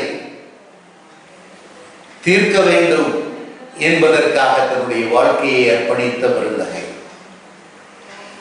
சமுதாய அறிவுக்கண்ணை, சமத்துவ கண்ணை திறந்த பெருந்தகை. அவரை பற்றி நினைப்பதே நெஞ்சில் மகிழ்ச்சியை ஏற்படுத்தும். அவரை துதிப்பதே இந்த வாழ்க்கையின் பயனாக நம்மை கருத செய்யும். அப்படிப்பட்ட பெருந்தகையை பற்றி உங்களோடு பகிர்ந்து கொள்வதிலே நான் மிகுந்த மகிழ்ச்சி அடைகிறேன். ஸ்ரீ நாராயண குருதேவனை பொறுத்தளவில் அவர் முதலில் சொல்வது சத்தியம். இந்த சத்தியம் என்பது என்ன? சத்தியம் என்பது உண்மை, வாய்மை, மெய்மை என மூன்றும் இணைந்ததே சத்தியம். உண்மை என்பது உள்ளம் சம்பந்தப்பட்டது, மனம் சம்பந்தப்பட்டது. உள்ளத்திலே எழுகின்ற எண்ணங்கள் யாவும் நல்ல எண்ணங்களாக, சரியான எண்ணங்களாக, தர்ம நெறியில் தகுந்த எண்ணங்களாக ஏற்பட வேண்டும். அது ஒரு தவம். மனதை மனம் போகின்ற வழியில் அனுமதிக்காது, மனதை மிகுந்த மிகுந்த பக்குவத்தோடு நிர்வாகம் செய்து மனதிலே எழக்கூடிய எண்ணம் யாவும் நன்மையாக, தீய எண்ணங்கள் யாவும் வராத அளவிலே அந்த மனதை சுத்தமாக வைத்துக் கொள்ளுதல் நாராயண குருதேவன் மிகவும் வலியுறுத்தினார். எனவே உள்ளத்தில் தீவு எதுவும் இருக்கக்கூடாது, எதுவும் உற்பத்தியாக கூடாது, எதுவும் தோன்றக்கூடாது. அப்படி தோன்றினாலும் அதை முறியடித்து முறையான நிர்வாகம் செய்து மனதிலே எழுகின்ற எண்ணங்கள் யாவும் நல்ல எண்ணங்களாக, மற்றவர்களுக்கு, இந்த மண்ணுலகத்திற்கு பயன்படக்கூடிய எண்ணங்களாக, மற்றவர்களுக்கு நன்மை செய்யக்கூடிய எண்ணங்களாக வர வேண்டும். அதுவே அந்த உள்ள உண்மை நிலை. அடுத்து வாய்மை என்பது இந்த உள்ளத்தில் இருந்து எழுகின்ற அந்த எண்ணங்களையும் உணர்வுகளையும் எந்த விதமான சென்சாரும் இல்லாமல், தணிக்கையும் இல்லாமல் அதை வெளிப்படுத்தக்கூடிய பண்புதான் வாய்மை. ஒரு விருந்தினர் வருகிறார், வாங்க வாங்க உட்காருங்க என்று சொல்லுகின்ற போது மனதிலே ஏண்டா வந்த இந்த நேரம் அப்படி என்பது நிச்சயமாக உண்மையும் இல்லை, வாய்மையும் இல்லை.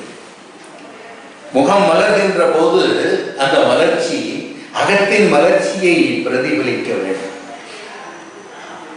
அதுவே வாய்மை. அடுத்து மெய்மை. அழிகின்ற இந்த உடல், அழியாத ஆத்மா குடியிருக்கின்ற கோவில்.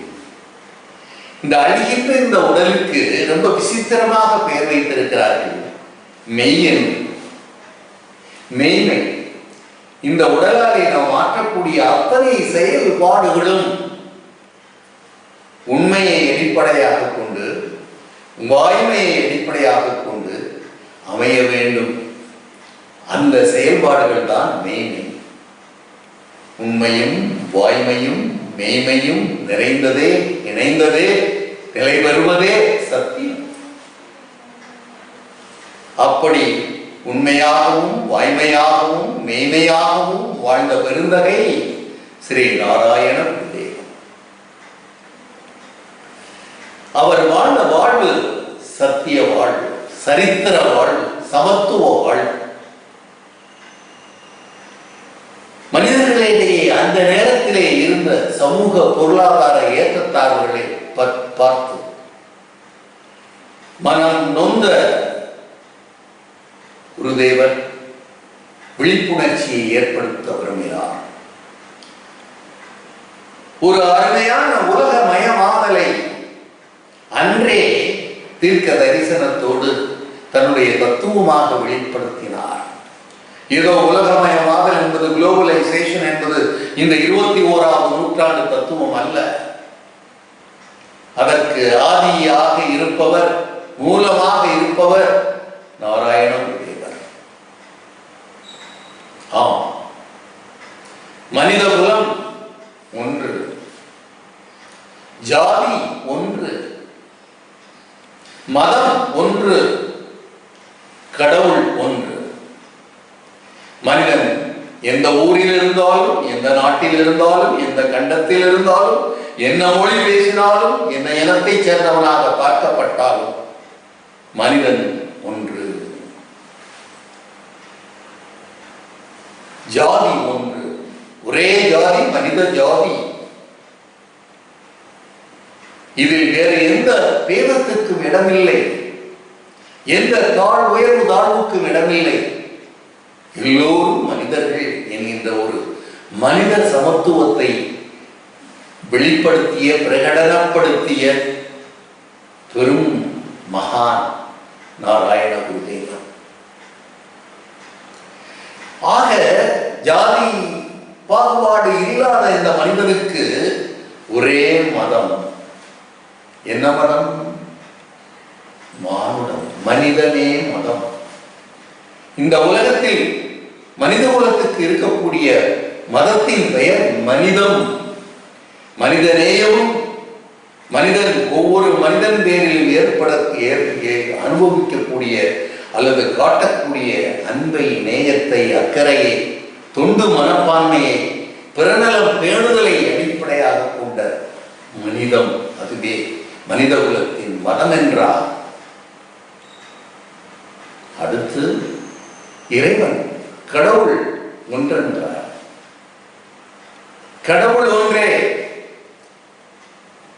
என்ன ஜீசஸ் சொன்னாலும் சரி,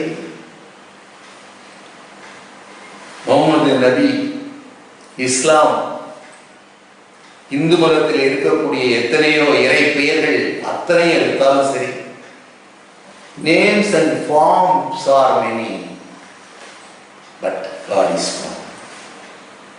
ஏன்? மனித சமுதாயத்தில் கோடிக்கணக்கான மக்கள் இருக்கிறார்கள், ஒவ்வொருவருக்கும் ஒரு அடையாளம் வேண்டும் என்பதாலேயே பெயர் சூட்டப்படுகிறது. ஒரு வீட்டில் அந்த காலத்துல எல்லாம் பெரும் குடும்பங்கள், கூட்டு குடும்பங்கள். இப்போ ஒவ்வொருத்தருக்கும் ஒரு பேர் இருக்கும். ஒருத்தருக்கு கணேசன் இருக்கும், ஒருத்தருக்கு முருகன் இருக்கும். அந்த காலத்துல எல்லாம் கடவுளின் பெயர்களை வைத்தார். இந்த காலத்துல நமக்கு பேரே புரியாது, அர்த்தம் என்னன்னு தெரியாது. பொருளுள்ள பெயர்களை அந்த காலத்தில் வைத்தார்கள். ஆக அடையாளம் தெரிந்து கொள்வதற்காக மட்டுமே பெயரிடப்பட்டிருக்கிறது. ஒரு மனிதனுக்கும், ஒரு ஊருக்கும், ஒரு நாட்டுக்கும் பேர் இருக்கு. பட் ஆனால் இந்த உலகம் ஒன்று, இந்த உலகம் ஒரே குடும்பம். இந்த உலகத்தில் இருக்கக்கூடிய அத்தனை பேரும் சம நிலையிலே இருக்கக்கூடிய மனிதர்கள், சமத்துவமான மனிதர்கள் என்கின்ற ஒரு அருமையான தத்துவத்தை இந்த உலகிற்கு தந்து சென்றிருக்கின்ற பெரிய தத்துவ ஞானி ஸ்ரீ நாராயண குருதேவன். அன்பர்களே, மருத்துவமனையில், அறிவுப்புறத்தில், வர்கலா சிவகிரியில், ஆலுவாவில் தன்னுடைய சமூக ஆன்மீக பணிகளை ஆற்றி வந்த ஸ்ரீ நாராயண குருதேவனிடம் அவருடைய பக்தர்கள் அணுகி, குருதேவா, பக்தர்கள் அனைவரும் இந்துக்கள் எப்படி காசிக்கு செல்கிறார்களோ, கிறிஸ்தவர்கள் எப்படி ஜெருசலேம் செல்கிறார்களோ, முஸ்லிம்கள் எப்படி மெக்கா செல்கிறார்களோ, அப்படி நாராயண குருதேவ பக்தர்கள் அனைவரும் வருடம் ஒரு முறையாவது புனித யாத்திரை, தீர்த்த யாத்திரை வர்கலா சிவகிரிக்கு வர வேண்டும், அதற்கு உங்கள் அனுமதி வேண்டும் என்று கேட்டபோது சிறிது சிந்தனைக்கு பிறகு குருதேவர் அனுமதி அளிக்கிறார். அப்படி அனுமதி அளிக்கின்ற போது சுத்தம், தூய்மை, பியூரிட்டி, 5 வகையான பியூரிட்டிஸ், தூய்மை வலியுறுத்துகிறார். ஒன்று, உடல் சுத்தமாக இருக்க வேண்டும், உணவு சுத்தமாக இருக்க வேண்டும், உள்ளம் சுத்தமாக இருக்க வேண்டும் என்று வலியுறுத்துகிறார். உடல் சுத்தம் அனைவருக்கும் தெரியும். நீராட வேண்டும், சுத்தமான ஆடையை அணிய வேண்டும். இது உடலின் புறச்சுத்தம். அகச்சுத்தம் ஏற்கனவே நான் உங்களோடு பகிர்ந்து கொண்டதை போல உண்மை, வாய்மை, மெய்மை ஆகிய 3 சுத்தங்களும் இணைந்த சத்தியம், அதுவே உள்ள சுத்தம். இந்த உடலும் உணவும் சுத்தமாக இருக்க வேண்டுமே, ஆனால் உணவு சுத்தமாக இருக்க வேண்டும். சாத்வீக உணவு, சைவ உணவையே அவர் வலியுறுத்தினார். இந்த தீர்த்த யாத்திரையின் போது ஒரு 10 நாள் இந்த மாதிரியாக சுத்தமாக விரதம் இருந்து வர வேண்டும் என்கின்ற விருப்பத்தையும் அவர் தெரிவித்தார். உடலில் சுத்தம், உணவில் சுத்தம், உள்ளத்தில் சுத்தம், செயலில் சுத்தம், சிந்தனையில் சுத்தம், இப்படி 5 வகை சுத்தங்களை அவர் வலியுறுத்துகிறார். உடலில் தூய்மை வேண்டும், உணவில் தூய்மை வேண்டும், உள்ளத்தில் தூய்மை வேண்டும், சொல்லில் தூய்மை வேண்டும், செயலில் தூய்மை வேண்டும். இப்படி தூய்மையின் மறு உருவமாக, தூய்மையின் சின்னமாக ஒவ்வொரு பக்தனும் அந்த தீர்த்த யாத்திரையை கை கொள்ள வேண்டும் என்ற விருப்பத்தை அவர் சொன்னார். எனவே நண்பர்களே, 5 பேரோடு ஆரம்பிக்கப்பட்ட அந்த தீர்த்த யாத்திரை இன்று 30 லட்சத்திற்கும் மேற்பட்ட பக்தர்கள் தீர்த்த யாத்திரையில் கலந்து கொள்கிறார்கள். ஒவ்வொரு ஆங்கில புத்தாண்டு தினத்தன்றும் வர்கலா சிவகிரி மக்கள் வெள்ளத்தால் நிரம்பி வழிகிறது. கடல் அலை போல பக்தர்கள் வெள்ள பண்ணி அப்படி வருகின்ற போது இந்த 5 வகை சுத்தத்தை வலியுறுத்திய குருதேவர் அடுத்து கேட்கிறார் அந்த பக்தரிடத்தில், 5 வகை சுத்தங்கள் ஓகே, ஆனால் வாட் அபவுட் நோக்கங்கள், அப்ஜெக்டிவ்ஸ்? அப்படியே வீட்டில இருந்து வர்கலாவுக்கு வந்து குளிச்சு நீராடிட்டு அப்படியே சாரதா தேவியை தரிசனம் பண்ணிட்டு போயிட்டா போதுமா? கேட்கிறார் பாருங்க. குருவுக்கு 8 நோக்கங்களை பிரகடனப்படுத்துகிறார். வர்றவங்களுக்கு கல்வியின் அருமை தெரியவர், கல்வியின் சிறப்பு தெரிய, கல்வியின் பயன் தெரிய அங்கே உரையாடல்கள் நடக்க வேண்டும், கூட்டங்கள் நடக்க வேண்டும், பணிமனைகள் நடக்க வேண்டும். அதில் அவர்கள் கலந்து கொண்டு கல்வியினுடைய முக்கியத்துவத்தை உணர வேண்டும். Education first. கல்வி சமூக மாற்றத்திற்கான கருவி. கல்வி சமூக சீர்திருத்தத்திற்கான செங்கோல். எனவே கல்வியினுடைய கேடில் விழுச்செல்வம் கல்வி. ஒருமைக்கண் தாங்கற்ற கல்வி எழுமையும் ஏமாப்பு உடைத்தன்பார் வள்ளுவப்பெருமாள். அழியா செல்வமான கல்வியை, ஆக்கம் தருகின்ற கல்வியை இங்கே வர்க்கலா சிவகிரிக்கு வருகின்ற அத்தனை யாத்ரீகர்களும் பக்தர்களும் கல்விக்கு தன்னை அர்ப்பணிக்கக்கூடியவர்களாக, தானும் கற்று பிறரை கற்பிப்பதற்கும் உதவக்கூடியவர்களாக அந்த மனநிலையை அவர்களுக்கு தரக்கூடியதாக நிகழ்ச்சிகள் ஏற்பாடு செய்யப்பட வேண்டும் என்றார். Number 2, purity. ஏற்கனவே நாம் அதை பற்றி மிகவும் நிறைவாக பேசிவிட்டோம். சுத்தமாக வர வேண்டும் என்பது உடல் சுத்தம், உணவு சுத்தம், மன சுத்தம், எண்ண சுத்தம், சொல் சுத்தம், செயல் சுத்தம். அடுத்து வருகிறது பயத்தி, பக்தி. பக்தி உடையவர்களாக வர வேண்டும். ஏதோ சைட் சீயிங் டூருக்கு வர்ற மாதிரி அந்த யாத்திரைக்கு வரக்கூடாது. வருவது பக்தியோடு, சாரதா அம்மையாரினுடைய நினைவோடு, நாராயண குருதேவனுடைய நினைவோடு, சிவத்தில் லயித்துவிட்ட மனநிலையோடு இறை நிலையில் வர வேண்டும், தவ நிலையில் வர வேண்டும், நோன்பு நிலையில் வர வேண்டும் என்றார் குருதேவர். பக்தி முக்கியம். அடுத்து 4வதாக ஆர்கனைசேஷன்.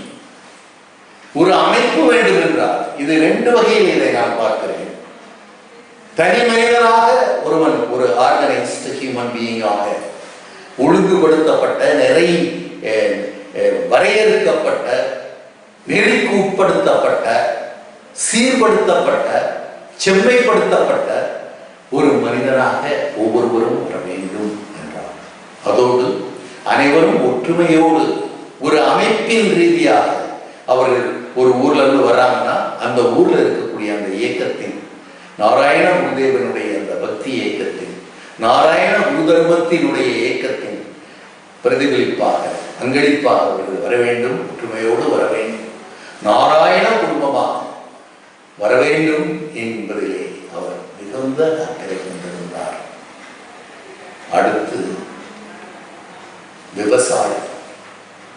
வருகின்ற பக்தர்களுக்கு வர்கலாவிலே விவசாயம், நவீன முறையில் விவசாயம், விஞ்ஞான முறையில் விவசாயம், இயற்கை முறையில் விவசாயம், ஆர்கானிக் அக்ரிகல்ச்சர். எந்த முறையில் மண்வளத்தை நாம் பாதுகாக்க முடியும், எப்படிப்பட்ட பயிர்களை மாற்றி பயிரிட்டால் பலன் அதிகமாக கிடைக்கும் என்கின்ற முறையிலே விவசாயத்திற்கு முக்கியத்துவம் கொடுக்கிறார். விவசாயம் சம்பந்தமான நிகழ்ச்சிகள் அங்கே அரங்கேற வேண்டும் என்கிறார். விவசாயத்திற்கு அடுத்து அவர் கொடுப்பது ட்ரேட், வணிகம். விவசாயிகளினுடைய பொருள்கள் மட்டுமல்லாமல் ஒட்டுமொத்த ரீதியில் வணிகம், வாங்குதல், விற்றல், அதில் பொருள் ஈட்டுதல், அவ்வணிகர்களுக்கு பயன்படக்கூடிய நிகழ்ச்சிகளும் அங்கே இருக்க வேண்டும் என்கிறார். விவசாயம், வணிகம். அதன் பின்பு அவர் வலியுறுத்துவது சயின்ஸ் அண்ட் சயின்டிபிக் ட்ரைனிங். நாம் காலத்திற்கு ஏற்றவாறு நவீன முறைகளை, ஏனென்றால் உலகத்தில் ஒவ்வொரு நிமிடமும் ஏதாவது ஒரு புதுமை வந்து கொண்டே இருக்கிறது, புதிய கண்டுபிடிப்புகள் வந்து கொண்டே இருக்கின்றன. அதனாலேயே கண்டிப்பாக ட்ரைனிங் இன் scientific developments, training work shops, விஞ்ஞான முறையில் அறிவியல் வளர்ச்சியில் ஏற்படக்கூடிய அந்த முன்னேற்றங்களை வரக்கூடிய யாத்திரிகர்களுக்கு, புனித யாத்திரையில் பங்கேற்கக்கூடிய பக்தர்களுக்கு கிடைக்கின்ற வகையில் செய்ய வேண்டும் என்கிறார். அதோடு மட்டுமல்ல, ஹேண்டிகிராஃப்ட்ஸ், கைவினை பொருட்கள் தயாரிக்கின்ற திறன் கொடுக்கக்கூடியதாக அந்த நிகழ்ச்சிகள் அமைய வேண்டும் என்கின்ற விருப்பத்தையும் வெளிப்படுத்துகிறார். சிவகிரி தீர்த்த யாத்திரையில் பங்கெடுக்கின்ற பக்தர்கள் சீருடையில் வர வேண்டும் என்று விரும்பினார் குருதேவர். மஞ்சள் நிறத்தில் அது மங்களகரமாக இருக்க வேண்டும் என்றும் விரும்பினார். பட்டாடை தேவையில்லை, புத்தாடை தேவையில்லை, இருக்கின்ற பழைய வெள்ளை ஆடையை மஞ்சளில் துவைத்து அணிந்து வர வேண்டும் என்று விரும்பினார். ஆடம்பரம் எப்பொழுதுமே அறவே கூடாது என்பார் குருதேவர். கை செலவுக்கு மட்டும் பணத்தை செலவழிக்க வேண்டும், அதிகமாக செலவழித்து விடக் கூடாது என்பார் குருதேவர். எனவே அதோடு மட்டுமல்ல, அங்கே அன்னதானம் நடைபெறும், வருகின்ற அனைவர்களுக்கும் உணவு ஏற்பாடு செய்யப்பட வேண்டும் என்றும் விரும்பினார் குருதேவர். ஆக மஞ்சள் நிறத்தில் சீருடை, சிக்கனமான யாத்திரை, இப்படிப்பட்ட சீர்திருத்தவாதியின் சிந்தனை கருத்துக்களில் நிறுவப்பட்டிருப்பதுதான் இந்த வருடாந்திர வர்கலா சிவகிரி யாத்திரை. ஆக 8 நோக்கங்கள், அந்த 8 நோக்கங்களை கொண்டு வர்கலா சிவகிரிக்கு வந்து திரும்புகின்ற போது புதிய ஆண்டிலே எப்படி ஒவ்வொரு சுவாச காற்றும் புதிதோ, எப்படி பேசுகின்ற சொல் ஒவ்வொன்றும் புதிதோ, எப்படி செய்கின்ற செயல் ஒவ்வொன்றும் புதிதோ, அதை போல புதிய மனிதர்களாக, புதிய நோக்கங்கள், புதிய விழிப்புணர்ச்சி, புதிய அறிவு, புதிய ஞானம், புதிய பொறுப்புணர்ச்சி, புதிய ஆன்மீக உணர்வு, இப்படிப்பட்ட புத்துணர்ச்சி பெற்ற பக்தர்களாக அவர்கள் வீடு திரும்ப வேண்டும் என்று விரும்பினார் நமது நாராயண குருதேவர். எனவே வருகின்ற 2021 ஜனவரி புத்தாண்டில் யாத்திரையில் கூட இருக்கின்ற லட்சக்கணக்கான ஸ்ரீ நாராயண குருதேவனின் பக்தர்கள் அனைவருக்கும் குருதேவருடைய முழுமையான அருளும், ஸ்ரீ சாரதா தேவியின் அன்னையின் பரிபூரண அருளும் கிடைக்கப்பெற வேண்டும் என்று இந்த நேரத்திலே அன்போடு வேண்டி, புத்தாண்டு யாத்திரை, புனித யாத்திரை வர்கலா சிவகிரியில் மிகச் சிறப்பாக நடைபெற வேண்டும் என்று ஸ்ரீ நாராயண குருதேவனின் பாதம் பணிந்து வேண்டுகின்றேன், விடை பெறுகின்றேன். அனைவருக்கும் என்னுடைய அன்பான புத்தாண்டு வாழ்த்துக்கள். நன்றி, வணக்கம்.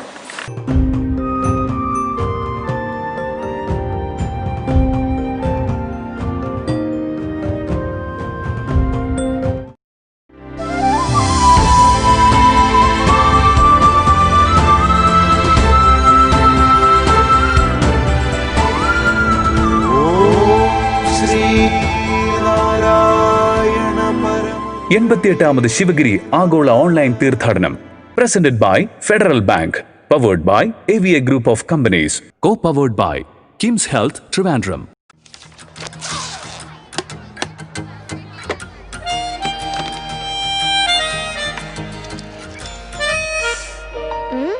ഈ പുട്ടും കടല എനിക്ക് ഇഷ്ടായി. ഇതെനിക്ക് വേണം, നിങ്ങൾ ഇതെനിക്ക് തരണം. ഇത് ഞാനിങ്ങ് എടുക്കുക. അങ്ങനെ നീ ഒറ്റയ്ക്കിരുന്ന് പുട്ടടിക്കണ്ട. മേളമില്ലാതെ എന്ത് പുട്ടും കടലയും, മേളമില്ലാതെ എന്ത് Malayali. From AVA. Namaskaram. On behalf of BKG Holding, Qatar Engineering Laboratories and QPCC, I extend my best wishes and warmest regards for the 80th Sivagiri pilgrimage, which will be held online.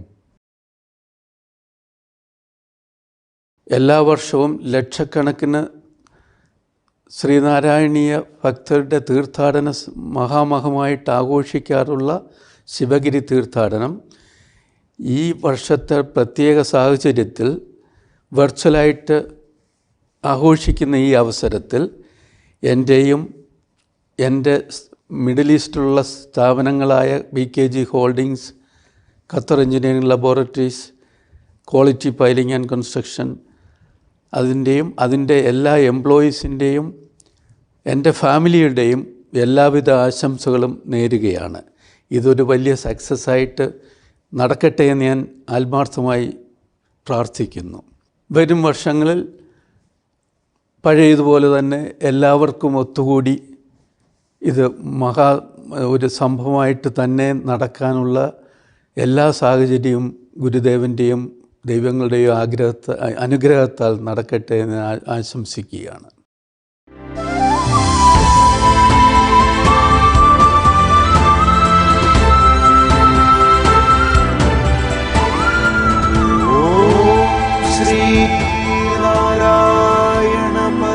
എൺപത്തിയെട്ടാമത് Sivagiri ആഗോള online തീർത്ഥാടനം presented by federal bank, powered by AVA group of companies, co-powered by KIMS health Trivandrum. 88ാമത് ശിവഗിരി തീർത്ഥാടനത്തിലെ 6ാം ദിവസമായ ഇന്ന് വ്യവസായം എന്ന വിഷയത്തിലുള്ള പ്രഭാഷണങ്ങളാണ് പുരോഗമിക്കുന്നത്. അടുത്ത പ്രഭാഷണത്തിലേക്ക്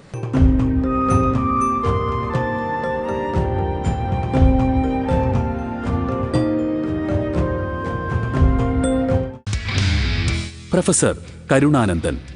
സ്വാഗതം ചെയ്യാം ഏറെ ആദരവോടെ 88ാമത് ശിവഗിരി ആഗോള ഓൺലൈൻ തീർത്ഥാടനത്തിലെ വ്യാവസായിക സമ്മേളനത്തിലേക്ക് പ്രൊഫസർ കരുണാനന്ദൻ.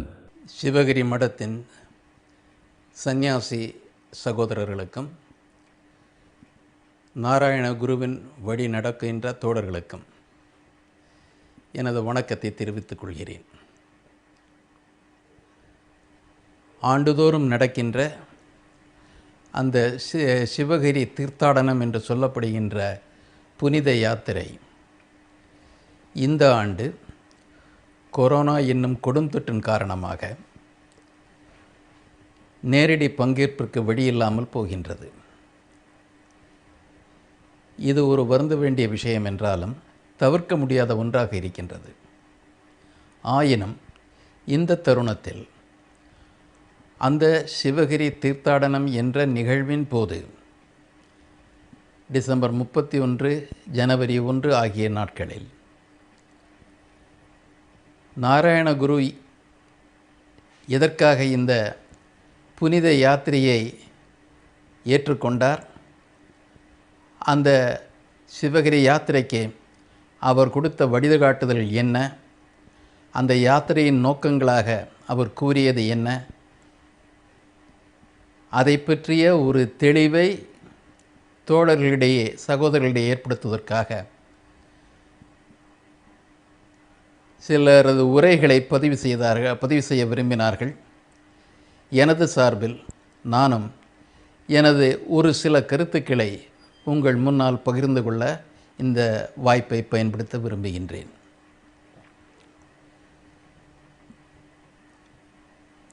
நண்பர்களே, இந்த மத நம்பிக்கைகளில் க்ஷேத்ராடனம், தீர்த்தாடனம் என்ற 2 முறைகள் இருக்கின்றன. க்ஷேத்திரம் என்றால் ஒரு குறிப்பிட்ட இடம், இறைவன் கோவில் என்பதாக பொருள்படும். துவக்க காலத்தில் க்ஷேத்திரம் என்பது மக்கள் வாழுகின்ற இடம் என்று பொருள் இருந்தது. கோவில்கள் நிறுவப்பட்ட பிறகு, கோவில் கலாச்சாரம் வந்த பிறகு க்ஷேத்திரம் என்பது கோவில்களையும் குறிப்பதாக மாறிற்று. குறிப்பிட்ட நாட்களில் அல்லது குறைந்தது ஆண்டிற்கு ஒரு முறை அந்த கோவிலுக்கு வந்து அதன் நிகழ்வுகள் பங்கேற்பது என்பதை ஒரு சடங்காக மக்கள் மாற்றிக்கொண்டிருக்கின்றார்கள். இதனை க்ஷேத்ராடனம் என்று சொல்லுவார்கள். தமிழில் புனித யாத்திரை, புண்ணிய யாத்திரை என்றெல்லாம் சொல்லுவார்கள். ராமேஸ்வரத்துக்கு செல்லுவது, திருப்பதிக்கு செல்லுவது, சபரிமலைக்கு செல்லுவது, கைலையங்கிரிக்கு செல்வது போன்ற, காசிக்கு போவது போன்ற பல விஷயங்கள் அதில் இருக்கின்றன. அது மக்கள் நம்பிக்கையின் பால்பட்டது. தீர்த்தாடனம் என்பது நீர்நிலைகளை குறிக்கும். பொதுவாக நதி அல்லது ஒரு குறிப்பிடத்தக்க ஒரு கோவிலுக்கு அண்மையில் இருக்கின்ற நீர்நிலை என்றும் பொருள்படும். தீர்த்தம் என்றால் நீர்நிலை என்று பொருள். அந்த நீர்நிலையை மையப்படுத்தி செல்லுகின்ற யாத்திரைக்கு பெயர் தீர்த்தாடனம் என்று சொல்லுவார்கள். காசிக்கு போவது என்றால் கங்கைக்கு போவது என்று பொருள். காசியோடு ஒட்டி செல்லுகின்ற கங்கை நதி. மானசரோவர் ஒரு நீர்நிலை. கைலையங்கிரிக்கு போவர்கள் மானசரோவத்திற்கு செல்லுவார்கள். ராமேஸ்வரத்தை செல்லுபவர்களும் அவ்வாறே அங்கு இருக்கின்ற கிணறுகளில் குளித்துவிட்டு வருவது வழக்கம். ஒவ்வொரு இடத்திற்கும் அருகில் நீர்நிலைகளை வைப்பது பழக்கமாக போய்விட்டது. இன்றைய சூழலில் அதுவும் மலையாள மண்ணில் க்ஷேத்ராடனம் என்பதை விட தீர்த்தாடனம் என்ற ஒரு பொதுச்சொல் பயன்படுத்தப்பட்டு வருகிறது. புண்ணிய தலங்களை பார்ப்பது, அதற்காக யாத்திரை மேற்கொள்வது என்று பொருள். சிவகிரியிலும் நீரூற்றுக்கள் உண்டு. அந்த நீரூற்றுக்களில் குளிப்பதும் உண்டு. ஆயினும் இந்த யாத்திரை சிவகிரி என்ற அந்த குன்றிற்கு, நாராயணகுரு ஆசிரமம் அமைத்து அந்த குன்றிற்கு செல்லுகின்ற ஒரு யாத்திரையாக கருதப்படுகின்றது. நாராயணகுரு இந்த வியாபார குருக்களைப் போல மதத்தை வணிகமாக செய்தவர் அல்ல. அவர் இனியும் சொல்லப்போனால் மதவாதியே அல்ல. அவர் ஒரு ஆன்மீகவாதி. அவர் ஆண்டவனை பிரார்த்திப்பதை விட மக்கள் தங்கள் வாழ்க்கையை சீர்படுத்திக் கொள்வதை பற்றி அதிகமாக கவலைப்பட்டார். மக்களை சீர்படுத்துவது, ஒடுக்கம் கற்பிப்பது, மூட நம்பிக்கையிலிருந்து விடுவிப்பது, அவர்களுக்கு அறிவூட்டுவது, கல்வி ஊட்டுவது, அவர்களுக்கு தொழில்களில் பயிற்சி அளிப்பது, நவீன சமுதாயத்திற்கேற்ற திறன்மிக்கவர்களாக அவர்களை மாற்றுவது, அமைப்பின் கீழ் மக்களை கொண்டு வந்து அவர்களுக்கு சம உரிமையை உறுதி செய்வது என்கின்ற அந்த நோக்கங்களை முன்னிறுத்தித்தான் அவர் தமது இயக்கத்தை வடிவமைத்தார். ஆகவே அவரது இறை நம்பிக்கை என்பது மனித நலனை முன்னிறுத்தி வருகின்ற இறை நம்பிக்கை. பொதுவாக நாராயணகுரு அவர்களுக்கு சடங்குகளில் விருப்பமில்லை. இனியும் சொல்லப்போனால் பல சடங்குகளை மறுத்தும் எதிர்த்தும் வந்துள்ளவர் அவர். நமக்கு தெரியும், பெண்களை ஒட்டிய பல சடங்குகள் இருந்தன. அவற்றையெல்லாம் அவர் எவ்வாறு புரட்சிகரமாக நீக்கினார் என்பது நமக்கு தெரியும். உண்மையில் இந்த சிவகிரி யாத்திரையை அவர் முன்மொழியவில்லை. 1928ஆம் ஆண்டு பிப்ரவரி மாதத்தில் அவரது பக்தர்கள் அல்லது சீடர்கள் இருவர் அணுகி சிவகிரி யாத்திரை என்ற ஒன்றிற்கு அனுமதி தர வேண்டும் என்று கோரினார்கள். வல்லபசேரி கோவிந்தன் வைத்தியர் என்பவர், டி.கே. கிட்டன் என்ற இருவர், அவர் கோட்டயத்தில் நாகம்படம் என்ற கோவிலில் தங்கியிருந்த பொழுது அவரை சந்தித்து இந்த வேண்டுகோளை விடுத்தனர். ஆண்டிற்கு ஒரு முறை சிவகிரி யாத்திரை, எப்படி சபரிமலைக்கு யாத்திரை செல்லுகின்றார்களோ அல்லது பழனிக்கு யாத்திரை போகின்றார்களோ அதே போல சிவகிரி யாத்திரைக்கு அனுமதி தர வேண்டும் என்று கோரினார். நாராயணகுரு சிறு தயங்கினார். அவர் கேட்டார், ஏற்கனவே ஏராளமான புண்ணிய ஸ்தலங்கள் இருக்கின்றன, பல கோவில்கள் தீர்த்தாடனங்களாக ஏற்கனவே அறியப்பட்டிருக்கின்றன. சிவகிரி இருக்கின்ற வர்க்கலையிலேயே ஜனார்தன கோவில் என்று ஒன்று உண்டு. ஜனார்தன க்ஷேத்திரம் மிக தொன்மையான ஒரு கோவில். அது அங்கு புண்ணிய யாத்திரை மேற்கொள்ளுவது வழக்கமாக இருந்து வருகிறது. அங்கேயே ஒரு தீர்த்தாடனம் கேந்திரம் இருக்கின்ற பொழுது இனி ஒரு தீர்த்தாடனம் அங்கு தேவையா என்று அவர் கேட்டார். அவருக்கு இருந்த விருப்பமின்மையை இந்த கேள்வி வெளிப்படுத்தியது.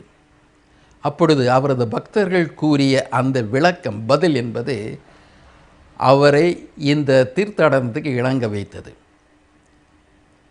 ஏனைய புண்ணிய தலங்கள் இருக்கின்றன, ஆனால் அந்த புண்ணிய தலங்கள் சவர்ணர்கள் கட்டுப்பாட்டில் இருக்கின்றன. அவர்களுக்கு அங்கே சமநிலை இல்லை, சமத்துவம் இல்லை, அவர்களுக்கு இடர்பாடுகள் இருக்கின்றன என்று கூறினார். அனைத்து கோவில்களும் அனைவரும் அணுக முடியாது. அனைவருக்கும் சமமான ஒரு பங்கேற்பு என்பது அனுமதிக்கப்படவில்லை என்பதை சுட்டிக்காட்டினர். அதாவது ஜாதிய குடிமைகள் இந்த புண்ணிய தலங்கள் என்று கூறப்படுகின்ற கோவிலில் இருக்கின்றன என்பதை அவரது சீடர்கள் சுட்டிக்காட்டினர். இதற்கு சில ஆண்டுகள் முன்னால் நாராயண குருவுக்கும் இந்த அனுபவம் ஏற்பட்டது. ராமேஸ்வரத்திற்கு வந்த பொழுது, முதன்முறை அல்ல 2வது முறையாக வந்த பொழுது அவருக்கு அந்த கலெக்டர், ராமநாதபுரம் கலெக்டரிடமிருந்து ஒரு செய்தி அவரது சீடர் மூலமாக வந்தது. கூடுமான வரையில் நீங்கள் ராமேஸ்வரம் கோவிலுக்கு செல்லுவதை தவிர்த்து விடுங்கள். ஏனென்றால் வைக்கம் போராட்டத்தின் விளைவாக நீங்கள் ஒரு அவர்ணர், ஜாதியால் தாழ்ந்தவர் என்பது இங்குள்ள இந்த செல்வாக்கு பிரிவினருக்கு தெரிந்துவிட்டது. ஒரு கீழ் ஜாதியை சேர்ந்த துறவி ஒருவர் ராமேஸ்வரம் கோவிலுக்குள் சென்றால் அவர்கள் அதை எதிர்க்க முற்படலாம். ஒரு மோதலை தவிர்ப்பதற்காக அங்கே செல்லுவதை தவிர்த்து விடுங்கள் என்று அவருக்கு ஆலோசனை வழங்கப்பட்டது. ராமேஸ்வரம் தீர்த்தாடனம் அப்படித்தான் அவருக்கு ஒரு அனுபவமாக மாறிற்று. குருவானவர் அதில் வெறுப்புற்று சலிப்புற்று அந்த இடத்தை விட்டு அப்பொழுதே அகன்று விட வேண்டும் என்று நினைத்தார். அதற்கு பிறகுதான் தனுஷ்கோடி வந்து அங்கிருந்து அவர் ஸ்ரீலங்காவுக்கு சென்றார். மரியாதை இல்லாத இடத்தில் செல்லுவது என்பது நாராயணகுருவுக்கு வழக்கமில்லை. கேரளத்திலேயே பல கோவில்கள் இருந்தன. பத்மநாப சுவாமி கோவில், குருவாயூர் கோவில், இங்கெல்லாம் அவர் சென்றதாக எந்த குறிப்பும் கிடையாது. ஜாதி தடைகள் இருக்கின்ற இடங்களில் அவர் தவிர்த்தே வந்தார். இந்த ஒரு விளக்கம் என்பது அவரை உலுக்கிற்று. அவருக்கு புனித யாத்திரை என்பது ஒரு சடங்காக இருக்க வேண்டும் என்ற விருப்பம் அல்ல. ஆனால் வெகு மக்கள் அனைத்து இடங்களுக்கும் சம உரிமையில் புண்ணிய யாத்திரை எடுத்துக்கொள்ள முடியவில்லையே என்ற நிலையில் சிவகிரிக்கு ஜாதி பேதமின்றி அனைவரும் வரலாம், அதற்கான ஒரு வாய்ப்பாக அது அமையட்டும் என்று அவரை ஏற்றுக்கொண்டார்.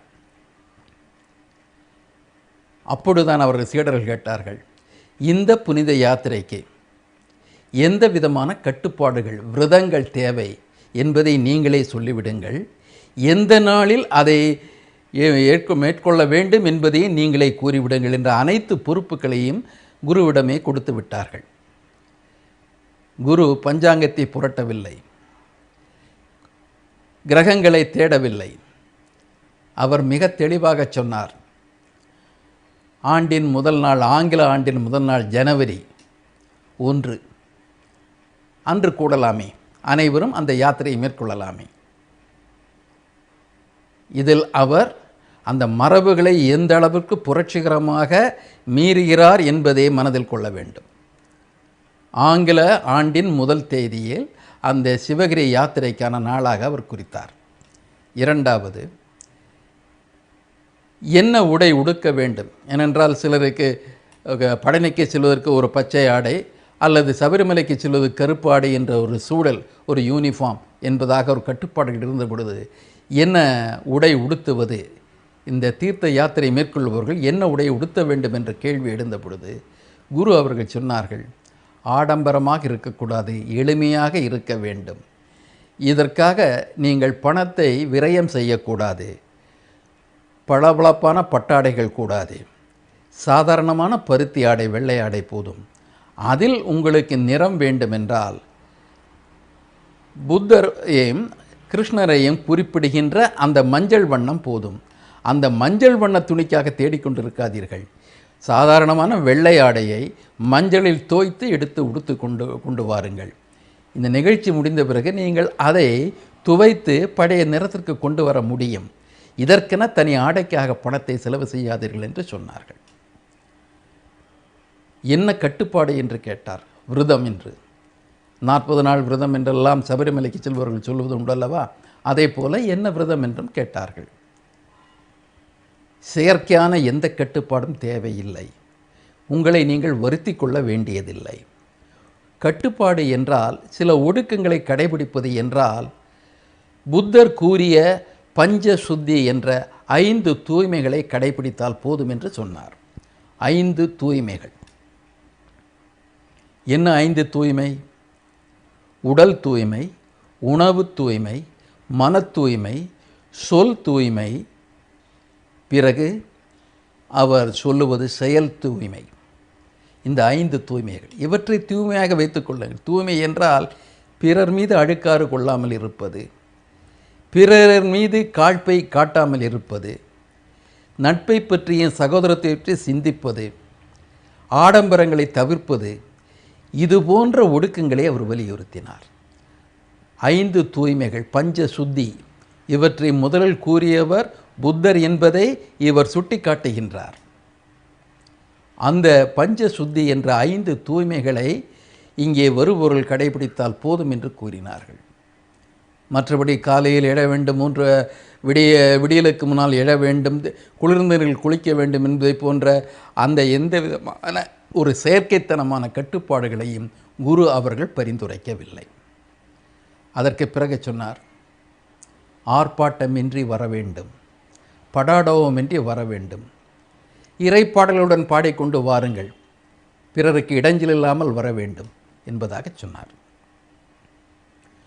இவ்வாறு வருகின்ற பொழுது அவர் அதற்கு பிறகுதான் குரு என்ற ஒரு துறவி, ஒரு சமுதாய புரட்சியாளர் என்பதை அதற்கு பின்னால் அவர் சேர்க்கின்ற அந்த பிற்சேர்க்கை நமக்கு தெளிவுபடுத்துகிறது. அவர் சொன்னார், எந்த யாத்திரையும் வெறும் சடங்காக முடிந்துவிடக்கூடாது, எந்த யாத்திரையும் ஒரு நோக்கம் இல்லாமல் இருந்துவிடக்கூடாது, எந்த யாத்திரைக்கும் மனிதனுக்கும் சமூகத்திற்கும் ஒரு பயன்பாடு இருக்க வேண்டும். ஆகவே இந்த யாத்திரையின் நோக்கங்களை பற்றி எனது சீடர்கள் தெளிவாக இருக்க வேண்டும் என்று சொன்னார். யாத்திரையின் நோக்கங்களாக அவர் 8 நோக்கங்களை முன்வைத்தார். இது ஏறக்குறைய புத்தரது அஷ்டாங்க மார்க்கம் என்பதோடு ஒப்பிட்டு கொள்ளலாம். புத்தரது அஷ்டாங்க மார்க்கம் எண்வகை நெறி என்பதாக பொருள்படும். இவரும் அதை போல ஒரு 8 நோக்கங்களை இந்த யாத்திரைக்கு அவர் வலியுறுத்தினார். வருகின்றவர்கள் வெறுமனே வந்து சிவகிரியை தரிசனம் செய்துவிட்டு சென்று விடக்கூடாது. தரிசனம் ஒன்றே நோக்கமாக இருந்துவிடக்கூடாது. இந்த யாத்திரை என்பது ஒரு சிந்தனை களமாகவும் மாற வேண்டும், அறிவுக்களமாக மாற வேண்டும். அவர்களது லௌகீக வாழ்க்கைக்கு, வாழ்வியல் தேவைகளுக்கு உதவுகின்ற ஒன்றாக இருக்க வேண்டும் என்று இவர் சொன்னார். ஏனென்றால் குரு எப்பொழுதுமே மோட்சத்தை விட இவ்வுலக வாழ்க்கையில் மக்கள் சிறக்க வேண்டிய வழிமுறைகளை பற்றி கவலைப்பட்டவர்.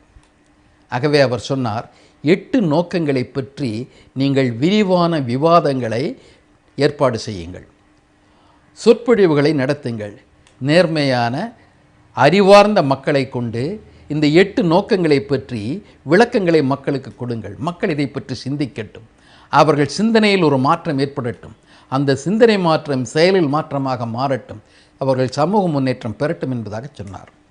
அந்த 8 நோக்கங்கள் சொல்லுகின்ற பொழுது அதை வரிசைப்படுத்தியும் சொன்னார். முதல் நோக்கம், தன்னை வழிபடுங்கள், இறைவனை வழிபடுங்கள் என்று சொல்லவில்லை. முதல் நோக்கம் கல்வி என்பதாக வைத்தார். கல்வியை பெறுவது எப்படி, எத்தகைய கல்வியை பெறுவது, அதற்கான வழிமுறைகள் என்னென்னவாக இருக்க வேண்டும், கல்வி தடைகள் எவ்வாறு அகற்றப்பட வேண்டும் என்பதை பற்றியெல்லாம் நாம் விவாதிக்க வேண்டும் என்பதாக கூறினார். அவர் வாழ்ந்த காலம் உங்களுக்கு தெரியும்.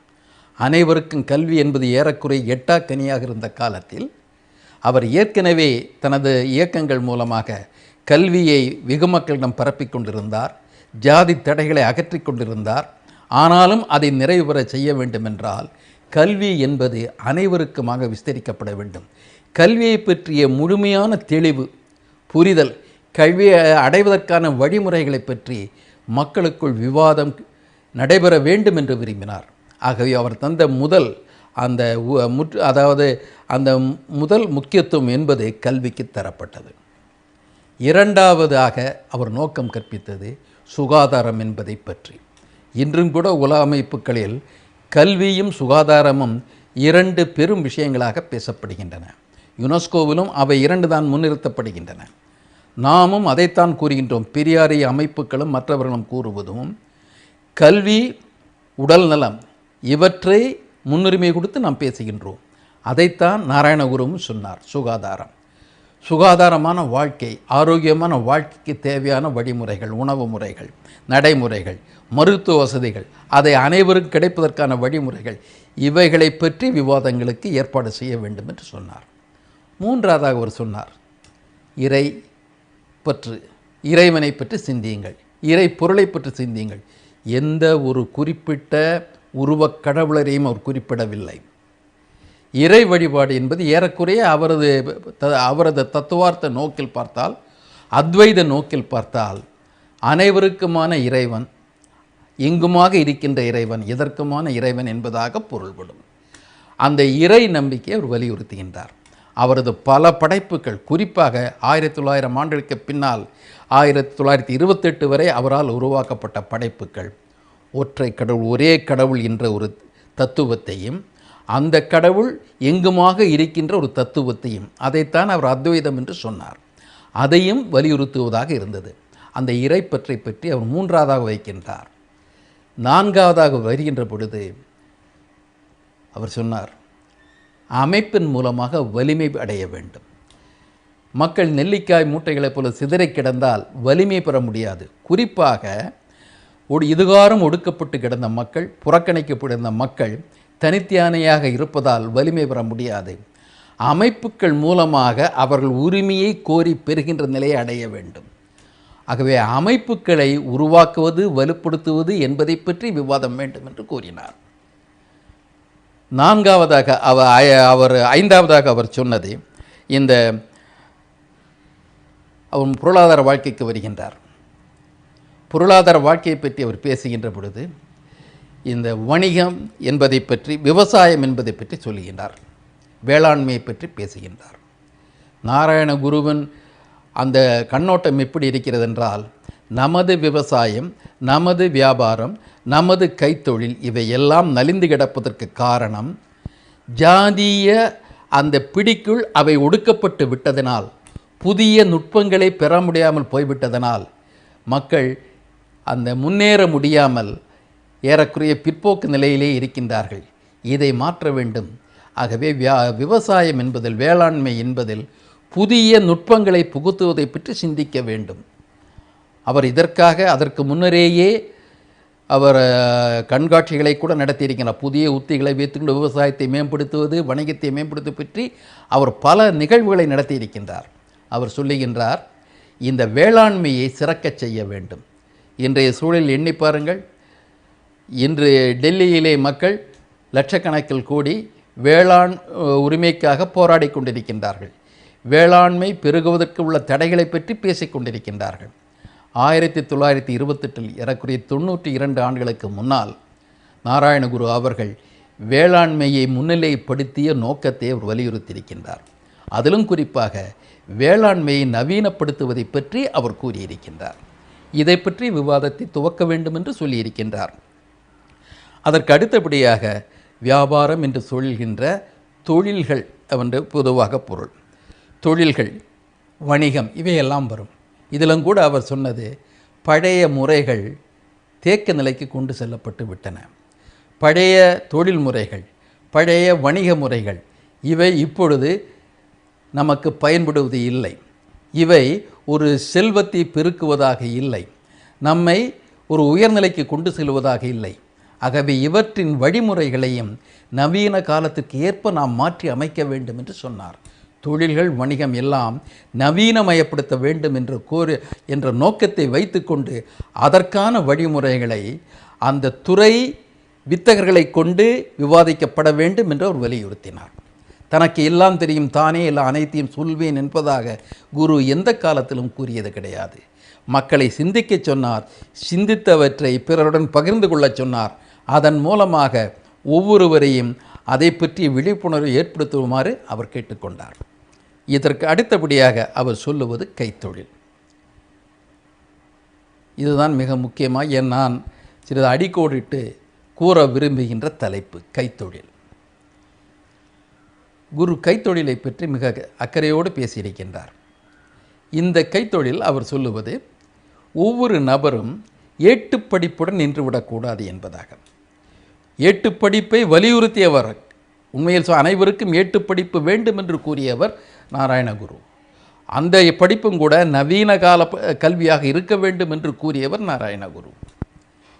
பழமைவாத கல்வியை வலியுறுத்தியவராக நாராயணகுரு இருக்கவில்லை, நவீன கல்வியை வலியுறுத்தியவர். அதோடு சேர்த்து கைத்தொழிலை பார்க்க வேண்டும். இந்த கைத்தொழிலை அவர் வலியுறுத்துகின்றார். ஒவ்வொரு நபரும் தன்னம்பிக்கை பெறவும், தற்சார்பு நிலைக்கு அடையவும், எந்த ஒரு தருணத்திலும் வறுமையிலிருந்து தன்னை பாதுகாத்து கொள்ளவும், ஒரு சுய கௌரவத்தை காப்பாற்றி கொள்ளவும் கைத்தொழில் தெரிந்திருக்க வேண்டும், அதில் அவர்கள் பயிற்சி பெற்றிருக்க வேண்டும் என்று விரும்பினார்.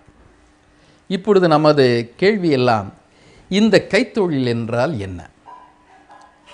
கைத்தொழில்கள் பன்மையில் பேசுவோம். கைத்தொழில் என்றால் என்ன? இதை பற்றி நாம் பேசுகின்ற பொழுது நாம் குருவின் ஒட்டுமொத்தமான அந்த லட்சியங்களை மனதில் வைத்துக்கொண்டு பேச வேண்டும். குரு ஜாதியை எதிர்த்தவர். ஜாதியை கேட்காதே, ஜாதியை சொல்லாதே, ஜாதியை நினையாதே என்று கூறியவர். ஜாதி என்பது பொய்மை என்று கூறியவர். எந்த விதமான ஜாதி வேறுபாட்டை ஏற்க மறுத்தவர். வர்ணத்தை மறுத்தவர். காந்தியாருடன் இதை பேசியவர். ஆகவே ஜாதி என்பதை மறுத்தவர், ஜாதி தொழில்களை அவர் ஏற்றுக்கொள்ளாதவர் என்பதையும் நாம் நினைவில் வைத்துக் கொள்ள வேண்டும். குலத்தொழில் ஜாதி தொழில் என்பதாக அவர் என்றுமே ஏற்றுக்கொண்டு போனதில்லை. இவர் தனது சீடர்களுடன் நடத்திய விவாதங்களிலும் இது வெளிப்படுகின்றது. ஒரு முறை அவர் சீடரிடம் சொன்னார், குஞ்சுராமன் என்று நினைக்கின்றேன், அவர் ஒரு பகுத்தறிவாளர், அவரிடம் விவாதிக்கின்ற பொழுது சொன்னார், நீங்கள் இப்பொழுது நமது தொழில்கள் எல்லாம் நமது தச்சனுக்கும் நமது கொல்லனுக்கும் உலக அரங்கில் இடமில்லை. அவனது உற்பத்தி முறை என்பது மிகவும் பழைய முறை. இந்த நவீன காலத்தில் அவனால் தாக்குப்பிடிக்க முடியாது. இவனது திறன்கள் எல்லாம் விரயமாகிக் கொண்டிருக்கின்றன. தொழில் முறை மாற வேண்டும் அல்லவா? இந்த குலத்தொழில் என்பதாக இருந்ததனாலேயே இந்த தொழில் முறைகள் மாற்றம் இல்லாமல் தேக்க நிலை அடைந்து விட்டது.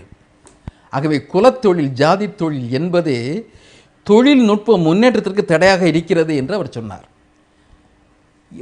இந்த தொழில் என்பதை ஒருவனது தேர்வுக்கு விடுகின்றார், ஒருவனது விருப்பத்திற்கு விடுகின்றார், ஒருவனது திறனுக்கு விடுகின்றார். அவனது பிறப்பின் அடிப்படையில் அவர் அதை விடவில்லை. இதை மறந்துவிட்டால் நாம் இந்த கைத்தொழில் என்பது பற்றி தவறான புரிதலுக்கு வந்து விடுவோம். கைத்தொழில் என்பது அவர் அவ்வாறு தான் வலியுறுத்தினார். இன்றும் கூட நமக்கு கல்விக் கொள்கைகளை பற்றி பேசப்படுகின்றன. இந்த கல்விக் கொள்கைகளை பற்றி பேசப்படுகின்ற பொழுது வொகேஷனல் எஜுகேஷன் என்பதாக ஒன்று கூறப்படுகிறது. கைத்தொழில் கல்வி என்பதாக கூறப்படுகிறது. இதுதான் குரு விரும்பிய ஒரு கல்வியா, கைத்தொழில் பயிற்சியா என்பதை பற்றி நமக்கு ஒரு தெளிவு வேண்டும். நன்றாக நினைவில் வைத்துக் கொள்ளுங்கள்.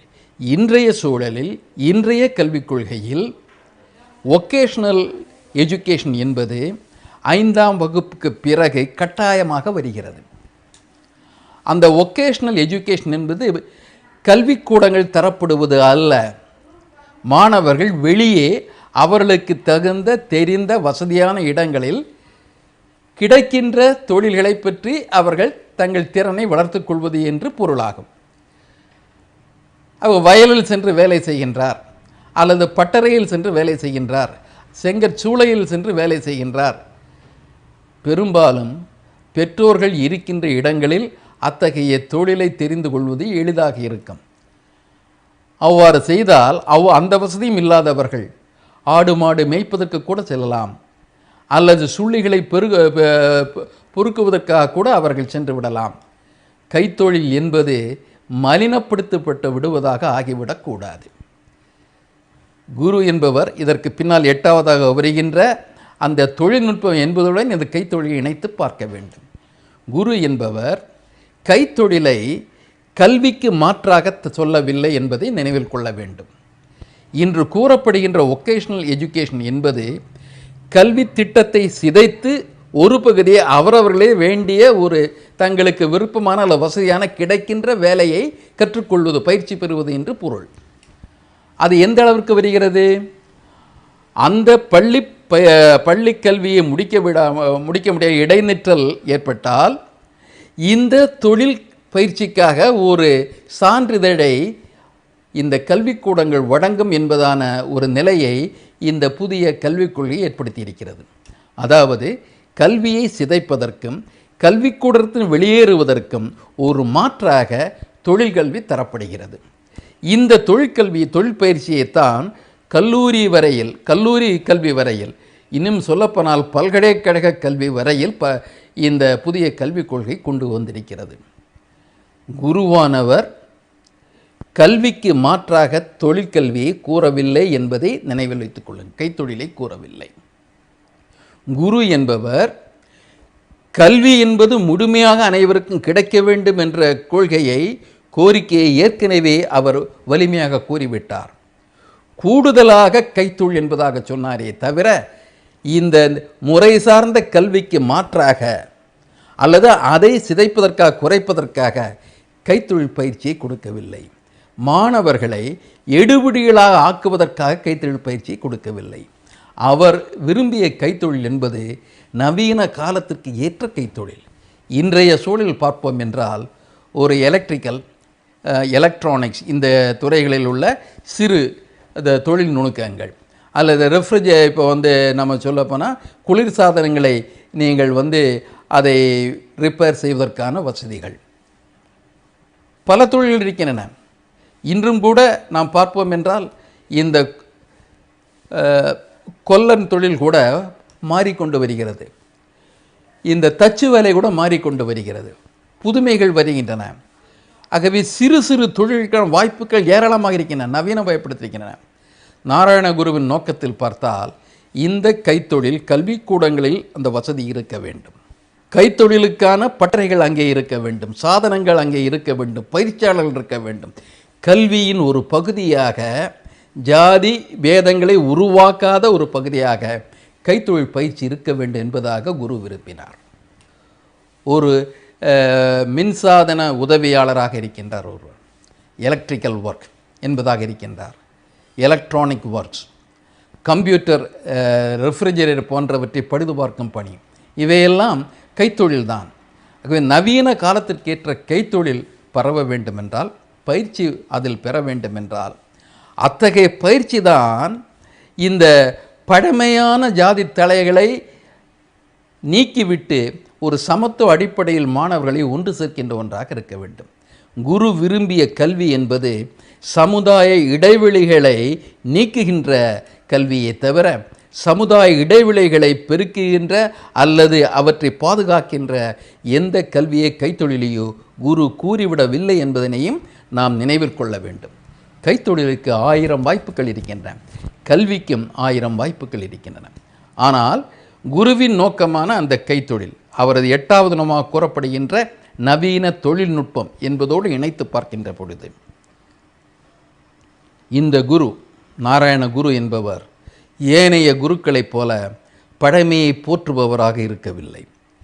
நம் மக்கள், அதிலும் குறிப்பாக இதுகாரும் மறுக்கப்பட்டும் ஒடுக்கப்பட்டும் ஒதுக்கப்பட்டும் கிடந்த அந்த வெகு மக்கள் பிறருக்கு இணையாக முழுமையான கல்வியை பெற வேண்டும் என்றும் முழுமையான திறன்களை பெற வேண்டும் என்றும் விரும்பியவர். அந்த திறன்கள் மூலமாக அவர்கள் வளர வேண்டுமென்றால் அது ஒரு அமைப்பு ரீதியான கல்வியின் மூலமாகத்தான் முடியுமே தவிர இந்த கைத்தொழில் திறன் பெறுவதை அவரவர் திறமைக்கேற்ப விடுவது, அவர்கள் வாய்ப்புக்கு வசதிக்கேற்ப விடுவது என்பதான ஒரு கொள்கையை நிச்சயமாக குரு அவர்கள் ஒரு காலத்தில் கூட அவர் நினைத்து கூட பார்த்தது கிடையாது. ஆகவே குருவின் அந்த நோக்கத்தை எல்லாம் புரிந்து கொள்ள விரும்பியவர்கள், குரு கல்விக்கு கொடுத்த அந்த முக்கியத்துவத்தை புரிந்து கொண்டவர்கள், குருவின் இந்த எண்வகை நோக்கங்களை பற்றி சிறிது ஆழ்ந்த சிந்தனைக்கு இடம் கொடுக்க வேண்டும். அதை பற்றி விவாதிக்க வேண்டும். கல்வியை பற்றி விவாதிக்க வேண்டும். கல்வி இன்று சமத்துவத்தை உருவாக்குகின்ற கல்வியா, சமூக இடைவெளிகளை உருவாக்குகின்ற கல்வியா, வசதி படைத்தவர்களுக்கு ஒரு கல்வியும் வசதி இல்லாதவர்களுக்கு மறு கல்வியுமா?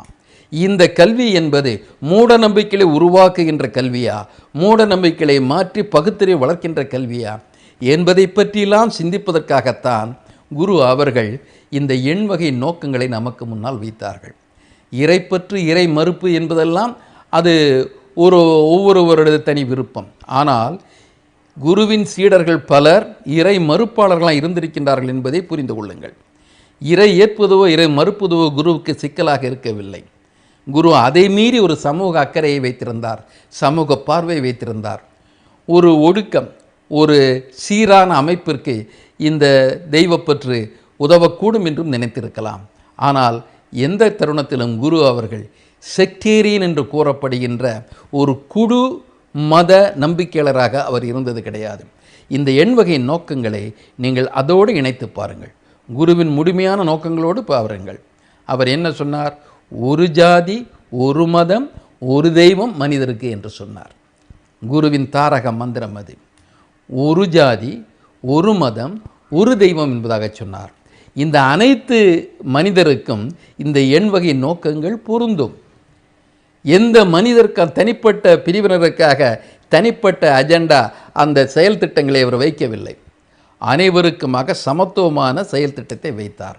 அவரது நோக்கம் ஒரு புதுமை சமூகம்.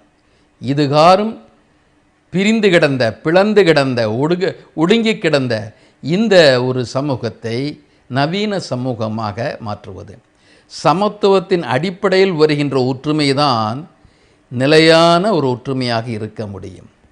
சமத்துவத்தை நாம் மலினப்படுத்திவிட்டு நீர்த்து போக செய்துவிட்டு வருகின்ற ஒற்றுமை செயற்கையான ஒற்றுமை. அது ஒரு சுரண்டல் கருவியாக மாறிவிடும்.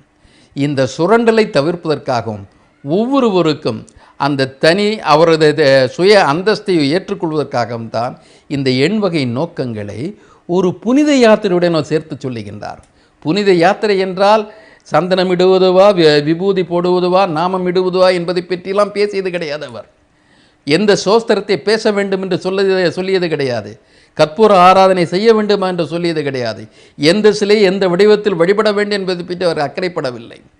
ஆனால் இந்த புனித யாத்திரையின் போது மக்களே, நீங்கள் உங்களை பற்றி உங்கள் வாழ்க்கையை பற்றி சிந்தியுங்கள் என்பதற்காகத்தான் அவர் பஞ்சசுத்தியையும் சொன்னார், அஷ்டாங்க அந்த சிந்தனைகளை பற்றியும் சொன்னார்.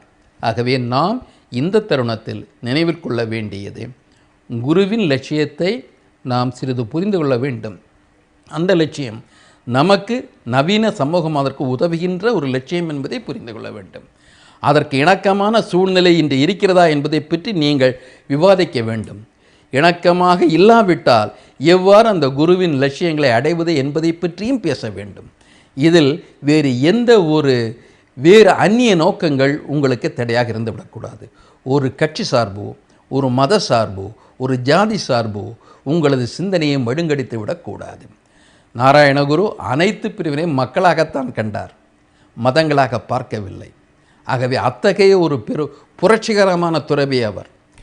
ஏனைய குருக்கள் எல்லாம் சைவ குருக்களாக இருந்திருக்கின்றார்கள், வைணவ குருக்களாக இருந்திருக்கின்றார்கள், இந்து குருக்களாக இருந்திருக்கின்றார்கள். நாராயணகுரு மட்டும்தான் அவர் உலக குருவாக செயல்பட்டார். கருத்துக்களையும் வைத்தார், அவரது கருத்துரைகளையும் மக்கள் முன்னால் வைத்தார். அத்தகைய ஒரு மாபெரும் மனிதரை, ஒரு யுகப்புரட்சி செய்ய விரும்பிய மனிதரை பற்றி நாம் சிந்திக்கின்ற ஒரு அவகாசமாக இந்த சிவகிரி யாத்திரை இருக்க வேண்டும். அதை ஒரு சடங்காக நிறுத்திக் கொள்ளாதீர்கள், சம்பிரதமாக நிறுத்திக் கொள்ளாதீர்கள், ஒரு மத குறிக்கோளாக மாற்றிவிடாதீர்கள். மக்களே, நீங்கள் உங்கள் வாழ்க்கையை மேம்படுத்துவதற்கு இந்த யாத்திரை பயன்பட வேண்டும் என்றால் அந்த குருவின் எண்வகை நோக்கங்களை பற்றி விரிவாகவும் தடையின்றியும் விவாதியுங்கள். அதை பற்றி எந்த ஒரு கருத்துக்களையும் ஏற்றுக்கொள்ளவும் அவற்றை மறுக்கவும் உங்களுக்கு உரிமை உண்டு. ஆக உங்கள் சிந்தனை உரிமையை நீங்கள் பயன்படுத்தி கொள்ளுங்கள், அறிவை விசாலப்படுத்தி கொள்ளுங்கள். மிகச்சிறந்த மனிதர்களாக நீங்கள் மாறுவதற்கு குரு அவர் சுட்டி காட்டிய வழிமுறை இது. இதை புரிந்து கொள்ளுங்கள். இந்த யாத்திரை உங்களை மேம்படுத்துகின்ற யாத்திரையாக இருக்கட்டும். சொர்க்கமோ மோட்சமோ அதுவல்ல இங்கே இருப்பது. சிவலோக பிராப்தி அல்ல, அல்லது வைகுண்ட பிராப்தி அல்ல. இந்த உலகில் நீங்கள் வாழுகின்ற பொழுதே இந்த உலகில் உங்களுக்கு ஒரு மகிழ்ச்சியான, நிறைவான, ஒழுக்கமான, ஒரு உண்மையான வாழ்க்கையை தருவதாக இந்த வாழ்க்கை முறையும் சூழ்நிலைகளை அமைய வேண்டும் என்பதற்காகத்தான் நாராயண குரு அவர்கள் தங்களது உரைகளை தந்திருக்கின்றார், தங்களது பாடல்களை தந்திருக்கின்றார். இந்த யாத்திரைக்கு அவர் அனுமதி கொடுத்திருக்கின்றார். மிகுந்த தயக்கத்திற்கு பிறகுதான் இந்த யாத்திரைக்கு அனுமதி வழங்கினார். ஆனால் அவர் பிறகு இந்த யாத்திரை என்பது சிந்தனைக்கு ஒரு உந்துதலாக இருக்க வேண்டும் என்பதற்காகவும் அந்த சிந்தனையின் மூலமாக சமூக மாற்றம் வரக்கூடும் என்ற நம்பிக்கையிலும் இந்த யாத்திரையை அவர் ஏற்று பரிந்துரைத்தார். நாம் புரிந்து கொள்வோம், முன்னேறுவோம். இந்த நிலையில் இந்த நாராயணகுருவின் சீரிய சிந்தனைகளையும் தொண்டினையும் அவரது நோக்கங்களையும் புரிந்து நம்மை நாமே உயர்த்திக் கொள்வதற்கு இந்த யாத்திரை பயன்படட்டும் என்று கூறி இந்த வாய்ப்பை தந்த சிவகிரி மடத்திற்கு எனது நன்றியை கூறி அமைகின்றேன். வணக்கம்.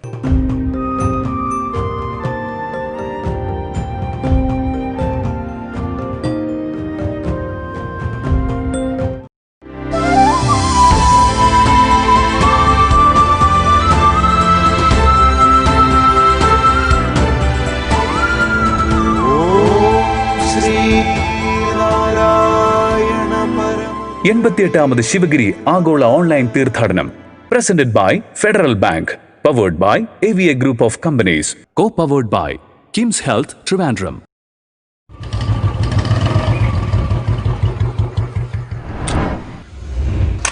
Sir, cashier card.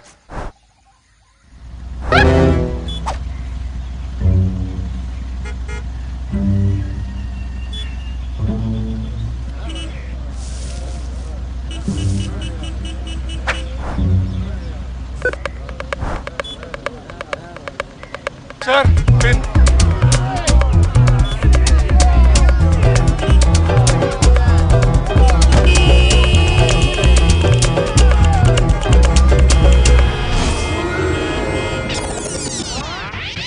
Sir, cashier card.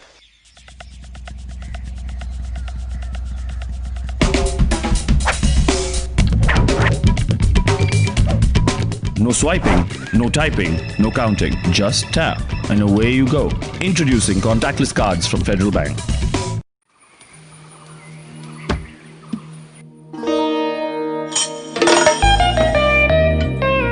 എങ്ങനെയുണ്ടായിരുന്നു മേളം?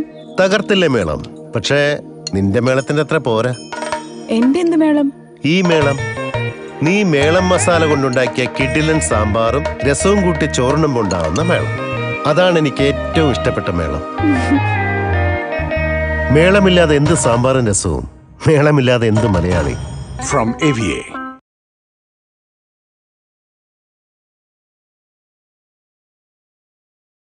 Namaskaram. On behalf of BKG Holding, Qatar Engineering Laboratories and QPCC, I extend my best wishes and warmest regards for the 80th Sivagiri pilgrimage, which will be held online.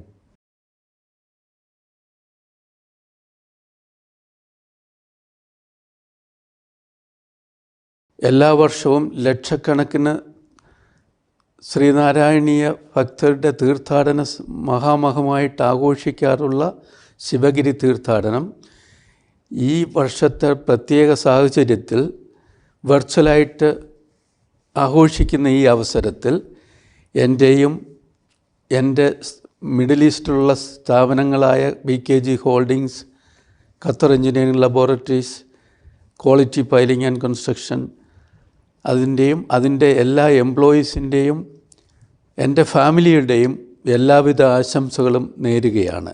ഇതൊരു വലിയ സക്സസ്സായിട്ട് നടക്കട്ടെ എന്ന് ഞാൻ ആത്മാർത്ഥമായി പ്രാർത്ഥിക്കുന്നു.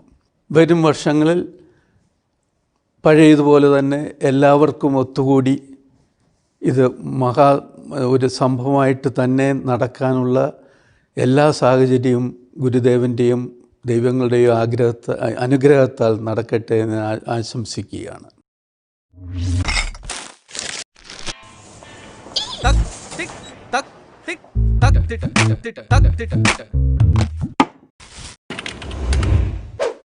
$473 cash or card?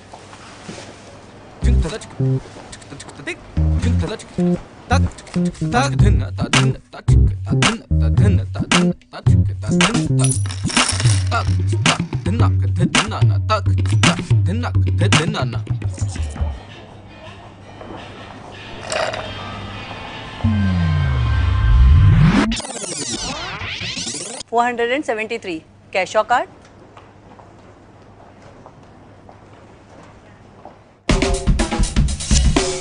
No swiping, no typing, no counting. Just tap and away you go. Introducing contactless cards from Federal Bank.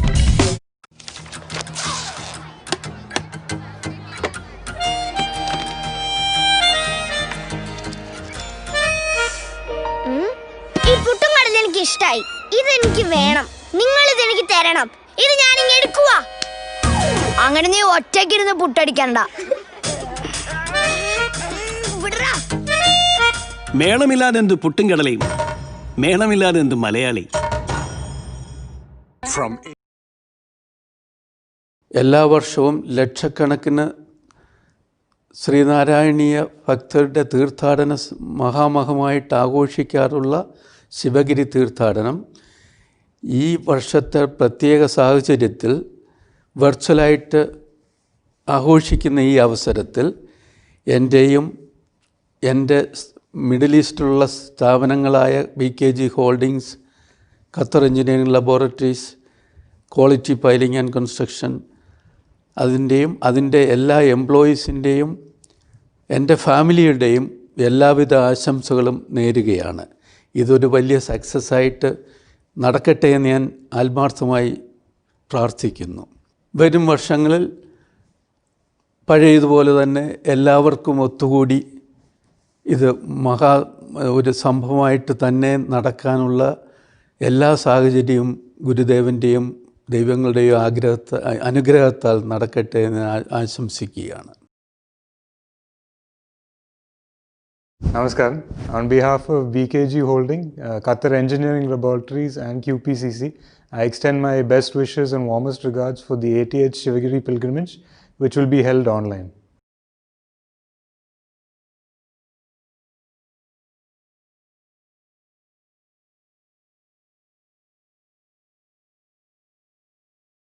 മനോർഭവജനായ ദൈവ്യം ജനം, മനുഷ്യനാവുക, ദിവ്യഗുണശാലിയായ മനുഷ്യരെ സൃഷ്ടിക്കുക.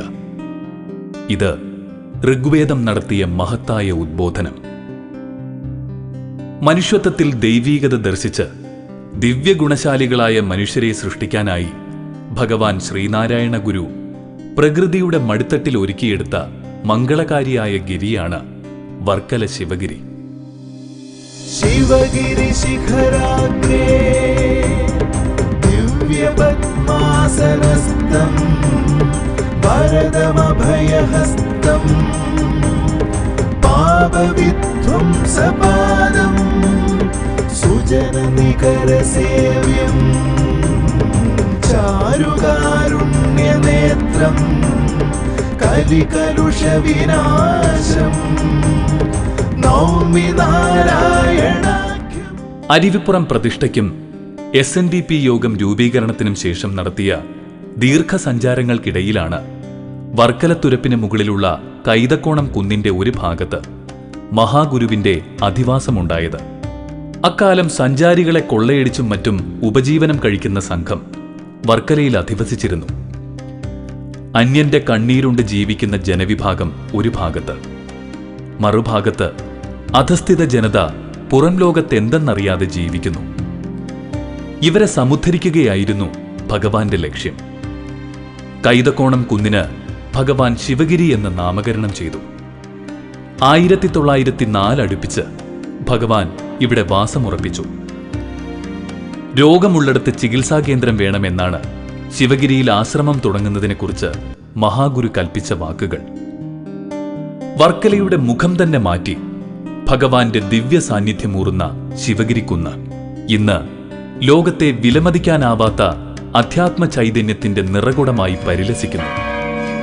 വെളുപ്പിന് 4 മണിക്ക് പ്രപഞ്ചമുണർത്തുന്ന ദിവ്യമണിനാദം മുഴക്കി ഭഗവാൻ ശ്രീനാരായണ ഗുരു തൃപ്പാദങ്ങൾ ധ്യാനമുണരുന്ന ശിവഗിരി. 4:30 പ്രാർത്ഥനാ മന്ദിരത്തിലെ യജ്ഞശാലയിൽ അറിവിന്റെ അഗ്നി ഉണർത്തുന്ന ആചാരനിഷ്ഠ, വേദവും വേദാന്തവും സമന്വയിക്കുന്ന സർവാർപ്പണ മന്ത്രം ഹവിസിൽ ജ്വലിച്ചുയരുന്ന ദിവ്യാനുഭൂതിയാണ് ഇവിടെ നിറയുന്നത്. മഹാഗുരുവിന്റെ ഹോമമന്ത്രത്താൽ ജ്വലിച്ചുയരുന്ന അറിവിന്റെ അഗ്നി നമ്മിലെ അജ്ഞതയെ, വിഷയവാസനകളെയൊക്കെ വറുത്തുകളയുന്നു. ത്വയി വിഷയായിതി സമിധോ ജുഹോമി അഹമിത്യാജ്യം ജുഹോമി ത്വം നഃ പ്രസീദ പ്രസീദ ശ്രേയശ്ച പ്രേയശ്ച പ്രയച്ഛ സ്വാഹ. അമ്മയുണർന്നാൽ അറിവുണർന്നു. പ്രാർത്ഥനാ മന്ദിരത്തിന് തൊട്ട് താഴെ വിദ്യാരംഭം കുറിക്കാൻ ശ്വേതപത്മത്തിൽ ചതുർബാഹുവായ ശാരദാംബയെ ഭഗവാൻ കുടിയിരുത്തിയിരിക്കുന്നു.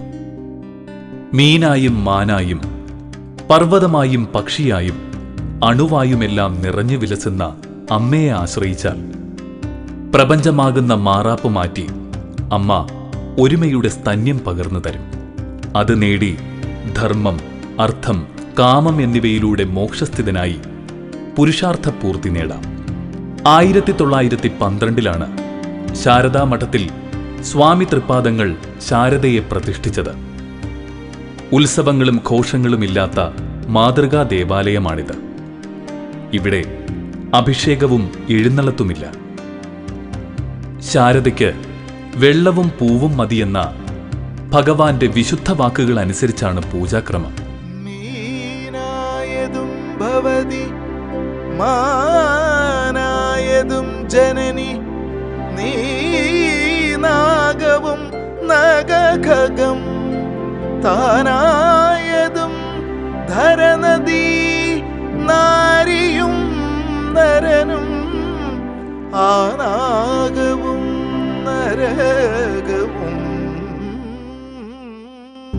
72 വത്സരം ഭൂമിയിൽ പദമൂന്നി ദഹരാകാശത്തിലേക്ക് ശിരസുയർത്തി ജ്ഞാനഗംഗയെ കരുണാസമുദ്രം പോലെ കണ്ണുകളിൽ നിറച്ച് നീണ്ട ബാഹുക്കളിൽ അനുകമ്പയുടെ കർമ്മകാണ്ഡവുമായി വിസ്മയകരമായ ജീവിതം നയിച്ച ഭഗവാൻ ശ്രീനാരായണ ദേവന്റെ ദിവ്യഗേഹം ഉള്ളിൽ സൂക്ഷിക്കുന്ന മണ്ണാണ് ശിവഗിരി.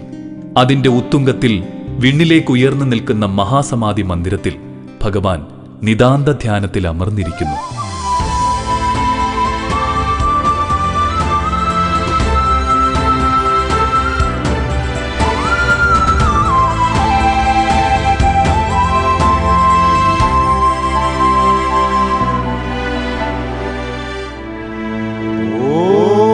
ശ്രീനാരായണ പരമഗുരവേ നമഃ.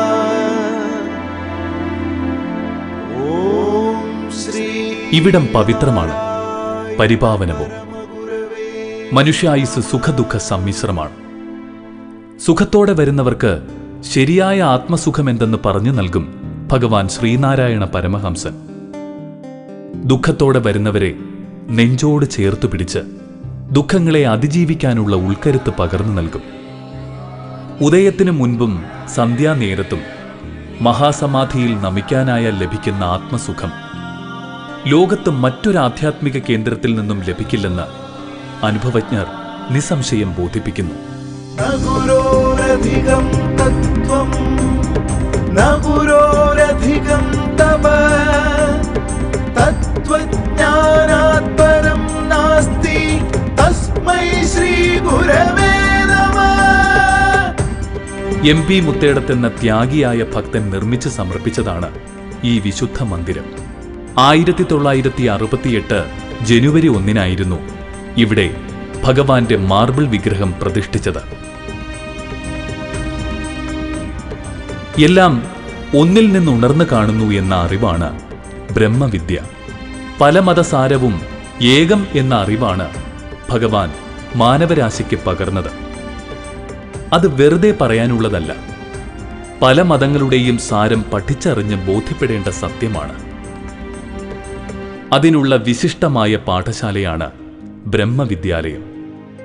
7 വർഷത്തെ ബ്രഹ്മവിദ്യാ പഠനത്തിലൂടെ ശിവഗിരിയുടെ സാരഥ്യം വഹിക്കാൻ കെൽപ്പുള്ള സന്യാസി സംഘത്തെ സൃഷ്ടിക്കുന്നത് ബ്രഹ്മവിദ്യാലയമാണ്.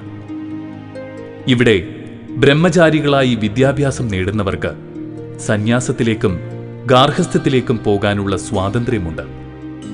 ലോകത്തെ വികലമായ വിദ്യാഭ്യാസ വ്യവസ്ഥയ്ക്കും മതഭ്രാന്തിനും അറുതി വരുത്താൻ ഭഗവാൻ തുടങ്ങിവെച്ച മഹത്തായ ബ്രഹ്മവിദ്യാലയം ഒരു വിശ്വസർവകലാശാലയായി വളർത്തിയെടുക്കാനുള്ള ശ്രമത്തിലാണ് ഭഗവാന്റെ പ്രിയ ശിഷ്യസംഘമായ ശ്രീനാരായണ ധർമ്മസംഘം ട്രസ്റ്റ്. മഹാകവി രവീന്ദ്രനാഥ ടാഗോറിനും മഹാത്മാഗാന്ധിക്കും CF ആൻഡ്രൂസിനും ശ്രദ്ധാനന്ദജിക്കുമടക്കം ഒട്ടേറെ മഹത്തുക്കൾക്ക് ആതിഥ്യമരുളിയ ഭഗവാന്റെ വൈദിക മഠം. ഞാവൽ മരത്തിൽ പടിഞ്ഞാറേ കടലിൽ നിന്ന് വരുന്ന ഇളം കാറ്റ് തട്ടി രാമച്ച വിശറി പോലെ വീശുന്ന ഇവിടം മനഃശാന്തിക്ക് പറ്റിയ ഇടമാണ്. ഉള്ളിലെ മഹാസങ്കടങ്ങളെ ഈ ചെറുഗേഹത്തിന്റെ വിശുദ്ധാന്തരീക്ഷം അലിയിച്ചു കളയും. ഇവിടെ വച്ചാണ് ഭഗവാൻ 1104 കന്നി 5 മഹാസമാധി പൂണ്ടത്.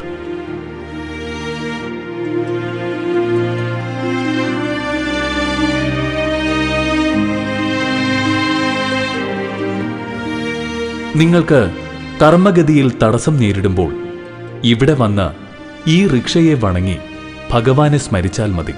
വിഘ്നങ്ങൾ അകന്ന് ജീവിത റിക്ഷ ഭഗവാൻ തന്നെ ചലിപ്പിക്കും.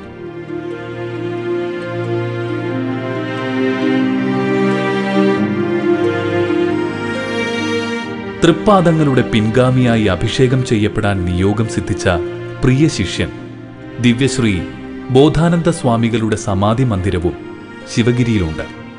മഹാസമാധിയിലേക്കുള്ള പടിക്കെട്ടിന്റെ തുടക്കത്തിലാണിത്. ഭക്തി കൊണ്ടും ത്യാഗം കൊണ്ടും ഉജ്ജ്വലമായ സന്യാസ ജീവിതം നയിച്ച ബോധാനന്ദ സ്വാമികളെ വണങ്ങിയിട്ട് വേണം നാം മഹാസമാധിയിലേക്ക് പടികയറാൻ.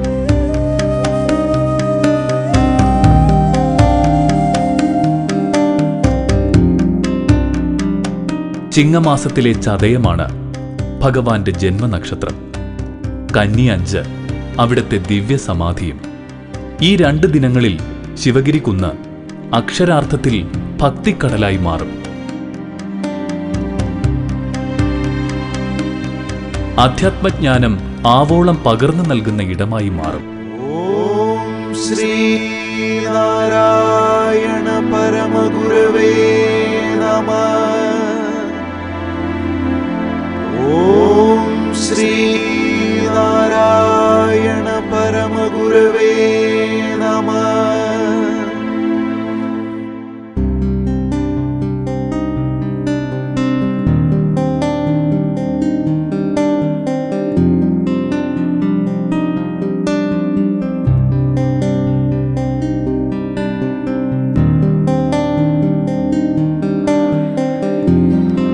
വഴിയലഞ്ഞു വരുന്നവർക്ക് ശരീരശുദ്ധി വരുത്തിയെത്തിയാൽ 3 നേരവും ശുചിത്വമുള്ള ആഹാരം വിളമ്പുമായിരുന്നു കരുണാസാഗരമായ ഭഗവാൻ ഗുരുദേവൻ.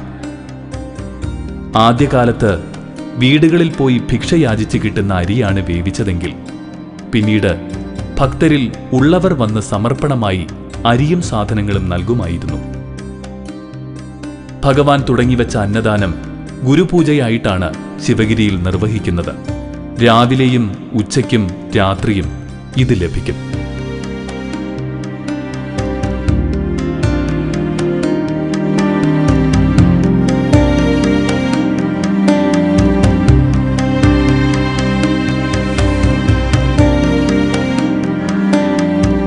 ജീവിതകാലം മുഴുവൻ ഒരു പീഠ എറുമ്പിനും വരുത്തരുതെന്ന അനുകമ്പയോടെ ജീവിക്കണമെന്ന് പഠിപ്പിച്ച ഭഗവാനോട് കഥയൊന്നും അറിയാത്ത ഒരാൾ ഒരിക്കൽ ചോദിച്ചു, പശുവിന്റെ ഇറച്ചി കഴിക്കുന്നതുകൊണ്ട് എന്താണ് കുഴപ്പമെന്ന്. അമ്മ ജീവിച്ചിരിപ്പുണ്ടോ എന്നാണ് ഭഗവാൻ തിരികെ ചോദിച്ചത്. മരിച്ചു എന്നുത്തരം. കുഴിച്ചിട്ടോ അതോ തിന്നോ എന്ന് ഭഗവാന്റെ മറുചോദ്യം. ആ മറുചോദ്യത്തിലുണ്ട് അവിടുത്തെ ജീവകാരുണ്യം. ഭഗവാന്റെ ദിവ്യമായ ശിവഗിരി ആശ്രമത്തിലും ഈ ഗോമാതാക്കൾ സസുഖം വാഴുന്നുണ്ട്. ഗോശാലയ്ക്ക് പുറമേ തന്നെ സമൃദ്ധമായ കാർഷിക നിലങ്ങളും ശിവഗിരിക്ക് സ്വന്തമായുണ്ട്.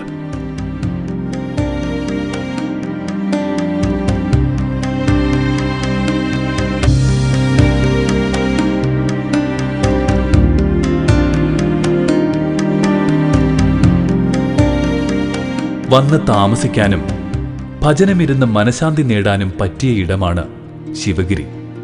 പുറത്തുനിന്ന് വരുന്ന അതിഥികൾക്ക് ശാന്തമായി ഉറങ്ങാനും വിശ്രമിക്കാനും ഒരു അതിഥി മന്ദിരവുമുണ്ട്. ശിവഗിരിക്ക് തൊട്ടടുത്തായാണ് ഭഗവാൻ നേരിട്ട് സമർപ്പണം സ്വീകരിച്ച് നിർമ്മിച്ച മഹാവിദ്യാലയം. അതിനടുത്തായി ഒരു കൺവെൻഷൻ സെന്ററുമുണ്ട്.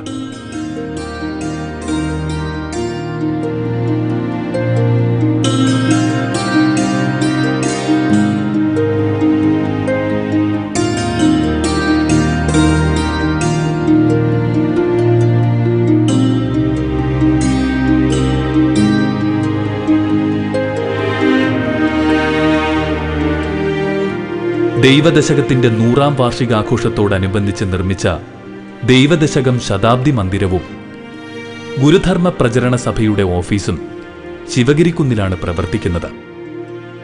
ആതുര സേവന രംഗത്തിന് ശിവഗിരിയുടെ സംഭാവനയാണ് ശിവഗിരി ശ്രീനാരായണ മെഡിക്കൽ മിഷൻ ആശുപത്രി.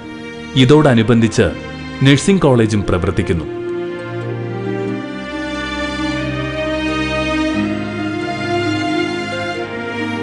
വിവേകം താനേ വരില്ല, നല്ല പുസ്തകങ്ങൾ വായിക്കണം എന്ന ഭഗവത് മൊഴികേട്ടെത്തുന്നവർക്ക് വിജ്ഞാനത്തിന്റെ പുസ്തക കലവറയുണ്ട് ശിവഗിരിയുടെ താഴ്വരയിൽ. ധർമ്മസംഘം ട്രസ്റ്റിന് സ്വന്തമായി പുസ്തക പ്രസാധന കേന്ദ്രവുമുണ്ട്. ഇവിടെ നിന്നാണ് അധ്യാത്മജ്ഞാനത്തിനുതകുന്ന അറിവുമായി ശിവഗിരി മാസിക പുറത്തിറങ്ങുന്നത്.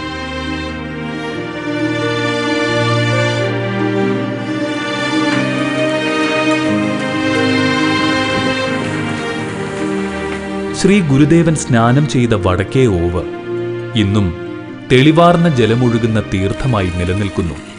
ഇവിടെ വഴി ഒഴുകിവരുന്ന ജലത്തെ കുഴൽവെള്ളമെന്നാണ് ഭഗവാൻ വിളിച്ചത്. വർക്കലക്കുന്ന് കൊച്ചിയും തിരുവനന്തപുരവും തമ്മിലുള്ള ജലമാർഗ വ്യാപാരത്തിന് തടസ്സമായപ്പോൾ രാജഭരണകാലത്ത് നിർമ്മിച്ചതാണ് ഈ തുരപ്പ്. ഇന്നിപ്പോൾ നിർദ്ദിഷ്ട ദേശീയ ജലപാതയുടെ ഭാഗവുമാണ്. ഓം ശ്രീ നാരായണ പരമഗുരവേ നമഃ.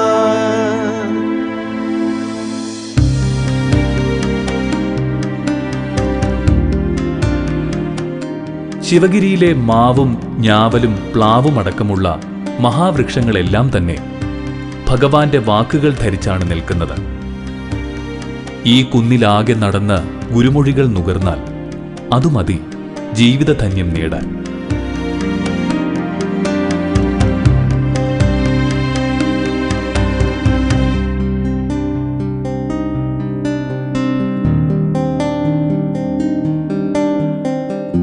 കോട്ടയത്തെ നാഗമ്പടം ശിവക്ഷേത്രമുറ്റത്തെ തേന്മാവിൻ ചുവട്ടിൽ വച്ച് 1928 ജനുവരി 16 ഭഗവാൻ അനുമതി നൽകിയ ശിവഗിരി തീർത്ഥാടനം ഭഗവാന്റെ മഹാസമാധിക്ക് ശേഷം 1932 തുടക്കമിട്ടത്.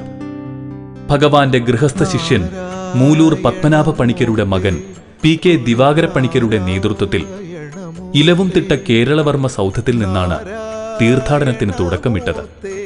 5 പേരിൽ തുടങ്ങിയ തീർത്ഥാടനം ഇന്ന് ബഹുലക്ഷം ജനതയുടെ മഹാസംഗമമാണ്. വിദ്യാഭ്യാസം, ശുചിത്വം, ഈശ്വരഭക്തി, സംഘടന, കൃഷി, കച്ചവടം, കൈത്തൊഴിൽ, ശാസ്ത്ര സാങ്കേതിക പരിശീലനം എന്നിങ്ങനെ മനുഷ്യന്റെ ആത്മീയവും ഭൗതികവുമായ വളർച്ചയെ പ്രദാനം ചെയ്യുന്ന 8 വിഷയങ്ങളിൽ പ്രാവീണ്യം നൽകുക എന്നതാണ് തീർത്ഥാടനത്തിന്റെ മഹത്തായ ലക്ഷ്യം. അതിനാൽ തന്നെ ഇത് ആഘോഷങ്ങളുടെയും ഭക്തി കച്ചവടത്തിന്റെയും തീർത്ഥാടനമല്ല, അറിവിന്റെ തീർത്ഥാടനമാണ്. ശിവഗിരിയുടെ മഹിമകൾ ഇങ്ങനെ എണ്ണിപ്പറയാൻ 1000 നാവുള്ള അനന്തന് പോലും പ്രയാസമാകുമെന്നാണ് അനുഭവം. പറഞ്ഞു കേൾക്കുന്നതിനേക്കാൾ വലുതാണ് അടുത്തറിഞ്ഞനുഭവിക്കുന്ന അനുഭൂതി. ശിവഗിരി അറിഞ്ഞനുഭവിക്കേണ്ട അനുഭൂതിയുടെ സങ്കേതമാണ്. അറിവും അനുഭവവും ചേർന്ന് നിൽക്കുന്ന ആത്മശാന്തിയാണ് ഇവിടെ നിറഞ്ഞിരിക്കുന്നത്. ആത്മോപദേശ ശതകത്തിൽ ഭഗവാൻ മൊഴിയുന്നത് പോലെ അണുവറിവിൻ മഹിമാവിലംഗമില്ലാതണയും അഖണ്ഡവുമന്നു പൂർണ്ണമാകും. അനുഭവിയാതറിവിലഖണ്ഡമാം ചിത്ഘനമിതു മൗനഘനാമൃതാബ്ധിയാകും.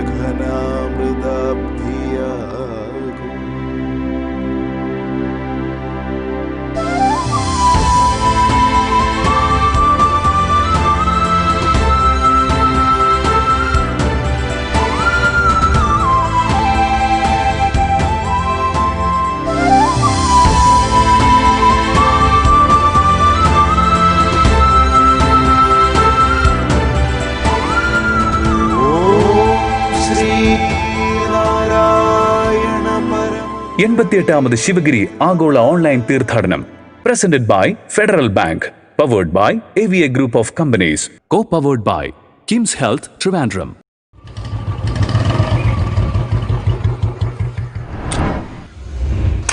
Sir, cashier card.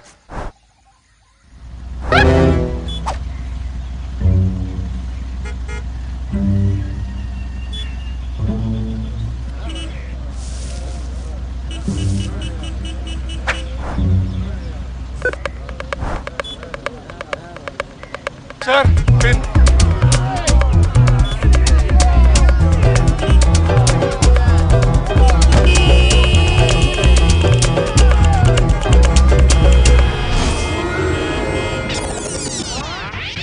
Sir, cashier card.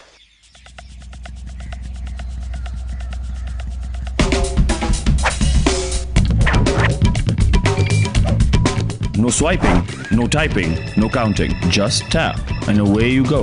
Introducing contactless cards from Federal Bank.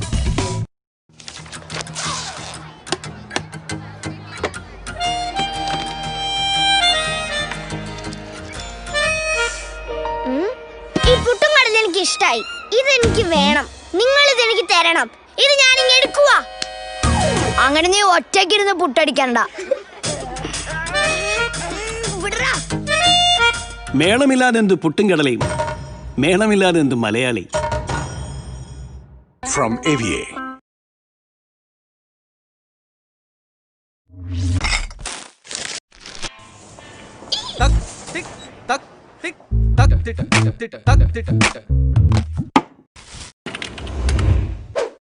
$473 cash or card?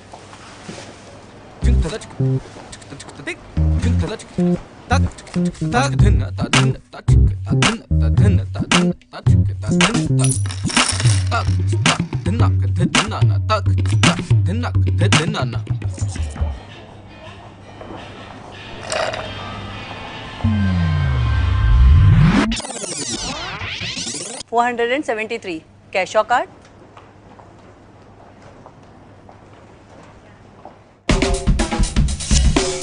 No swiping, no typing, no counting. Just tap and away you go. Introducing contactless cards from Federal Bank.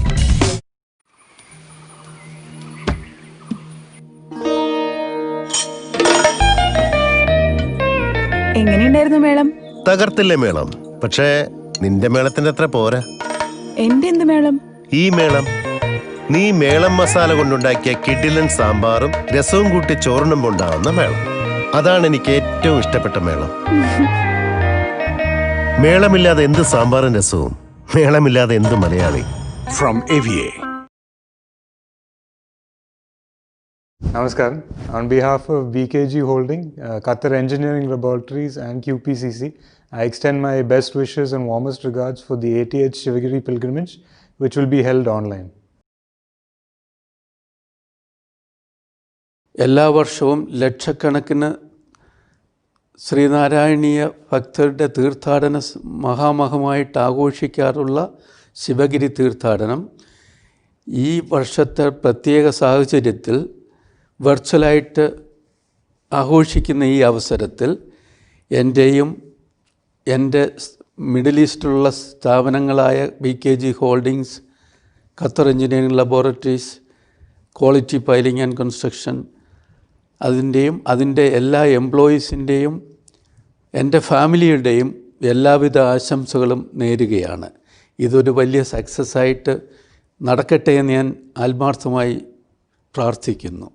വരും വർഷങ്ങളിൽ പഴയതുപോലെ തന്നെ എല്ലാവർക്കും ഒത്തുകൂടി ഇത് ഒരു സംഭവമായിട്ട് തന്നെ നടക്കാനുള്ള എല്ലാ സാഹചര്യവും ഗുരുദേവൻ്റെയും ദൈവങ്ങളുടെയും അനുഗ്രഹത്താൽ നടക്കട്ടെ എന്ന് ആശംസിക്കുകയാണ്.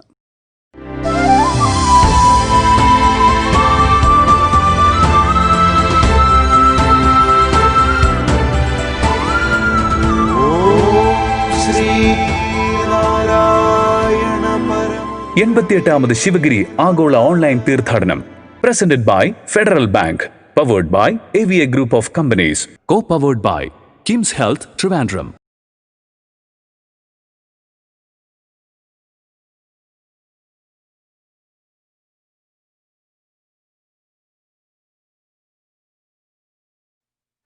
മണ്ണും ജലം കനലും അമ്പരമോടുകാറ്റും എണ്ണിപ്പിടിച്ചറയിലിട്ടെരിയും കൊളുത്തി ദണ്ണപ്പെടുത്തുമൊരു ദേവതയെങ്കൽ നിന്നൻ പിണ്ടത്തിനന്ന മൃദു നൽകി വളർത്ത ശംഭോ. ചെമ്പഴന്തി ഗ്രാമത്തിലെത്തുമ്പോൾ ഏതൊരു ഗുരുഭക്തനും പിണ്ടനന്ദിയിലെ ഈ പദ്യം മനസ്സിലേക്ക് കടന്നു വരാതിരിക്കില്ല. പഞ്ചഭൂതങ്ങൾ കൊണ്ടൊരു ശരീരമുണ്ടാക്കി അതിൽ പൂർവജന്മവാസനയ്ക്ക് അനുസൃതമായ ജീവനെ കൊളുത്തിവെച്ചാണ് എല്ലാ മനുഷ്യരെയും ദൈവം സൃഷ്ടിക്കുന്നത്. എന്നാൽ എരുതി പോലെ ദണ്ഡപ്പെടുത്തുന്ന മനുഷ്യജീവൻ ആധാരമായിരിക്കുന്ന ബോധസത്യം ചിലർക്ക് മാത്രമേ ഉള്ളിൽ തെളിഞ്ഞു കാണാൻ സാധിക്കൂ. അങ്ങനെ ഉള്ളിലെ ബോധപ്രകാശം കാണാനുള്ള നിയോഗം നൽകി വളർത്തിയ ദൈവത്തിന് ഭഗവാൻ നമസ്കാരം പറയുകയാണ് ഈ വരികളിൽ. ആ ദിവ്യജന്മത്തിന് ഹേതുവായ ഗൃഹമാണ് വയൽവാരം വീട്.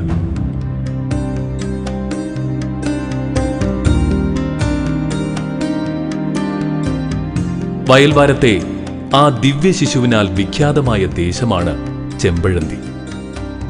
മനുഷ്യനായി ജനിച്ചാൽ ദൈവപദം വരെ വളരുക എന്നതാവണം ലക്ഷ്യമെന്ന് ലോകർക്ക് ബോധ്യം നൽകാൻ ഗുരുസ്ഥാനം സ്വീകരിച്ചു വന്ന ദൈവമാണ് ശ്രീനാരായണ ഗുരു.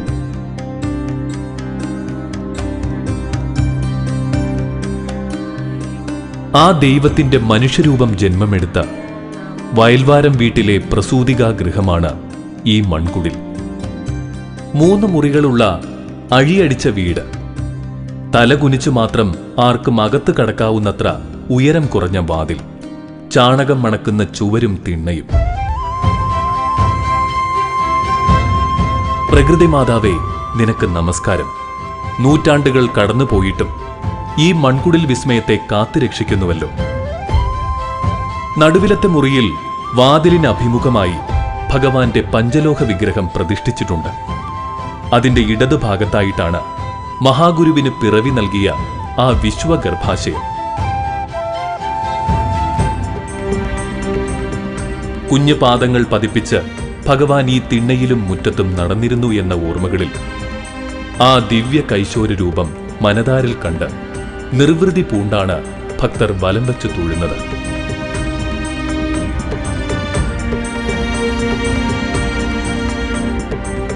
തിരുവനന്തപുരം നഗരമധ്യത്തിൽ നിന്ന് 12 കിലോമീറ്റർ അകലെയാണ് ചെമ്പഴന്തി.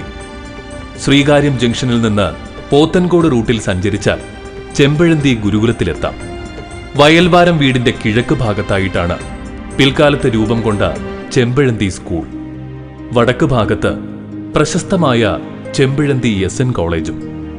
വയൽവാരം വീടിന്റെ തെക്ക് ഭാഗത്തായി കൊടിമരവും ശ്രീകോവിലും നാലമ്പലവുമൊക്കെയുള്ള മണക്കൽ ക്ഷേത്രം. മണക്കൽ ക്ഷേത്രം വളരെ പുരാതനമാണ്. 8 വീട്ടിൽ പിള്ളമാരിൽ പ്രധാനിയായിരുന്ന ചെമ്പഴന്തി പിള്ളയുടെ സ്വാധീനത്തിലിരുന്ന പ്രദേശമായിരുന്നു ഇത്. അതിനാൽ വയൽവാരം വീട്ടുകാരുടെ പരദേവതയായ മണക്കൽ ദേവി ക്ഷേത്രത്തിൽ നായർ സമുദായാംഗങ്ങൾക്കും അവകാശമുണ്ടായിരുന്നു. പൂജ ചെയ്തിരുന്നത് വയൽവാരം വീട്ടുകാരായിരുന്നുവെന്ന് മാത്രം.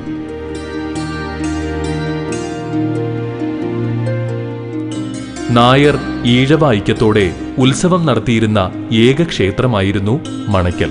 ഇരുവിഭാഗക്കാർക്കും പ്രത്യേകമായി കളിത്തട്ടുണ്ടായിരുന്നു. ഭദ്രകാളിയായിരുന്നു ഇവിടത്തെ പ്രതിഷ്ഠ. പ്ലാവിൻ തടിയിൽ തീർത്ത വിഗ്രഹത്തിൽ മൃഗബലി നടത്തി ചോര അഭിഷേകം ചെയ്തിരുന്ന കാലവും ഉണ്ടായിരുന്നു. ഈ ദേവിയുടെ ഒരു കുഞ്ഞു ഭക്തനായി ഈ ക്ഷേത്രമുറ്റത്ത് കളിച്ചും വളർന്നും വസൂരി വന്നപ്പോൾ ആരും അറിയാതെ ദേവിയുടെ അടുത്ത് പോയി ഭജനം പാർത്തും കഴിഞ്ഞ ഭഗവാൻ തന്നെ പിൽക്കാലത്ത് പ്രതിഷ്ഠ ഇളക്കി മാറ്റുകയുണ്ടായി. ഭക്തർ താമസമൂർത്തികളെക്കാൾ സാത്വിക മൂർത്തികളെ ഉപാസിക്കട്ടെ എന്ന ഭഗവാന്റെ ഇംഗിതമാകാം അതിന് പിന്നിൽ. പിൽക്കാലത്ത് ഗുരുവിന്റെ വത്സല ശിഷ്യൻ ധർമ്മതീർത്ഥ സ്വാമികൾ ഗുരുവിന്റെ ചിത്രം പ്രതിഷ്ഠിക്കുകയായിരുന്നു. ഇന്നിപ്പോൾ ഗുരുപ്രതിഷ്ഠയുള്ള ഗുരുക്ഷേത്രങ്ങളിൽ പ്രമുഖമാണ് മണക്കൽ ക്ഷേത്രം.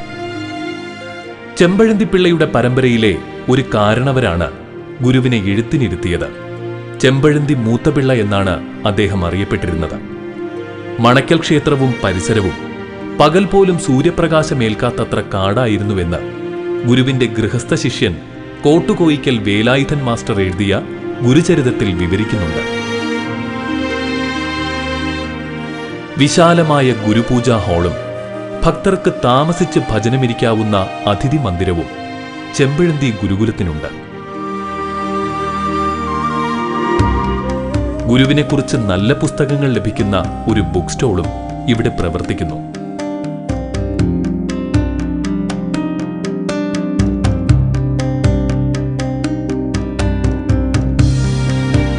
ചിങ്ങമാസത്തിലെ ചതയമാണ് ചെമ്പഴന്തിയുടെ ഉത്സവകാലം.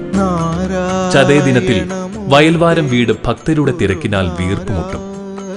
അന്നേ ദിവസം രാവിലെ ഭഗവാന്റെ ജന്മസമയത്ത് നടക്കുന്ന പൂജാദികളിലും പ്രാർത്ഥനകളിലും ആയിരങ്ങളാണ് പങ്കെടുക്കുന്നത്.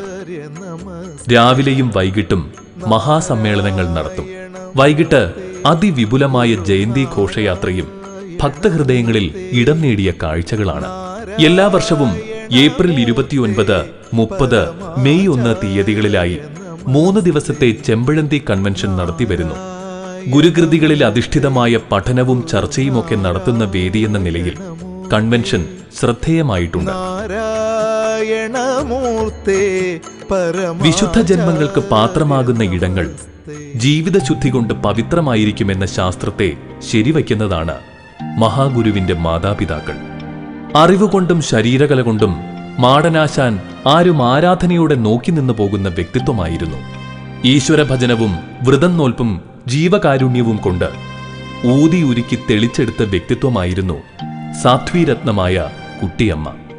അവരുടെ സത്പുത്രനായി ജനിച്ച് ലോകഹിതത്തിനായി വീടും നാടും വിട്ട ഭഗവാൻ ആയുസ്സും വപുസും ആത്മതപസ്സും കൊണ്ട് ലോകരെ ദൈവഹിതത്തിനായി ഉണർത്തിയെടുക്കുകയായിരുന്നു. ചെമ്പഴന്തിയുടെ ചരിത്രം പറഞ്ഞാൽ തീരുന്നതല്ല.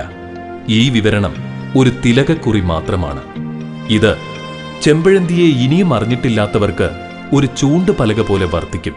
ലോകം കൺകുളിർക്കെ കണ്ടു നിറയാൻ മഹാഗുരുവിന്റെ പിറവി കൊണ്ട് ധന്യമായ വയൽവാരം വീടും ചെമ്പഴന്തി ദേശവും നാൾക്ക് നാൾ കീർത്തി വർദ്ധിച്ച് നിലനിൽക്കുകയാണ്.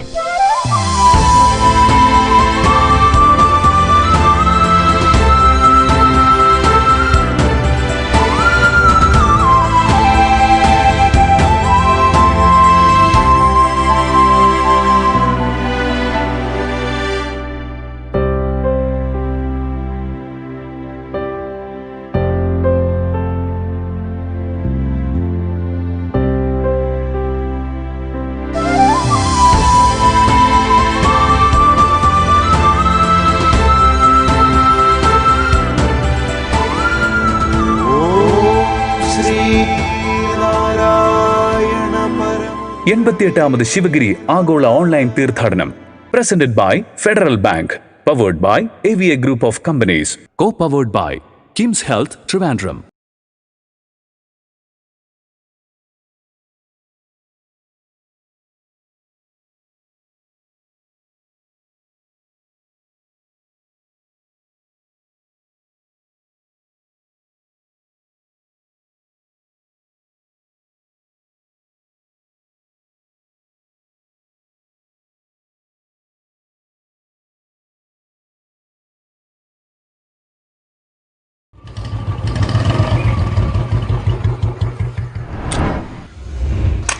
Sir, cashier card.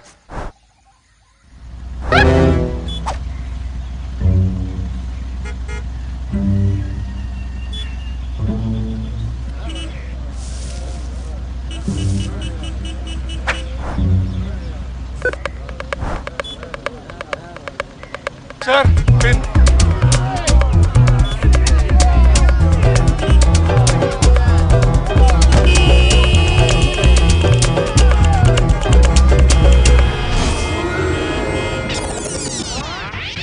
Sir, cashier card.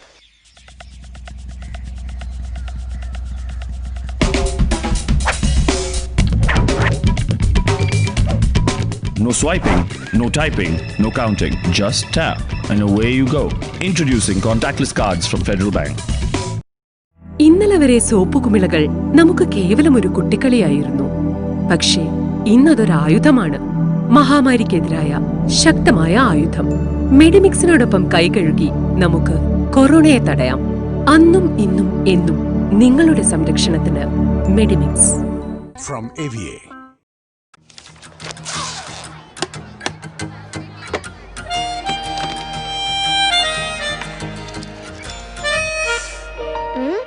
ഈ പുട്ടും കടല എനിക്ക് ഇഷ്ടായി. ഇതെനിക്ക് വേണം. നിങ്ങൾ ഇതെനിക്ക് തരണം. ഇത് ഞാൻ ഇങ്ങ് എടുക്കുവാ. അങ്ങനെ നീ ഒറ്റയ്ക്കിരുന്ന് പുട്ടടിക്കണ്ട. മേളമില്ലാതെന്ത് പുട്ടും കടലയും, മേളമില്ലാതെന്ത് Malayali. From AVA.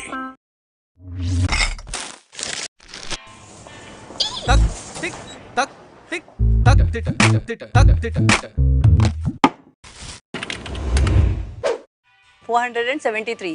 Cash or card?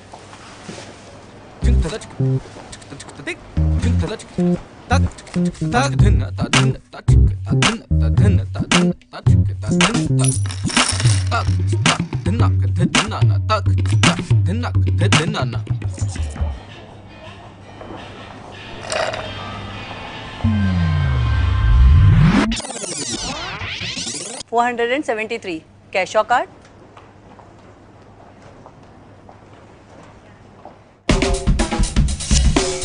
No swiping, no typing, no counting. Just tap and away you go. Introducing contactless cards from Federal Bank.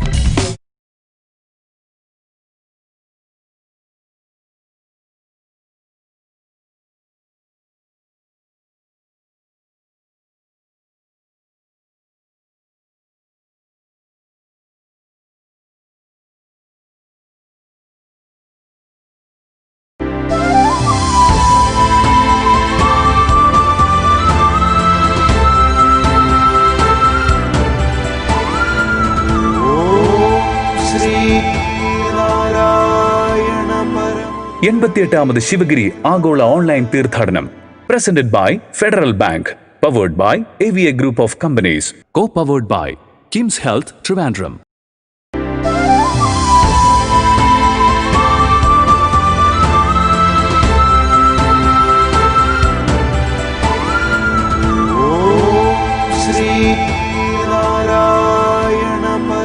എൺപത്തിയെട്ടാമത് Sivagiri ആഗോള ഓൺലൈൻ തീർത്ഥാടനം presented by Federal Bank, powered by AVA Group of Companies, co-powered by Kims Health Trivandrum.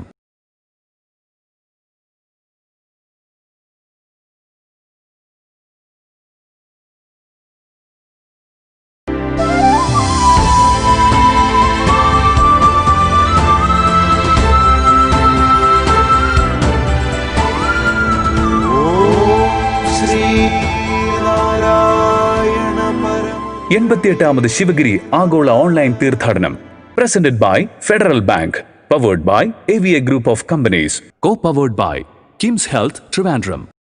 88ാമത് ആഗോള ശിവഗിരി തീർത്ഥാടനത്തിന്റെ 6ാം ദിവസമായ ഇന്ന് വ്യവസായം മാത്രമല്ല ചർച്ചാ വിഷയം. ഇതാദ്യമായാണ് കുരുന്നുകളെ സംഘടിപ്പിക്കുന്ന ഒരു പുതിയ ചർച്ചാ വിഷയവും കൂടി നമ്മൾ ഉൾപ്പെടുത്തുന്നത്. അതെ, കുട്ടികളുടെ ഒരു സമ്മേളനം. അതായത് ഗുരുദേവന്റെ കൃതികളെ, ഗുരുദേവ ദർശനങ്ങളെ അടുത്തറിഞ്ഞിട്ടുള്ള കുരുന്ന് പ്രതിഭകളെയാണ് ഈ പ്രഭാഷണങ്ങളിലൂടെ പരിചയപ്പെടുത്തുന്നത്. ഇന്നത്തെ ദിവസം ആരംഭിക്കുന്നതിനായി സ്വാഗത ഭാഷണത്തിലേക്ക് നമുക്ക് കടക്കാം.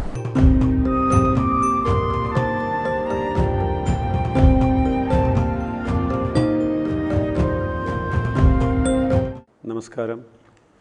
ശിവഗിരി തീർത്ഥാടനം 88ാമത് ശിവഗിരി തീർത്ഥാടനമാണ് നമ്മൾ വളരെ ആരോഗ്യത്തോടെ ഭക്തിയോടെ ആഘോഷിക്കുന്നത്. ഈ വർഷത്തെ തീർത്ഥാടനത്തിൻ്റെ പ്രത്യേകത നമുക്കറിയാം. ഈ COVID-19 എന്ന ആ ഒരു മഹാവ്യാധി കാരണം ശിവഗിരി മഠത്തിൽ നേരിട്ട് വന്ന് ദർശനം നടത്തുവാനും പങ്കെടുക്കുവാനൊന്നും സാധിക്കുന്നില്ല. അതുകൊണ്ട് തന്നെ ഈ ആധുനിക സംവിധാനങ്ങളിലൂടെയാണ് ശിവഗിരി മഠം നിങ്ങളുടെ മുന്നിലേക്ക് എത്തുന്നത്. പൂജ ഉൾപ്പെടെ എല്ലാം ലൈവായിട്ട് നിങ്ങൾക്ക് ഈ ശിവഗിരി ചാനലിലൂടെ കാണാൻ സാധിക്കും. ശിവഗിരി ചാനൽ ഗുരുവായിട്ട് തന്നെ തുടങ്ങിച്ചതായിരിക്കണം. കാരണം ഇങ്ങനൊരു ഒരു ആവശ്യം നമ്മുടെ മുന്നിൽ വന്നപ്പോൾ ഈ ഒരു ചാനൽ നമ്മൾ തുടങ്ങിയത് കൊണ്ട് തന്നെ നമുക്കത് നമ്മുടെ ആശയത്തെ മറ്റൊരു സഹായമില്ലാതെ നമുക്ക് നിങ്ങളുടെ മുന്നിലേക്ക് എത്തിക്കാൻ സാധിക്കുന്നു എന്നുള്ളത് വലിയൊരു അനുഗ്രഹം തന്നെയാണ്. അത് ഗുരുവിൻ്റെ ഒരു പ്രത്യേക അനുഗ്രഹം തന്നെയാണ്. ഈ വർഷത്തെ തീർത്ഥാടനത്തിൽ ശ്രീനാരായണ ധർമ്മ സംഘം ട്രസ്റ്റ് പ്രസിഡന്റ് ശ്രീമദ് വിശുദ്ധാനന്ദ സ്വാമികളുടെ ഒരു പ്രത്യേക നിർദ്ദേശമാണ് കുട്ടികളുടെ ഒരു സമ്മേളനം വയ്ക്കണമെന്ന്. അങ്ങനെ കുട്ടികളുടെ സമ്മേളനം ഈ വർഷം ഒരു സ്പെഷ്യലായിട്ട് കടന്നു വന്ന ഒന്നാണ്. കുട്ടികളിലെ അതൊരു ഒരു നല്ല ചോയ്സാണ്, ഒരു നല്ലൊരു തിരഞ്ഞെടുക്കലായിരുന്നത്. കുട്ടികളുടെ അഭിരുചികൾ. നമ്മളിപ്പോൾ ശ്രേഷ്ഠ ഭാരതം പരിപാടിയിലാണ് 2 കുട്ടികൾ, ഒരു രാഹുൽ, ഒരു ആദിദേവ് കടന്നു വന്നത്. നമ്മളെ പലരെയും ആശ്ചര്യഭരിതരാക്കിക്കൊണ്ട് ഈ കുട്ടികൾ മഹാഭാരതം, രാമായണം എന്ന ഈ 2 മഹാസാഹിത്യങ്ങളിലൂടെ കടന്നു പോവുകയും അവരുടെ കുട്ടികളുടെ മുഴുവൻ നിരീക്ഷണവും ശരിയാണ് എന്ന് നമുക്ക് പറയാൻ ആവുന്നില്ല എങ്കിലും കുട്ടികൾക്ക് അത്രയൊക്കെ ആവുന്നു എന്നുള്ളതിൽ നമ്മൾ അവരെ ഹൃദയം നിറഞ്ഞ് അഭിനന്ദിക്കുകയാണ്.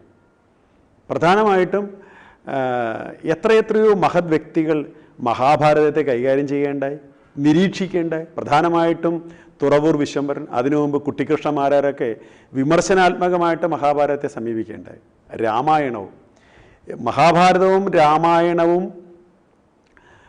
പകർന്നു തരുന്ന അനേകം കഥാപാത്രങ്ങളും സന്ദർഭങ്ങളും കൊണ്ട് നമ്മുടെ ഭാരതഭൂമിയെ കെട്ടിപ്പിടിക്കുകയാണ്, ചേർത്ത് നിർത്തുകയാണ്. ഇവിടെ ഈ ശിവഗിരി തീർത്ഥാടനത്തിന് ശ്രീനാരായണ ഗുരുദേവ കൃതികൾ നമ്മൾ ഈ കുട്ടികൾ തന്നെ നിങ്ങളുടെ മുന്നിൽ പരിചയപ്പെടുത്തുന്നുണ്ട്. ഗുരുദേവ കൃതികൾ ഞാൻ ഈ കുട്ടികളെക്കുറിച്ച് എടുത്ത് പറയാൻ കാരണം, എല്ലായ്പ്പോഴും ശ്രദ്ധിച്ചിട്ടില്ലെങ്കിലും കുട്ടികളുടെ മികവാർന്ന പ്രകടനം വളരെ നന്നായി ആസ്വദിക്കാൻ കഴിഞ്ഞിട്ടുണ്ട്. പല കുട്ടികൾക്കും പ്രചോദനമായിട്ടുണ്ട്.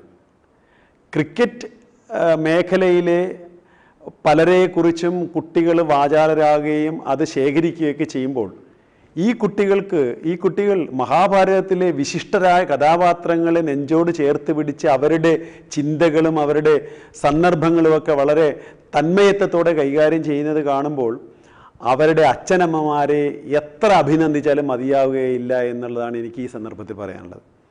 അച്ഛനമ്മമാരാൽ രൂപപ്പെടേണ്ടവരാണ്, പരിവപ്പെടേണ്ടവരാണ്, പരിശീലിപ്പിക്കപ്പെടേണ്ടവരാണ് കുട്ടികളെന്നുള്ളതിൻ്റെ മികച്ച ഉദാഹരണം തന്നെയാണ് ഈ രാഹുലും ആദിദേവും.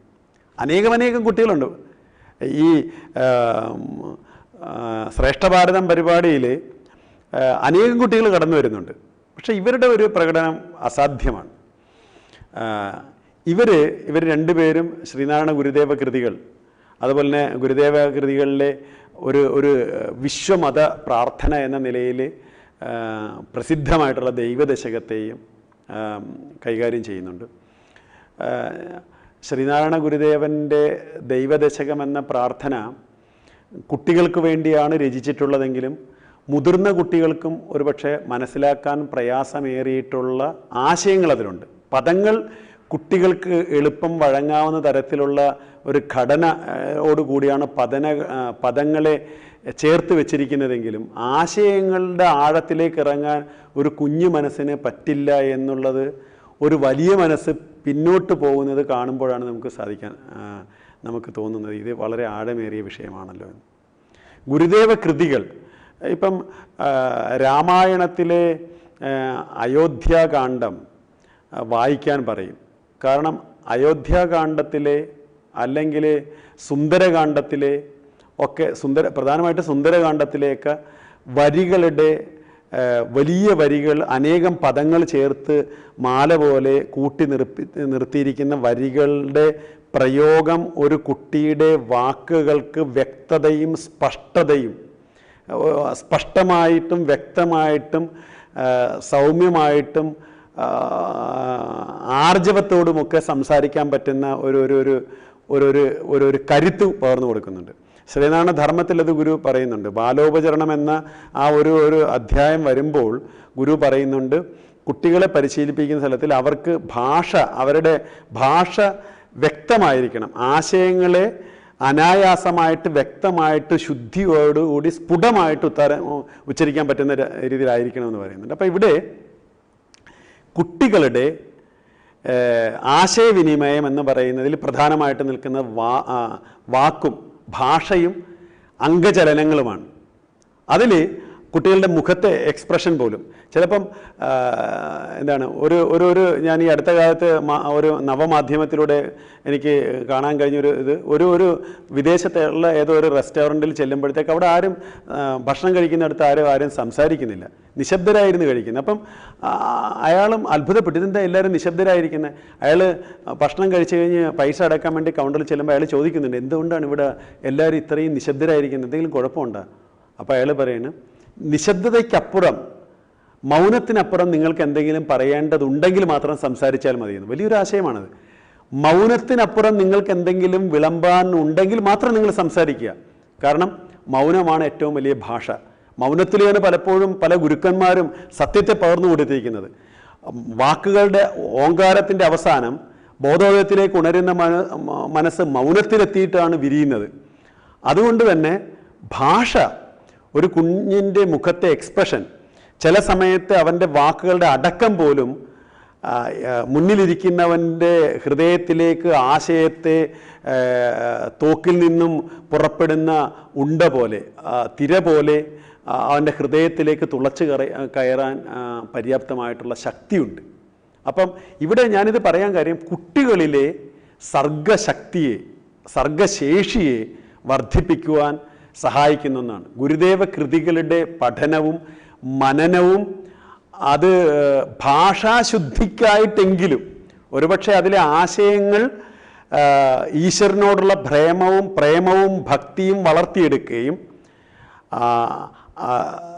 ദേവത ഉപാസനകളുടെ ആഴത്തിലേക്ക് പ്രവേശിക്കാൻ സാധിക്കുകയും അനുകമ്പയും അതുപോലെ തന്നെ സദാചാര ബോധവും ആത്മജ്ഞാനവുമൊക്കെ പകർന്നു തരുന്ന ആഴമേറിയ ഗഹന തലങ്ങൾ ഉൾക്കൊള്ളുന്ന കൃതികളിലേക്ക് ഇറങ്ങി സഞ്ചരിക്കാൻ ഒരു കുട്ടിക്ക് സാധിച്ചില്ലെങ്കിലും കുട്ടികളുടെ ഗുരുദേവ കൃതികളുടെ പാരായണം മറ്റ് വിശിഷ്ട ഗ്രന്ഥങ്ങളുടെ പാരായണം പോലെ തന്നെ ആശയത്തെ ശുദ്ധീകരിക്കാൻ, അല്ലെങ്കിൽ നമ്മുടെ ഹൃദയത്തെ ശുദ്ധീകരിക്കാൻ, ഭാഷയെ കുറേ കൂടെ വ്യക്തമാക്കാൻ, അല്ലെങ്കിൽ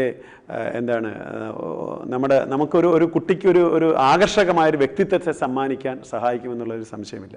അതുകൊണ്ട് തന്നെ ഇവിടെ രാഹുലും ആദിദേവും ഉൾപ്പെടെ നയന, കാർത്തിക, ഗോകുൽ എന്ന് കുറേ കുട്ടികൾ ഇവിടെ വരുന്നുണ്ട്. ഈ കുട്ടികളൊക്കെ തന്നെ നിങ്ങളുടെ മുന്നിലേക്ക് ഇന്നത്തെ ദിവസം പല സന്ദർഭങ്ങളിലായി വരിക തന്നെ ചെയ്യും.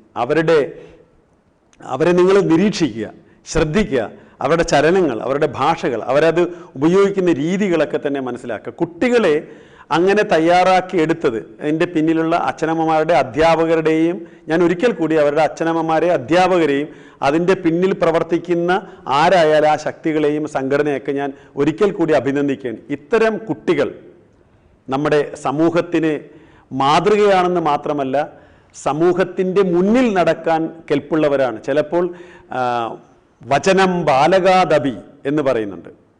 ബാലകനിൽ നിന്നാണെങ്കിൽ പോലും യുക്തിയുക്തമായിട്ടുള്ള കാര്യമാണെങ്കിൽ ബാലകനിൽ നിന്ന് പോലും പഠിക്കാൻ എന്ന് പറയുന്നത്. അതിന് ഉദാഹരണമാണ് ശ്രീനാരായണ ഗുരുദേവനും ശ്രീകൃഷ്ണ പരമാത്മാവും. അവരുടെ കുട്ടിക്കാലത്തെ പ്രവർത്തികൾ കുട്ടിയായിരിക്കുമ്പോൾ പോലെ തന്നെ അവർ ചിന്തിക്കുകയും സമൂഹത്തെ തിരിച്ചുവിടുകയും ചെയ്യുന്നുണ്ട്.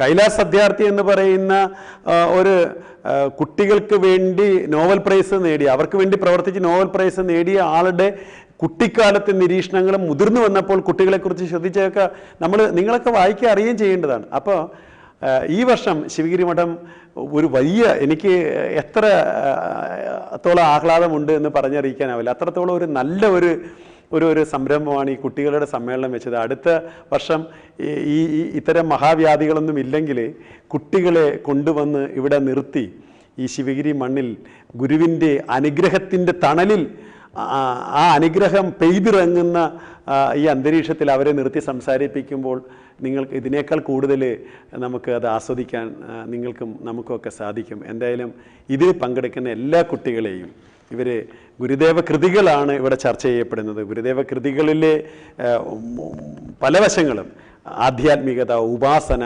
സാമൂഹിക വശങ്ങൾ, കരുണ, ദയ, സ്നേഹം, ദൈവം, സത്യം, സത്യനിഷ്ഠ, വാക്കുകൾ, ഇതിനെക്കുറിച്ചെല്ലാം ഇതിനെക്കുറിച്ച് ചർച്ച ചെയ്യുന്നുണ്ട്. അവർക്ക് അതിനുവേണ്ടി കാത്തിരിക്കുന്ന നിങ്ങൾക്കും അതിൽ പങ്കെടുക്കുന്ന പ്രിയപ്പെട്ട എൻ്റെ നല്ലവരായ സ്നേഹനിധികളായ കഴിവുള്ള മിടുക്കന്മാരായ കുട്ടികളുടെ ഹൃദ്യമായി സ്നേഹത്തോടെ ശ്രീനാരായണ ധർമ്മസംഘം ട്രസ്റ്റിന് വേണ്ടി 88ാമത് തീർത്ഥാടനത്തിലേക്ക് പ്രേമപൂർവ്വം, സ്നേഹപൂർവ്വം സ്വാഗതം ചെയ്യുന്നു. എല്ലാവർക്കും പ്രണാമം.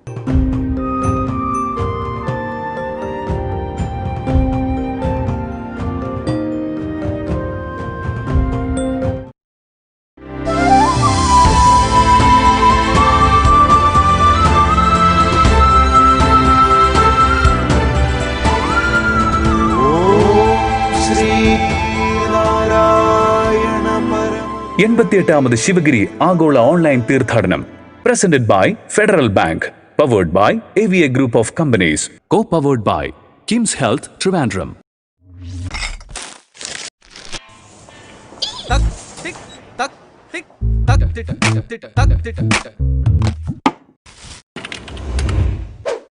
473.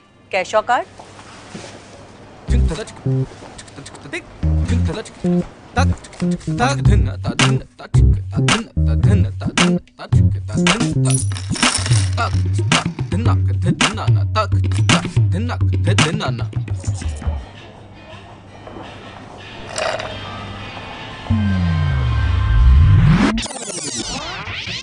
$473. Cash or card?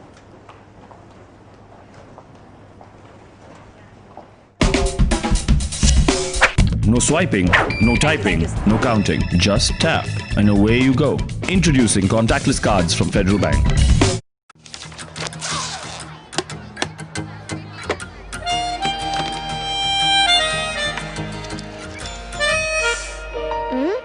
ഈ പുട്ടും കടലും എനിക്ക് ഇഷ്ടായി.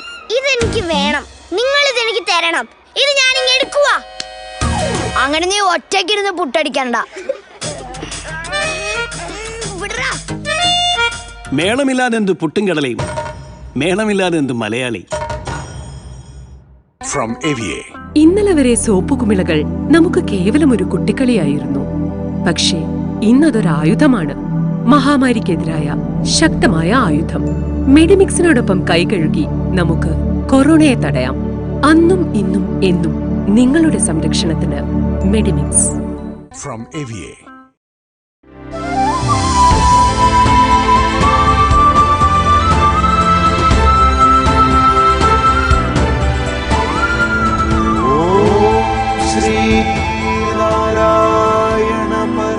എൺപത്തിയെട്ടാമത് ശിവഗിരി ആഗോള ഓൺലൈൻ തീർത്ഥാടനം presented by federal bank, powered by AVA group of companies, co-powered by KIMS health Trivandrum. 88ാമത് ശിവഗിരി തീർത്ഥാടന വേളയിലെ അടുത്ത പ്രഭാഷണത്തിലേക്ക് കടക്കാം.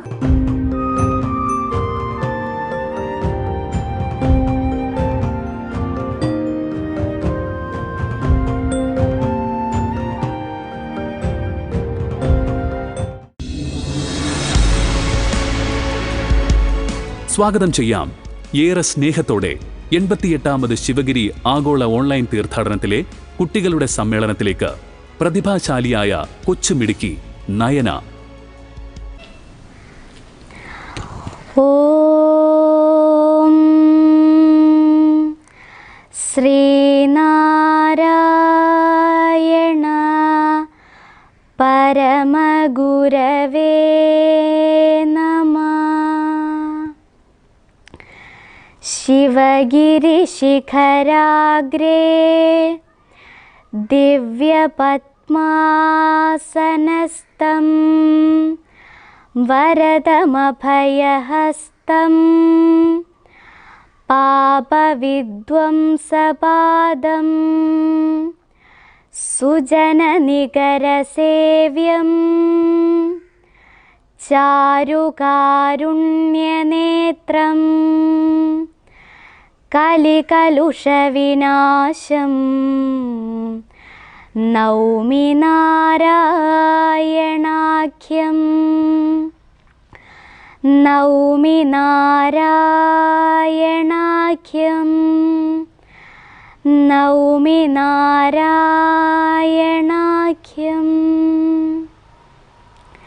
എല്ലാവർക്കും എൻ്റെ നമസ്കാരം. എൻ്റെ പേര് നയന പ്രകാശ്. 88ാമത് ശിവഗിരി തീർത്ഥാടനത്തിലെ കുട്ടികളുടെ സമ്മേളനത്തിൽ ഭഗവാൻ രൂപവും ഭാവവും നൽകിയ ശിവഗിരി തീർത്ഥാടനം, അറിവിൻ്റെ തീർത്ഥാടനം, മറ്റു ക്ഷേത്ര ഉത്സവങ്ങളിൽ നിന്നും വേറിട്ട ആചാരം എന്നതാണ് എൻ്റെ വിഷയം. ആത്മാനന്ദത്തിൻ്റെ ദിവ്യമായ ആകാശം വിട്ട് ദുരിതപൂർണമായ അവശജനതയുടെ ജീവിതത്തിലേക്ക് ഇറങ്ങി വരുവാനുള്ള നിസ്വാർത്ഥത ഭഗവാൻ ശ്രീനാരായണ ഗുരുവിനല്ലാതെ മറ്റൊരു ഋഷിയും കാണിച്ചിട്ടില്ല. ഭഗവാൻ ശ്രീനാരായണ ഗുരുവല്ലാതെ മറ്റൊരു ഋഷിയും കാണിച്ചിട്ടില്ല. നക്ഷത്രപഥങ്ങളുടെ അനന്തതയിൽ നിന്ന് ഭൂമിയിലെ ചേറിലേക്കു പതിക്കേണ്ട ഒരു കാര്യവും ബ്രഹ്മഋഷിയായ ഗുരുവിനില്ലായിരുന്നു. സങ്കടക്കടലിൽ ആണ്ടുകിടക്കുന്ന സഹജീവികൾക്കു വേണ്ടി ഭഗവാൻ ചെയ്ത മഹാത്യാഗമാണത്. ശ്രീനാരായണ ഗുരുദേവൻ്റെ ആ മഹാത്യാഗമാണ് ആധുനിക കേരളത്തിൻ്റെ അടിത്തറ. പുരോഗമന പ്രസ്ഥാനങ്ങൾ പോലും മുള പൊട്ടിയതും വളർന്നതുമെല്ലാം ഈ അടിത്തറയിലാണ്. സാമുദായിക സംഘടനയിലൂടെയാണെങ്കിലും കേരള സമൂഹം ഒന്നടക്കം നടന്നു കയറിയത് ഗുരു തെളിച്ച വഴിയിലൂടെയായിരുന്നു. ഈ പ്രപഞ്ചത്തിലെ സർവചരാചരങ്ങളും ഒരേ ചൈതന്യത്തിൽ നിന്നാണ് ഉണ്ടാകുന്നതെന്നും അതിൽ തന്നെയാണ് നിലനിൽക്കുന്നതെന്നും അതിലേക്കു തന്നെയാണ് ലയിച്ചു ചേരുന്നതെന്നും അതിനെ ബ്രഹ്മമെന്നോ ദൈവമെന്നോ വിളിക്കാം. എന്നാൽ ഗുരു അതിനെ പലപ്പോഴും ലളിതമായി അറിവ് എന്നു വിളിച്ചു. ഈ പ്രപഞ്ചത്തിലെ ഒരു കുഞ്ഞുറുമ്പിലും ആനയിലും പുൽക്കൊടിത്തുമ്പിലും ആകാശം മറയ്ക്കുന്ന മാമരത്തിലും എന്നല്ല ഈ സർവ അണ്ടകടാഹത്തിനകത്തും പുറത്തുമായി തിങ്ങി നിറഞ്ഞിരിക്കുന്നത് തന്നെയാണ് ദൈവമെന്ന് നമ്മെ പഠിപ്പിച്ച ഋഷീശ്വരൻ ശ്രീനാരായണ ഗുരുദേവ തൃപ്പാദങ്ങളിൽ പ്രണാമങ്ങളോടെ. കടൽപ്പുറത്തെ മണൽ പോലെ ഐക്യമത്യമില്ലാതെ കഴിഞ്ഞിരുന്ന ഒരു ജനാവലിയെ സംഘടിപ്പിച്ചു ശക്തരാക്കുക എന്ന ലക്ഷ്യത്തോടെയാണ് ശിവഗിരി തീർത്ഥാടനത്തിന് ഗുരുദേവൻ അനുജ്ഞ നൽകിയത്. യാത്രകൾ നമുക്ക് എപ്പോഴും ഇഷ്ടമാണ്. എന്നാൽ നമ്മുടെ യാത്രകൾ പലപ്പോഴും തീർത്ഥാടന യാത്രയുടെ പരിധിയിൽ വരുന്നവയല്ല. അവ പലപ്പോഴും വിനോദയാത്രകളായി മാറുന്നു. ഭഗവാൻ പറയുന്നത് ദുഃഖത്തിന് ഇരിപ്പിടമായ വിഷയാഭിമുഖ്യം വളർത്തുന്നവയാണ് വിനോദയാത്രകൾ. എന്നാൽ തീർത്ഥാടന യാത്രകൾ വളർത്തുന്നത് ആത്മാഭിമുഖ്യമാണ്. സ്വഗൃഹത്തിലേക്ക്, സ്വസ്ഥാനത്തേക്ക്, സ്വരൂപത്തിലേക്ക്, ശാന്തിയിലേക്ക് ഒരു മടക്കയാത്ര. അതാണ് യഥാർത്ഥ തീർത്ഥയാത്ര. അതിനായി നമ്മെ പ്രാപ്തരാക്കുവാൻ വേണ്ടിയാണ് ഗുരുദേവൻ ശിവഗിരി തീർത്ഥാടനത്തിന് അനുജ്ഞ നൽകിയത്. ബ്രാഹ്മണ്യത്വത്തിൻ്റെയും വൈദികത്വത്തിൻ്റെയും അലൗകിക പരിവേഷത്തിൽ പടുത്തുയർത്തിയ ദേവീ വിഗ്രഹങ്ങളുടെ സ്ഥാനത്ത് നെയ്യാറിലെ ശങ്കരൻകുഴിയിൽ നിന്നും മുങ്ങിയെടുത്ത ശിലാഖണ്ഡം ശിവലിംഗമാകാമെന്ന് ഗുരു നമുക്ക് 1888 അരുവിപ്പുറം വിപ്ലവത്തിലൂടെ കാണിച്ചു തന്നു. പ്രതിഷ്ഠയ്ക്കു ശേഷം ഏകദേശം 1904 മുതൽ ഭഗവാന്റെ എല്ലാ പ്രവർത്തനങ്ങളും വർക്കലയിലെ ഒരു കുന്ന് കേന്ദ്രീകരിച്ചായിരുന്നു. ദക്ഷിണ കാശി എന്നു പുകൾപ്പെട്ട വർക്കലയിലെ വിജനമായ ആ കുന്നിൻപുറം ശിവകരമായ ഗിരിയായി മാറിയത് തൃപ്പാദങ്ങളുടെ ദിവ്യപാദസ്പർശമേറ്റതോടെയാണ്. കാലാന്തരത്തിൽ ശ്രീനാരായണ പ്രസ്ഥാനങ്ങളുടെ ആകവെ ആത്മീയ തലസ്ഥാനമായി ശിവഗിരി മാറുകയായിരുന്നു. 1103 മകരമാസം 3-ാം തീയതി നാഗമ്പടം മഹാദേവ ക്ഷേത്രമുറ്റത്തെ തേന്മാവിൻ ചുവട്ടിൽ വെച്ചാണ് TK കിട്ടൻ റൈറ്ററും വല്ലഭശ്ശേരി ഗോവിന്ദൻ വൈദ്യരും ഗുരുവിനു മുൻപിൽ ശിവഗിരി തീർത്ഥാടനമെന്ന ആശയത്തിന് അനുമതി തേടിയത്. ശിവഗിരി തീർത്ഥാടനമെന്ന് വായിച്ചപ്പോഴേ ഭഗവാൻ പറഞ്ഞു, കൊള്ളാം, നമ്മുടെ കുഴൽ വെള്ളത്തിൽ കുളിക്കാമല്ലോ, ശാരദാദേവിയെ വന്ദിക്കാമല്ലോ. കൽപ്പനയുണ്ടായാൽ കേരളത്തിലെ 20 ലക്ഷത്തോളം വരുന്ന ഈഴവരും മറ്റധികൃതരും ശിവഗിരി പുണ്യസ്ഥലമായി സ്വീകരിക്കുകയും വിശ്വസിച്ച് ആരാധിക്കുകയും ചെയ്യുമെന്ന് വൈദ്യർ പറഞ്ഞപ്പോൾ, വിശ്വാസമുണ്ടല്ലോ, എന്നാൽ അനുവാദം തന്നിരിക്കുന്നു എന്നായിരുന്നു ഗുരുവിൻ്റെ മറുപടി. യഥാർത്ഥ ആത്മീയത ഉടലെടുക്കുന്നത് കേവലം വിഗ്രഹങ്ങളിൽ നിന്നോ പ്രതിഷ്ഠകളിൽ നിന്നോ അല്ല. ഗുരു പറയുന്നത് ബിംബത്തെയല്ല, ദൈവത്തെയാണ് ആരാധിക്കേണ്ടത്. യഥാർത്ഥ ഈശ്വരാരാധന ഹൃദയത്തിൻ്റെ അകത്തളങ്ങളിൽ നിന്നും പൊട്ടിവിടരേണ്ടതാണ്. ഗുരു നമുക്ക് കാണിച്ചു തന്ന ഭക്തിയുടെ പൊരുൾ ബലിക്കല്ലുകളോ ചുറ്റമ്പലങ്ങളോ നാലമ്പലങ്ങളോ മണിയടിച്ചുയർത്തുന്നതോ എണ്ണ തേച്ച് കുളിപ്പിക്കുന്നതോ ആയ ദൈവസങ്കല്പങ്ങളല്ല. ഗുരു നമുക്ക് കാണിച്ചു തരുന്ന ആത്മീയത ദൈവത്തിലേക്കുള്ള നേരാം വഴി കാട്ടുന്ന പരിശുദ്ധമായ ആത്മീയത മാത്രമാണ്. ഓരോരുത്തരിലുമുള്ള ഇരുട്ടിനെ അകറ്റി ജീവിത പ്രകാശം പരത്തുവാൻ ഈ തിരുസന്നിധികൾക്ക് കഴിയുമെന്ന് ഗുരു നമുക്ക് കാണിച്ചു തരുകയായിരുന്നു. തീർത്ഥാടനത്തിൻ്റെ തീയതി ഇംഗ്ലീഷ് വർഷത്തിൻ്റെ ആണ്ടുപിറപ്പാവട്ടെ എന്ന് കൽപ്പിക്കുന്ന ഗുരു വലിയൊരു ഉടച്ചുവാർക്കലാണ് ചരിത്രത്തോട് ചെയ്യുന്നത്. അന്ന് ഇംഗ്ലീഷ് ഭാഷയ്ക്ക് ലോകത്ത് ഇത്രമാത്രം പ്രാധാന്യം കിട്ടിയിരുന്നില്ല. ഇംഗ്ലീഷ് ഭാഷ പഠിച്ചില്ലെങ്കിൽ പുറം ലോകവുമായി ബന്ധമുണ്ടാകില്ലെന്ന് ഗുരു കാലങ്ങൾക്കു മുൻപേ പറഞ്ഞിരുന്നു. ഇന്ന് ഇംഗ്ലീഷ് ഭാഷ സംസാരിക്കുന്ന ലോകത്തിലെ രണ്ടാമത്തെ രാജ്യമായി മാറിക്കഴിഞ്ഞു ഇന്ത്യ. തീർത്ഥാടനത്തിന് തയ്യാറെടുക്കുമ്പോൾ 10 ദിവസത്തെ വ്രതം ശ്രീബുദ്ധൻ്റെ പഞ്ചമഹാശുദ്ധികളായ വാക്ശുദ്ധി, മനഃശുദ്ധി, പ്രവൃത്തിശുദ്ധി, ആഹാരശുദ്ധി, ശരീരശുദ്ധി എന്നിവയോട് കൂടി ആചരിക്കണമെന്ന് ഗുരു പറയുന്നു. വാക്കിൻ്റെ സ്ഫുടത, മധുരിമ, വ്യക്തത, ചേർച്ച എന്നിവയാണ് വാക്കിനെ ശുദ്ധമാക്കുന്നത്. മറ്റുള്ളവർക്ക് ദുഃഖമുണ്ടാകാതിരിക്കുവാൻ നമ്മുടെ വാക്കുകൾ എപ്പോഴും ശുദ്ധമായിരിക്കണം. അരുളൻ പനുകമ്പമൂന്നിനും പൊരുളൊന്നാണിതു ജീവതാരകം. അരുളുള്ളവനാണു ജീവിയെന്ന് ഉരുവിട്ടിടുകൈ നവാക്ഷരി. നമ്മുടെ കർമ്മങ്ങൾ ശുദ്ധിയുള്ളവയാകണമെങ്കിൽ നമ്മുടെ മനസ്സിൻ്റെ ശുദ്ധി പ്രധാനമായും വേണം. ഭഗവാൻ ശ്രീനാരായണ ഗുരുദേവൻ നിർദ്ദേശിച്ചതുപോലെ രജ്വത്വം, സ്നേഹം, ദയ, ധൈര്യം, ലജ്ജ, മൃദുലത, ധ്യാനം എന്നിവയാണ് മനസ്സിനെ ശുദ്ധമാക്കുന്നത്. മനസ്സ് ശുദ്ധമാകുമ്പോൾ മാത്രമേ അനുകമ്പയുള്ളവനായി ജീവിക്കുവാൻ സാധിക്കൂ, ഒരു പീഡ എറുമ്പിനും വരുത്താതെ. ശരീരം ശുദ്ധിയുള്ളതും പവിത്രവുമാണെന്നാണ് ഗുരു പറയുന്നത്. ശരീരത്തെ ശാസ്ത്രീയമായി തന്നെ കാണാൻ ഗുരു നമ്മെ പഠിപ്പിക്കുന്നു.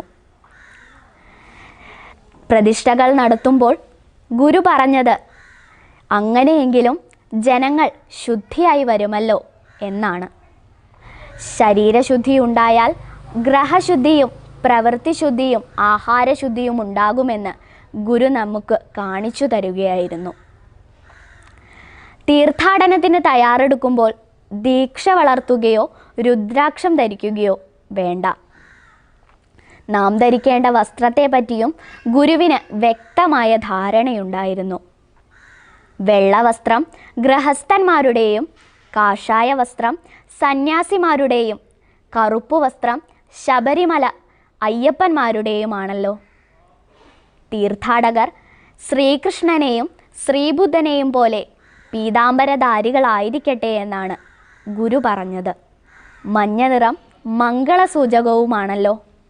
എന്നാൽ അതിനായാലും പട്ടുവസ്ത്രം വാങ്ങേണ്ടതില്ല.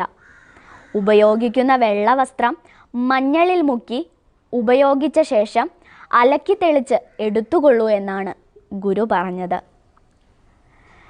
തീർത്ഥാടനത്തിനായി നാം ഭാണ്ഡക്കെട്ടുകളൊന്നും എടുക്കേണ്ട. പക്ഷേ ചിലവിനുള്ള പണം കയ്യിൽ കരുതണം. അനാവശ്യമായി ഒരു കാശുപോലും ചിലവു ചെയ്യരുത് എന്ന് ഗുരു പ്രത്യേകം ഓർമ്മിപ്പിക്കുന്നു. ഈശ്വര സ്തോത്രങ്ങൾ ഭക്തിപരമായി ഉച്ചരിക്കുന്നതും കൊള്ളാം. യാത്ര ആർഭാടരഹിതമായിരിക്കണം, വിനീതമായിരിക്കണം. ആർഭാടവും ഒച്ചപ്പാടുമുണ്ടാക്കി പ്രസ്ഥാനത്തെ മലിനപ്പെടുത്തരുതെന്ന് ഗുരു പ്രത്യേകം ഓർമ്മപ്പെടുത്തുന്നു. അവസാനമായി ഏതൊരു പ്രവൃത്തിക്കും ഒരു പ്രത്യേക ലക്ഷ്യം അഥവാ ഉദ്ദേശം ഉണ്ടായിരിക്കണമെന്ന് ഗുരു പറയുന്നു. വിദ്യാഭ്യാസം, ശുചിത്വം, ഈശ്വരഭക്തി, സംഘടന, കൃഷി, കച്ചവടം, കൈത്തൊഴിൽ, സാങ്കേതിക ശാസ്ത്ര പരിശീലനം തുടങ്ങിയ വിഷയങ്ങളെക്കുറിച്ച് വിദഗ്ധരായവരെ ക്ഷണിച്ചു വരുത്തി പ്രസംഗിപ്പിക്കുകയും കൃഷി, കൈത്തൊഴിൽ മുതലായവയിൽ തീർത്ഥാടകർക്ക് പരിശീലനം നൽകുകയും വേണമെന്ന് ഗുരുദേവൻ നിർദ്ദേശിക്കുന്നു. 21-ാം നൂറ്റാണ്ടിലേക്ക് നമ്മെ വഴിതെളിച്ചുവിട്ടത് ഗുരുവിൻ്റെ വിദ്യാഭ്യാസ ദർശനമെന്ന മഹാ ആശയം തന്നെയാണ്. ഇത്രയും കൃത്യതയോടെ ഈ ഒരു കാര്യം ലോകത്ത് മറ്റൊരു മഹാഗുരുവും പറഞ്ഞിട്ടില്ല. വിദ്യ കൊണ്ട് പ്രബുദ്ധരാകുക എന്ന ഒറ്റ മന്ത്രം കൊണ്ട് ലോകത്തെ ഉണർത്തിവിട്ടത് ഗുരുവാണ്. മനുഷ്യൻ നന്നാവാനുള്ള ഏറ്റവും എളുപ്പമായ മാർഗം വിദ്യാഭ്യാസം തന്നെയാണ്. അതുകൊണ്ടുതന്നെ തീർത്ഥാടക സന്നിധിയിൽ വെച്ച് ഏറ്റവും പ്രഥമമായി ചർച്ച ചെയ്യേണ്ട വിഷയവും വിദ്യാഭ്യാസമാണ് എന്ന് ഗുരു പറയുന്നു. പ്രത്യേകിച്ചും സ്ത്രീകളുടെ വിദ്യാഭ്യാസം.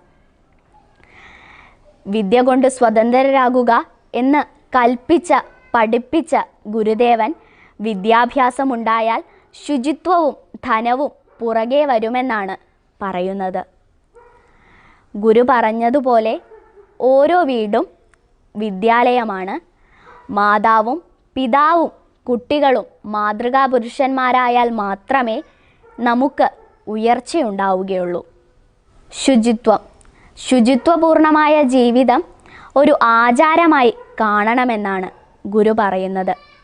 ശുചിത്വബോധമുള്ളൊരു സമൂഹത്തിനു മാത്രമേ ലോകത്തെ ആരോഗ്യപരമായി മുന്നോട്ട് കൊണ്ടുപോകുവാൻ സാധിക്കുകയുള്ളൂ. ഈശ്വരഭക്തി. ആഴ്ചയിൽ ഒരിക്കലെങ്കിലും ക്ഷേത്ര ദർശനം നടത്തുക, അല്ലെങ്കിൽ ഒരു സമൂഹ പ്രാർത്ഥനയിൽ പങ്കെടുക്കുക.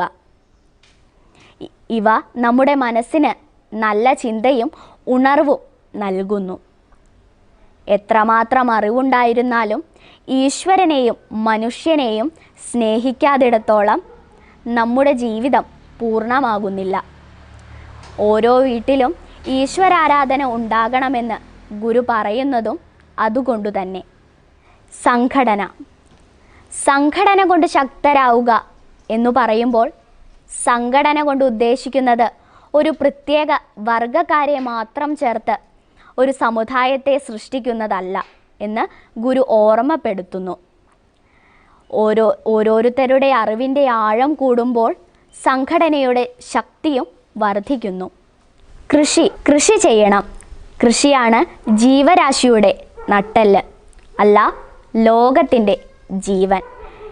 ഇതാണ് കൃഷിയെക്കുറിച്ചുള്ള ഗുരുവിൻ്റെ അഭിപ്രായം. അതുകൊണ്ട് തന്നെയാണ് ശിവഗിരി സന്നിധിയിൽ കൃഷിയെക്കുറിച്ച് പറയണമെന്ന് ഗുരു പറഞ്ഞത്. കച്ചവടം. ലോകത്ത് ആത്മീയതയുടെ മുന്നിൽ ഗുരു വെച്ച നവീനമായ സങ്കല്പങ്ങളിൽ ഒന്നാണ് കച്ചവടം. കച്ചവടം എന്നത് വലിയൊരു ആശയമാണ്. തീർത്ഥാടനമുറ്റം വെറുമൊരു ഒഴിഞ്ഞുപോകലിൻ്റെ സന്നിധി ആവരുതെന്ന് ഗുരു വിചാരിച്ചിരിക്കാം. കൈത്തൊഴിൽ. സ്വന്തം കാലിൽ നിൽക്കാൻ പഠിക്കണം. നമുക്ക് ഒരുപാട് നല്ല കാര്യങ്ങൾ ചെയ്യാം. സാധാരണ മനുഷ്യൻ്റെ കണ്ണീരൊപ്പാനും ജീവിതത്തിൻ്റെ മുൻനിരയിലേക്ക് അവരെ കൂട്ടിക്കൊണ്ടു പോകുവാനും ഉള്ള ഒരു ഉപാധിയായിട്ടാണ് കൈത്തൊഴിലിനെ ഗുരു കാണുന്നത്. സാങ്കേതിക പരിശീലനം. പുതുലോകത്തിനു വേണ്ടി ഗുരുവിൻ്റെ മറ്റൊരു സന്ദേശമാണ് സാങ്കേതിക പരിശീലനം. ഒന്നു മാത്രമേ പഠിക്കാവൂ എന്ന് ആരും പറഞ്ഞിട്ടില്ല. നമുക്ക് എന്തു വേണമെങ്കിലും പഠിക്കാം, എന്തും ശീലിക്കുകയും ചെയ്യാം. ഇന്ന് എല്ലാ മേഖലകളിലും സാങ്കേതിക വിദ്യയുടെ സ്വാധീനം വളരെ വലുതാണ്. സയൻസിനെ വിട്ടുകളയാതെ ആത്മീയതയുമായി കൂട്ടിച്ചേർത്ത് വഴികാട്ടുകയാണ് ഗുരു നമുക്ക് ചെയ്തത്. ശാസ്ത്രത്തെ വിട്ടുകളയാതെ ആത്മീയതയുമായി കൂട്ടിച്ചേർത്ത് നമ്മെ വഴികാട്ടുകയാണ് ഗുരു ചെയ്തത്. നാം ഈ വിഷയങ്ങളെയെല്ലാം ശ്രദ്ധയോടെയും അച്ചടക്കത്തോടെയും കേൾക്കുകയും കേട്ടതെല്ലാം പ്രവൃത്തിയിൽ വരുത്തുകയും വേണം. അതിൽ വിജയം പ്രാപിക്കണം. എന്നാൽ മാത്രമേ നമുക്കും നമ്മുടെ രാജ്യത്തിനും ഉയർച്ചയുണ്ടാവുകയുള്ളൂ. നമുക്ക് മാത്രമല്ല, നമ്മളിലൂടെ മറ്റു സമുദായത്തിനും ഉയർച്ചയുണ്ടാകണം. കൊല്ലത്തിലൊരിക്കൽ ശിവഗിരിയിൽ വന്ന് കുളിച്ച് ശാരദാംബയെ തൊഴുത് മടങ്ങുമ്പോൾ പുണ്യം എന്ന അധ്യഷ്ടത്തിനപ്പുറം ഒരു തൊഴിലിൽ കൂടി നിപുണത നേടണമെന്ന് ഗുരു ആഗ്രഹിച്ചിരുന്നു. ഇന്ന് ലോക ഭൂപടത്തിൽ സ്ഥാനം പിടിക്കത്തക്ക വിധത്തിൽ ശിവഗിരി ഇന്ന് വികാസം പ്രാപിച്ചു കഴിഞ്ഞു. കവാടത്തിൽ തന്നെ ശാരദാമഠമെന്ന ആരാധനാലയം. അല്ലയോ നീ സമസ്തലോകത്തിനും നല്ല നാരായ വേരൻ്റെ ശാശ്വതേ, അല്ലലുണ്ടോ തവാശ്രിതർക്കോർക്കുകിൽ പല്ലവാധരി ദേവി നമോസ്തുതേ. അമ്മയുണർന്നാൽ അറിവുണർന്നു. പ്രാർത്ഥനാ മന്ദിരത്തിനു താഴെ വിദ്യാരംഭം കുറിക്കുവാൻ ശ്വേതപത്മത്തിൽ ചതുർബാഹുവായ ശാരദാംബയെ ഭഗവാൻ കുടിയിരുത്തിയിരിക്കുന്നു. മീനായും മാനായും പർവ്വതമായും പക്ഷിയായും അണുവായുമെല്ലാം നിറഞ്ഞു വിലസുന്ന ശാരദാംബ. ശിവഗിരിയിൽ ശ്രീനാരായണ ഗുരുദേവൻ പ്രതിഷ്ഠിച്ച സരസ്വതി ക്ഷേത്രമാണ് ശാരദാമഠം. ചെന്താമരയിൽ അധിവസിക്കുന്ന വിദ്യാദേവതയായ ശാരദാംബ എല്ലാവർക്കും അനുഗ്രഹങ്ങൾ ചൊരിഞ്ഞ് വർത്തിക്കുന്നു. അറിവാണ് ഈശ്വരൻ എന്ന സങ്കല്പം ഈ പ്രതിഷ്ഠയിലൂടെ അന്വർത്ഥമായിരിക്കുന്നു. ശിവഗിരിക്കുന്നിൽ നിർമ്മിതമായ പർണശാലയിലാണ് ആദ്യകാലത്ത് ഗുരുദേവൻ താമസിച്ചിരുന്നത്. ഈ കാലഘട്ടത്തിൽ ശിവഗിരിയിലെ ആദ്യ പ്രതിഷ്ഠയും ഭഗവാൻ നിർവഹിച്ചു. ഒരു വേൽ അഥവാ ശൂലമായിരുന്നു ആദ്യ പ്രതിഷ്ഠ. ഇന്നു ശാരദാമഠം നിൽക്കുന്ന സ്ഥാനത്ത്.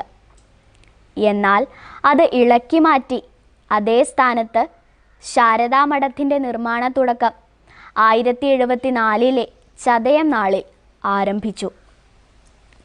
ഈ ശൂലം ഇപ്പോഴും പർണശാലയിൽ സൂക്ഷിച്ചിരിക്കുന്നു.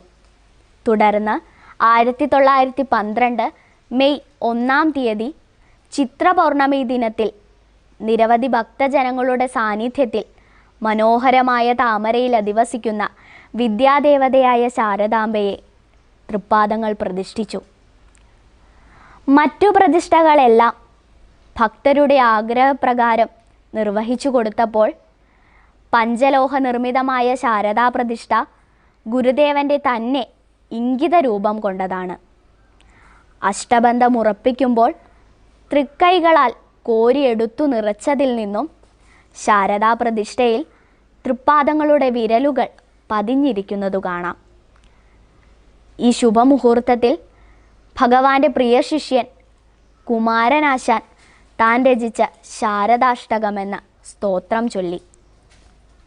ക്ഷേത്രങ്ങൾ ഇരുട്ടറകളാകരുതെന്ന ഗുരുദേവ സങ്കല്പത്തിൻ്റെ സാക്ഷാത്കാരമായിരുന്നു ശാരദാമഠം. നമ്മളിൽ പലരും കരുതുന്നതുപോലെ വീണാപുസ്തകധാരിണിയായ സരസ്വതി സങ്കല്പമല്ല ഗുരുവിൻ്റെ ശാരദയ്ക്ക്. 4 കൈകളിലായി പുസ്തകം, കിളി, കലശം, ചിന്മുദ്ര എന്നിവയോട് കൂടിയാണ് ഗുരുവിൻ്റെ ശാരദയെ വിഭാവനം ചെയ്തിരിക്കുന്നത്.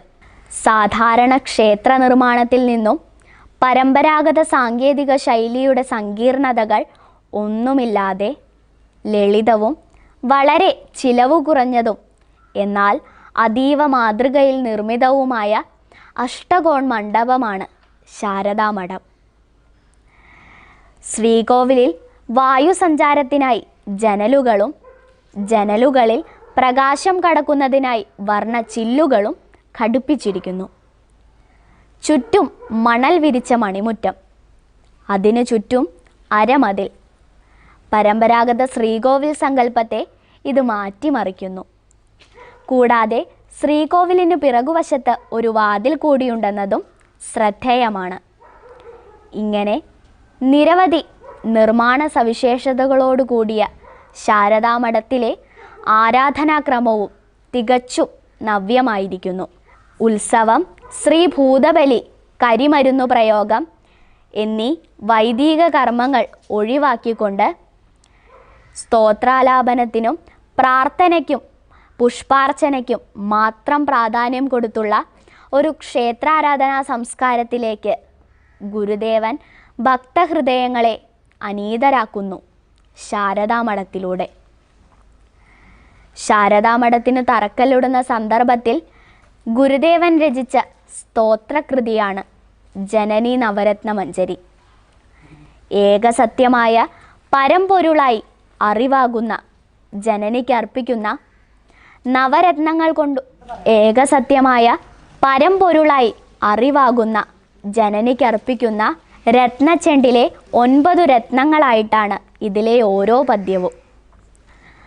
ഒന്നായ മാമതിയിൽ നിന്നായിരം ത്രിപുടി വന്നാശു തന്മതി മറന്ന് അന്നാദിയിൽ പ്രിയമുയർന്നാടലാം കടലിലൊന്നായി വീണുവലയും.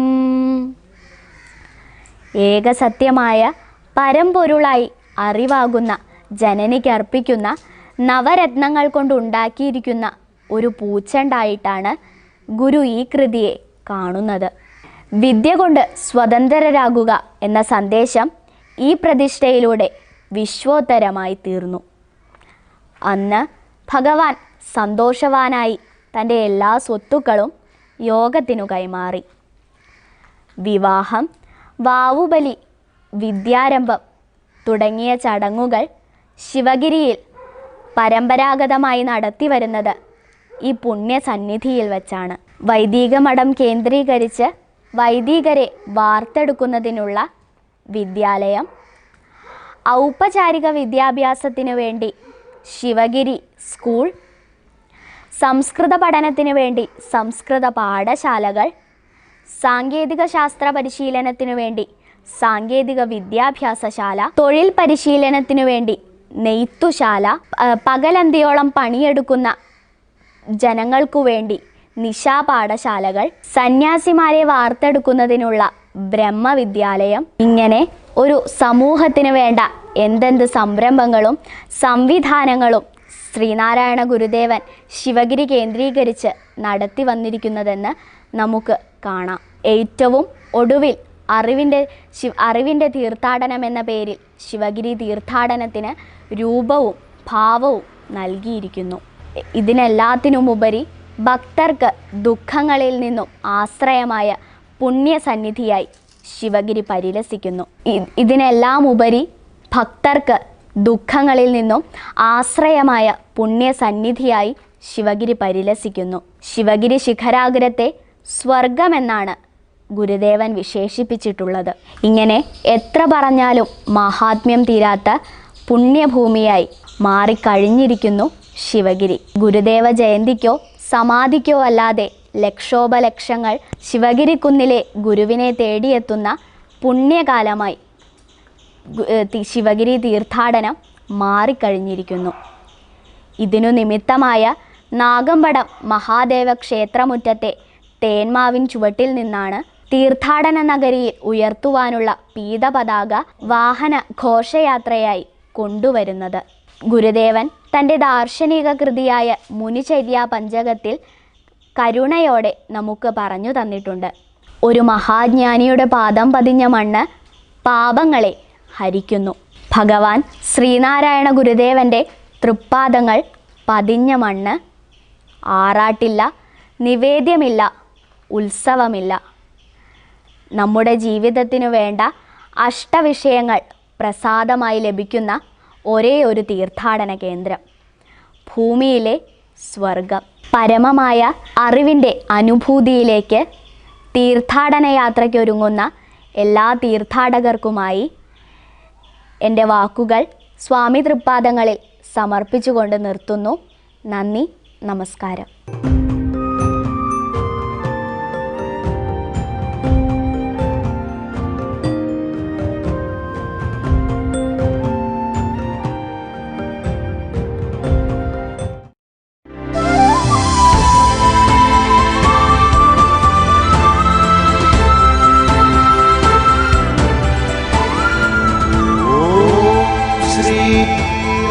ശ്രീനാരായണ 88ാമത് ശിവഗിരി ആഗോള ഓൺലൈൻ തീർത്ഥാടനം presented by Federal Bank, powered by AVA Group of Companies, co-powered by Kim's Health Trivandrum.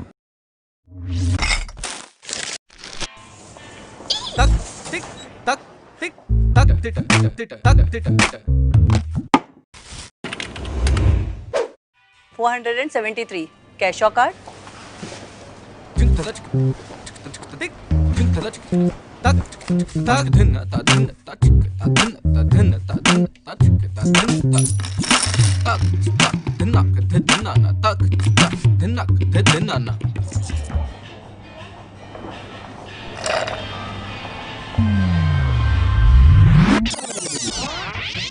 $473. Cash or card?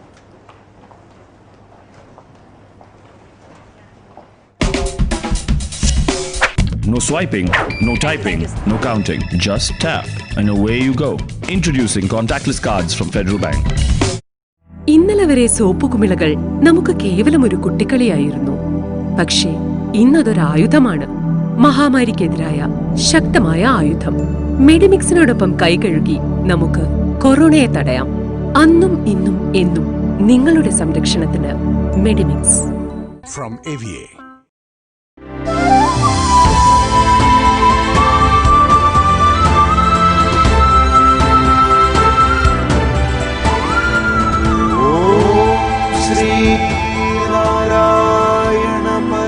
എൺപത്തിയെട്ടാമത് Sivagiri ആഗോള ഓൺലൈൻ തീർത്ഥാടനം presented by Federal Bank, powered by AVA Group of Companies, co-powered by Kim's Health Trivandrum.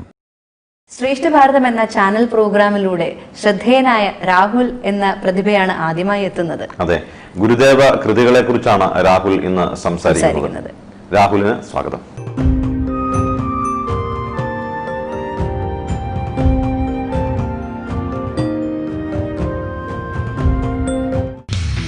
Rahul പുരാണങ്ങളെ അധികരിച്ച് തയ്യാറാക്കിയ Malayalam channel reality ഷോയിലൂടെ മലയാളികളുടെ മനസ്സിൽ ഇടം നേടിയ കൊച്ചുമിടുക്കൻ.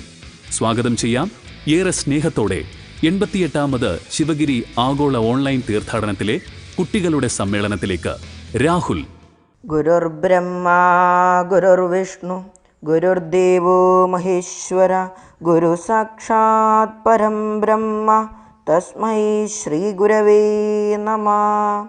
ഹരി ഓം തത്സത്. ശ്രീ ഗുരുഭ്യോ നമഃ. നമസ്തേ. എല്ലാ സജ്ജനങ്ങൾക്കും എൻ്റെ വിനീതമായ നമസ്കാരം.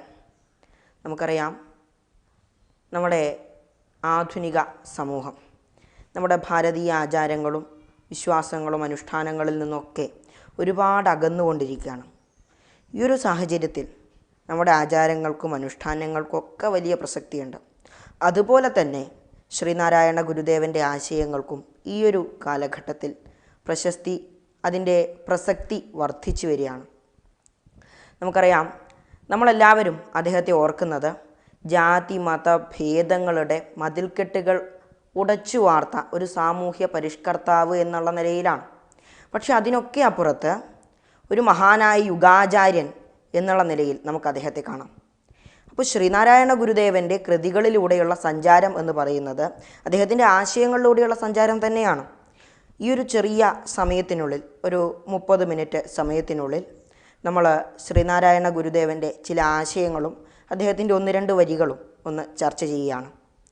നമുക്കറിയാം, ശ്രീനാരായണ ഗുരുദേവന് മതത്തെക്കുറിച്ച് വളരെ വ്യക്തമായൊരു കാഴ്ചപ്പാട് തന്നെ ഉണ്ടായിരുന്നു. എല്ലാ മതങ്ങളുടെയും ഉള്ളു കുത്തി നോക്കി തൻ്റേതാണ് ഏറ്റവും മികച്ചത് എന്ന് പറയാൻ അദ്ദേഹം ഒരിക്കലും മുതിർന്നിട്ടില്ല. എല്ലാ മതങ്ങളെയും ഒരുപോലെ കാണാനാണ് അദ്ദേഹം ശ്രമിച്ചിട്ടുള്ളത്. എല്ലാ മതങ്ങൾക്കും അതിൻ്റേതായ പ്രസക്തിയുണ്ട്, അതിൻ്റേതായ പ്രാധാന്യമുണ്ട്. അതിനൊക്കെ അപ്പുറത്ത് എല്ലാ മതങ്ങളും പറയുന്നത് ഒരേ സാരാംശം തന്നെയാണ്. ഇതാണ് ഗുരുവിൻ്റെ കാഴ്ചപ്പാട്. ഒരർത്ഥത്തിൽ അദ്ദേഹം എല്ലാ മതങ്ങളെയും ആരാധിച്ചിരുന്നു എന്ന് വേണമെങ്കിൽ നമുക്ക് പറയാം. മതങ്ങളുടെ ഉത്ഭവസ്ഥാനത്തെയല്ല അദ്ദേഹം തൻ്റെ ആരാധനാമൂർത്തിയായി കണ്ടിട്ടുള്ളത്. എല്ലാം ഒന്നിച്ചു ചേരുന്ന ആഴിമുഖത്തെയാണ്. ഇത് അദ്ദേഹത്തിൻ്റെ ആത്മോപദേശ ശതകത്തിൽ നമുക്ക് വളരെ വ്യക്തമായി കാണാം. പല മതസാരവുമേകമെന്നു പാരാതുലകിലൊരാനയിൽ അന്തരെന്ന പോലെ പലവിധ യുക്തി പറഞ്ഞു പാമരന്മാരലയുവതോർത്തലയാതിരുന്നിടേണം. അതായത് ലോകത്തുള്ള എല്ലാ മതങ്ങളുടെയും സാരം ഒന്ന് തന്നെയാണ്. മുക്തിയിലേക്ക് എത്തിച്ചേരുക എന്നുള്ളതാണ് ഒരു മനുഷ്യൻ്റെ ആത്യന്തികമായ ലക്ഷ്യം. പക്ഷേ ഇതൊക്കെ മറന്നുകൊണ്ട് പാമരന്മാർ, സാധാരണക്കാർ ഇന്ന മതം ആണ് ഏറ്റവും മികച്ചത്, ഇന്ന മതമാണ് എനിക്ക് ഏറ്റവും അഭികാമ്യമായിട്ടുള്ളത് എന്നൊക്കെ വിചാരിച്ച് ആനയെ അന്ധന്മാരെങ്ങനെയാണോ കാണുന്നത് അതുപോലെ മതങ്ങളെ കാണുകയാണ്. അതിൻ്റെ അർത്ഥം അറിയാതെ, അതിൻ്റെ ഉള്ളെന്താണെന്നറിയാതെ പുറം ഭാഗത്ത് നിന്ന് മാത്രം നോക്കിക്കാണുകയാണ്. ഇതാണ് നമ്മുടെ സമൂഹത്തിൻ്റെ പ്രശ്നം. ഇത്തരത്തിൽ മതത്തെക്കുറിച്ച് ഗുരുവിൻ്റെ കാഴ്ചപ്പാട് ഇന്നത്തെ സമൂഹം വളരെയധികം ചിന്തിക്കേണ്ടത് തന്നെയാണ്. ജാതി മത വകഭേദങ്ങൾ എത്രയേറെ മാറിയിട്ടുണ്ട് എന്ന് പറഞ്ഞാലും ഗുരുവിൻ്റെ ഇത്രയും ആഴത്തിലുള്ള കാഴ്ചപ്പാടുകളും ആശയങ്ങളും ഇന്നും സമൂഹം പൂർണ്ണമായി പ്രാവർത്തികമാക്കിയിട്ടില്ല എന്ന് തന്നെ നമുക്ക് കരുതേണ്ടിയിരിക്കുന്നു. മാത്രവുമല്ല, അദ്ദേഹത്തിന് വളരെ വ്യക്തമായ ഒരു ആരാധനാ രീതി തന്നെ ഉണ്ടായിരുന്നു. അദ്ദേഹം ഏക ചൈതന്യം എന്നുള്ള ആശയത്തിൽ അധിഷ്ഠിതമായിട്ടായിരുന്നു ആരാധന നടത്തിയിരുന്നത്. അതായത് പരബ്രഹ്മ ചൈതന്യത്തെ ആരാധിക്കാനാണ് അദ്ദേഹം നമ്മോട് പറയുന്നത്. ഭാരതീയ സംസ്കാരം അനുസരിച്ച് ഏക ദൈവം എന്നല്ല പറയുന്നത്, ഏക ചൈതന്യം. അതായത് എല്ലാറ്റിനും ആധാരമായിട്ടുള്ള, എല്ലാറ്റിലും നിലനിൽക്കുന്ന മഹത്തായ ഒരു ചൈതന്യം. ആ ചൈതന്യത്തെ ആരാധിക്കാനാണ് ഗുരു നമ്മോട് പറയുന്നത്. മറ്റുള്ളവരോടുള്ള സമീപനത്തിലും ഗുരുവിന് വളരെ വ്യക്തമായ കാഴ്ചപ്പാട് തന്നെയുണ്ടായിരുന്നു. എല്ലാവരോടും സ്നേഹത്തോടെ, അനുകമ്പയോടെ പെരുമാറുക, ഇതാണ് ഗുരുവിൻ്റെ വളരെ വ്യക്തമായ കാഴ്ചപ്പാട്. നമുക്കറിയാം, ഇന്ന് നമ്മളെല്ലാവരും നമ്മുടെ ചിന്ത അല്ലെങ്കിൽ നമ്മുടെ സുഖം എനിക്ക് എന്തുണ്ട് എന്നാണ് ചിന്തിക്കുക. ഇതാണ് നമ്മുടെ ചിന്ത. എനിക്ക് പണം കിട്ടിയാൽ ഞാനും എൻ്റെ വീട്ടുകാരും അടങ്ങുന്ന അണുകുടുംബത്തിന് സുഖമായി കഴിയാം. ഇതാണ് നമ്മുടെ ഏവരുടെയും ചിന്ത. ഒന്ന് അമ്പലത്തിൽ പോയി, ക്ഷേത്രത്തിൽ ചെന്നു, നമ്മളെല്ലാവരും എന്താ കൈകൂപ്പി പറയുക, ഈശ്വര ഭഗവാനെ എനിക്ക് പണം തരണം, എൻ്റെ വീട്ടുകാർക്ക് നന്മ വരുത്തണം, എൻ്റെ കുടുംബത്തിന് നന്മ വരുത്തണം. ഇവിടെ ഞാൻ, എൻ്റേത് എന്നുള്ള ചിന്ത നമ്മുടെ മനസ്സിനെ ആഴത്തിൽ സ്വാധീനിച്ചിട്ടുണ്ട്. പക്ഷേ ഈ ചിന്തയ്ക്കപ്പുറത്ത് നമ്മൾ, നമ്മുടേത് എന്നുള്ള ചിന്ത കൊണ്ടുവരണം. ഇതാണ് ഗുരു നമ്മോട് വളരെ വ്യക്തമായിട്ട്, നമ്മോട് വളരെ ആഴത്തിൽ പരാമർശിക്കുന്ന മഹത്തായ തത്വം. ഞാൻ, എൻ്റേത് എന്നുള്ള ചിന്ത ഒഴിയുമ്പോൾ അവിടെ ഉണ്ടാവും നാം, നമ്മുടേതാവുമ്പോൾ അവിടെ ഒരു ഐക്യമുണ്ട്. ഞാൻ എൻ്റേതെന്ന് പറയുമ്പോൾ അവിടെ ഒരു സ്വാർത്ഥതയാണ് ഉണ്ടാവുന്നത്. നമ്മുടേത്, നാം എന്നൊക്കെ പറയുമ്പോൾ ഒരു ഐക്യമുണ്ട്. ആ ഐക്യമാണ് ഗുരു നമ്മോട് കാണാൻ പറയുന്നത്. നിങ്ങൾ ഈശ്വരനെ ആരാധിച്ചോളൂ, ഈശ്വരന് വഴിപാടുകൾ നടത്തിക്കോളൂ. പക്ഷെ ഒരു കാര്യം നിങ്ങൾ മറക്കരുത്, നിങ്ങൾ നിങ്ങളുടെ സഹജീവികളെ സ്നേഹിക്കാനും അവരെ സേവിക്കാനും നിങ്ങൾ മറക്കരുത്. മാനവസേവ, മാധവസേവ, നരസേവ, നാരായണ സേവ എന്നുള്ള തത്വമായിരുന്നു ഗുരു തൻ്റെ ജീവിതത്തിലുടനീളം പ്രാവർത്തികമാക്കാൻ ശ്രമിച്ചിട്ടുള്ളത്.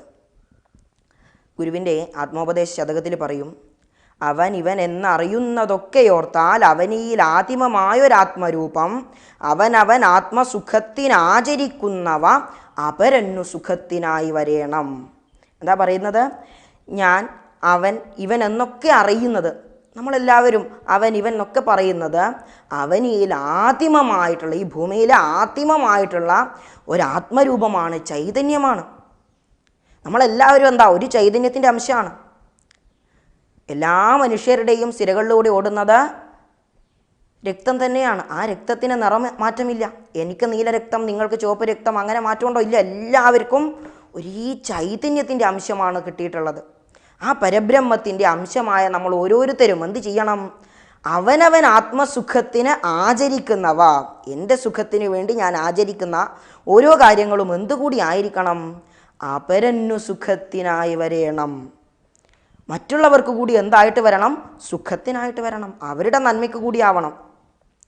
അപ്പോഴേ ഞാൻ എനിക്ക് വേണ്ടി എന്തെങ്കിലും ചെയ്യുന്നുണ്ടെങ്കിൽ ആദ്യം ചിന്തിക്കാം, എൻ്റെ കൂടെയുള്ളവർക്ക്, എൻ്റെ സഹജീവികൾക്ക് അതിനെക്കൊണ്ട് എന്തെങ്കിലും ദോഷമുണ്ടാവോ? അപ്പോഴത് ഉപേക്ഷിക്കുക. അവർക്ക് മറിച്ച് എന്തെങ്കിലും നേട്ടമുണ്ടാവോ? ആ കാര്യം ചെയ്യാം.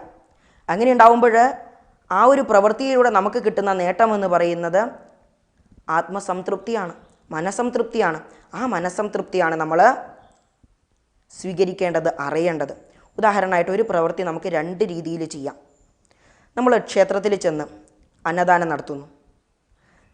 ഇത് എൻ്റെ സഹജീവികൾക്കുള്ള എൻ്റെ സേവനമായിട്ട് കണ്ടുകൊണ്ട്, ഭഗവാനോടുള്ള സേവനമായിട്ട് കണ്ടുകൊണ്ട് ഞാനത് ചെയ്യുമ്പോൾ ലോകത്തിലെ ഏറ്റവും വലിയ പുണ്യപ്രവൃത്തികളിലൊന്നായി മാറുകയാണ്. പക്ഷേ നമ്മൾ നേരെ മറിച്ച് കമ്മിറ്റിക്കാരോട് പറയുകയാണ്, എൻ്റെ പേര് വെണ്ടയ്ക്ക അക്ഷരത്തിൽ ബോർഡാക്കി അടിച്ചു വെച്ചാൽ എനിക്ക് സന്തോഷമായി, ഇതിൻ്റെ അർത്ഥം എന്താ? എനിക്ക് പ്രശസ്തനാവണം, അന്നദാനത്തിലൂടെ എനിക്ക് 4 ആളുടെ ശ്രദ്ധ പിടിച്ചു പറ്റണം. ഈ ഒരു ചിന്ത അവിടെ ആ ഒരു പ്രവൃത്തിയെ ഏറ്റവും താഴേക്കിടയിലേക്ക് കൊണ്ടുപോവുകയാണ്. അപ്പോൾ ഒരു പ്രവൃത്തി തന്നെ നമുക്ക് 2 രീതിയിൽ ചെയ്യാം. എൻ്റെ സഹജീവികൾക്ക് നന്മ വരുത്തണം എന്നുള്ള ചിന്തയോടെ ചെയ്യുമ്പോൾ അത് ലോകത്തിലെ ഏറ്റവും വലിയ പുണ്യപ്രവൃത്തികളിലൊന്നാവുകയാണ്. പക്ഷെ അത് എനിക്ക് വേണ്ടി മാത്രമാവുമ്പോൾ, ഞാൻ നേരത്തെ സൂചിപ്പിച്ചതുപോലെ, ഞാൻ എൻ്റേത് എന്നുള്ള ആ ഒരു ചട്ടക്കൂടിലേക്ക് നമ്മുടെ പ്രവൃത്തികളെയൊക്കെ നമ്മൾ കൊണ്ടുവരുമ്പോൾ അതിൻ്റെയൊക്കെ മൂല്യം ഇടിയുകയാണ്. ഇതാണ് ഗുരുദേവൻ നമ്മെ പഠിപ്പിക്കുന്നത്. കർമ്മത്തിൻ്റെ അല്ലെങ്കിൽ നമ്മുടെ പ്രവൃത്തിയുടെ അന്തസത്ത, ആ രഹസ്യം നമ്മെ വളരെ ലളിതമായിട്ട് പഠിപ്പിക്കുകയാണ് ഗുരുദേവൻ. അങ്ങനെയുള്ള ഗുരുദേവൻ്റെ ആശയങ്ങൾ ഇന്നത്തെ ഓരോ നിമിഷത്തിലും നമുക്ക് പ്രാവർത്തികമാക്കേണ്ടതുണ്ട്, അറിയേണ്ടതുണ്ട്.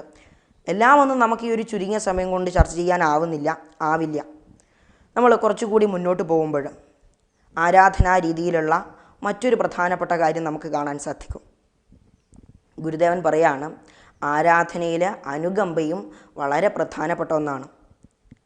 അദ്ദേഹത്തിൻ്റെ അനുകമ്പാ ദശകത്തിൽ പറയും, ഒരു പീഡ എറുമ്പിനും വരുത്തരുതെന്നുള്ള അനുകമ്പയും സദാ കരുണാകര നിൽക്കുകുള്ളിൽ നിൻ തിരുമൈ ഒഴിയാതെ ചിന്തയും.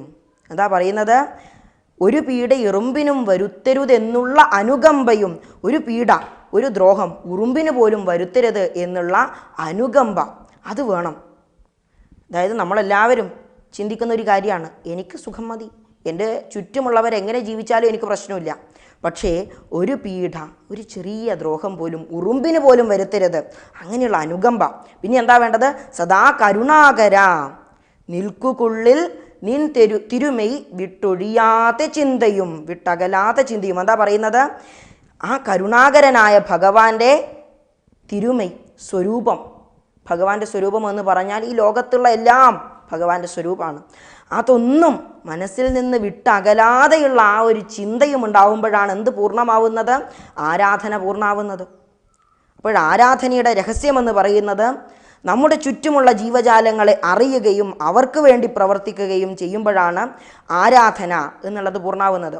നിങ്ങൾ അമ്പലത്തിൽ ചെന്നു 100 രൂപ ഇട്ടു കാണിക്കയായിട്ട്, ഭഗവാന് വേണോ? വേണ്ട. നിങ്ങൾ 1000 രൂപ ഇട്ടു, ഭഗവാന് വേണോ? വേണ്ട. പക്ഷേ അമ്പലത്തിൽ ചെന്നൊരു 10 രൂപ ഇട്ടാൽ നമ്മുടെയൊക്കെ ഒരു ഭാവമുണ്ട്, ഭഗവാന് വേണ്ടി എന്തോ ചെയ്തു എന്ന്. ഭഗവാന് വേണോ ഇതൊക്കെ? ഒന്നും വേണ്ട. ആരാധനയുടെ രഹസ്യമെന്ന് പറയുന്നത് എൻ്റെ ചുറ്റുമുള്ള ജീവജാലങ്ങളെക്കുറിച്ച് സൂക്ഷ്മവും സ്ഥൂലവും ചരിക്കുന്നതും ചരിക്കാത്തതുമായ എല്ലാ ജീവജാലങ്ങളെയും കുറിച്ചുള്ള ചിന്തയും അതോടൊപ്പം തന്നെ ഭഗവാന്റെ സ്വരൂപം വിട്ടകലാതെയുള്ള ധ്യാനവും വേണം. ഈ ഒരു ആരാധനാ രീതിയാണ് ഗുരു മുന്നോട്ട് വയ്ക്കുന്നത്. ഉപനിഷത്ത് തത്വങ്ങളെയൊക്കെ പാമരന്മാർക്ക് അറിയാൻ വേണ്ടി ഗുരു മുന്നോട്ട് വയ്ക്കുകയാണ്. പിന്നെ ഗുരു പറയുന്നത് പരബ്രഹ്മ സ്വരൂപത്തെക്കുറിച്ചാണ്. അദ്ദേഹത്തിൻ്റെ ദൈവദശകത്തിൽ നോക്കിയാൽ നമുക്ക് മനസ്സിലാകും, ഭഗവാനാണ് എന്താവുന്നത്? സൃഷ്ടിയാവുന്നത്, സ്രഷ്ടാവാകുന്നത്, സൃഷ്ടിക്കുള്ള സാമഗ്രിയാവുന്നത്, സൃഷ്ടിജാലമാവുന്നതും അതേ ചൈതന്യം തന്നെയാണ്. നീയല്ലോ സൃഷ്ടിയും സ്രഷ്ടാവായതും സൃഷ്ടിജാലവും, നീയല്ലോ ദൈവമേ സൃഷ്ടിക്കുള്ള സാമഗ്രിയായതും. ദൈവദശകത്തിൽ പറയാണ്, നീയല്ലോ സൃഷ്ടിയും സൃഷ്ടാവായതും. ആ സൃഷ്ടാവായതും സൃഷ്ടിയൊക്കെ നീയാണ്. സൃഷ്ടിജാലവും, ആ സൃഷ്ടിജാലവും ആരാണ്? ഭഗവാൻ തന്നെയാണ്, വേറെ ഒന്നുമല്ല. പിന്നെ എന്താ പറയുന്നത്?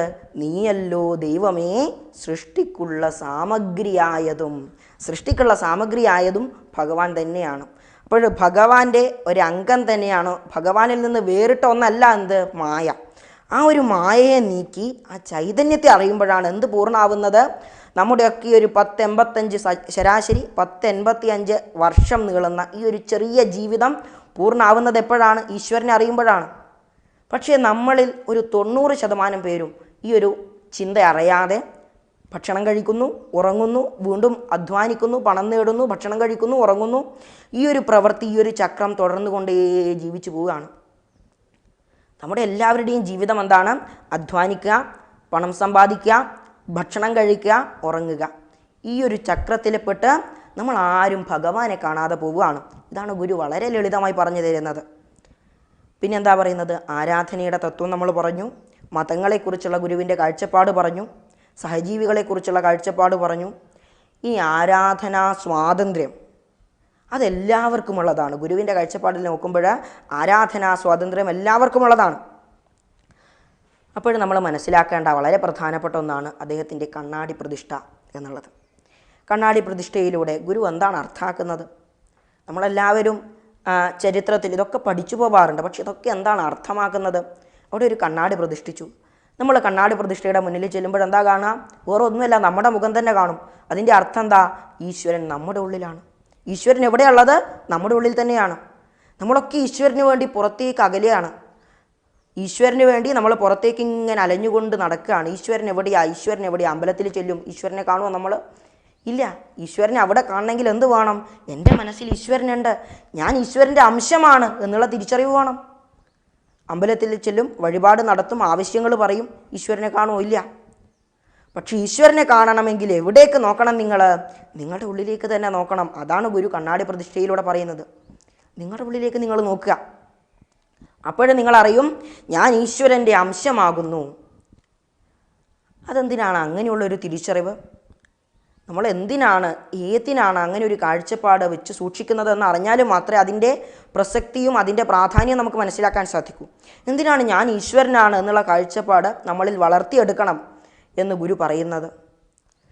ഞാൻ ഈശ്വരൻ്റെ അംശമാണ് എന്നുള്ള തിരിച്ചറിവ് ഉണ്ടാവുമ്പോൾ നമുക്ക് മനസ്സിലാകും ജീവിതത്തിൽ പ്രശ്നങ്ങളുണ്ട്, പ്രതിസന്ധികളുണ്ട്.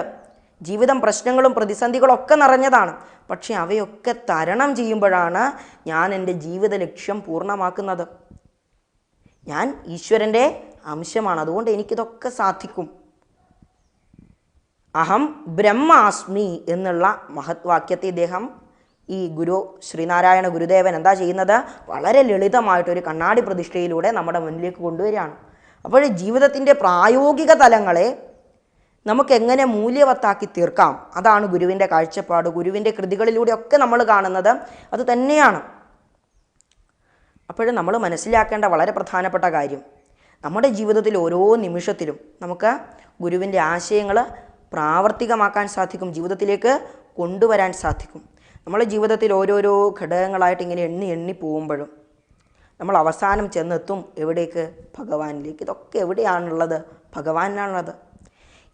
ഈ ഒരു പ്രപഞ്ചം ഭഗവാനിൽ നിന്ന് ഉത്ഭവിക്കുന്നു, ഭഗവാനാൽ രക്ഷിക്കപ്പെടുന്നു, ഭഗവാനിലേക്ക് തന്നെ തിരിച്ചു പോകുന്നു. ഈ ഒരു പ്രപഞ്ചം എന്താ ചെയ്യുന്നത്? ഭഗവാനാൽ സൃഷ്ടിക്കപ്പെടുന്നു, ഭഗവാനാൽ നിലനിർത്തപ്പെടുന്നു, ആ ഒരു ചൈതന്യത്തിലേക്ക് തന്നെ തിരിച്ചു പോകുന്നു. അതിനെയാണ് നമ്മൾ പറയുക പ്രളയം. ആ ഒരു ചൈതന്യത്തിലേക്ക് തന്നെ നമ്മൾ തിരിച്ചു പോകും. അപ്പോൾ നമ്മൾ എന്ത് മനസ്സിലാക്കണം? ജീവിതത്തിൽ ഒരുപാട് പ്രശ്നങ്ങളുണ്ട്, ഒരുപാട് അവസ്ഥകളുണ്ട്.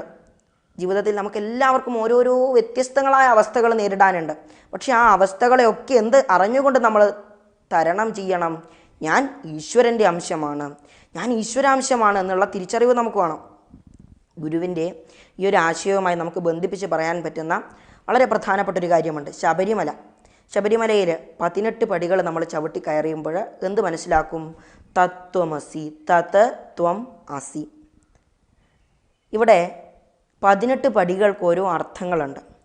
10 ഇന്ദ്രിയങ്ങൾ, അഷ്ടരാഗങ്ങൾ, 5 ജ്ഞാനേന്ദ്രിയങ്ങൾ, 5 കർമ്മേന്ദ്രിയങ്ങൾ ചേർന്നാൽ 10 ഇന്ദ്രിയങ്ങളായി. അതോടൊപ്പം തന്നെ കാമക്രോധ ലോഭ മോഹ മത മാത്സര്യങ്ങളും ഡംബും അസൂയയും ചേരുമ്പോൾ എന്താവുന്നു? അഷ്ടരാഗങ്ങളുമായി. ഇവയൊക്കെ നമ്മൾ നിയന്ത്രിച്ചുകൊണ്ട് മുകളിലേക്ക് എത്തുമ്പോൾ നമ്മൾ എന്ത് മനസ്സിലാക്കും? തത് ത്വം അസി, ആ ചൈതന്യം നീ ആവുന്നു. അതാണ് നമ്മൾ നേരത്തെ പറഞ്ഞ എല്ലാം ഈശ്വരൻ്റെ, ഞാൻ ഇവൻ എന്നൊക്കെ അറിയുന്നത് ഈശ്വരൻ്റെ ആ ഒരു ആദിമമായ ചൈതന്യത്തിൻ്റെ അംശമാണെന്ന് ഗുരു പറഞ്ഞു വെക്കുന്നത്.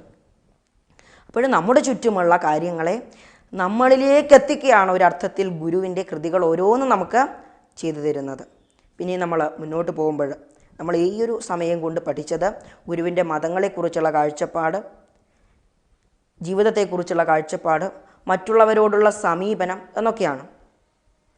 അതോടൊപ്പം തന്നെ ഗുരുവിൻ്റെ എടുത്തു പറയേണ്ട മറ്റൊരു പ്രധാനപ്പെട്ട കാര്യമെന്ന് പറയുന്നത്, അദ്ദേഹം ആധ്യാത്മികതയുടെ ഗിരിനിരകളിൽ വിരാജിക്കാൻ മാത്രമല്ല ശീലിച്ചിട്ടുള്ളത്, ഭൗതികതയിലേക്ക് ഇറങ്ങി വരാനും ഗുരുവിന് കഴിഞ്ഞിട്ടുണ്ട്. അപ്പോൾ ഗുരു നമ്മോട് പറയുന്നത് വിദ്യ കൊണ്ട് പ്രബുദ്ധരാവുക, സംഘടന കൊണ്ട് ശക്തരാവുക എന്നുള്ള ഗുരുവിൻ്റെ വാക്യം നമ്മൾ പലപ്പോഴും ജീവിതത്തിൽ ശ്രദ്ധിക്കാതെ പോകുന്ന ഒന്നാണ്. വിദ്യ കൊണ്ട്, അറിവ് കൊണ്ട്, പരമമായ ജ്ഞാനം കൊണ്ട് നിങ്ങൾ എന്ത് ചെയ്യാം? ശക്തരാവുക. നമ്മുടെയൊക്കെ വിചാരം ധനമുണ്ടെങ്കിൽ, അധികാരമുണ്ടെങ്കിൽ ശക്തരാവുന്ന. പക്ഷേ ധനവും അധികാരവും ഒക്കെ എന്ത് ചെയ്യും? പോവും. അത് പോവുകയും ചെയ്യും, വരികയും ചെയ്യും. നമുക്ക് ജീവിതത്തിൽ വലിയൊരു പ്രതിസന്ധി വരുന്നു. നമുക്ക് അതിനു വേണ്ടി ധനം ചിലവാക്കേണ്ടി വരും. അപ്പോൾ ധനം നമ്മുടെ കയ്യിൽ നിൽക്കുന്നുണ്ടോ? ഇല്ല, പോകുന്നുണ്ട്. അപ്പോൾ ധനവും അധികാരവും അങ്ങനെ ലൗകിക സുഖങ്ങളൊക്കെ എന്ത് ചെയ്യും? നമ്മുടെ കയ്യിൽ നിന്ന് പോകും. അപ്പോൾ നമ്മുടെ കയ്യിൽ സ്ഥിരമല്ലാത്ത അസ്ഥിരമായ ഒന്നിനെ കൊണ്ട് നമുക്കൊരിക്കലും ശക്തനാവാൻ പറ്റുമോ? ഇല്ല. പക്ഷെ എന്തുകൊണ്ട് ശക്തനാവാം? വിദ്യ കൊണ്ട് ശക്തനാവാം. നിങ്ങൾ ഒരാൾക്ക് കൊടുക്കും തോറും കൂടുന്ന ഒരേ ഒരു സാധനമേ ഉള്ളൂ, അത് വിദ്യയാണ്. നിങ്ങൾ ഒരാൾക്ക് ധനം കൊടുത്തു, നിങ്ങളുടെ കയ്യിൽ നിന്ന് അത്രയും ധനം പോവുകയാണ് ചെയ്യുന്നത്. നിങ്ങൾ ഒരാൾക്ക് മറ്റെന്തെങ്കിലും വസ്തു കൊടുത്തു, നിങ്ങളുടെ കയ്യിലുള്ള ആ ഒരു വസ്തുവിൻ്റെ അളവ് വർദ്ധിക്കുന്നുണ്ടോ? ഇല്ല. പക്ഷേ നിങ്ങളൊരാൾക്ക് വിദ്യ കൊടുക്കുന്നു, അത് 10 മടങ്ങായി നിങ്ങളിൽ വർദ്ധിക്കുകയാണ് ചെയ്യുന്നത്. അപ്പോൾ വിദ്യ കൊണ്ട് ശക്തരാവുക, സംഘടന കൊണ്ട് പ്രബുദ്ധരാവുക എന്ന് പറയുന്നത്, വിദ്യ കൊണ്ട് പ്രബുദ്ധരാവുക, സംഘടന കൊണ്ട് ശക്തരാവുക എന്നുള്ള ആ ഒരു ആശയത്തിൽ സംഘടന കൊണ്ട് ശക്തരാവുക എന്നുള്ളത് നമ്മൾ പലപ്പോഴും തെറ്റിദ്ധരിക്കപ്പെടുന്ന ഒരു കാര്യമാണ്. എന്താണ് സംഘടന കൊണ്ട് ശക്തരാവുക? സത്സംഘമാണ് ഇവിടെ ഗുരു ഉദ്ദേശിക്കുന്നത്. നന്മയുള്ള, അറിവുള്ള, ഭഗവാനെ അറിയുന്ന ജനങ്ങളുമായിട്ട് കൂട്ടുകൂടുക. അങ്ങനെയുള്ള കൂട്ടുകാരെ അല്ലെങ്കിൽ അങ്ങനെയുള്ള ആൾക്കാരോടൊപ്പം കൂട്ടുകൂടി ജീവിതത്തെ ശക്തമാക്കുക, സുസജ്ജമാക്കുക. ഇതാണ് സംഘടന കൊണ്ട് ശക്തരാവുക. അപ്പോൾ നമ്മൾ എന്ത് മനസ്സിലാക്കുക? കൂട്ടുകാരെ ജീവിതത്തിൽ നമ്മുടെ കൂട്ടുകാരെ തിരഞ്ഞെടുക്കുമ്പോഴും എന്തുണ്ട്? അതിന് വളരെ വലിയൊരു മാനദണ്ഡമുണ്ട്. നമ്മുടെ മനസ്സിലെ ചിന്തകളെ വളരെയധികം സ്വാധീനിക്കാനുള്ള ശക്തി ആർക്കുണ്ട്? നമ്മുടെ കൂട്ടുകാർക്കുണ്ട്, നമ്മോടൊപ്പമുള്ളവർക്കുണ്ട്. അതുകൊണ്ട് ഗുരു പറയാണ്, വിദ്യ കൊണ്ട് നിങ്ങൾ പ്രബുദ്ധരാവുക, സംഘടന കൊണ്ട് ശക്തരാവുക. ശക്തരാവാൻ പറ്റുന്ന, ജീവിതത്തെ സുസജ്ജമാക്കാൻ പറ്റുന്ന സംഘടനകൾ, അതായത് കൂട്ടുചേരലുകൾ മാത്രം തിരഞ്ഞെടുക്കുക. ഗുരു സർവമത സമ്മേളനത്തിൻ്റെ ആ ഒരു കവാടത്തിന് മുന്നിൽ എഴുതി വെച്ച മഹത്വാക്യമുണ്ട്. ആ ഒരു മഹത്വാക്യം നമ്മെ പഠിപ്പിക്കുന്ന വളരെ വലിയൊരു ആശയമുണ്ട്. ഗുരുവിൻ്റെ ആശയത്തെപ്പറ്റി പറയുമ്പോൾ അത് നമുക്ക് ഒഴിച്ചു നിർത്താനാവില്ല. എന്താ പറയുന്നത്? വാദിക്കാനും ജയിക്കാനുമല്ല, അറിയാനും അറിയിക്കാനുമാണ്. ഈ ഒരു സമ്മേളനം കൊണ്ട് ഞാൻ ഉദ്ദേശിക്കുന്നത് എന്താണ്? വാദിക്കാനും ജയിക്കാനുമല്ല. നമ്മളൊക്കെ 4 ആളുകൾ കൂടുമ്പോൾ വാദിക്കും, ജയിക്കും. പക്ഷെ അതിനല്ല ഇങ്ങനെയുള്ള ഒത്തുചേരലുകൾ. എന്തിനാണ്? അറിയാനും അറിയിക്കാനുമുള്ളതാണ്. അവരിൽ നിന്ന് അറിവ് നേടാനും എൻ്റെ അറിവ് മറ്റുള്ളവർക്ക് നൽകാനുമാണ്. ഇതാണ് കൂട്ടം ചേരലുകൾ, സംഘടനകൾ പാലിക്കേണ്ട വളരെ പ്രധാനപ്പെട്ട ആശയം. ഗുരുവിൻ്റെ 1-2 ചില ആശയങ്ങളും കൂടി നമുക്ക് ചർച്ച ചെയ്ത് ഈ ഒരു സമയത്തിനുള്ളിൽ നമ്മുടെ ഈ ഒരു എളിയ പ്രഭാഷണം അവസാനിപ്പിക്കാം. പിന്നെ ഗുരു പറയുന്നത് എന്താണ്? മതമേതായാലും മനുഷ്യൻ നന്നായാൽ മതി. വളരെ പ്രധാനപ്പെട്ടൊരു ചിന്തയാണ്. മതമേതായാലും ശരി, മനുഷ്യൻ നന്നായാൽ മതി. അപ്പോൾ ഇതിൻ്റെ അർത്ഥത്തിൽ നമ്മൾ ചിന്തിക്കുമ്പോൾ മനുഷ്യന് നന്നാവാൻ മതത്തിൻ്റെ ആവശ്യമില്ല. മനുഷ്യന് നന്നാവാൻ എന്തിൻ്റെ ആവശ്യമില്ല? മതത്തിൻ്റെ ആവശ്യമില്ല. ഭഗവത് ചിന്ത മതി. ആ ഒരു ചിന്തയോടെ, എൻ്റെ സഹജീവികളെ സ്നേഹിക്കണമെന്നുള്ള ആ ഒരു ചിന്തയോടെ മനുഷ്യൻ നന്നാവുക.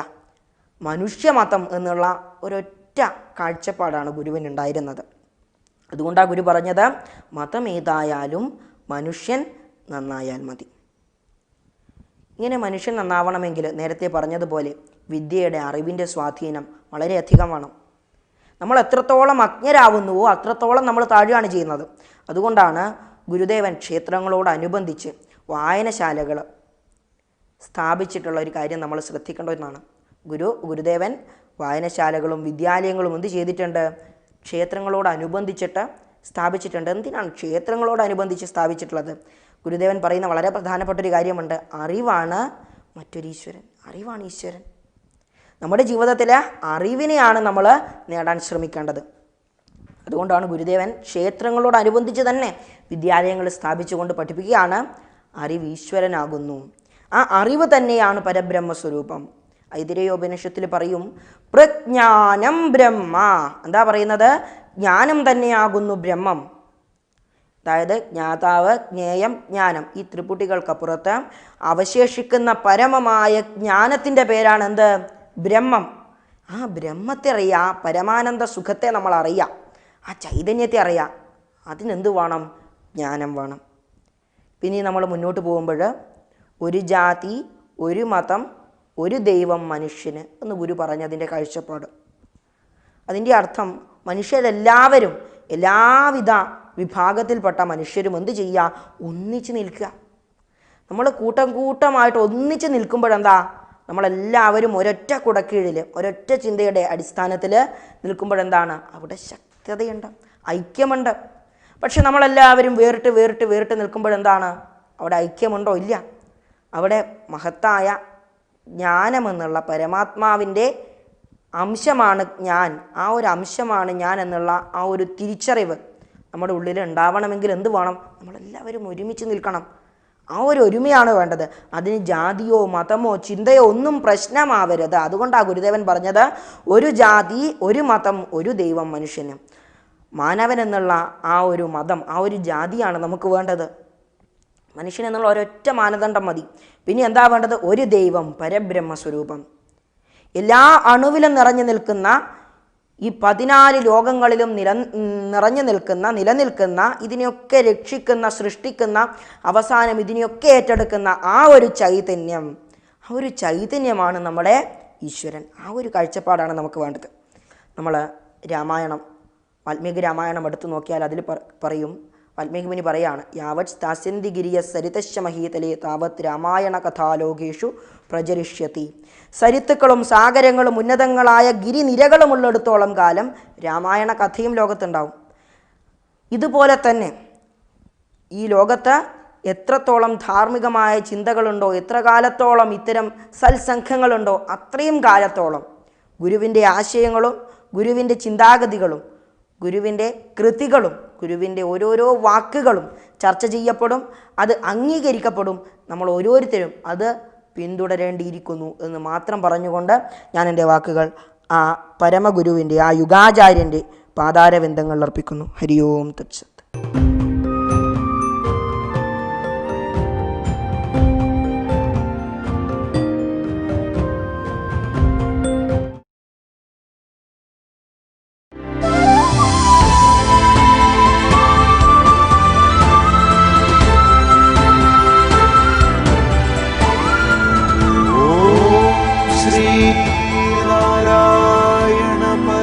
എൺപത്തിയെട്ടാമത് ശിവഗിരി ആഗോള ഓൺലൈൻ തീർത്ഥാടനം presented by federal bank, powered by AVA group of companies, co-powered by KIMS health Trivandrum.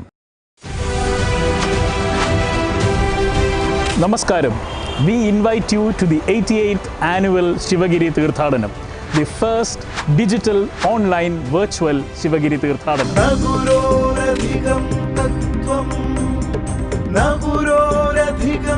Perfectly aligned with Gurudevan's emphasis on learning and self-development being the ultimate purposes of the pilgrimage, we bring to you a galaxy of international experts to your home screen.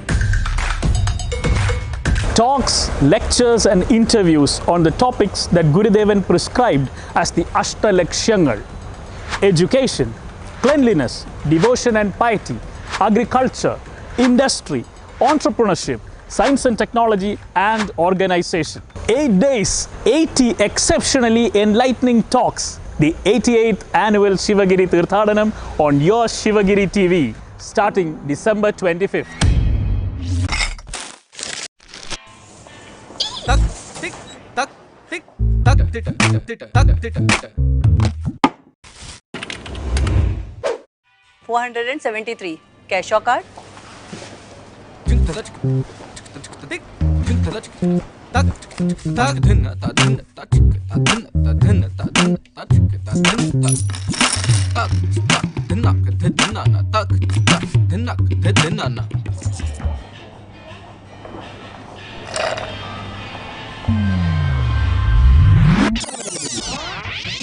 $473 cash or card?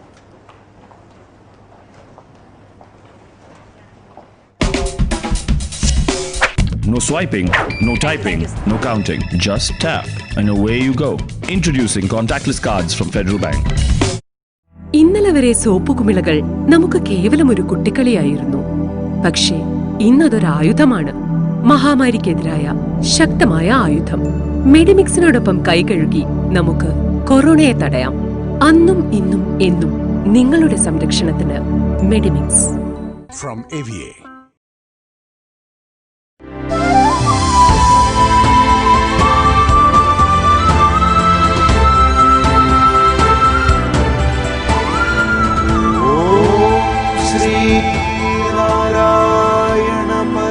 എൺപത്തിയെട്ടാമത് Sivagiri ആഗോള online തീർത്ഥാടനം presented by federal bank, powered by AVA group of companies, co-powered by KIMS health Trivandrum.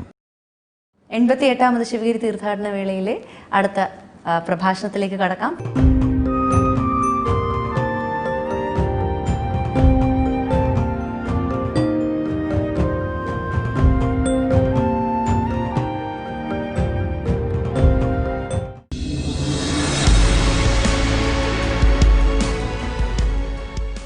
സ്വാഗതം ചെയ്യാം ഏറെ സ്നേഹത്തോടെ 88ാമത് ശിവഗിരി ആഗോള online തീർത്ഥാടനത്തിലെ കുട്ടികളുടെ സമ്മേളനത്തിലേക്ക് കൊച്ചുമിടുക്കി കാർത്തിക.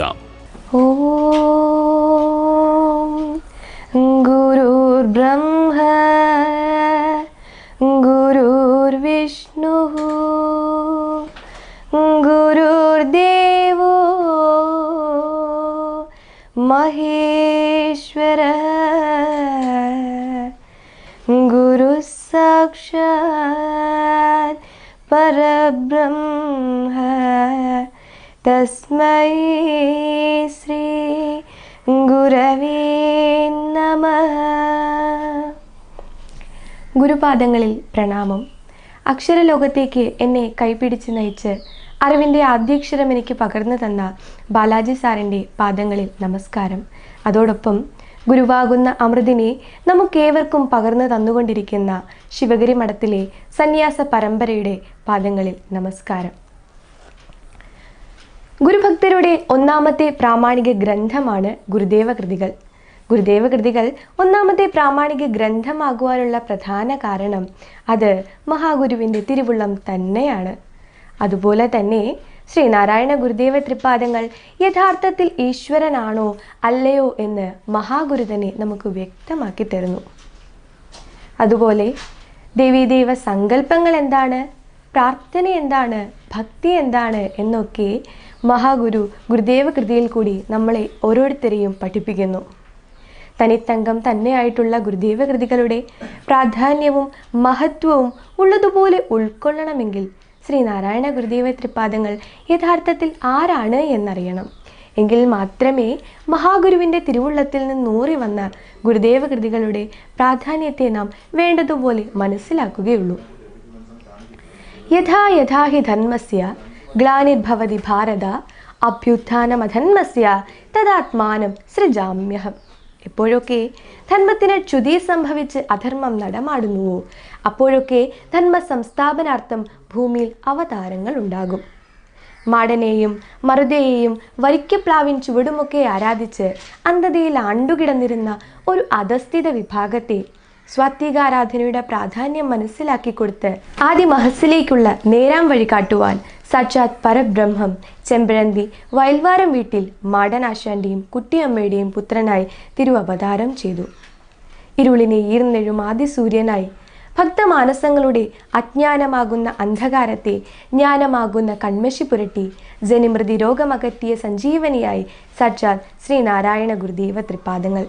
ഇങ്ങനെ ഇരുളിനെ ഈർന്നെഴും ആദിസൂര്യനായി ഇറങ്ങി വന്ന മഹാഗുരുവിൻ്റെ ജ്ഞാനരശ്മികളാൽ സമൂഹം ഒന്നാകവേ സൂര്യകിരണമേറ്റ് പുഷ്പങ്ങൾ വിടരുന്നത് പോലെ സർവ സാമൂഹ്യ തിന്മകൾക്കും അസമത്വങ്ങൾക്കും കാരണമായ ജാതിമത സങ്കുചിത ചിന്തകളിൽ നിന്നും ജനങ്ങൾക്ക് മോചനമുണ്ടായി. അജ്ഞാന അന്ധകാരത്തിൽപ്പെട്ട് നീറിക്കഴിയുന്ന സാധാരണക്കാർക്കും അതുപോലെ തന്നെ പണ്ഡിതന്മാർക്കും ഒരേപോലെ സംസാര ദുഃഖത്തിൽ നിന്നും മോചനം നേടുവാനുള്ള ഒരു ഉത്തമമായ സിദ്ധൌഷധമാണ് ഗുരുദേവ കൃതികളുടെ പാരായണവും മനനവും. വിദ്വാൻ വിദ്വജനങ്ങൾക്ക് അലസനലസനായോർക്കുമജ്ഞർക്കുമജ്ഞൻ വൃദ്ധന്മാർക്കൊക്കെ വൃദ്ധൻ ബഹുവിലസിതമായി ഹന്തബാലർക്കു ബാലൻ സദ്യോഗീന്ദ്രർക്ക് യോഗീശ്വരനഥ സകലജ്ഞാനിനാം ജ്ഞാനിവര്യൻ സിദ്ധിച്ചല്ലോ എനിക്കിങ്ങനെ ഗുരുവരനെൻ അൻപിൽ ഞാൻ കുമ്പിടുന്നേ. വിദ്വാൻമാർക്ക് മഹാവിദ്വാനായും കർമ്മരാഹിത്യം പൂണ്ട് നൈഷ്കർമ്മ ഭാവത്തിൽ വിഹരിക്കുന്നവർക്ക് നൈഷ്കർമ്മ സിദ്ധിയിൽ അമർന്ന മഹാപുരുഷനായും സാധാരണക്കാരായ പാമരന്മാർക്ക് പാമരനായും സകല ശാസ്ത്രങ്ങളും അറിഞ്ഞവർക്ക് പരമജ്ഞാനിയായും അഷ്ടൈശ്വര്യ സിദ്ധിയുള്ള യോഗികൾക്ക് മഹായോഗീശ്വരനായും ഒരേ സമയം വിഹരിച്ച മഹാഗുരുവിനെ ഉള്ളതുപോലെ അറിഞ്ഞ് അമ്മയുടെ മടിത്തട്ടിലണിഞ്ഞ പിഞ്ചു കുഞ്ഞിനെ പോലെ ആ കൃപാതിരേഖത്തിന് പാത്രീഭൂതമായി ജീവിക്കുവാൻ ഉത്തമ ഗുരുപാദ സേവ തന്നെ ശരണം. നിഷ്കളങ്കമായ ഭക്തി ഏകാശ്രയവും. നിഷ്കളങ്കമായ ഭക്തിയെ ഉദാത്തമാക്കുവാനുള്ള ഏറ്റവും ശ്രേഷ്ഠവും ഐശ്വര്യദായകവും അനുഗ്രഹദായകവുമായിട്ടുള്ള മാർഗം ഗുരുദേവ കൃതികളുടെ പഠനവും പാഠനവും തന്നെയാണ്. ശരീരമർത്ഥം പ്രാണം ച സദ്ഗുരുഭ്യോ നിവേദയത്. ഒരു ഉത്തമനായ ഭക്തൻ തൻ്റെ ശരീരവും അർത്ഥവും എന്തിന് തൻ്റെ പ്രാണൻ തന്നെയും സദ്ഗുരുവിന് സമർപ്പിക്കണം. ശ്രീനാരായണ ഗുരുദേവ തൃപാദങ്ങളുടെ തിരുവുള്ളത്തിൽ നിന്നും ഗംഗാ പ്രവാഹം പോലെ ഒഴുകി വന്ന ഗുരുദേവ കൃതികൾ വേദാന്ത രഹസ്യത്തെ ഒളിപ്പിച്ചു വെച്ചുകൊണ്ട് ഭക്തിരസത്തിന് പ്രാധാന്യം നൽകി സാധാരണക്കാരായ ആളുകളെയും ഭക്തിരസത്തിൽ ആറാടിച്ച് പരമപദത്തിലെത്തിക്കുന്നു അവിടുത്തെ സ്തോത്രകൃതികൾ. എന്നാൽ ദാർശനിക കൃതികളാകട്ടെ വേദാന്ത തത്വത്തെ മറമാറ്റി കാട്ടിത്തരുകയും ഭക്തിരസത്തെ അവിടെ ഒളിപ്പിച്ചു വെക്കുകയും ചെയ്യുന്നു. അങ്ങനെ പണ്ഡിതനെയും പാമരനെയും ഒരേപോലെ പരമസത്യത്തിലേക്ക് അടുപ്പിക്കുവാൻ ഗുരുദേവ കൃതികൾക്ക് സാധിക്കുന്നു. ഗുരുദേവ കൃതികളുടെ ആഴങ്ങളിലേക്ക് പരപ്പുകളിലേക്ക് ആർത്തിയോടെ ഊളിയിടുന്ന ഒരുവന് കേവലനായ താൻ ആ പരമാത്മ ചൈതന്യമാകുന്ന മഹാസമുദ്രത്തിലെ വെറും ഒരു കുമിള മാത്രമാണെന്ന തിരിച്ചറിവുണ്ടാകും. അപ്പോൾ അഹങ്കാരം ഇല്ലാതാകും. ഇന്ന് ഈ സമൂഹത്തിൽ നടമാടിക്കൊണ്ടിരിക്കുന്ന സർവ കോലാഹലങ്ങളുടെയും പ്രധാന കാരണം അവൻ ഇവൻ എന്ന ഭേദബുദ്ധിയാണ്. അവനും ഇവനും ആദിമമായൊരു ആത്മചൈതന്യം തന്നെയാണ് എന്ന ഒരു അവബോധം ഒരുവനിൽ ഉണ്ടായാലോ അവിടെ ഭേദബുദ്ധിക്ക് സ്ഥാനമില്ലാതാകുകയും ചെയ്യും. ആത്മാവിനെ ഉപദേശിക്കുന്ന 100 ശ്ലോകങ്ങളുള്ള ആത്മോപദേശ ശതകത്തിൽ കൂടി മഹാഗുരു പറയുന്നു, അവനിവനെന്നറിയുന്നതൊക്കെയോർത്താൽ അവനീലാദിമമായൊരാത്മരൂപം അവനവനാത്മസുഖത്തിനാചരിക്കുന്നവ അപരന്നു സുഖത്തിനായി വരേണം. ഞാനും അവനും ഒരേ ആത്മരൂപം തന്നെയാണെങ്കിൽ ഞാൻ എൻ്റെ സുഖത്തിനായി ചെയ്യുന്ന കർമ്മങ്ങളൊക്കെ അന്യനു കൂടി സുഖത്തെ നൽകുന്നതാകണം. അത് ജീവിത വ്രതമാക്കി എടുക്കുകയും വേണം. അതുപോലെ തന്നെ സകല ജീവജാലങ്ങളോടും കാരുണ്യവും സ്നേഹവും കാട്ടേണ്ടതിൻ്റെ ആവശ്യകത അനുകമ്പാ ദശകത്തിൽ കൂടിയും ജീവകാരുണ്യ പഞ്ചകത്തിൽ കൂടിയും ഗുരു എടുത്തു കാട്ടുന്നു. ഒരു ജീവിക്കു പോലും തന്നിൽ നിന്ന് ഒരു തരത്തിലുള്ള ഉപദ്രവവും ഉണ്ടാകാത്ത വിധത്തിലുള്ള അനുകമ്പയും ഈശ്വര വിചാരവും നമ്മളിൽ ഉറപ്പിക്കുവാൻ പ്രാപ്തമാക്കുന്ന ഗുരു കവനങ്ങളാണ് അനുകമ്പാ ദശകവും ജീവകാരുണ്യ പഞ്ചകവും. ഒരെറുമ്പിനെ പോലും നോവിക്കാതെ ജീവിക്കുവാൻ മാത്രമല്ല, തൻ്റെ ജീവിതം കൊണ്ട് ഒരുവന് ഒരു തരത്തിലുള്ള ഉപദ്രവവും ഉണ്ടാക്കാത്ത വിധത്തിലുള്ള കാരുണ്യവും സ്നേഹവും നമ്മളിൽ ഉണ്ടാകുവാനും കൂടാതെ എല്ലാവരും ആത്മസഹോദരങ്ങളാകയാൽ ഒരു ജീവിയെ പോലും കൊല്ലരുത് എന്നും മഹാഗുരു നമ്മളോട് അരുമയായി ഉപദേശിച്ചു തരുന്നു. ഒരു ഉത്തമനായ ഗുരുഭക്തൻ എന്നാൽ ഗുരുവിൻ്റെ ഉപദേശങ്ങളെ ജീവിതത്തിൽ പ്രാവർത്തികമാക്കി ജീവിക്കുക, അതിന് തന്നാലാവും വിധം ആവോളം ശ്രമിക്കുകയും ചെയ്യുക എന്നത് തന്നെയാണല്ലോ. ഈ പ്രാപഞ്ചിക ലോകത്തിൽ വിഹരിക്കുന്ന നമ്മുടെ ഓരോരുത്തരുടെയും ദുഃഖത്തിൻ്റെ മൂലകാരണം എന്തെന്നും അതിൻ്റെ പരിഹാരം എന്തെന്നും മഹാഗുരു ഗുരുദേവ കൃതികളിൽ കൂടി നമ്മെ പഠിപ്പിച്ചു തരുന്നു. ഗുരുദേവ കൃതികളുടെ അന്തസത്തയിലേക്ക് ഇറങ്ങിച്ചെല്ലുമ്പോൾ നമുക്ക് വ്യക്തമാകുവാൻ കഴിയുന്ന ഒരു കാര്യം, അനുകമ്പയില്ലാത്തവനിലാണ് ദുഃഖങ്ങൾ ഉളവാകുക. അരുളൻ പനുകമ്പ മൂന്നിനും പൊരുളൊന്നാണ്. അത് സംസാര സാഗരത്തെ തരണം ചെയ്യിക്കുന്നതിനായിട്ട് സഹായിക്കുന്നു. എന്നാൽ അജ്ഞാനിയാകട്ടെ, അവൻ അനുകമ്പയ്ക്ക് എതിരാണ്. അങ്ങനെയുള്ളവൻ പണത്തിൻ്റെയും പദവിയുടെയും ഒക്കെ പേരിൽ ഈശ്വരനെ മറന്ന് ജീവിക്കുകയും ചെയ്യുന്നു. അതിൻ്റെ ഫലമോ സർവനാശം തന്നെ. മഹാഗുരു സ്വാനുഭവ ഗീതയിൽ കൂടി പറയും, ആനന്ദക്കടൽ പൊങ്ങിത്താനേ പായുന്നിതാ പറന്നൊരു പോൽ ജ്ഞാനം കൊണ്ടതിലേറി പാനം ചെയ്യുന്നു പരമഹംസജനം. സർവത്ര ഒരു ആനന്ദ സമുദ്രം തന്നെ തെളിഞ്ഞ് ഒരേ മട്ടിൽ വ്യാപിച്ച് സ്വയം നിറഞ്ഞു കവിയുന്നു. സത്യം കണ്ട സ്ഥിതപ്രജ്ഞന്മാർ വസ്തു ഒന്നേ ഉള്ളൂ എന്ന ദൃഢമായ അനുഭവത്തിലൂടെ ആ ആനന്ദ കടലിലിറങ്ങി അത് കുടിച്ചു മതിക്കുന്നു. തൻ്റെ ഉള്ളിൽ കുടികൊള്ളുന്ന ആത്മാവ് തന്നെയാണ് ജഗത്തിലെങ്ങും വ്യാപിച്ചു കിടക്കുന്ന പരമസത്യം എന്ന് തിരിച്ചറിഞ്ഞ് ബ്രഹ്മസാക്ഷാത്കാരം നേടി അവൻ്റെ ജീവിതത്തെ അർത്ഥപൂർണമാക്കുന്നു. അതുകൊണ്ട് മഹാഗുരു വീണ്ടും ഉപദേശിക്കുന്നു, ജനമിതു കണ്ടു തെളിഞ്ഞാൽ ജനിമൃതി കൈവിട്ടിരിക്കുമന്നിലയിൽ മനതളിരുന്നു കലർന്നാൽ അനവരതം സൗഖ്യമന്നു തന്നെ വരും. ഇന്ന് നാം തേടി നടക്കുന്ന എല്ലാ തരത്തിലുള്ള സുഖത്തിൻ്റെയും ഇരിപ്പിടം ഈശ്വരനിലാണ്. ലോകസുഖങ്ങൾ നൈമിഷികം മാത്രമാണെന്നും പ്രാപഞ്ചിക ദൃശ്യങ്ങളിൽ മമതാബന്ധം വെടിയലാണ് ബ്രഹ്മാനന്ദ പ്രാപ്തിക്കുള്ള മാർഗം എന്നും മഹാഗുരു ഉപദേശിച്ചു തരുന്നു. ഇന്ന് നാം തേടി നടക്കുന്ന എല്ലാ തരത്തിലുള്ള സുഖത്തിൻ്റെയും ഇരിപ്പിടം ഈശ്വരനിലാണ്. ലോകസുഖങ്ങൾ നൈമിഷികം മാത്രമാണെന്നും പ്രാപഞ്ചിക ദൃശ്യങ്ങളിൽ മമതാബന്ധം വെടിയലാണ് ബ്രഹ്മാനന്ദ പ്രാപ്തിക്കുള്ള ഏക മാർഗം എന്നും മഹാഗുരു ഗുരുദേവ കൃതികളിൽ കൂടി നമ്മെ പഠിപ്പിച്ചു തരുന്നു. അതുപോലെ തന്നെ സംസാര സാഗരത്തെ തരണം ചെയ്യുന്നതിനുള്ള ഉത്തമമായ സിദ്ധൌഷധവും ഇത് തന്നെയാണ്. ആത്മോപദേശ ശതകം 44 മുതൽ 49 വരെയുള്ള ശ്ലോകത്തിൽ കൂടി യഥാർത്ഥത്തിൽ മതം എന്താണ് എന്ന് പഠിപ്പിക്കുന്നു. പരമസത്യം യുദ്ധങ്ങൾ കൊണ്ടോ വാദകോലാഹലങ്ങൾ കൊണ്ടോ ഒരു മതത്തെയും തകർക്കാനുമാവില്ല. ഒരു മതത്തോട് മറ്റൊരു മതം പൊരുതി വിജയം ഒരിക്കലും സാധ്യവുമല്ല. കാരുണ്യവും സ്നേഹവും സമഭാവനയും ഊട്ടിയുറപ്പിച്ച് ഒരുവനെ പരമ ലക്ഷ്യപ്രാപ്തിയിലേക്ക് എത്തിക്കുക എന്നതാണ് മഹാഗുരു കൃതികളിലൂടെ നമുക്ക് പകർന്നു തന്ന പീയൂഷം. ഇത് നുകരുന്നവനോ ഭൗതിക സുഖങ്ങളിൽ ആസക്തനാകാതെ ഈശ്വരനെ അറിഞ്ഞു ജീവിക്കുകയും ചെയ്യുന്നു. കർമ്മപാശമാണ് എല്ലാ ദുഃഖങ്ങളുടെയും കാരണം. സങ്കല്പവാസനയൊടുങ്ങി കർമ്മപാശം നീങ്ങുമ്പോൾ ഒരുവൻ സ്വസ്ഥനാകുന്നു. സ്വസ്ഥൻ എന്നാൽ സ്വമ്മിൽ സ്ഥിതി ചെയ്യുന്നവൻ. അതായത് എന്നിൽ തന്നെ ഞാൻ ഉറച്ചു നിൽക്കുമ്പോൾ ഞാൻ സ്വസ്ഥനാകുന്നു. അസ്വസ്ഥതയുടെ കാരണം കർമ്മപാശം.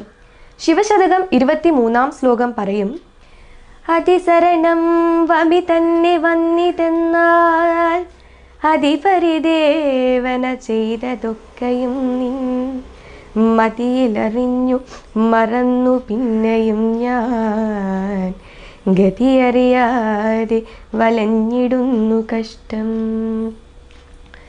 കണ്ണുനീർ വാർത്ത് ഭഗവാനോട് പ്രാർത്ഥിച്ചതുകൊണ്ട് മാത്രമേ മനസ്സിൻ്റെ അതിരറ്റ വിഷയാഭിനിവേശം മാറിക്കിട്ടു. മനസ്സിൻ്റെ അതിരറ്റ വിഷയാഭിനിവേശത്തെയാണ് അതിസരണം എന്ന് പറയുന്നത്. അതിഭക്ഷണം കൊണ്ട് എപ്രകാരമാണോ ജഡരാഗ്നി കോപിച്ച് ദഹനം തകരാറിലാകുന്നത്, അതുപോലെ മനസ്സിൻ്റെ അതിരറ്റ വിഷയാഭിനിവേശം ജീവനെ ഒരു അഗ്നിജ്വാലയാക്കി മാറ്റുന്നു. ഈ അഗ്നിജ്വാല ശമിക്കുവാൻ ഹൃദയമലിഞ്ഞുള്ള പ്രാർത്ഥന മാത്രമാണ് ഏക ആശ്രയം, ഏക ഔഷധം. ഒരിക്കൽ കഴിക്കുമ്പോൾ അല്പം സുഖം തോന്നുന്നു, ഇനി ഔഷധം ആവർത്തിക്കേണ്ട ആവശ്യമില്ല എന്ന് കരുതി ഔഷധത്തെ അവിടെ നിർത്തരുത്. അങ്ങനെ നിർത്തിയാൽ രോഗം മൂർച്ഛിക്കും. അതുപോലെ തന്നെയാണ് പ്രാർത്ഥനയും. ഒരു ദിവസത്തെ പ്രാർത്ഥന കൊണ്ട് അല്പം സുഖം തോന്നി പ്രാർത്ഥനയെ അവിടെ നിർത്താതെ നിത്യവും ആവർത്തിക്കേണ്ട ഒരു പ്രക്രിയ തന്നെയാണ് പ്രാർത്ഥന എന്ന് ശിവശതകത്തിൽ കൂടി മഹാഗുരു അരുമയായി നമ്മോട് ഉപദേശിച്ചു തരുന്നു. മനസ്സ് ഈശ്വര ചിന്തയിൽ നിന്നും വിട്ടുപോകാതെ നോക്കണം. ഭഗവാനെ തന്നെ ചിന്തിക്കുക. ഭഗവാന്റെ നാമം അഥവാ മന്ത്രം സദാ ഉരുവിടുക. അതുതന്നെ ചർച്ച ചെയ്യുക. അതിൽ ഏകാഗ്രപ്പെടുക. അതാണ് ബ്രഹ്മാഭ്യാസം. ആത്മോപദേശ ശതകം 82 ശ്ലോകം പറയും, ഹരണി കടഞ്ഞെഴും അഗ്നി പോലെ ആരായി വവരിലിടുന്നതിരറ്റെഴും വിവേകം പരമചിദംബരമാർന്ന ഭാനുവായി നിൻ എരിയുമെതിന്നെരിയായിടുന്നു സർവം. കൂട്ടിയുരച്ച് തീ കത്തിക്കുവാനുള്ള 2 തടിക്കഷ്ണങ്ങളാണ് അരണി. ഇവ ഉപയോഗിച്ചാണ് പണ്ടൊക്കെ വനവാസികൾ തീ കത്തിച്ചിരുന്നത്. അവ അല്പനേരം കൂട്ടിയുരസുമ്പോൾ പൊടുന്നനെ അഗ്നി ഉണ്ടാകുന്നു. അഗ്നിയെ സൃഷ്ടിക്കുന്ന അരണി അഥവാ തടിക്കഷ്ണങ്ങൾ അഗ്നിയിൽ തന്നെ ദഹിച്ച് ഭസ്മമാകുകയും ചെയ്യുന്നു. ഇതുപോലെ ധ്യാന മനനങ്ങൾ കൊണ്ട് മഥിക്കപ്പെടുന്ന ഒരുവന്റെ മനസ്സും രണ്ടായി വിഭജിക്കപ്പെടുന്നു. അതിൽ ഒരു ഭാഗം ലോകകാര്യങ്ങളിൽ വ്യാപരിക്കുമ്പോൾ മറ്റൊരു ഭാഗം ആത്മാന്വേഷണത്തിന് മുതിർന്നുകൊണ്ടേയിരിക്കും. ഇങ്ങനെ ഈ രണ്ടു ഭാഗങ്ങളും ധ്യാനിക്കുന്ന ഒരുവന്റെ മനസ്സിൽ ശക്തമായ ഉരസലുകൾ ഉണ്ടാകുന്നു. ഇങ്ങനെ രണ്ടു ഭാഗങ്ങളും ധ്യാനിക്കുന്ന നമ്മുടെ മനസ്സുകളിൽ ഉരസലുകൾ ഉണ്ടാകുന്നു. ഒരു ഭാഗം ഭൗതിക ആസക്തിയിലേക്ക് വലിക്കുമ്പോൾ മറ്റൊരു ഭാഗം ആത്മാന്വേഷണം നടത്തിക്കൊണ്ടേയിരിക്കുന്നു. ഈ ഉരസലുകളാണ് ഒരുവന്റെ മനസ്സിൽ നടക്കുന്ന അരണി കടച്ചിൽ. ഇതിൻ്റെ ഫലമായി വിവേകാഗ്നി ഉദയം ചെയ്യുന്നു. ഈ കാണുന്ന പ്രപഞ്ചം അസത്യമാണെന്നും ബ്രഹ്മം മാത്രമേ സത്യമായിട്ടുള്ളൂ എന്ന തിരിച്ചറിവാണ് വിവേകാഗ്നി. അഗ്നി അരണി അഥവാ വിറക് അഗ്നിയിൽ ദഹിച്ചു പോകുന്നു, അല്ലെങ്കിൽ എരിഞ്ഞു തീരുന്നതോടെ അണയുന്നു. എന്നാൽ വിവേകാഗ്നിയാകട്ടെ സൂര്യകോടി പ്രഭ ചൊരിഞ്ഞ് പ്രകാശിച്ചുകൊണ്ട് തന്നെയിരിക്കും. അതുകൊണ്ട് ഗുരുദേവ തൃപാദങ്ങൾ പ്രപഞ്ച സൃഷ്ടി എന്ന കൃതിയിൽ കൂടി നമുക്ക് പറഞ്ഞു തരുന്നു, ഈ മനുഷ്യദേഹം ഭഗവത് നാമ ജപത്തിനുള്ള വെറും ഒരു ഇരിപ്പിടം മാത്രമാണ്. ജപപടമംഗമാം അതിലിരുന്ന് ജപിക്കുകിൽ ഇങ്ങുപരതി വന്നു ചേരും അകതാരിൽ ഒരിമ്പമതാം. ഇതിൽ ഗുരു നമ്മോട് അരുമയായി പറഞ്ഞു തരുന്നു, ഇപ്പോഴും ഭൗതിക സുഖങ്ങളോട് ആർത്തി പൂണ്ട് നടക്കുന്ന മനസ്സേ, ഭൗതിക സുഖങ്ങളുടെ പിന്നാലെ പാഞ്ഞ് പരാജയപ്പെട്ടാണ് നീ ഭഗവത് പാദങ്ങളിൽ പറ്റിച്ചേർന്നത്. ഇത് നിനക്ക് നല്ലതുപോലെ ഓർമ്മ വേണം. ഭഗവത് നാമം ഉച്ചരിക്കുവാനുള്ള വെറും ഒരു ഇരിപ്പിടം മാത്രമാണ് ഈ ശരീരം. ജപപടമാണ് ശരീരം. ജപപടം എന്നാൽ ജപിക്കുവാൻ വേണ്ടി നാം ഇരിക്കുവാൻ ഉപയോഗിക്കുന്ന വസ്ത്രം. അതുകൊണ്ട് ഈ ഭൗതിക ശരീരത്തിൽ നീ നിലനിൽക്കുന്നിടത്തോളം കാലം ഈശ്വരനെ നിഷ്കളങ്കമായി പൂജിക്കൂ. ഇങ്ങനെ പ്രപഞ്ച സൃഷ്ടിയിൽ കൂടിയും മനനാതീതത്തിൽ കൂടിയും കാമനെ ജയിക്കുവാനുള്ള മരുന്ന് ഉപദേശിച്ച് ശിവശതകത്തിൽ ആത്മസമർപ്പണം പ്രയോഗത്തിൽ വരുത്തേണ്ടത് എപ്പോഴാണ് എന്നും ഗുരു വ്യക്തമാക്കുന്നു. ഒരുവനിൽ ആധ്യാത്മിക അനുഭൂതി നിറച്ച് അവൻ്റെ ഭൗതിക ജീവിതത്തെ സുഖവും ശാന്തിയും ഉള്ളതാക്കി തീർത്ത് മോക്ഷത്തിൻ്റെ വാതിൽ തുറന്നു കൊടുത്തുകൊണ്ട് പരമ ലക്ഷ്യപ്രാപ്തിയിലേക്ക് കൊണ്ടെത്തിക്കുന്നു ഗുരുദേവ കൃതികൾ. അദ്വൈത ദീപിക 18-ാം ശ്ലോകത്തിൽ പറയും, മുന്നേ കടന്നു വിഷയം പ്രതിവൃത്തി മുന്നിൽ നിന്നീടുമാവരണമാം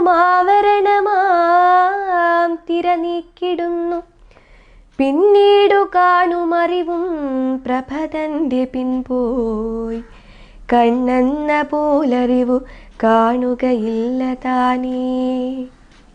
നാമരൂപങ്ങളെ ആശ്രയിച്ചുള്ള സങ്കല്പ പരമ്പരയെ പുറന്തള്ളാതെ ആത്മതത്വത്തെ മറയ്ക്കുന്ന ആവരണത്തെ കണ്ടെത്താൻ കഴിഞ്ഞാലോ അതിനെയും എടുത്തു മാറ്റണം.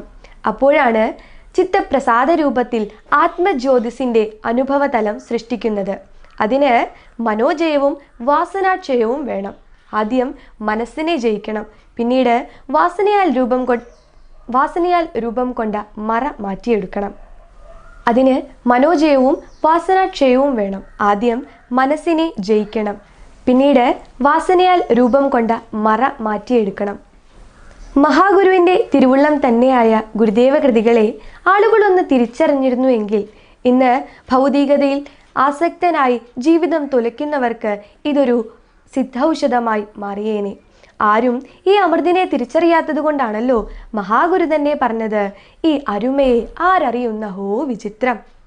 ജീവിതത്തിലെ ഒരേ ഒരു നിമിഷം മഹാഗുരുവിലേക്കൊന്ന് നോക്കിയെങ്കിൽ, ഗുരുദേവകൃതി പാനം ചെയ്യുവാൻ ഒരാർത്തി തോന്നിയെങ്കിൽ അവൻ സുകൃതിയായി.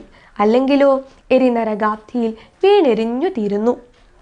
പ്രാർത്ഥനകളൊക്കെയും ഭൗതിക കാമനകളുടെ പൂർത്തീകരണത്തെ ലക്ഷ്യമിട്ടാക്കാതെ, ഞാനെന്ന ജീവി ഭൂമിയിലുള്ളിടത്തോളം കാലം മനുഷ്യനെന്നല്ല ഒരു ജീവിക്ക് പോലും എന്നെക്കൊണ്ട് ഒരു തരത്തിലുള്ള ഉപദ്രവം ഉണ്ടാക്കാത്ത രീതിയിൽ അവിടുത്തെ കൃപാതിരേഖത്തിന് പാത്രീഭൂതമായി ജീവിക്കുവാൻ അനുഗ്രഹം തരണേ. ജീവിതത്തിൽ പരമലക്ഷ്യം സാക്ഷാത്കരിച്ച് അനുഭവിക്കുന്ന ഒരു ആചാര്യൻ മനുഷ്യരാശിക്ക് നൽകുന്ന ഉപദേശം ഇതാണ്: എല്ലാ കർമ്മചലനങ്ങളിൽ കൂടിയും നീ ആ സത്യത്തെ തിരയൂ. മഹാഗുരു ജനനി നവരത്ന മഞ്ജരിയിൽ കൂടി ഇത് തന്നെ പറയുന്നുണ്ട്. ആരായുകിൽ തിരകൾ നീരായിടുന്നു പണിനാരായിടുന്നു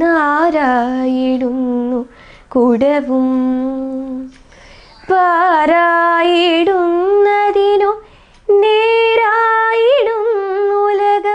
ഓരാകിലുണ്ടകിലവും നേരായതിൻ കഴലിലാരാധനം തരണം ആരാലിതിന്നൊരു വരം നേരായി വന്നിടുക വേറാരുമില്ലഗതി ഹേ രാജയോഗ ജനനീ.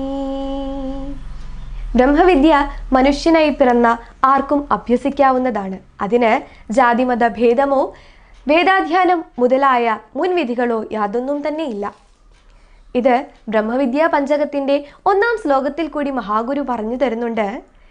നിത്യാനിത്യ വിവേകതോ ഹി നിതരാം നിർവേദമാപത്യ സദ്വിദ്വാനത്ര സമാധിഷത്കലസിത സ്യാന്മുക്തികാമോ ഭുവി പശ്ചാത് ബ്രഹ്മവിദുത്തമം പ്രണതി സേവാദി പ്രസന്നം ഗുരും പൃച്ഛേത് കോഹമിദം കുതോ ജഗതിതി സ്വാമിൻ വദത്വം പ്രഭോ.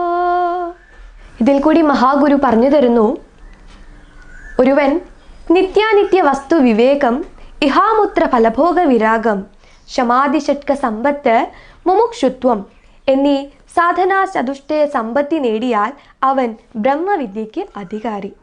ഈ ലോകത്ത് സത്യമുണ്ടെന്നറിഞ്ഞ് തിരയുന്നവൻ നിത്യമേത് അനിത്യമേത് എന്ന് വേർതിരിച്ചറിയണം. ഇതിനെയാണ് നിത്യാനിത്യ വസ്തു വിവേകം എന്ന് പറയുന്നത്. ഈ പ്രാപഞ്ചിക ദൃശ്യങ്ങൾ അസത്യമാണെന്ന ഒരു അവബോധം ഒരുവനിലുണ്ടായി ഈ ലോകത്തും പരലോകത്തുമുള്ള സുഖങ്ങളെ ഉപേക്ഷിക്കണം. ഇതാണ് ഇഹാമുത്ര ഫലഭോഗ വിരാഗം. എന്നിട്ട് ശമം, ദമം, തിതിക്ഷ, ഉപരതി, ശ്രദ്ധ, സമാധാനം മുതലായ ശമാധിഷട്ക സമ്പത്ത് വേണ്ടതുപോലെ അനുഷ്ഠിച്ച് മുമുക്ഷുത്വം, അതായത് ബ്രഹ്മസാക്ഷാത്കാരം നേടി സംസാര സാഗരം തരണം ചെയ്യണം എന്നുള്ള ഒരു ആഗ്രഹത്തെ ഉണ്ടാക്കി ഈ കർമ്മഭൂമിയിൽ വെച്ച് തന്നെ തണ്ടാരിൽ വീണ് മധു ഉണ്ടാരമിക്കുന്ന വണ്ടായി മാറി ബ്രഹ്മസാക്ഷാത്കാരം നേടി അനുഭവിച്ച ഒരു ആചാര്യനെ, ഒരു ഗുരുവിനെ കണ്ട് പ്രണമിച്ചുപചരിച്ച് പ്രസന്നനാക്കിയിട്ട് ഗുരുവിനോട് ചോദിക്കണം, പ്രഭോ അഹം കഹ, ഞാൻ ആര്? ഇതം ജഗത് കുത, ഈ പ്രപഞ്ചം എവിടെ നിന്നുണ്ടായി? ഇത് തന്നെ വിവേക ചൂടാമണിയിൽ പറയും, സ്വാമിൻ നമസ്തേ നതലോകബന്ധോ കാരുണ്യ സിന്ധോ പതിതം ഭവാബ്ധോ മാമുദ്ധരാത്മീയ കടാക്ഷ ദൃഷ്ട്വാ ഋജ്വാദി കാരുണ്യ സുധാപി വൃഷ്ട്വാ. എന്നിട്ട് ഗുരു 2-ാം ശ്ലോകത്തിൽ കൂടി ഈ ചോദിച്ച ചോദ്യങ്ങളുടെയൊക്കെ ഉത്തരം തരുന്നുണ്ട്. ത്വം ഹി ബ്രഹ്മന ചേന്ദ്രിയാണി ന മനോ ബുദ്ധിന്ന ചിത്തം വപു പ്രാണാഹം ഹൃദയോന്യദപ്യ സദ്വിദ്യാ കൽപ്പിതം സ്വാത്മനി സർവം ദൃശ്യതയാ ജഡം ജഗതിതം തത്വപരം നാന്യതോ ജാതം ന സ്വതയേവ ഭാതി മൃഗതൃഷ്ണാഭം ദരീദൃശ്യത. അല്ലയോ കുഞ്ഞേ, നീ ബ്രഹ്മം തന്നെയാണ്. ശങ്കരാചാര്യരും പറയും, മനോബുദ്ധ്യഹങ്കാര ചിത്താനിനാഹം ന ച ശ്രോത്രജിഹ്വേ ന ചക്രാണനേത്രേ ന ച വ്യോമഭൂമിർ ന തേജോ ന വായോ ചിദാനന്ദരൂപ ശിവോഹം ശിവോഹം. നീ ഈ കാണുന്ന മനസ്സല്ല, നീ ഇന്ദ്രിയങ്ങളല്ല, ശരീരമല്ല, ഈ കാണുന്നതൊന്നും നീയല്ല. മനോബുദ്ധ്യഹങ്കാര ചിത്താനിനാഹം ന ച ശ്രോത്രജിഹ്വേ ന ച ഘ്രാണനേത്രേ ന ച വ്യോമഭൂമിർ ന തേജോ ന വായു ചിദാനന്ദരൂപ ശിവോഹം ശിവോഹം.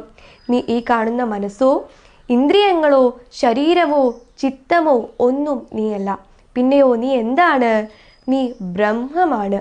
അറിവതു നാം അതുതന്നെ, മറ്റുമെല്ലാവരും അതുതൻ വടിവാർന്നു നിന്നിടുന്നു. അങ്ങനെ ഞാനും നീയും ഞെരുക്കെ കലരുന്ന ഒരു പരമഭാഗ്യത്തിലേക്ക് എത്തിച്ചേരുവാൻ മഹാഗുരുവിൻ്റെ അനുഗ്രഹം എന്നും ഉണ്ടായിരിക്കണം. അങ്ങനെ ഞാനും നീയും ഞെരുക്കെ കലരുന്ന ആ പരമഭാഗ്യത്തെ നൽകുവാൻ അവിടുന്ന് അനുഗ്രഹിക്കണേ. അദ്വൈത ദർശനത്തെ ഊട്ടിയുറപ്പിച്ചു തരുന്ന കൃതികൾ തത്വമസി, അഹം ബ്രഹ്മാസ്മി, അയമാത്മാ ബ്രഹ്മ, പ്രജ്ഞാനം ബ്രഹ്മ തുടങ്ങിയ ഉപനിഷത്ത് മന്ത്രങ്ങളെ കാച്ചിക്കുറുക്കി വച്ചിരിക്കുന്നവ തന്നെയാണ്. അതുകൊണ്ട് തനിത്തങ്കം തന്നെയായ ഗുരുദേവ കൃതികളുടെ പഠനവും മനനവും നമ്മെ മോക്ഷമാർഗം തെളിച്ചു തരിക തന്നെ ചെയ്യും. അതുകൊണ്ട് എല്ലാവരും ഗുരുദേവ കൃതികളാകുന്ന സിദ്ധൌഷധം പാനം ചെയ്ത് ജനന മരണ രൂപത്തിലുള്ള സംസാര രോഗത്തെ ശമിപ്പിക്കുക. അതിന് സ്വാമി തൃപാദങ്ങളുടെ കൃപയും വാത്സല്യവും എല്ലാവരിലും ഒരുപോലെ ഉണ്ടാവട്ടെ എന്ന പ്രാർത്ഥനയോടെ ഈ അക്ഷരമലരുകളെ ആചാര്യപാദങ്ങളിൽ സമർപ്പിച്ചുകൊണ്ട് നിർത്തുന്നു. നന്ദി, നമസ്കാരം. ശ്രീനാരായണ ധർമ്മം ജയിക്കട്ടെ.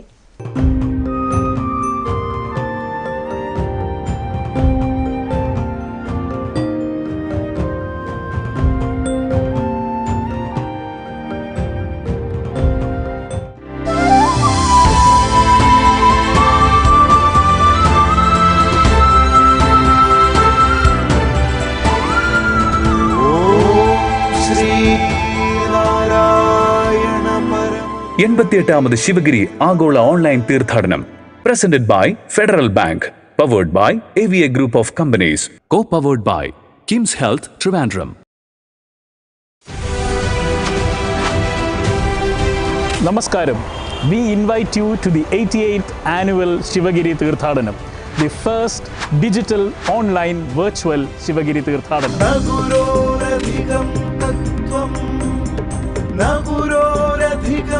Perfectly aligned with Gurudevan's emphasis on learning and self-development being the ultimate purposes of the pilgrimage, we bring to you a galaxy of international experts to your home screen.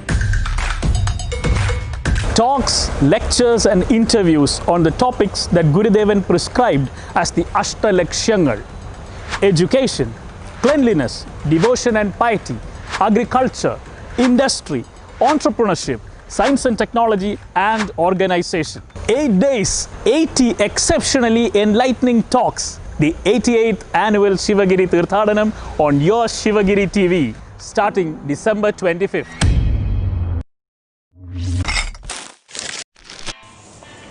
Tak tik tak tik tak tik tak tik tak. 473 cash or card?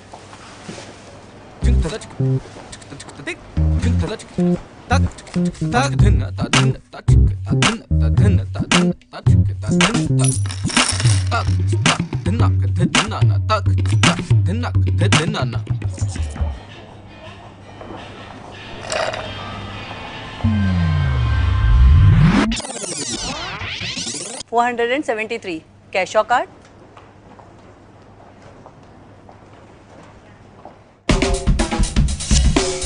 No swiping, no typing, no counting. Just tap and away you go. Introducing contactless cards from Federal Bank.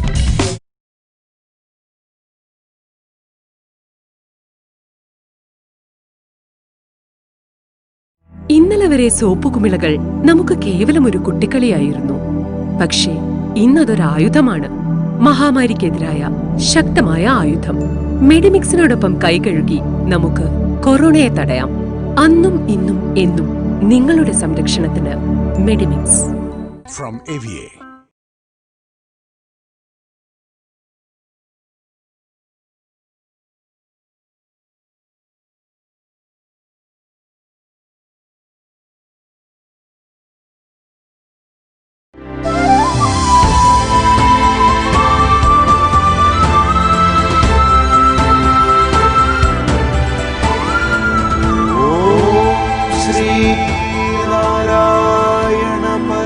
എൺപത്തിയെട്ടാമത് Sivagiri ആഗോള online തീർത്ഥാടനം presented by federal bank, powered by AVA group of companies, co-powered by KIMS health Trivandrum.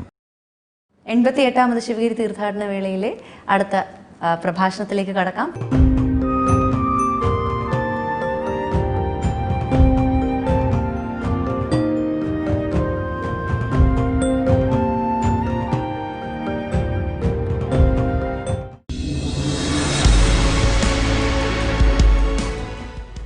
Gokul. സ്വാഗതം ചെയ്യാം ഏറെ സ്നേഹത്തോടെ 88ാമത് ശിവഗിരി ആഗോള online തീർത്ഥാടനത്തിലെ കുട്ടികളുടെ സമ്മേളനത്തിലേക്ക്. ചുറുചുറുക്കുള്ള വാക്കുകളുമായി ഗോകുൽ.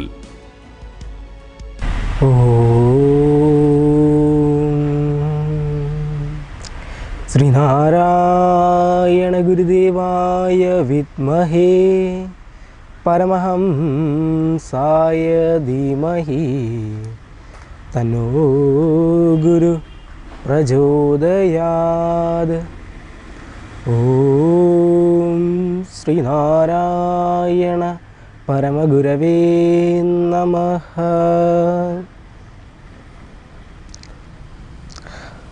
അനുകമ്പാമൂർത്തിയായ ഭഗവാൻ ശ്രീനാരായണ ഗുരുദേവ തൃപാദങ്ങളുടെ അൻപാർന്ന പാതാരവിന്ദങ്ങളിൽ ശതകോടി പ്രണാമം. ഏവർക്കും എൻ്റെ വിനീതമായ നമസ്കാരം. ഞാനും നിങ്ങളുമടങ്ങുന്ന ഒരു വലിയ ജനസമൂഹം ഒരു ചെറിയ കീടാണുവിൻ്റെ മുൻപിൽ പകച്ചു നിൽക്കുന്ന ഈ അവസരത്തിൽ കഴിഞ്ഞ ശിവഗിരി തീർത്ഥാടനങ്ങളിൽ നിന്നെല്ലാം വ്യത്യസ്തമായി എന്നാൽ പുതുമയുള്ള ഒരു തീർത്ഥാടനമായി മാറുകയാണ് 88ാമത് ശിവഗിരി തീർത്ഥാടനം. 1928 ജനുവരി മാസം 16-ാം തീയതി കോട്ടയത്തെ നാഗമ്പടം ക്ഷേത്രത്തിലെ തേന്മാവിൻ ചുവട്ടിൽ നിന്ന് സ്വാമി തൃപാദങ്ങൾ ശിവഗിരി തീർത്ഥാടനത്തിന് അനുമതി നൽകുമ്പോൾ ലോകത്തിൽ അതുവരെ ഉണ്ടായിരുന്ന എല്ലാ തീർത്ഥാടനങ്ങളിൽ നിന്നും വ്യത്യസ്തമായി ഒരു മനുഷ്യൻ്റെ ആത്മീയവും ഭൗതികവുമായ ഉയർച്ചയ്ക്ക് ഉതകുന്നതാവുന്ന രീതിയിൽ സ്വാമി തൃപാദങ്ങൾ ശിവഗിരി തീർത്ഥാടനത്തെ രൂപകൽപ്പന ചെയ്തു.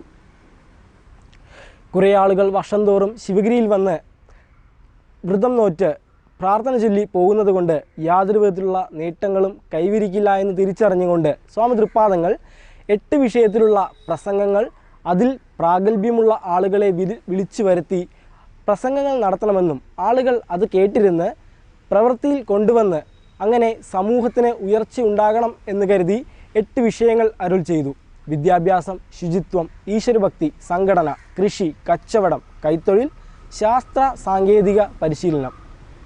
ഇന്ന് ലോകത്തിൻ്റെ വിവിധ സ്ഥലങ്ങളിലുള്ള നിങ്ങൾ ഒരു സ്ക്രീനിലൂടെ എന്നെയും എൻ്റെ ശബ്ദത്തെയും കേൾക്കുമ്പോൾ സ്വാമി തൃപാദങ്ങൾ അന്ന് അരുൾ ചെയ്ത 8 വിഷയങ്ങളിൽ ആദ്യത്തെ വിഷയം വിദ്യാഭ്യാസവും അവസാനത്തെ തീർത്ഥാടന ലക്ഷ്യമായ ശാസ്ത്ര സാങ്കേതിക പരിശീലനവും നമ്മെ ഇതിന് സഹായിച്ചു. അപ്പോൾ സ്വാമി തൃപാദങ്ങൾ പറഞ്ഞ 8 വിഷയവും നാം പഠിക്കേണ്ടതാണ്. അതിൽ ഗുരുദേവനും ഇംഗ്ലീഷ് വിദ്യാഭ്യാസവും എന്ന വിഷയത്തിൽ എൻ്റെ ചില ആശയങ്ങൾ ഞാൻ നിങ്ങളുമായി പങ്കുവെച്ചു കൊള്ളട്ടെ. ശ്രീനാരായണ ഗുരുദേവൻ കാലത്തിനു മുന്നേ സഞ്ചരിച്ച യതിവര്യനാണ്.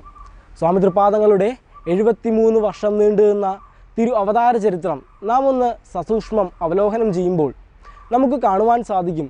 സ്വാമി തൃപാദങ്ങൾ എല്ലാത്തിനെയും കോർത്തിണക്കിയതായി നമുക്ക് കാണാനാവും, എല്ലാത്തിനെയും സംയോജിപ്പിക്കുന്നതായി നമുക്ക് കാണാനാവും. അത് മതത്തെയാണെങ്കിലും സംസ്കാരത്തെയാണെങ്കിലും അങ്ങനെ തന്നെ. മതത്തിൻ്റെ കാര്യത്തിലാണെങ്കിൽ അന്ന് ലോകത്തുണ്ടായിരുന്ന എല്ലാ മതങ്ങളെയും കോർത്തിണക്കിക്കൊണ്ട് ഏക ലോക മാനുഷിക ദർശനം, മാനവ ദർശനം സ്വാമി തൃപാദങ്ങൾ ലോകത്തിന് പകർന്നു നൽകി. സംസ്കാരത്തിൻ്റെ കാര്യത്തിലാണെങ്കിൽ അങ്ങനെ തന്നെ. ആ കാലഘട്ടത്തിൽ ശൈവ ഭക്തിയും വൈഷ്ണവ ഭക്തിയും ഉണ്ടായിരുന്നു. സ്വാമി തൃപാദങ്ങളുടെ കൃതികൾ എടുത്ത് പരിശോധിക്കുമ്പോൾ ശൈവ സ്തോത്രങ്ങളും അതായത് ശിവസ്തോത്രങ്ങളും വിഷ്ണു സ്തോത്രങ്ങളും നമുക്ക് കാണുവാൻ സാധിക്കും. അവയെയും സ്വാമി തൃപാദങ്ങൾ കൂട്ടിയിണക്കി. സംസ്കാരത്തിൻ്റെ കാര്യത്തിലാണെങ്കിൽ പാശ്ചാത്യ പൗരസ്ത്യ സംസ്കാരത്തെ സ്വാമി തൃപാദങ്ങൾ കൂട്ടിയിണക്കി. അതിനുവേണ്ടിയാണ് സ്വാമി തൃപാദങ്ങൾ ആലുവയിൽ ഒരു സംസ്കൃത പാഠശാലയും ശിവഗിരിയിൽ ഒരു ഇംഗ്ലീഷ് വിദ്യാഭ്യാസ സ്ഥാപനവും ആരംഭിച്ചത്. ഇംഗ്ലീഷ് വിദ്യാഭ്യാസത്തിൻ്റെ പ്രാധാന്യത്തെപ്പറ്റി സ്വാമി തൃപാദങ്ങൾ എടുത്തു പറയുന്നത് 1912 ഒരു പ്രസംഗത്തിലാണ്. 1912 മകരമാസത്തിൽ 9-ാം തീയതി ചെറായി വിജ്ഞാനവർദ്ധിനി സഭയിലെ അംഗങ്ങൾ സ്വാമി തൃപാദങ്ങൾക്ക് ഒരു സ്വീകരണം നൽകുകയും സ്വാമി തൃപാദങ്ങൾ അതിന് ഒരു ആശംസാ പ്രസംഗം നടത്തുകയും ചെയ്തു.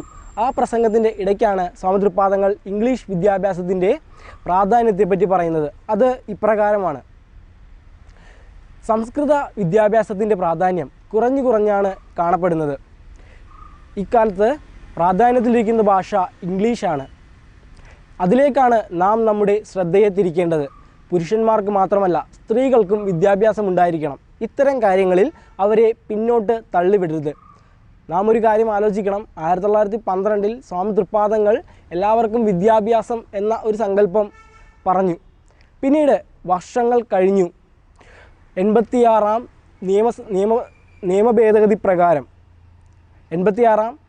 നിയമഭേദഗതി പ്രകാരം എല്ലാവർക്കും സൗജന്യവും നിർബന്ധിതവുമായ വിദ്യാഭ്യാസം 2010-ലാണ് സർക്കാർ ഒരു നിയമമായി നമ്മുടെ ഇന്ത്യൻ ഭരണഘടനയിൽ കൂട്ടിച്ചേർക്കുന്നത് പോലും.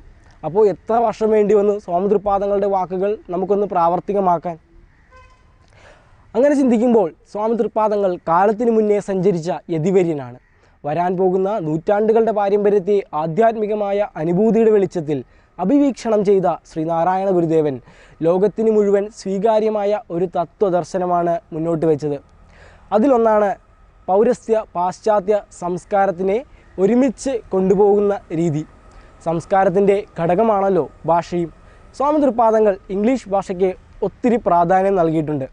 ഇംഗ്ലീഷ് ഭാഷ പഠിക്കുന്നതിനും പാശ്ചാത്യ സംസ്കാരം പഠിക്കുന്നതിനുമായി തൃപ്പാദങ്ങളുടെ ശിഷ്യന്മാരെ നിയോഗിക്കുകയും ഉണ്ടായിട്ടുണ്ട്.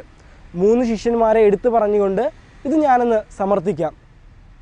ഒന്നാമത്തെയാൾ നമുക്കെല്ലാവർക്കും പരിചയമുള്ള മഹാകവി എൻ കുമാരനാശാൻ. മഹാകവി കുമാരനാശാനെ സ്വാമിതൃപാദങ്ങൾ കാണുന്നത് 1890-കളുടെ കാലഘട്ടത്തിലാണ്. അന്ന് കുമാരനാശാൻ കാവ്യങ്ങളൊക്കെ എഴുതി നടക്കുന്ന ഒരു കൊച്ചു ബാലൻ. സ്വാമികൾ കുമാരുവിനെ ആദ്യം ബാംഗ്ലൂരിലേക്കും ഡോക്ടർ പൽപുവിൻ്റെ അടുത്തും അവിടുന്ന് കൽക്കട്ടയിലേക്കും അയക്കുന്നു. അങ്ങനെ അവിടുന്ന് സംസ്കൃത വിദ്യാഭ്യാസത്തോടൊപ്പം കുമാരനാശാൻ ഇംഗ്ലീഷ് വിദ്യാഭ്യാസവും നേടുന്നു. അക്കാലഘട്ടത്തിൽ യൂറോപ്യന്മാരുടെ കാൽപ്പനികത കുമാരനാശാന് ഇഷ്ടപ്പെടുകയും റൊമാൻറ്റിസം തുടങ്ങിയതിലേക്ക് കടക്കുകയും അവിടുന്ന് കേരളത്തിൽ എത്തി കുമാരനാശാൻ കാൽപ്പനിക വസന്തം തീർക്കുകയും ചെയ്തു. നമ്മളുടെ മലയാള സാഹിത്യത്തിലെ കുമാരനാശാൻ്റെ കൃതികളൊക്കെയും ഷെല്ലി, കീറ്റ്സ് തുടങ്ങിയ യൂറോപ്യന്മാരുടെ ഇംഗ്ലീഷ് കൃതികളെ വെല്ലുന്നവയാണ്. ആ കൃതികൾ വായിക്കാനിടയായത് കൽക്കട്ടയിലെ ജീവിതം തന്നെയാണ്. അങ്ങനെ കുമാരനാശാൻ കായിക്കര എന്ന കുഗ്രാമത്തിൽ ജനിച്ച കുമാരനാശാനെ ലോകമറിയപ്പെടുന്ന സൂര്യൻ അസ്തമിക്കാത്ത സാമ്രാജ്യത്തിൻ്റെ അധിപനിൽ നിന്നും പട്ടും വളയും വാങ്ങി ലോകമറിയപ്പെടുന്ന മഹാകവി എൻ കുമാരനാശാനാക്കി മാറ്റിയപ്പോൾ മഹാകവി പാടി, നമിക്കുവിൻ സഹചരെ നിയതമീ ഗുരുപാദം നമുക്കിതിൽ പരം ദൈവം നനയ്ക്കലുണ്ടോ, ഗുരുവര്യൻ ഇതുപോലെ ലഭിക്കുമോ കുലത്തിന്, ഗുരുഭക്തി ഇല്ലാതാർക്കും കുശലമാമോ. രണ്ടാമത്തെ ഗുരുവിൻ്റെ വത്സല ശിഷ്യനായിരുന്ന നടരാജഗുരു, മഹാനായ പിതാവിൻ്റെ മഹാനായ പുത്രൻ നടരാജഗുരുവിനെ ഗുരുദേവൻ പാരീസിലേക്ക് അയച്ചാണ് ഇംഗ്ലീഷ് വിദ്യാഭ്യാസം പഠിപ്പിച്ചത്. നടരാജഗുരു എഴുതിയ കൃതികളെല്ലാം നാം പരിശോധിക്കുമ്പോൾ അവയെല്ലാം ഇംഗ്ലീഷിലാണ്. ഗുരുവിൻ്റെ അദ്വൈതത്തെ വളരെ ലളിതമായി അവതരിപ്പിച്ചിരിക്കുന്ന ദർശനമാല എന്ന കൃതി നടരാജഗുരു ഇംഗ്ലീഷിലേക്ക് വിവർത്തനം ചെയ്തപ്പോൾ അതിന് നൽകിയ പേര് an integrated science of the absolute എന്നാണ്. അങ്ങനെ നടരാജഗുരുവിൻ്റെ എല്ലാ കൃതികളും എടുത്തു നോക്കിയാൽ നമുക്ക് കാണാനാവും നടരാജഗുരു ഇംഗ്ലീഷിൽ അത്രയധികം പ്രാവീണ്യം നേടിയിരുന്നു. എന്തുകൊണ്ടാണ് ഗുരുദേവൻ ഇത്രയധികം പ്രാധാന്യം ഇംഗ്ലീഷ് വിദ്യാഭ്യാസത്തിന് നൽകിയിരുന്നത്? കാരണം ആ കാലഘട്ടത്തിൽ എല്ലാ ശാസ്ത്ര, സാമൂഹിക, സാമ്പത്തിക, വൈദ്യ എല്ലാത്തിലും ഇംഗ്ലീഷിലാണ് എഴുതപ്പെട്ടിരുന്നത്. ഭാരതത്തിന് അതിൻ്റേതായ ഈ പറഞ്ഞ എല്ലാ സാമ്പത്തിക, സാമൂഹിക, ശാസ്ത്ര എല്ലാത്തിൻ്റെയും ഗ്രന്ഥങ്ങൾ ഉണ്ടായിരുന്നുവെങ്കിലും അവയെല്ലാം കാലഹരണപ്പെട്ട നിലയിലായിരുന്നു ഉണ്ടായിരുന്നത്. അപ്പോൾ അക്കാലഘട്ടത്തിൽ ഇവയെല്ലാം പഠിക്കാൻ ഏറ്റവും ഉതകുന്ന മാർഗം യൂറോപ്യന്മാരുടെ ഭാഷയായ ഇംഗ്ലീഷാണെന്നും ആ ഇംഗ്ലീഷ് ഭാഷ വശമാക്കിയാൽ മാത്രമേ അവയെല്ലാം പഠിക്കാൻ സാധിക്കുമെന്നും ഗുരു മുൻകൂട്ടി കണ്ടിരുന്നു. അതുകൊണ്ടാണ് നടരാജഗുരുവിനെ യൂറോപ്പിലേക്ക് അയച്ച് ഇത് പഠിക്കുവാൻ നിർബന്ധിച്ചത്. അങ്ങനെ നടരാജഗുരു അതെല്ലാം പഠിച്ച് ഇംഗ്ലീഷിൽ എഴുതുകയും ചെയ്തു. മറ്റൊരു ശിഷ്യനാണ് നമുക്കെല്ലാം അറിയാവുന്ന കേരളത്തിൻ്റെ യുക്തിവാദികളുടെ തലതൊട്ടപ്പൻ എന്നറിയപ്പെടുന്ന സഹോദരൻ അയ്യപ്പൻ. സഹോദരൻ അയ്യപ്പന് എവിടുന്ന് കിട്ടി ഈ യുക്തിചിന്ത? അത് യൂറോപ്യന്മാരുടേതാണ്. അവരുടെ സംസ്കാരത്തിൻ്റെ ഭാഗമാണ് യുക്തിചിന്ത. ആ യുക്തിചിന്ത കിട്ടാൻ കാരണം മഹാഗുരു സഹോദരൻ അയ്യപ്പനെയും ഇംഗ്ലീഷ് വിദ്യാഭ്യാസത്തിൻ്റെ അല്ലെങ്കിൽ യൂറോപ്യന്മാരുടെ സാംസ്കാരികം പഠിക്കുവാൻ അയച്ചതിൻ്റെ ഫലമായിട്ടാണ്. അങ്ങനെ ഗുരുദേവൻ പാശ്ചാത്യ പൗരസ്ത്യ സംസ്കാരങ്ങളെ കൂട്ടിയിണക്കി. മറ്റൊരു ഉദാഹരണം കൂടി നമുക്ക് നോക്കാം. കേരളത്തിൽ ആദ്യമായി നടന്നതെന്ന് കരുതപ്പെടുന്ന മിശ്രവിവാഹം നടത്തിയതും ഗുരുദേവനാണ്.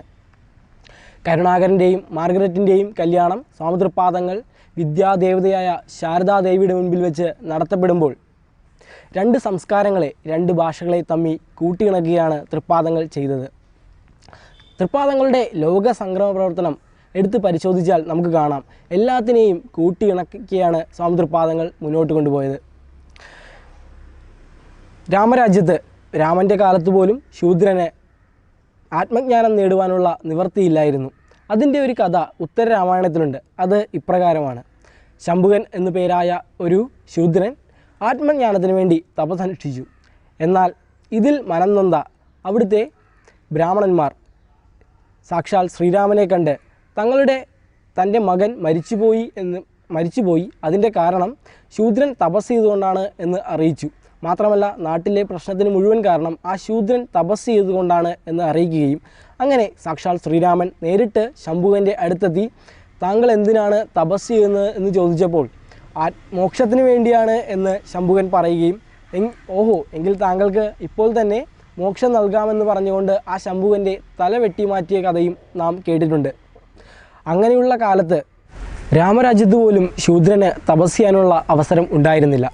അപ്പോൾ തൃപ്പാദങ്ങളുടെ ആ കാലഘട്ടത്തിലെ കാര്യം എടുത്തു പറയേണ്ടല്ലോ. തൃപ്പാദങ്ങൾ ഒരിക്കൽ പറയുകയുണ്ടായി, തൃപ്പാദങ്ങൾക്ക് സന്യാസം നൽകിയത് ബ്രിട്ടീഷുകാരാണ് എന്ന്. അതിൻ്റെ കാരണം തൃപ്പാദങ്ങൾ ലോകസംഗ്രഹ പ്രവർത്തനം നടത്തുന്ന കാലഘട്ടത്തിൽ ബ്രിട്ടീഷ് ഭരണമായിരുന്നു. ആ ഭരണം പ്രത്യക്ഷമായോ പരോക്ഷമായോ തൃപ്പാദങ്ങളുടെ ലോകസംഗ്രഹ പ്രവർത്തനങ്ങളെ എളുപ്പമാക്കി തീർക്കുവാൻ സഹായകമായിട്ടുണ്ട്. കാരണം അയ്യാ വൈകുണ്ഠ സ്വാമികൾ തൃപ്പാദങ്ങൾക്ക് മുന്നേ തന്നെ ഏകജാതി പ്രസ്ഥാനം, ഏകജാതി ദർശനം അവിടെ മുഴുവൻ പ്രചരിപ്പിക്കുകയും സ്വാതി തിരുനാൾ വൈകുണ്ഠസ്വാമികളെ ജയിലിലടക്കുകയും ചാട്ടവാറിന് ശിക്ഷിക്കുകയും ചെയ്തതായി നമുക്ക് കാണാനാവാം. പക്ഷേ തൃപ്പാദങ്ങളുടെ ആ അവതാര കാലഘട്ടം എത്തിയപ്പോൾ ബ്രിട്ടീഷ് ഭരണമായിരുന്നു നിന്നിരുന്നത്. തിരുവിതാംകൂറിലെ രാജാവ് ഒരു റബ്ബർ സ്റ്റാമ്പ് മാത്രമായിരുന്നു എന്ന് നമുക്ക് പറയേണ്ടി വരും. അപ്പോൾ ബ്രിട്ടീഷുകാരുടെ ആ ഭരണം കൊണ്ട് തൃപ്പാദങ്ങൾക്ക് ലോകസംഗ്രഹ പ്രവർത്തനങ്ങൾ എളുപ്പമായി ഭവിച്ചു. അതുകൊണ്ടാണ് തൃപ്പാദങ്ങൾ പറഞ്ഞത് നമുക്ക് സന്യാസം നൽകിയത് ബ്രിട്ടീഷുകാരാണ് എന്ന്. 15-16 നൂറ്റാണ്ടുകളിലായാണ് വ്യവസായ വിപ്ലവം പൊട്ടിപ്പുറപ്പെടുന്നത്. യൂറോപ്പിൽ അങ്ങനെ വ്യവസായ വിപ്ലവത്തിൻ്റെ പേരിൽ 16-17 നൂറ്റാണ്ടുകളിലാണ് വ്യാവസായിക വിപ്ലവം തുടങ്ങുന്നത്. യൂറോപ്പിലാണ് വ്യാവസായിക വിപ്ലവം ആരംഭിക്കുന്നത്. വ്യാവസായ വിപ്ലവത്തിൻ്റെ ഫലമായി അനേകം ഉൽപ്പന്നങ്ങൾ അധികമായി ഉൽപ്പാദിക്കപ്പെടുകയും അവർക്ക് വേണ്ട റോ മെറ്റീരിയൽസ് ആവശ്യമായി വരികയും അത് കളക്ട് ചെയ്യുവാനായി അവർ പല രാജ്യങ്ങൾ, പല സ്ഥലങ്ങൾ തേടി അലഞ്ഞു. അങ്ങനെ അവർ ഭാരതത്തിലുമെത്തി. ഭാരതത്തിൽ ആദ്യം എത്തിയത് പോർച്ചുഗീസുകാരാണ്, പിന്നീട് ഡച്ചുകാർ, പിന്നീട് ഫ്രഞ്ച്, ഒടുവിൽ ബ്രിട്ടീഷ് ആധിപത്യമായി. ഈ കാലഘട്ടമാണ് സ്വാമി തൃപ്പാദങ്ങളുടെ ലോക സംഗ്രഹണ പ്രവർത്തനങ്ങൾ നടക്കുന്നത്.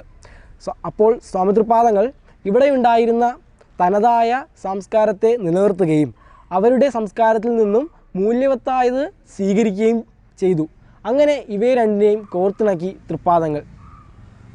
അതിൻ്റെ വലിയൊരു തെളിവാണ് രണ്ടാമത്തെ SNDP യോഗത്തിൻ്റെ വാർഷികം അവസാനിക്കുന്നത് കയർ വ്യാവസായിക പ്രദർശനത്തോടു കൂടിയാണ്. അവരുടെ വ്യവസായത്തിൻ്റെ നല്ല നല്ല ആശയങ്ങൾ സ്വാമി തൃപ്പാദങ്ങൾ നമുക്കായി പകർന്നു നൽകുകയും ചെയ്തു. അക്കാലഘട്ടത്തിലെ കേരളത്തിൻ്റെ സമ്പദ് വ്യവസ്ഥ എന്ന് പറയുന്നത് പ്രധാനമായും കാർഷികതയായിരുന്നു. എന്നാൽ യൂറോപ്യന്മാർ വന്നതോടുകൂടി, ബ്രിട്ടീഷുകാർ വന്നതോടുകൂടി അത് മാറി വ്യവസായമായി മാറുകയും മുതലാളി തൊഴിലാളി എന്ന രീതിയിലേക്ക് മാറുകയും ചെയ്തു. അതിലെ നല്ല നല്ല വശങ്ങൾ സ്വാമി തൃപ്പാദങ്ങൾ സംശീകരിച്ച് ഇനി അങ്ങോട്ട് കൃഷി മാത്രം പോരാ, വ്യവസായം കൂടി ആവശ്യമാണ് എന്ന് തിരിച്ചറിഞ്ഞ് സ്വാമി തൃപ്പാദങ്ങൾ ചെറിയ ചെറിയ വ്യവസായങ്ങൾ തുടങ്ങുവാനുമായി നമ്മുടെ ആളുകളെ പ്രേരിപ്പിച്ചതായും നമുക്ക് കാണാനാവും. അതായത് ആ സംസ്കാരത്തിൻ്റെ നല്ല മൂല്യവത്തായ വശങ്ങൾ സ്വാമി തൃപ്പാദങ്ങൾ നമുക്കായി സ്വീകരിക്കാൻ താല്പര്യപ്പെട്ടിരുന്നു. ഇന്ന് 2020 എത്തി നിൽക്കുമ്പോൾ ആധുനിക കണക്കുകൾ പ്രകാരം ഒരു ശരാശരി മലയാളി തൻ്റെ നിത്യജീവിതത്തിൽ 15 മുതൽ 20 വരെ വാക്കുകൾ ഉപയോഗിക്കുന്നുണ്ട് എന്നാണ് കണക്കുകൾ പറയുന്നത്. അതെ, നമ്മുടെ നിത്യജീവിതത്തിൽ എല്ലാത്തിനും ഇംഗ്ലീഷ് വാക്കുകളാണ് ഉപയോഗിക്കുന്നത്. ഉദാഹരണമായി school, college, bus stop, switch, torch, battery, അങ്ങനെ ഇഷ്ടംപോലെ വാക്കുകൾ നാം അറിയാതെ തന്നെ നമ്മുടെ നിത്യജീവിതത്തിൽ ഇംഗ്ലീഷ് വാക്കുകൾ ഉപയോഗിക്കുന്നുണ്ട്. നമ്മുടെ വീടിന് പുറത്തേക്ക് ഇറങ്ങിയാൽ നമുക്ക് മൊത്തം കാണുന്നത് ബോർഡുകളാണ്. ആ ബോർഡുകളും എല്ലാം ഒട്ടുമിക്കതും തന്നെ ഇംഗ്ലീഷിലാണ്. അപ്പോൾ മലയാളിയുടെ നിത്യജീവിതത്തിൽ ഇംഗ്ലീഷിന് ഇത്രയേറെ പ്രാധാന്യം ഉണ്ടാകും എന്ന് ദീർഘദർശിയായ സ്വാമി തൃപ്പാദങ്ങൾ അന്ന് തന്നെ കണ്ടിരുന്നു. അതുകൊണ്ടാണ് തൃപ്പാദങ്ങൾ പറഞ്ഞത് ഇനി വരുന്നത് അതുകൊണ്ടാണ് തൃപ്പാദങ്ങൾ പറഞ്ഞത് ഇംഗ്ലീഷ് മുഖ്യം ഭാഷയാണ്, അത് പഠിച്ചില്ലെങ്കിൽ പുറം ലോകവുമായി ബന്ധമുണ്ടാകില്ല എന്ന്. നമ്മൾ ഉപയോഗിക്കുന്ന മൊബൈൽ ഫോൺ പോലും അതിന് ഉത്തമ ഉദാഹരണമാണ്. നിങ്ങൾ ഈ വീഡിയോ കാണുന്നുണ്ടെങ്കിൽ നിങ്ങൾ തീർച്ചയായും യൂട്യൂബിൽ കയറും, ശിവഗിരി TV സെർച്ച് ചെയ്യും, എന്നിട്ട് വേണം ഈ വീഡിയോ കാണാൻ. അപ്പോൾ അത്രയേറെ പ്രാധാന്യം ഇംഗ്ലീഷിന് നമ്മുടെ നിത്യജീവിതത്തിലുണ്ട്. അപ്പോൾ തൃപ്പാദങ്ങൾ അത് നേരത്തെ കണ്ടിരുന്നു. ആ ഇംഗ്ലീഷ് വിദ്യാഭ്യാസം നമുക്ക് നടപ്പാക്കുക വഴി മറ്റൊന്നുകൂടി സ്വാമി തൃപ്പാദങ്ങൾ തന്നു. അവരുടെ പാശ്ചാത്യ സംസ്കാരത്തിലെ നല്ല വശങ്ങൾ നമുക്ക് സ്വീകരിക്കാം. സ്വാമി തൃപ്പാദങ്ങൾ ദർശകന്മാർക്ക് മഹാദർശകനാണ്, മതപരിഷ്കർത്താക്കൾക്ക് മതപരിഷ്കർത്താവാണ്, വിപ്ലവകാരികൾക്ക് മഹാവിപ്ലവകാരിയാണ്. സ്വാമി തൃപ്പാദങ്ങൾ ഭക്തന്മാർക്ക് ഭഗവാനാണ്, സർവ്വലോകാനുരൂപനാണ് സ്വാമി തൃപ്പാദങ്ങൾ. നാം ഏത് രീതിയിൽ സ്വാമി തൃപ്പാദങ്ങളെ സമീപിക്കുന്നുവോ തൃപ്പാദങ്ങൾ ആ രൂപത്തിന് അനുയോഗ്യനാണ്. തൃപ്പാദങ്ങൾ അതിൽ മികച്ചതാണ്. ഹോമമന്ത്രത്തിൻ്റെ അവസാനം ഇങ്ങനെയാണ്: ശ്രേയച്ച പ്രേയച്ച പ്രേയച്ച സ്വാഹ. നമ്മളെല്ലാവരും ശ്രേയസ്സിനും പ്രേയസ്സിനും വേണ്ടിയാണ്, അതായത് ആത്മീയവും ഭൗതികവുമായ ശ്രേയസ് നമുക്കെല്ലാവർക്കും കിട്ടട്ടെ എന്നും സ്വാമി തൃപ്പാദങ്ങളുടെ അനുഗ്രഹം എല്ലാവർക്കും ഉണ്ടാകട്ടെ എന്നും പറഞ്ഞുകൊണ്ട് ഞാൻ ഗോകുൽ താൽക്കാലികമായി ശിവഗിരി TV നിന്നും വിടവാങ്ങട്ടെ. ഗുരുദേവധർമ്മം ജയിക്കട്ടെ.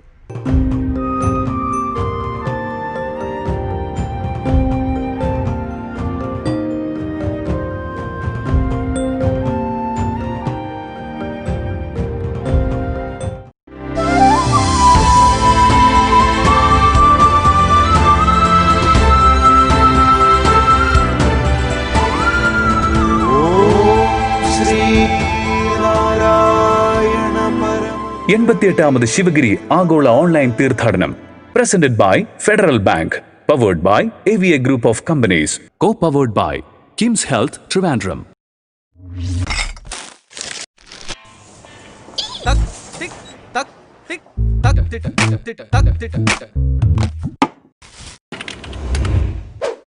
$473 cash or card?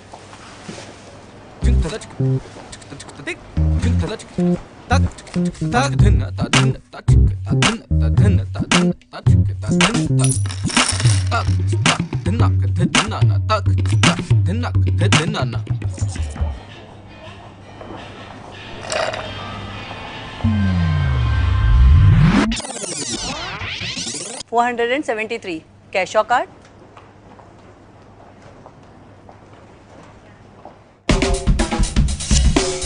No swiping, no typing, no counting. Just tap and away you go. Introducing contactless cards from Federal Bank.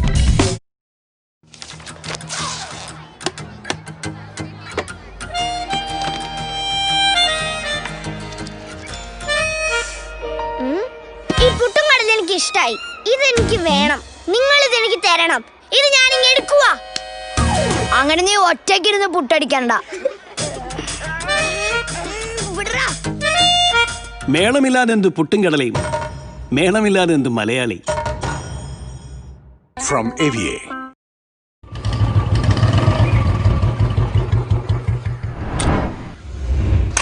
Sir, cashier card.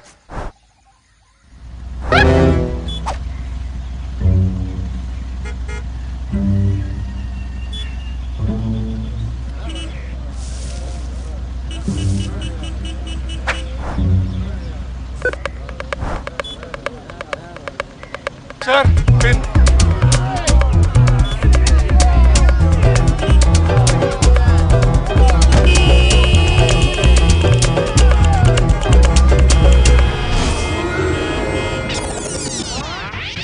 Sir, cashier card.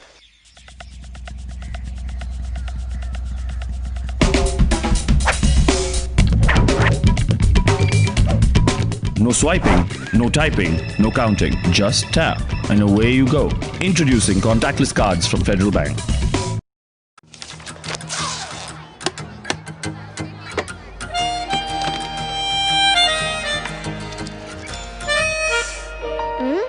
ഈ പുട്ടും കടല എനിക്ക് ഇഷ്ടായി. ഇതെനിക്ക് വേണം. നിങ്ങൾ ഇതെനിക്ക് തരണം. ഇത് ഞാൻ ഇങ്ങ് എടുക്കുവാ.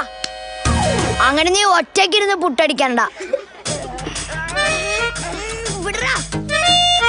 മേളമില്ലാതെ എന്ത് പുട്ടും കടലയും, മേളമില്ലാതെ എന്ത് Malayali. From AVA.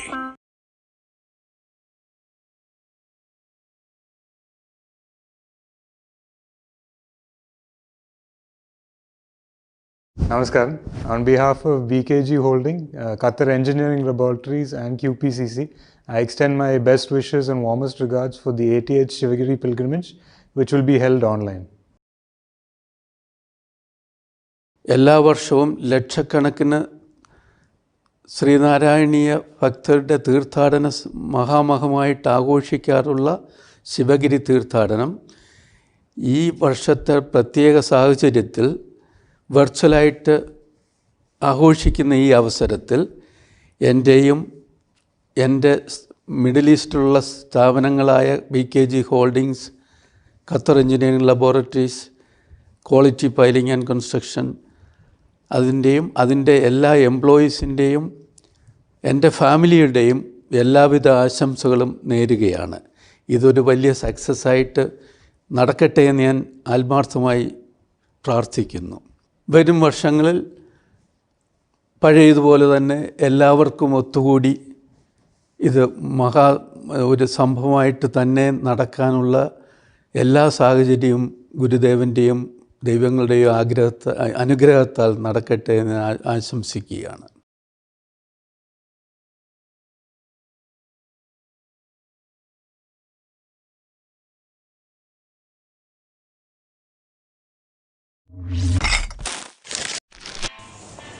Tak tik tak tik tak tik tak tik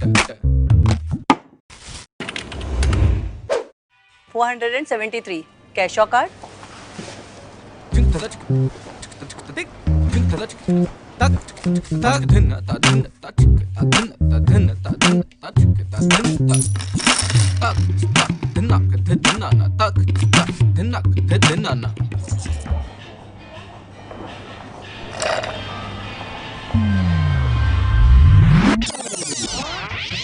$473. Cash or card?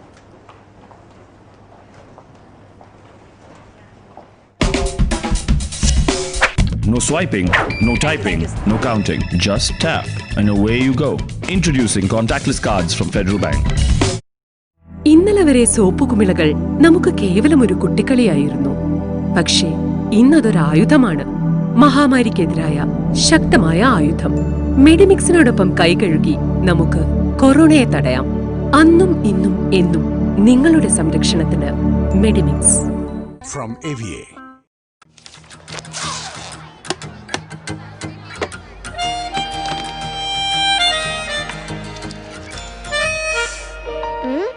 ഈ പുട്ടും കടല എനിക്ക് ഇഷ്ടായി. ഇതെനിക്ക് വേണം. നിങ്ങൾ ഇതെനിക്ക് തരണം. ഇത് ഞാൻ ഇങ്ങ് എടുക്കുവാ. അങ്ങനെ നീ ഒറ്റയ്ക്കിരുന്ന് പുട്ടടിക്കണ്ട. മേളമില്ലാതെ എന്ത് പുട്ടും കടലയും, മേളമില്ലാതെ എന്ത് Malayali. From AVA. Namaskaram. On behalf of BKG Holding, Qatar Engineering Laboratories and QPCC, I extend my best wishes and warmest regards for the 88th Sivagiri pilgrimage, which will be held online.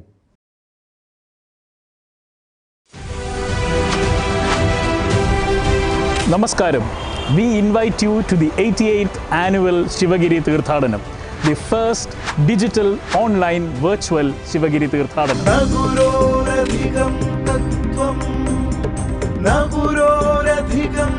Perfectly aligned with Gurudevan's emphasis on learning and self-development being the ultimate purposes of the pilgrimage, we bring to you a galaxy of international experts to your home screen.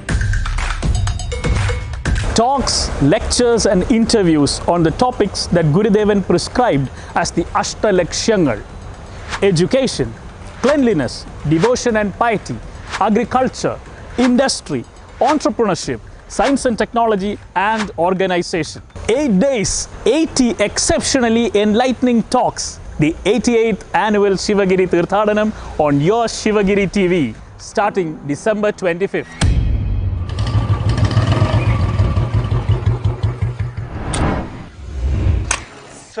cashier card.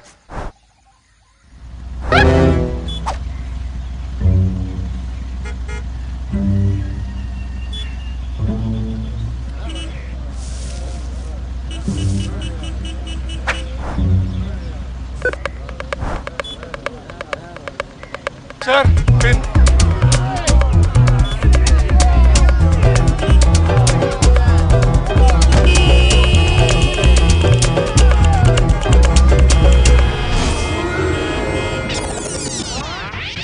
Sir, cashier card.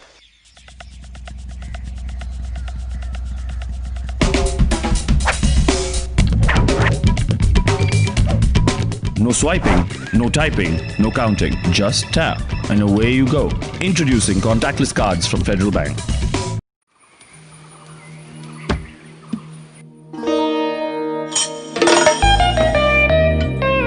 എങ്ങനെയുണ്ടായിരുന്നു മേളം? തകർത്തില്ലേ മേളം? പക്ഷേ നിന്റെ മേളത്തിന്റെ അത്ര പോരാ. എന്റെ എന്ത് മേളം? ഈ മേളം നീ മേളം മസാല കൊണ്ടുണ്ടാക്കിയ കിടിലൻ സാമ്പാറും രസവും കൂട്ടി ചോറിനും ഉണ്ടാവുന്ന മേളം. അതാണ് എനിക്ക് ഏറ്റവും ഇഷ്ടപ്പെട്ട മേളം. മേളമില്ലാതെ എന്ത് സാമ്പാറും രസവും, മേളമില്ലാതെ എന്ത് മലയാളി. From AVA. എല്ലാ വർഷവും ലക്ഷക്കണക്കിന് ശ്രീനാരായണീയ ഭക്തരുടെ തീർത്ഥാടന മഹാമഹമായിട്ട് ആഘോഷിക്കാറുള്ള ശിവഗിരി തീർത്ഥാടനം ഈ വർഷത്തെ പ്രത്യേക സാഹചര്യത്തിൽ വെർച്വലായിട്ട് ആഘോഷിക്കുന്ന ഈ അവസരത്തിൽ എൻ്റെയും എൻ്റെ മിഡിൽ ഈസ്റ്റിലുള്ള സ്ഥാപനങ്ങളായ BKG holdings, Qatar engineering laboratories, quality piling and construction, അതിൻ്റെ എല്ലാ എംപ്ലോയീസിൻ്റെയും എൻ്റെ ഫാമിലിയുടെയും എല്ലാവിധ ആശംസകളും നേരുകയാണ്. ഇതൊരു വലിയ സക്സസ്സായിട്ട് നടക്കട്ടെ എന്ന് ഞാൻ ആത്മാർത്ഥമായി പ്രാർത്ഥിക്കുന്നു. വരും വർഷങ്ങളിൽ പഴയതുപോലെ തന്നെ എല്ലാവർക്കും ഒത്തുകൂടി ഇത് ഒരു സംഭവമായിട്ട് തന്നെ നടക്കാനുള്ള എല്ലാ സാഹചര്യവും ഗുരുദേവൻ്റെയും ദൈവങ്ങളുടെയും അനുഗ്രഹത്താൽ നടക്കട്ടെ എന്ന് ആശംസിക്കുകയാണ്. Namaskaram. On behalf of BKG Holding, Qatar Engineering Laboratories and QPCC, I extend my best wishes and warmest regards for the 80th Sivagiri pilgrimage.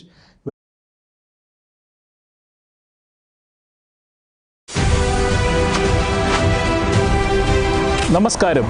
We invite you to the Tirthadanam, the first Digigiri Tirthadanam.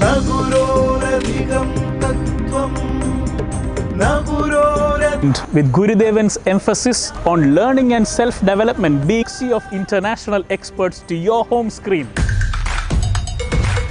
Talks, topics that Gurudevan prescribed: education, cleanliness, devotion and piety, entrepreneurship, science and technology, and organization. 8 days, 88th annual Sivagiri Tirthadanam on your Sivagiri TV. Namaskaram.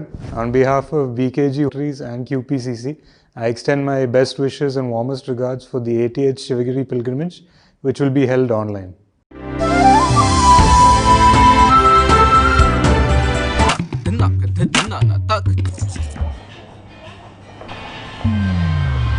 Cash or card?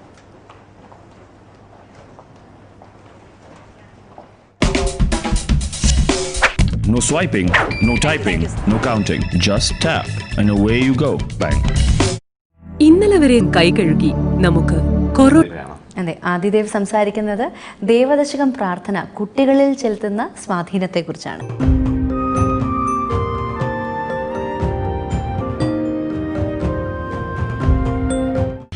Adidev പുരാണ പഠനങ്ങളിലൂടെ ഓർമ്മശക്തിയും channel reality ഷോയായ ശ്രേഷ്ഠ ഭാരതത്തിലൂടെ തെളിയിച്ച മിടുക്കൻ.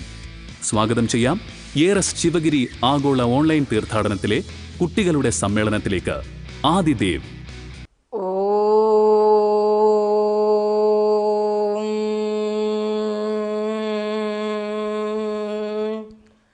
സർവവേദ തമഗോചരം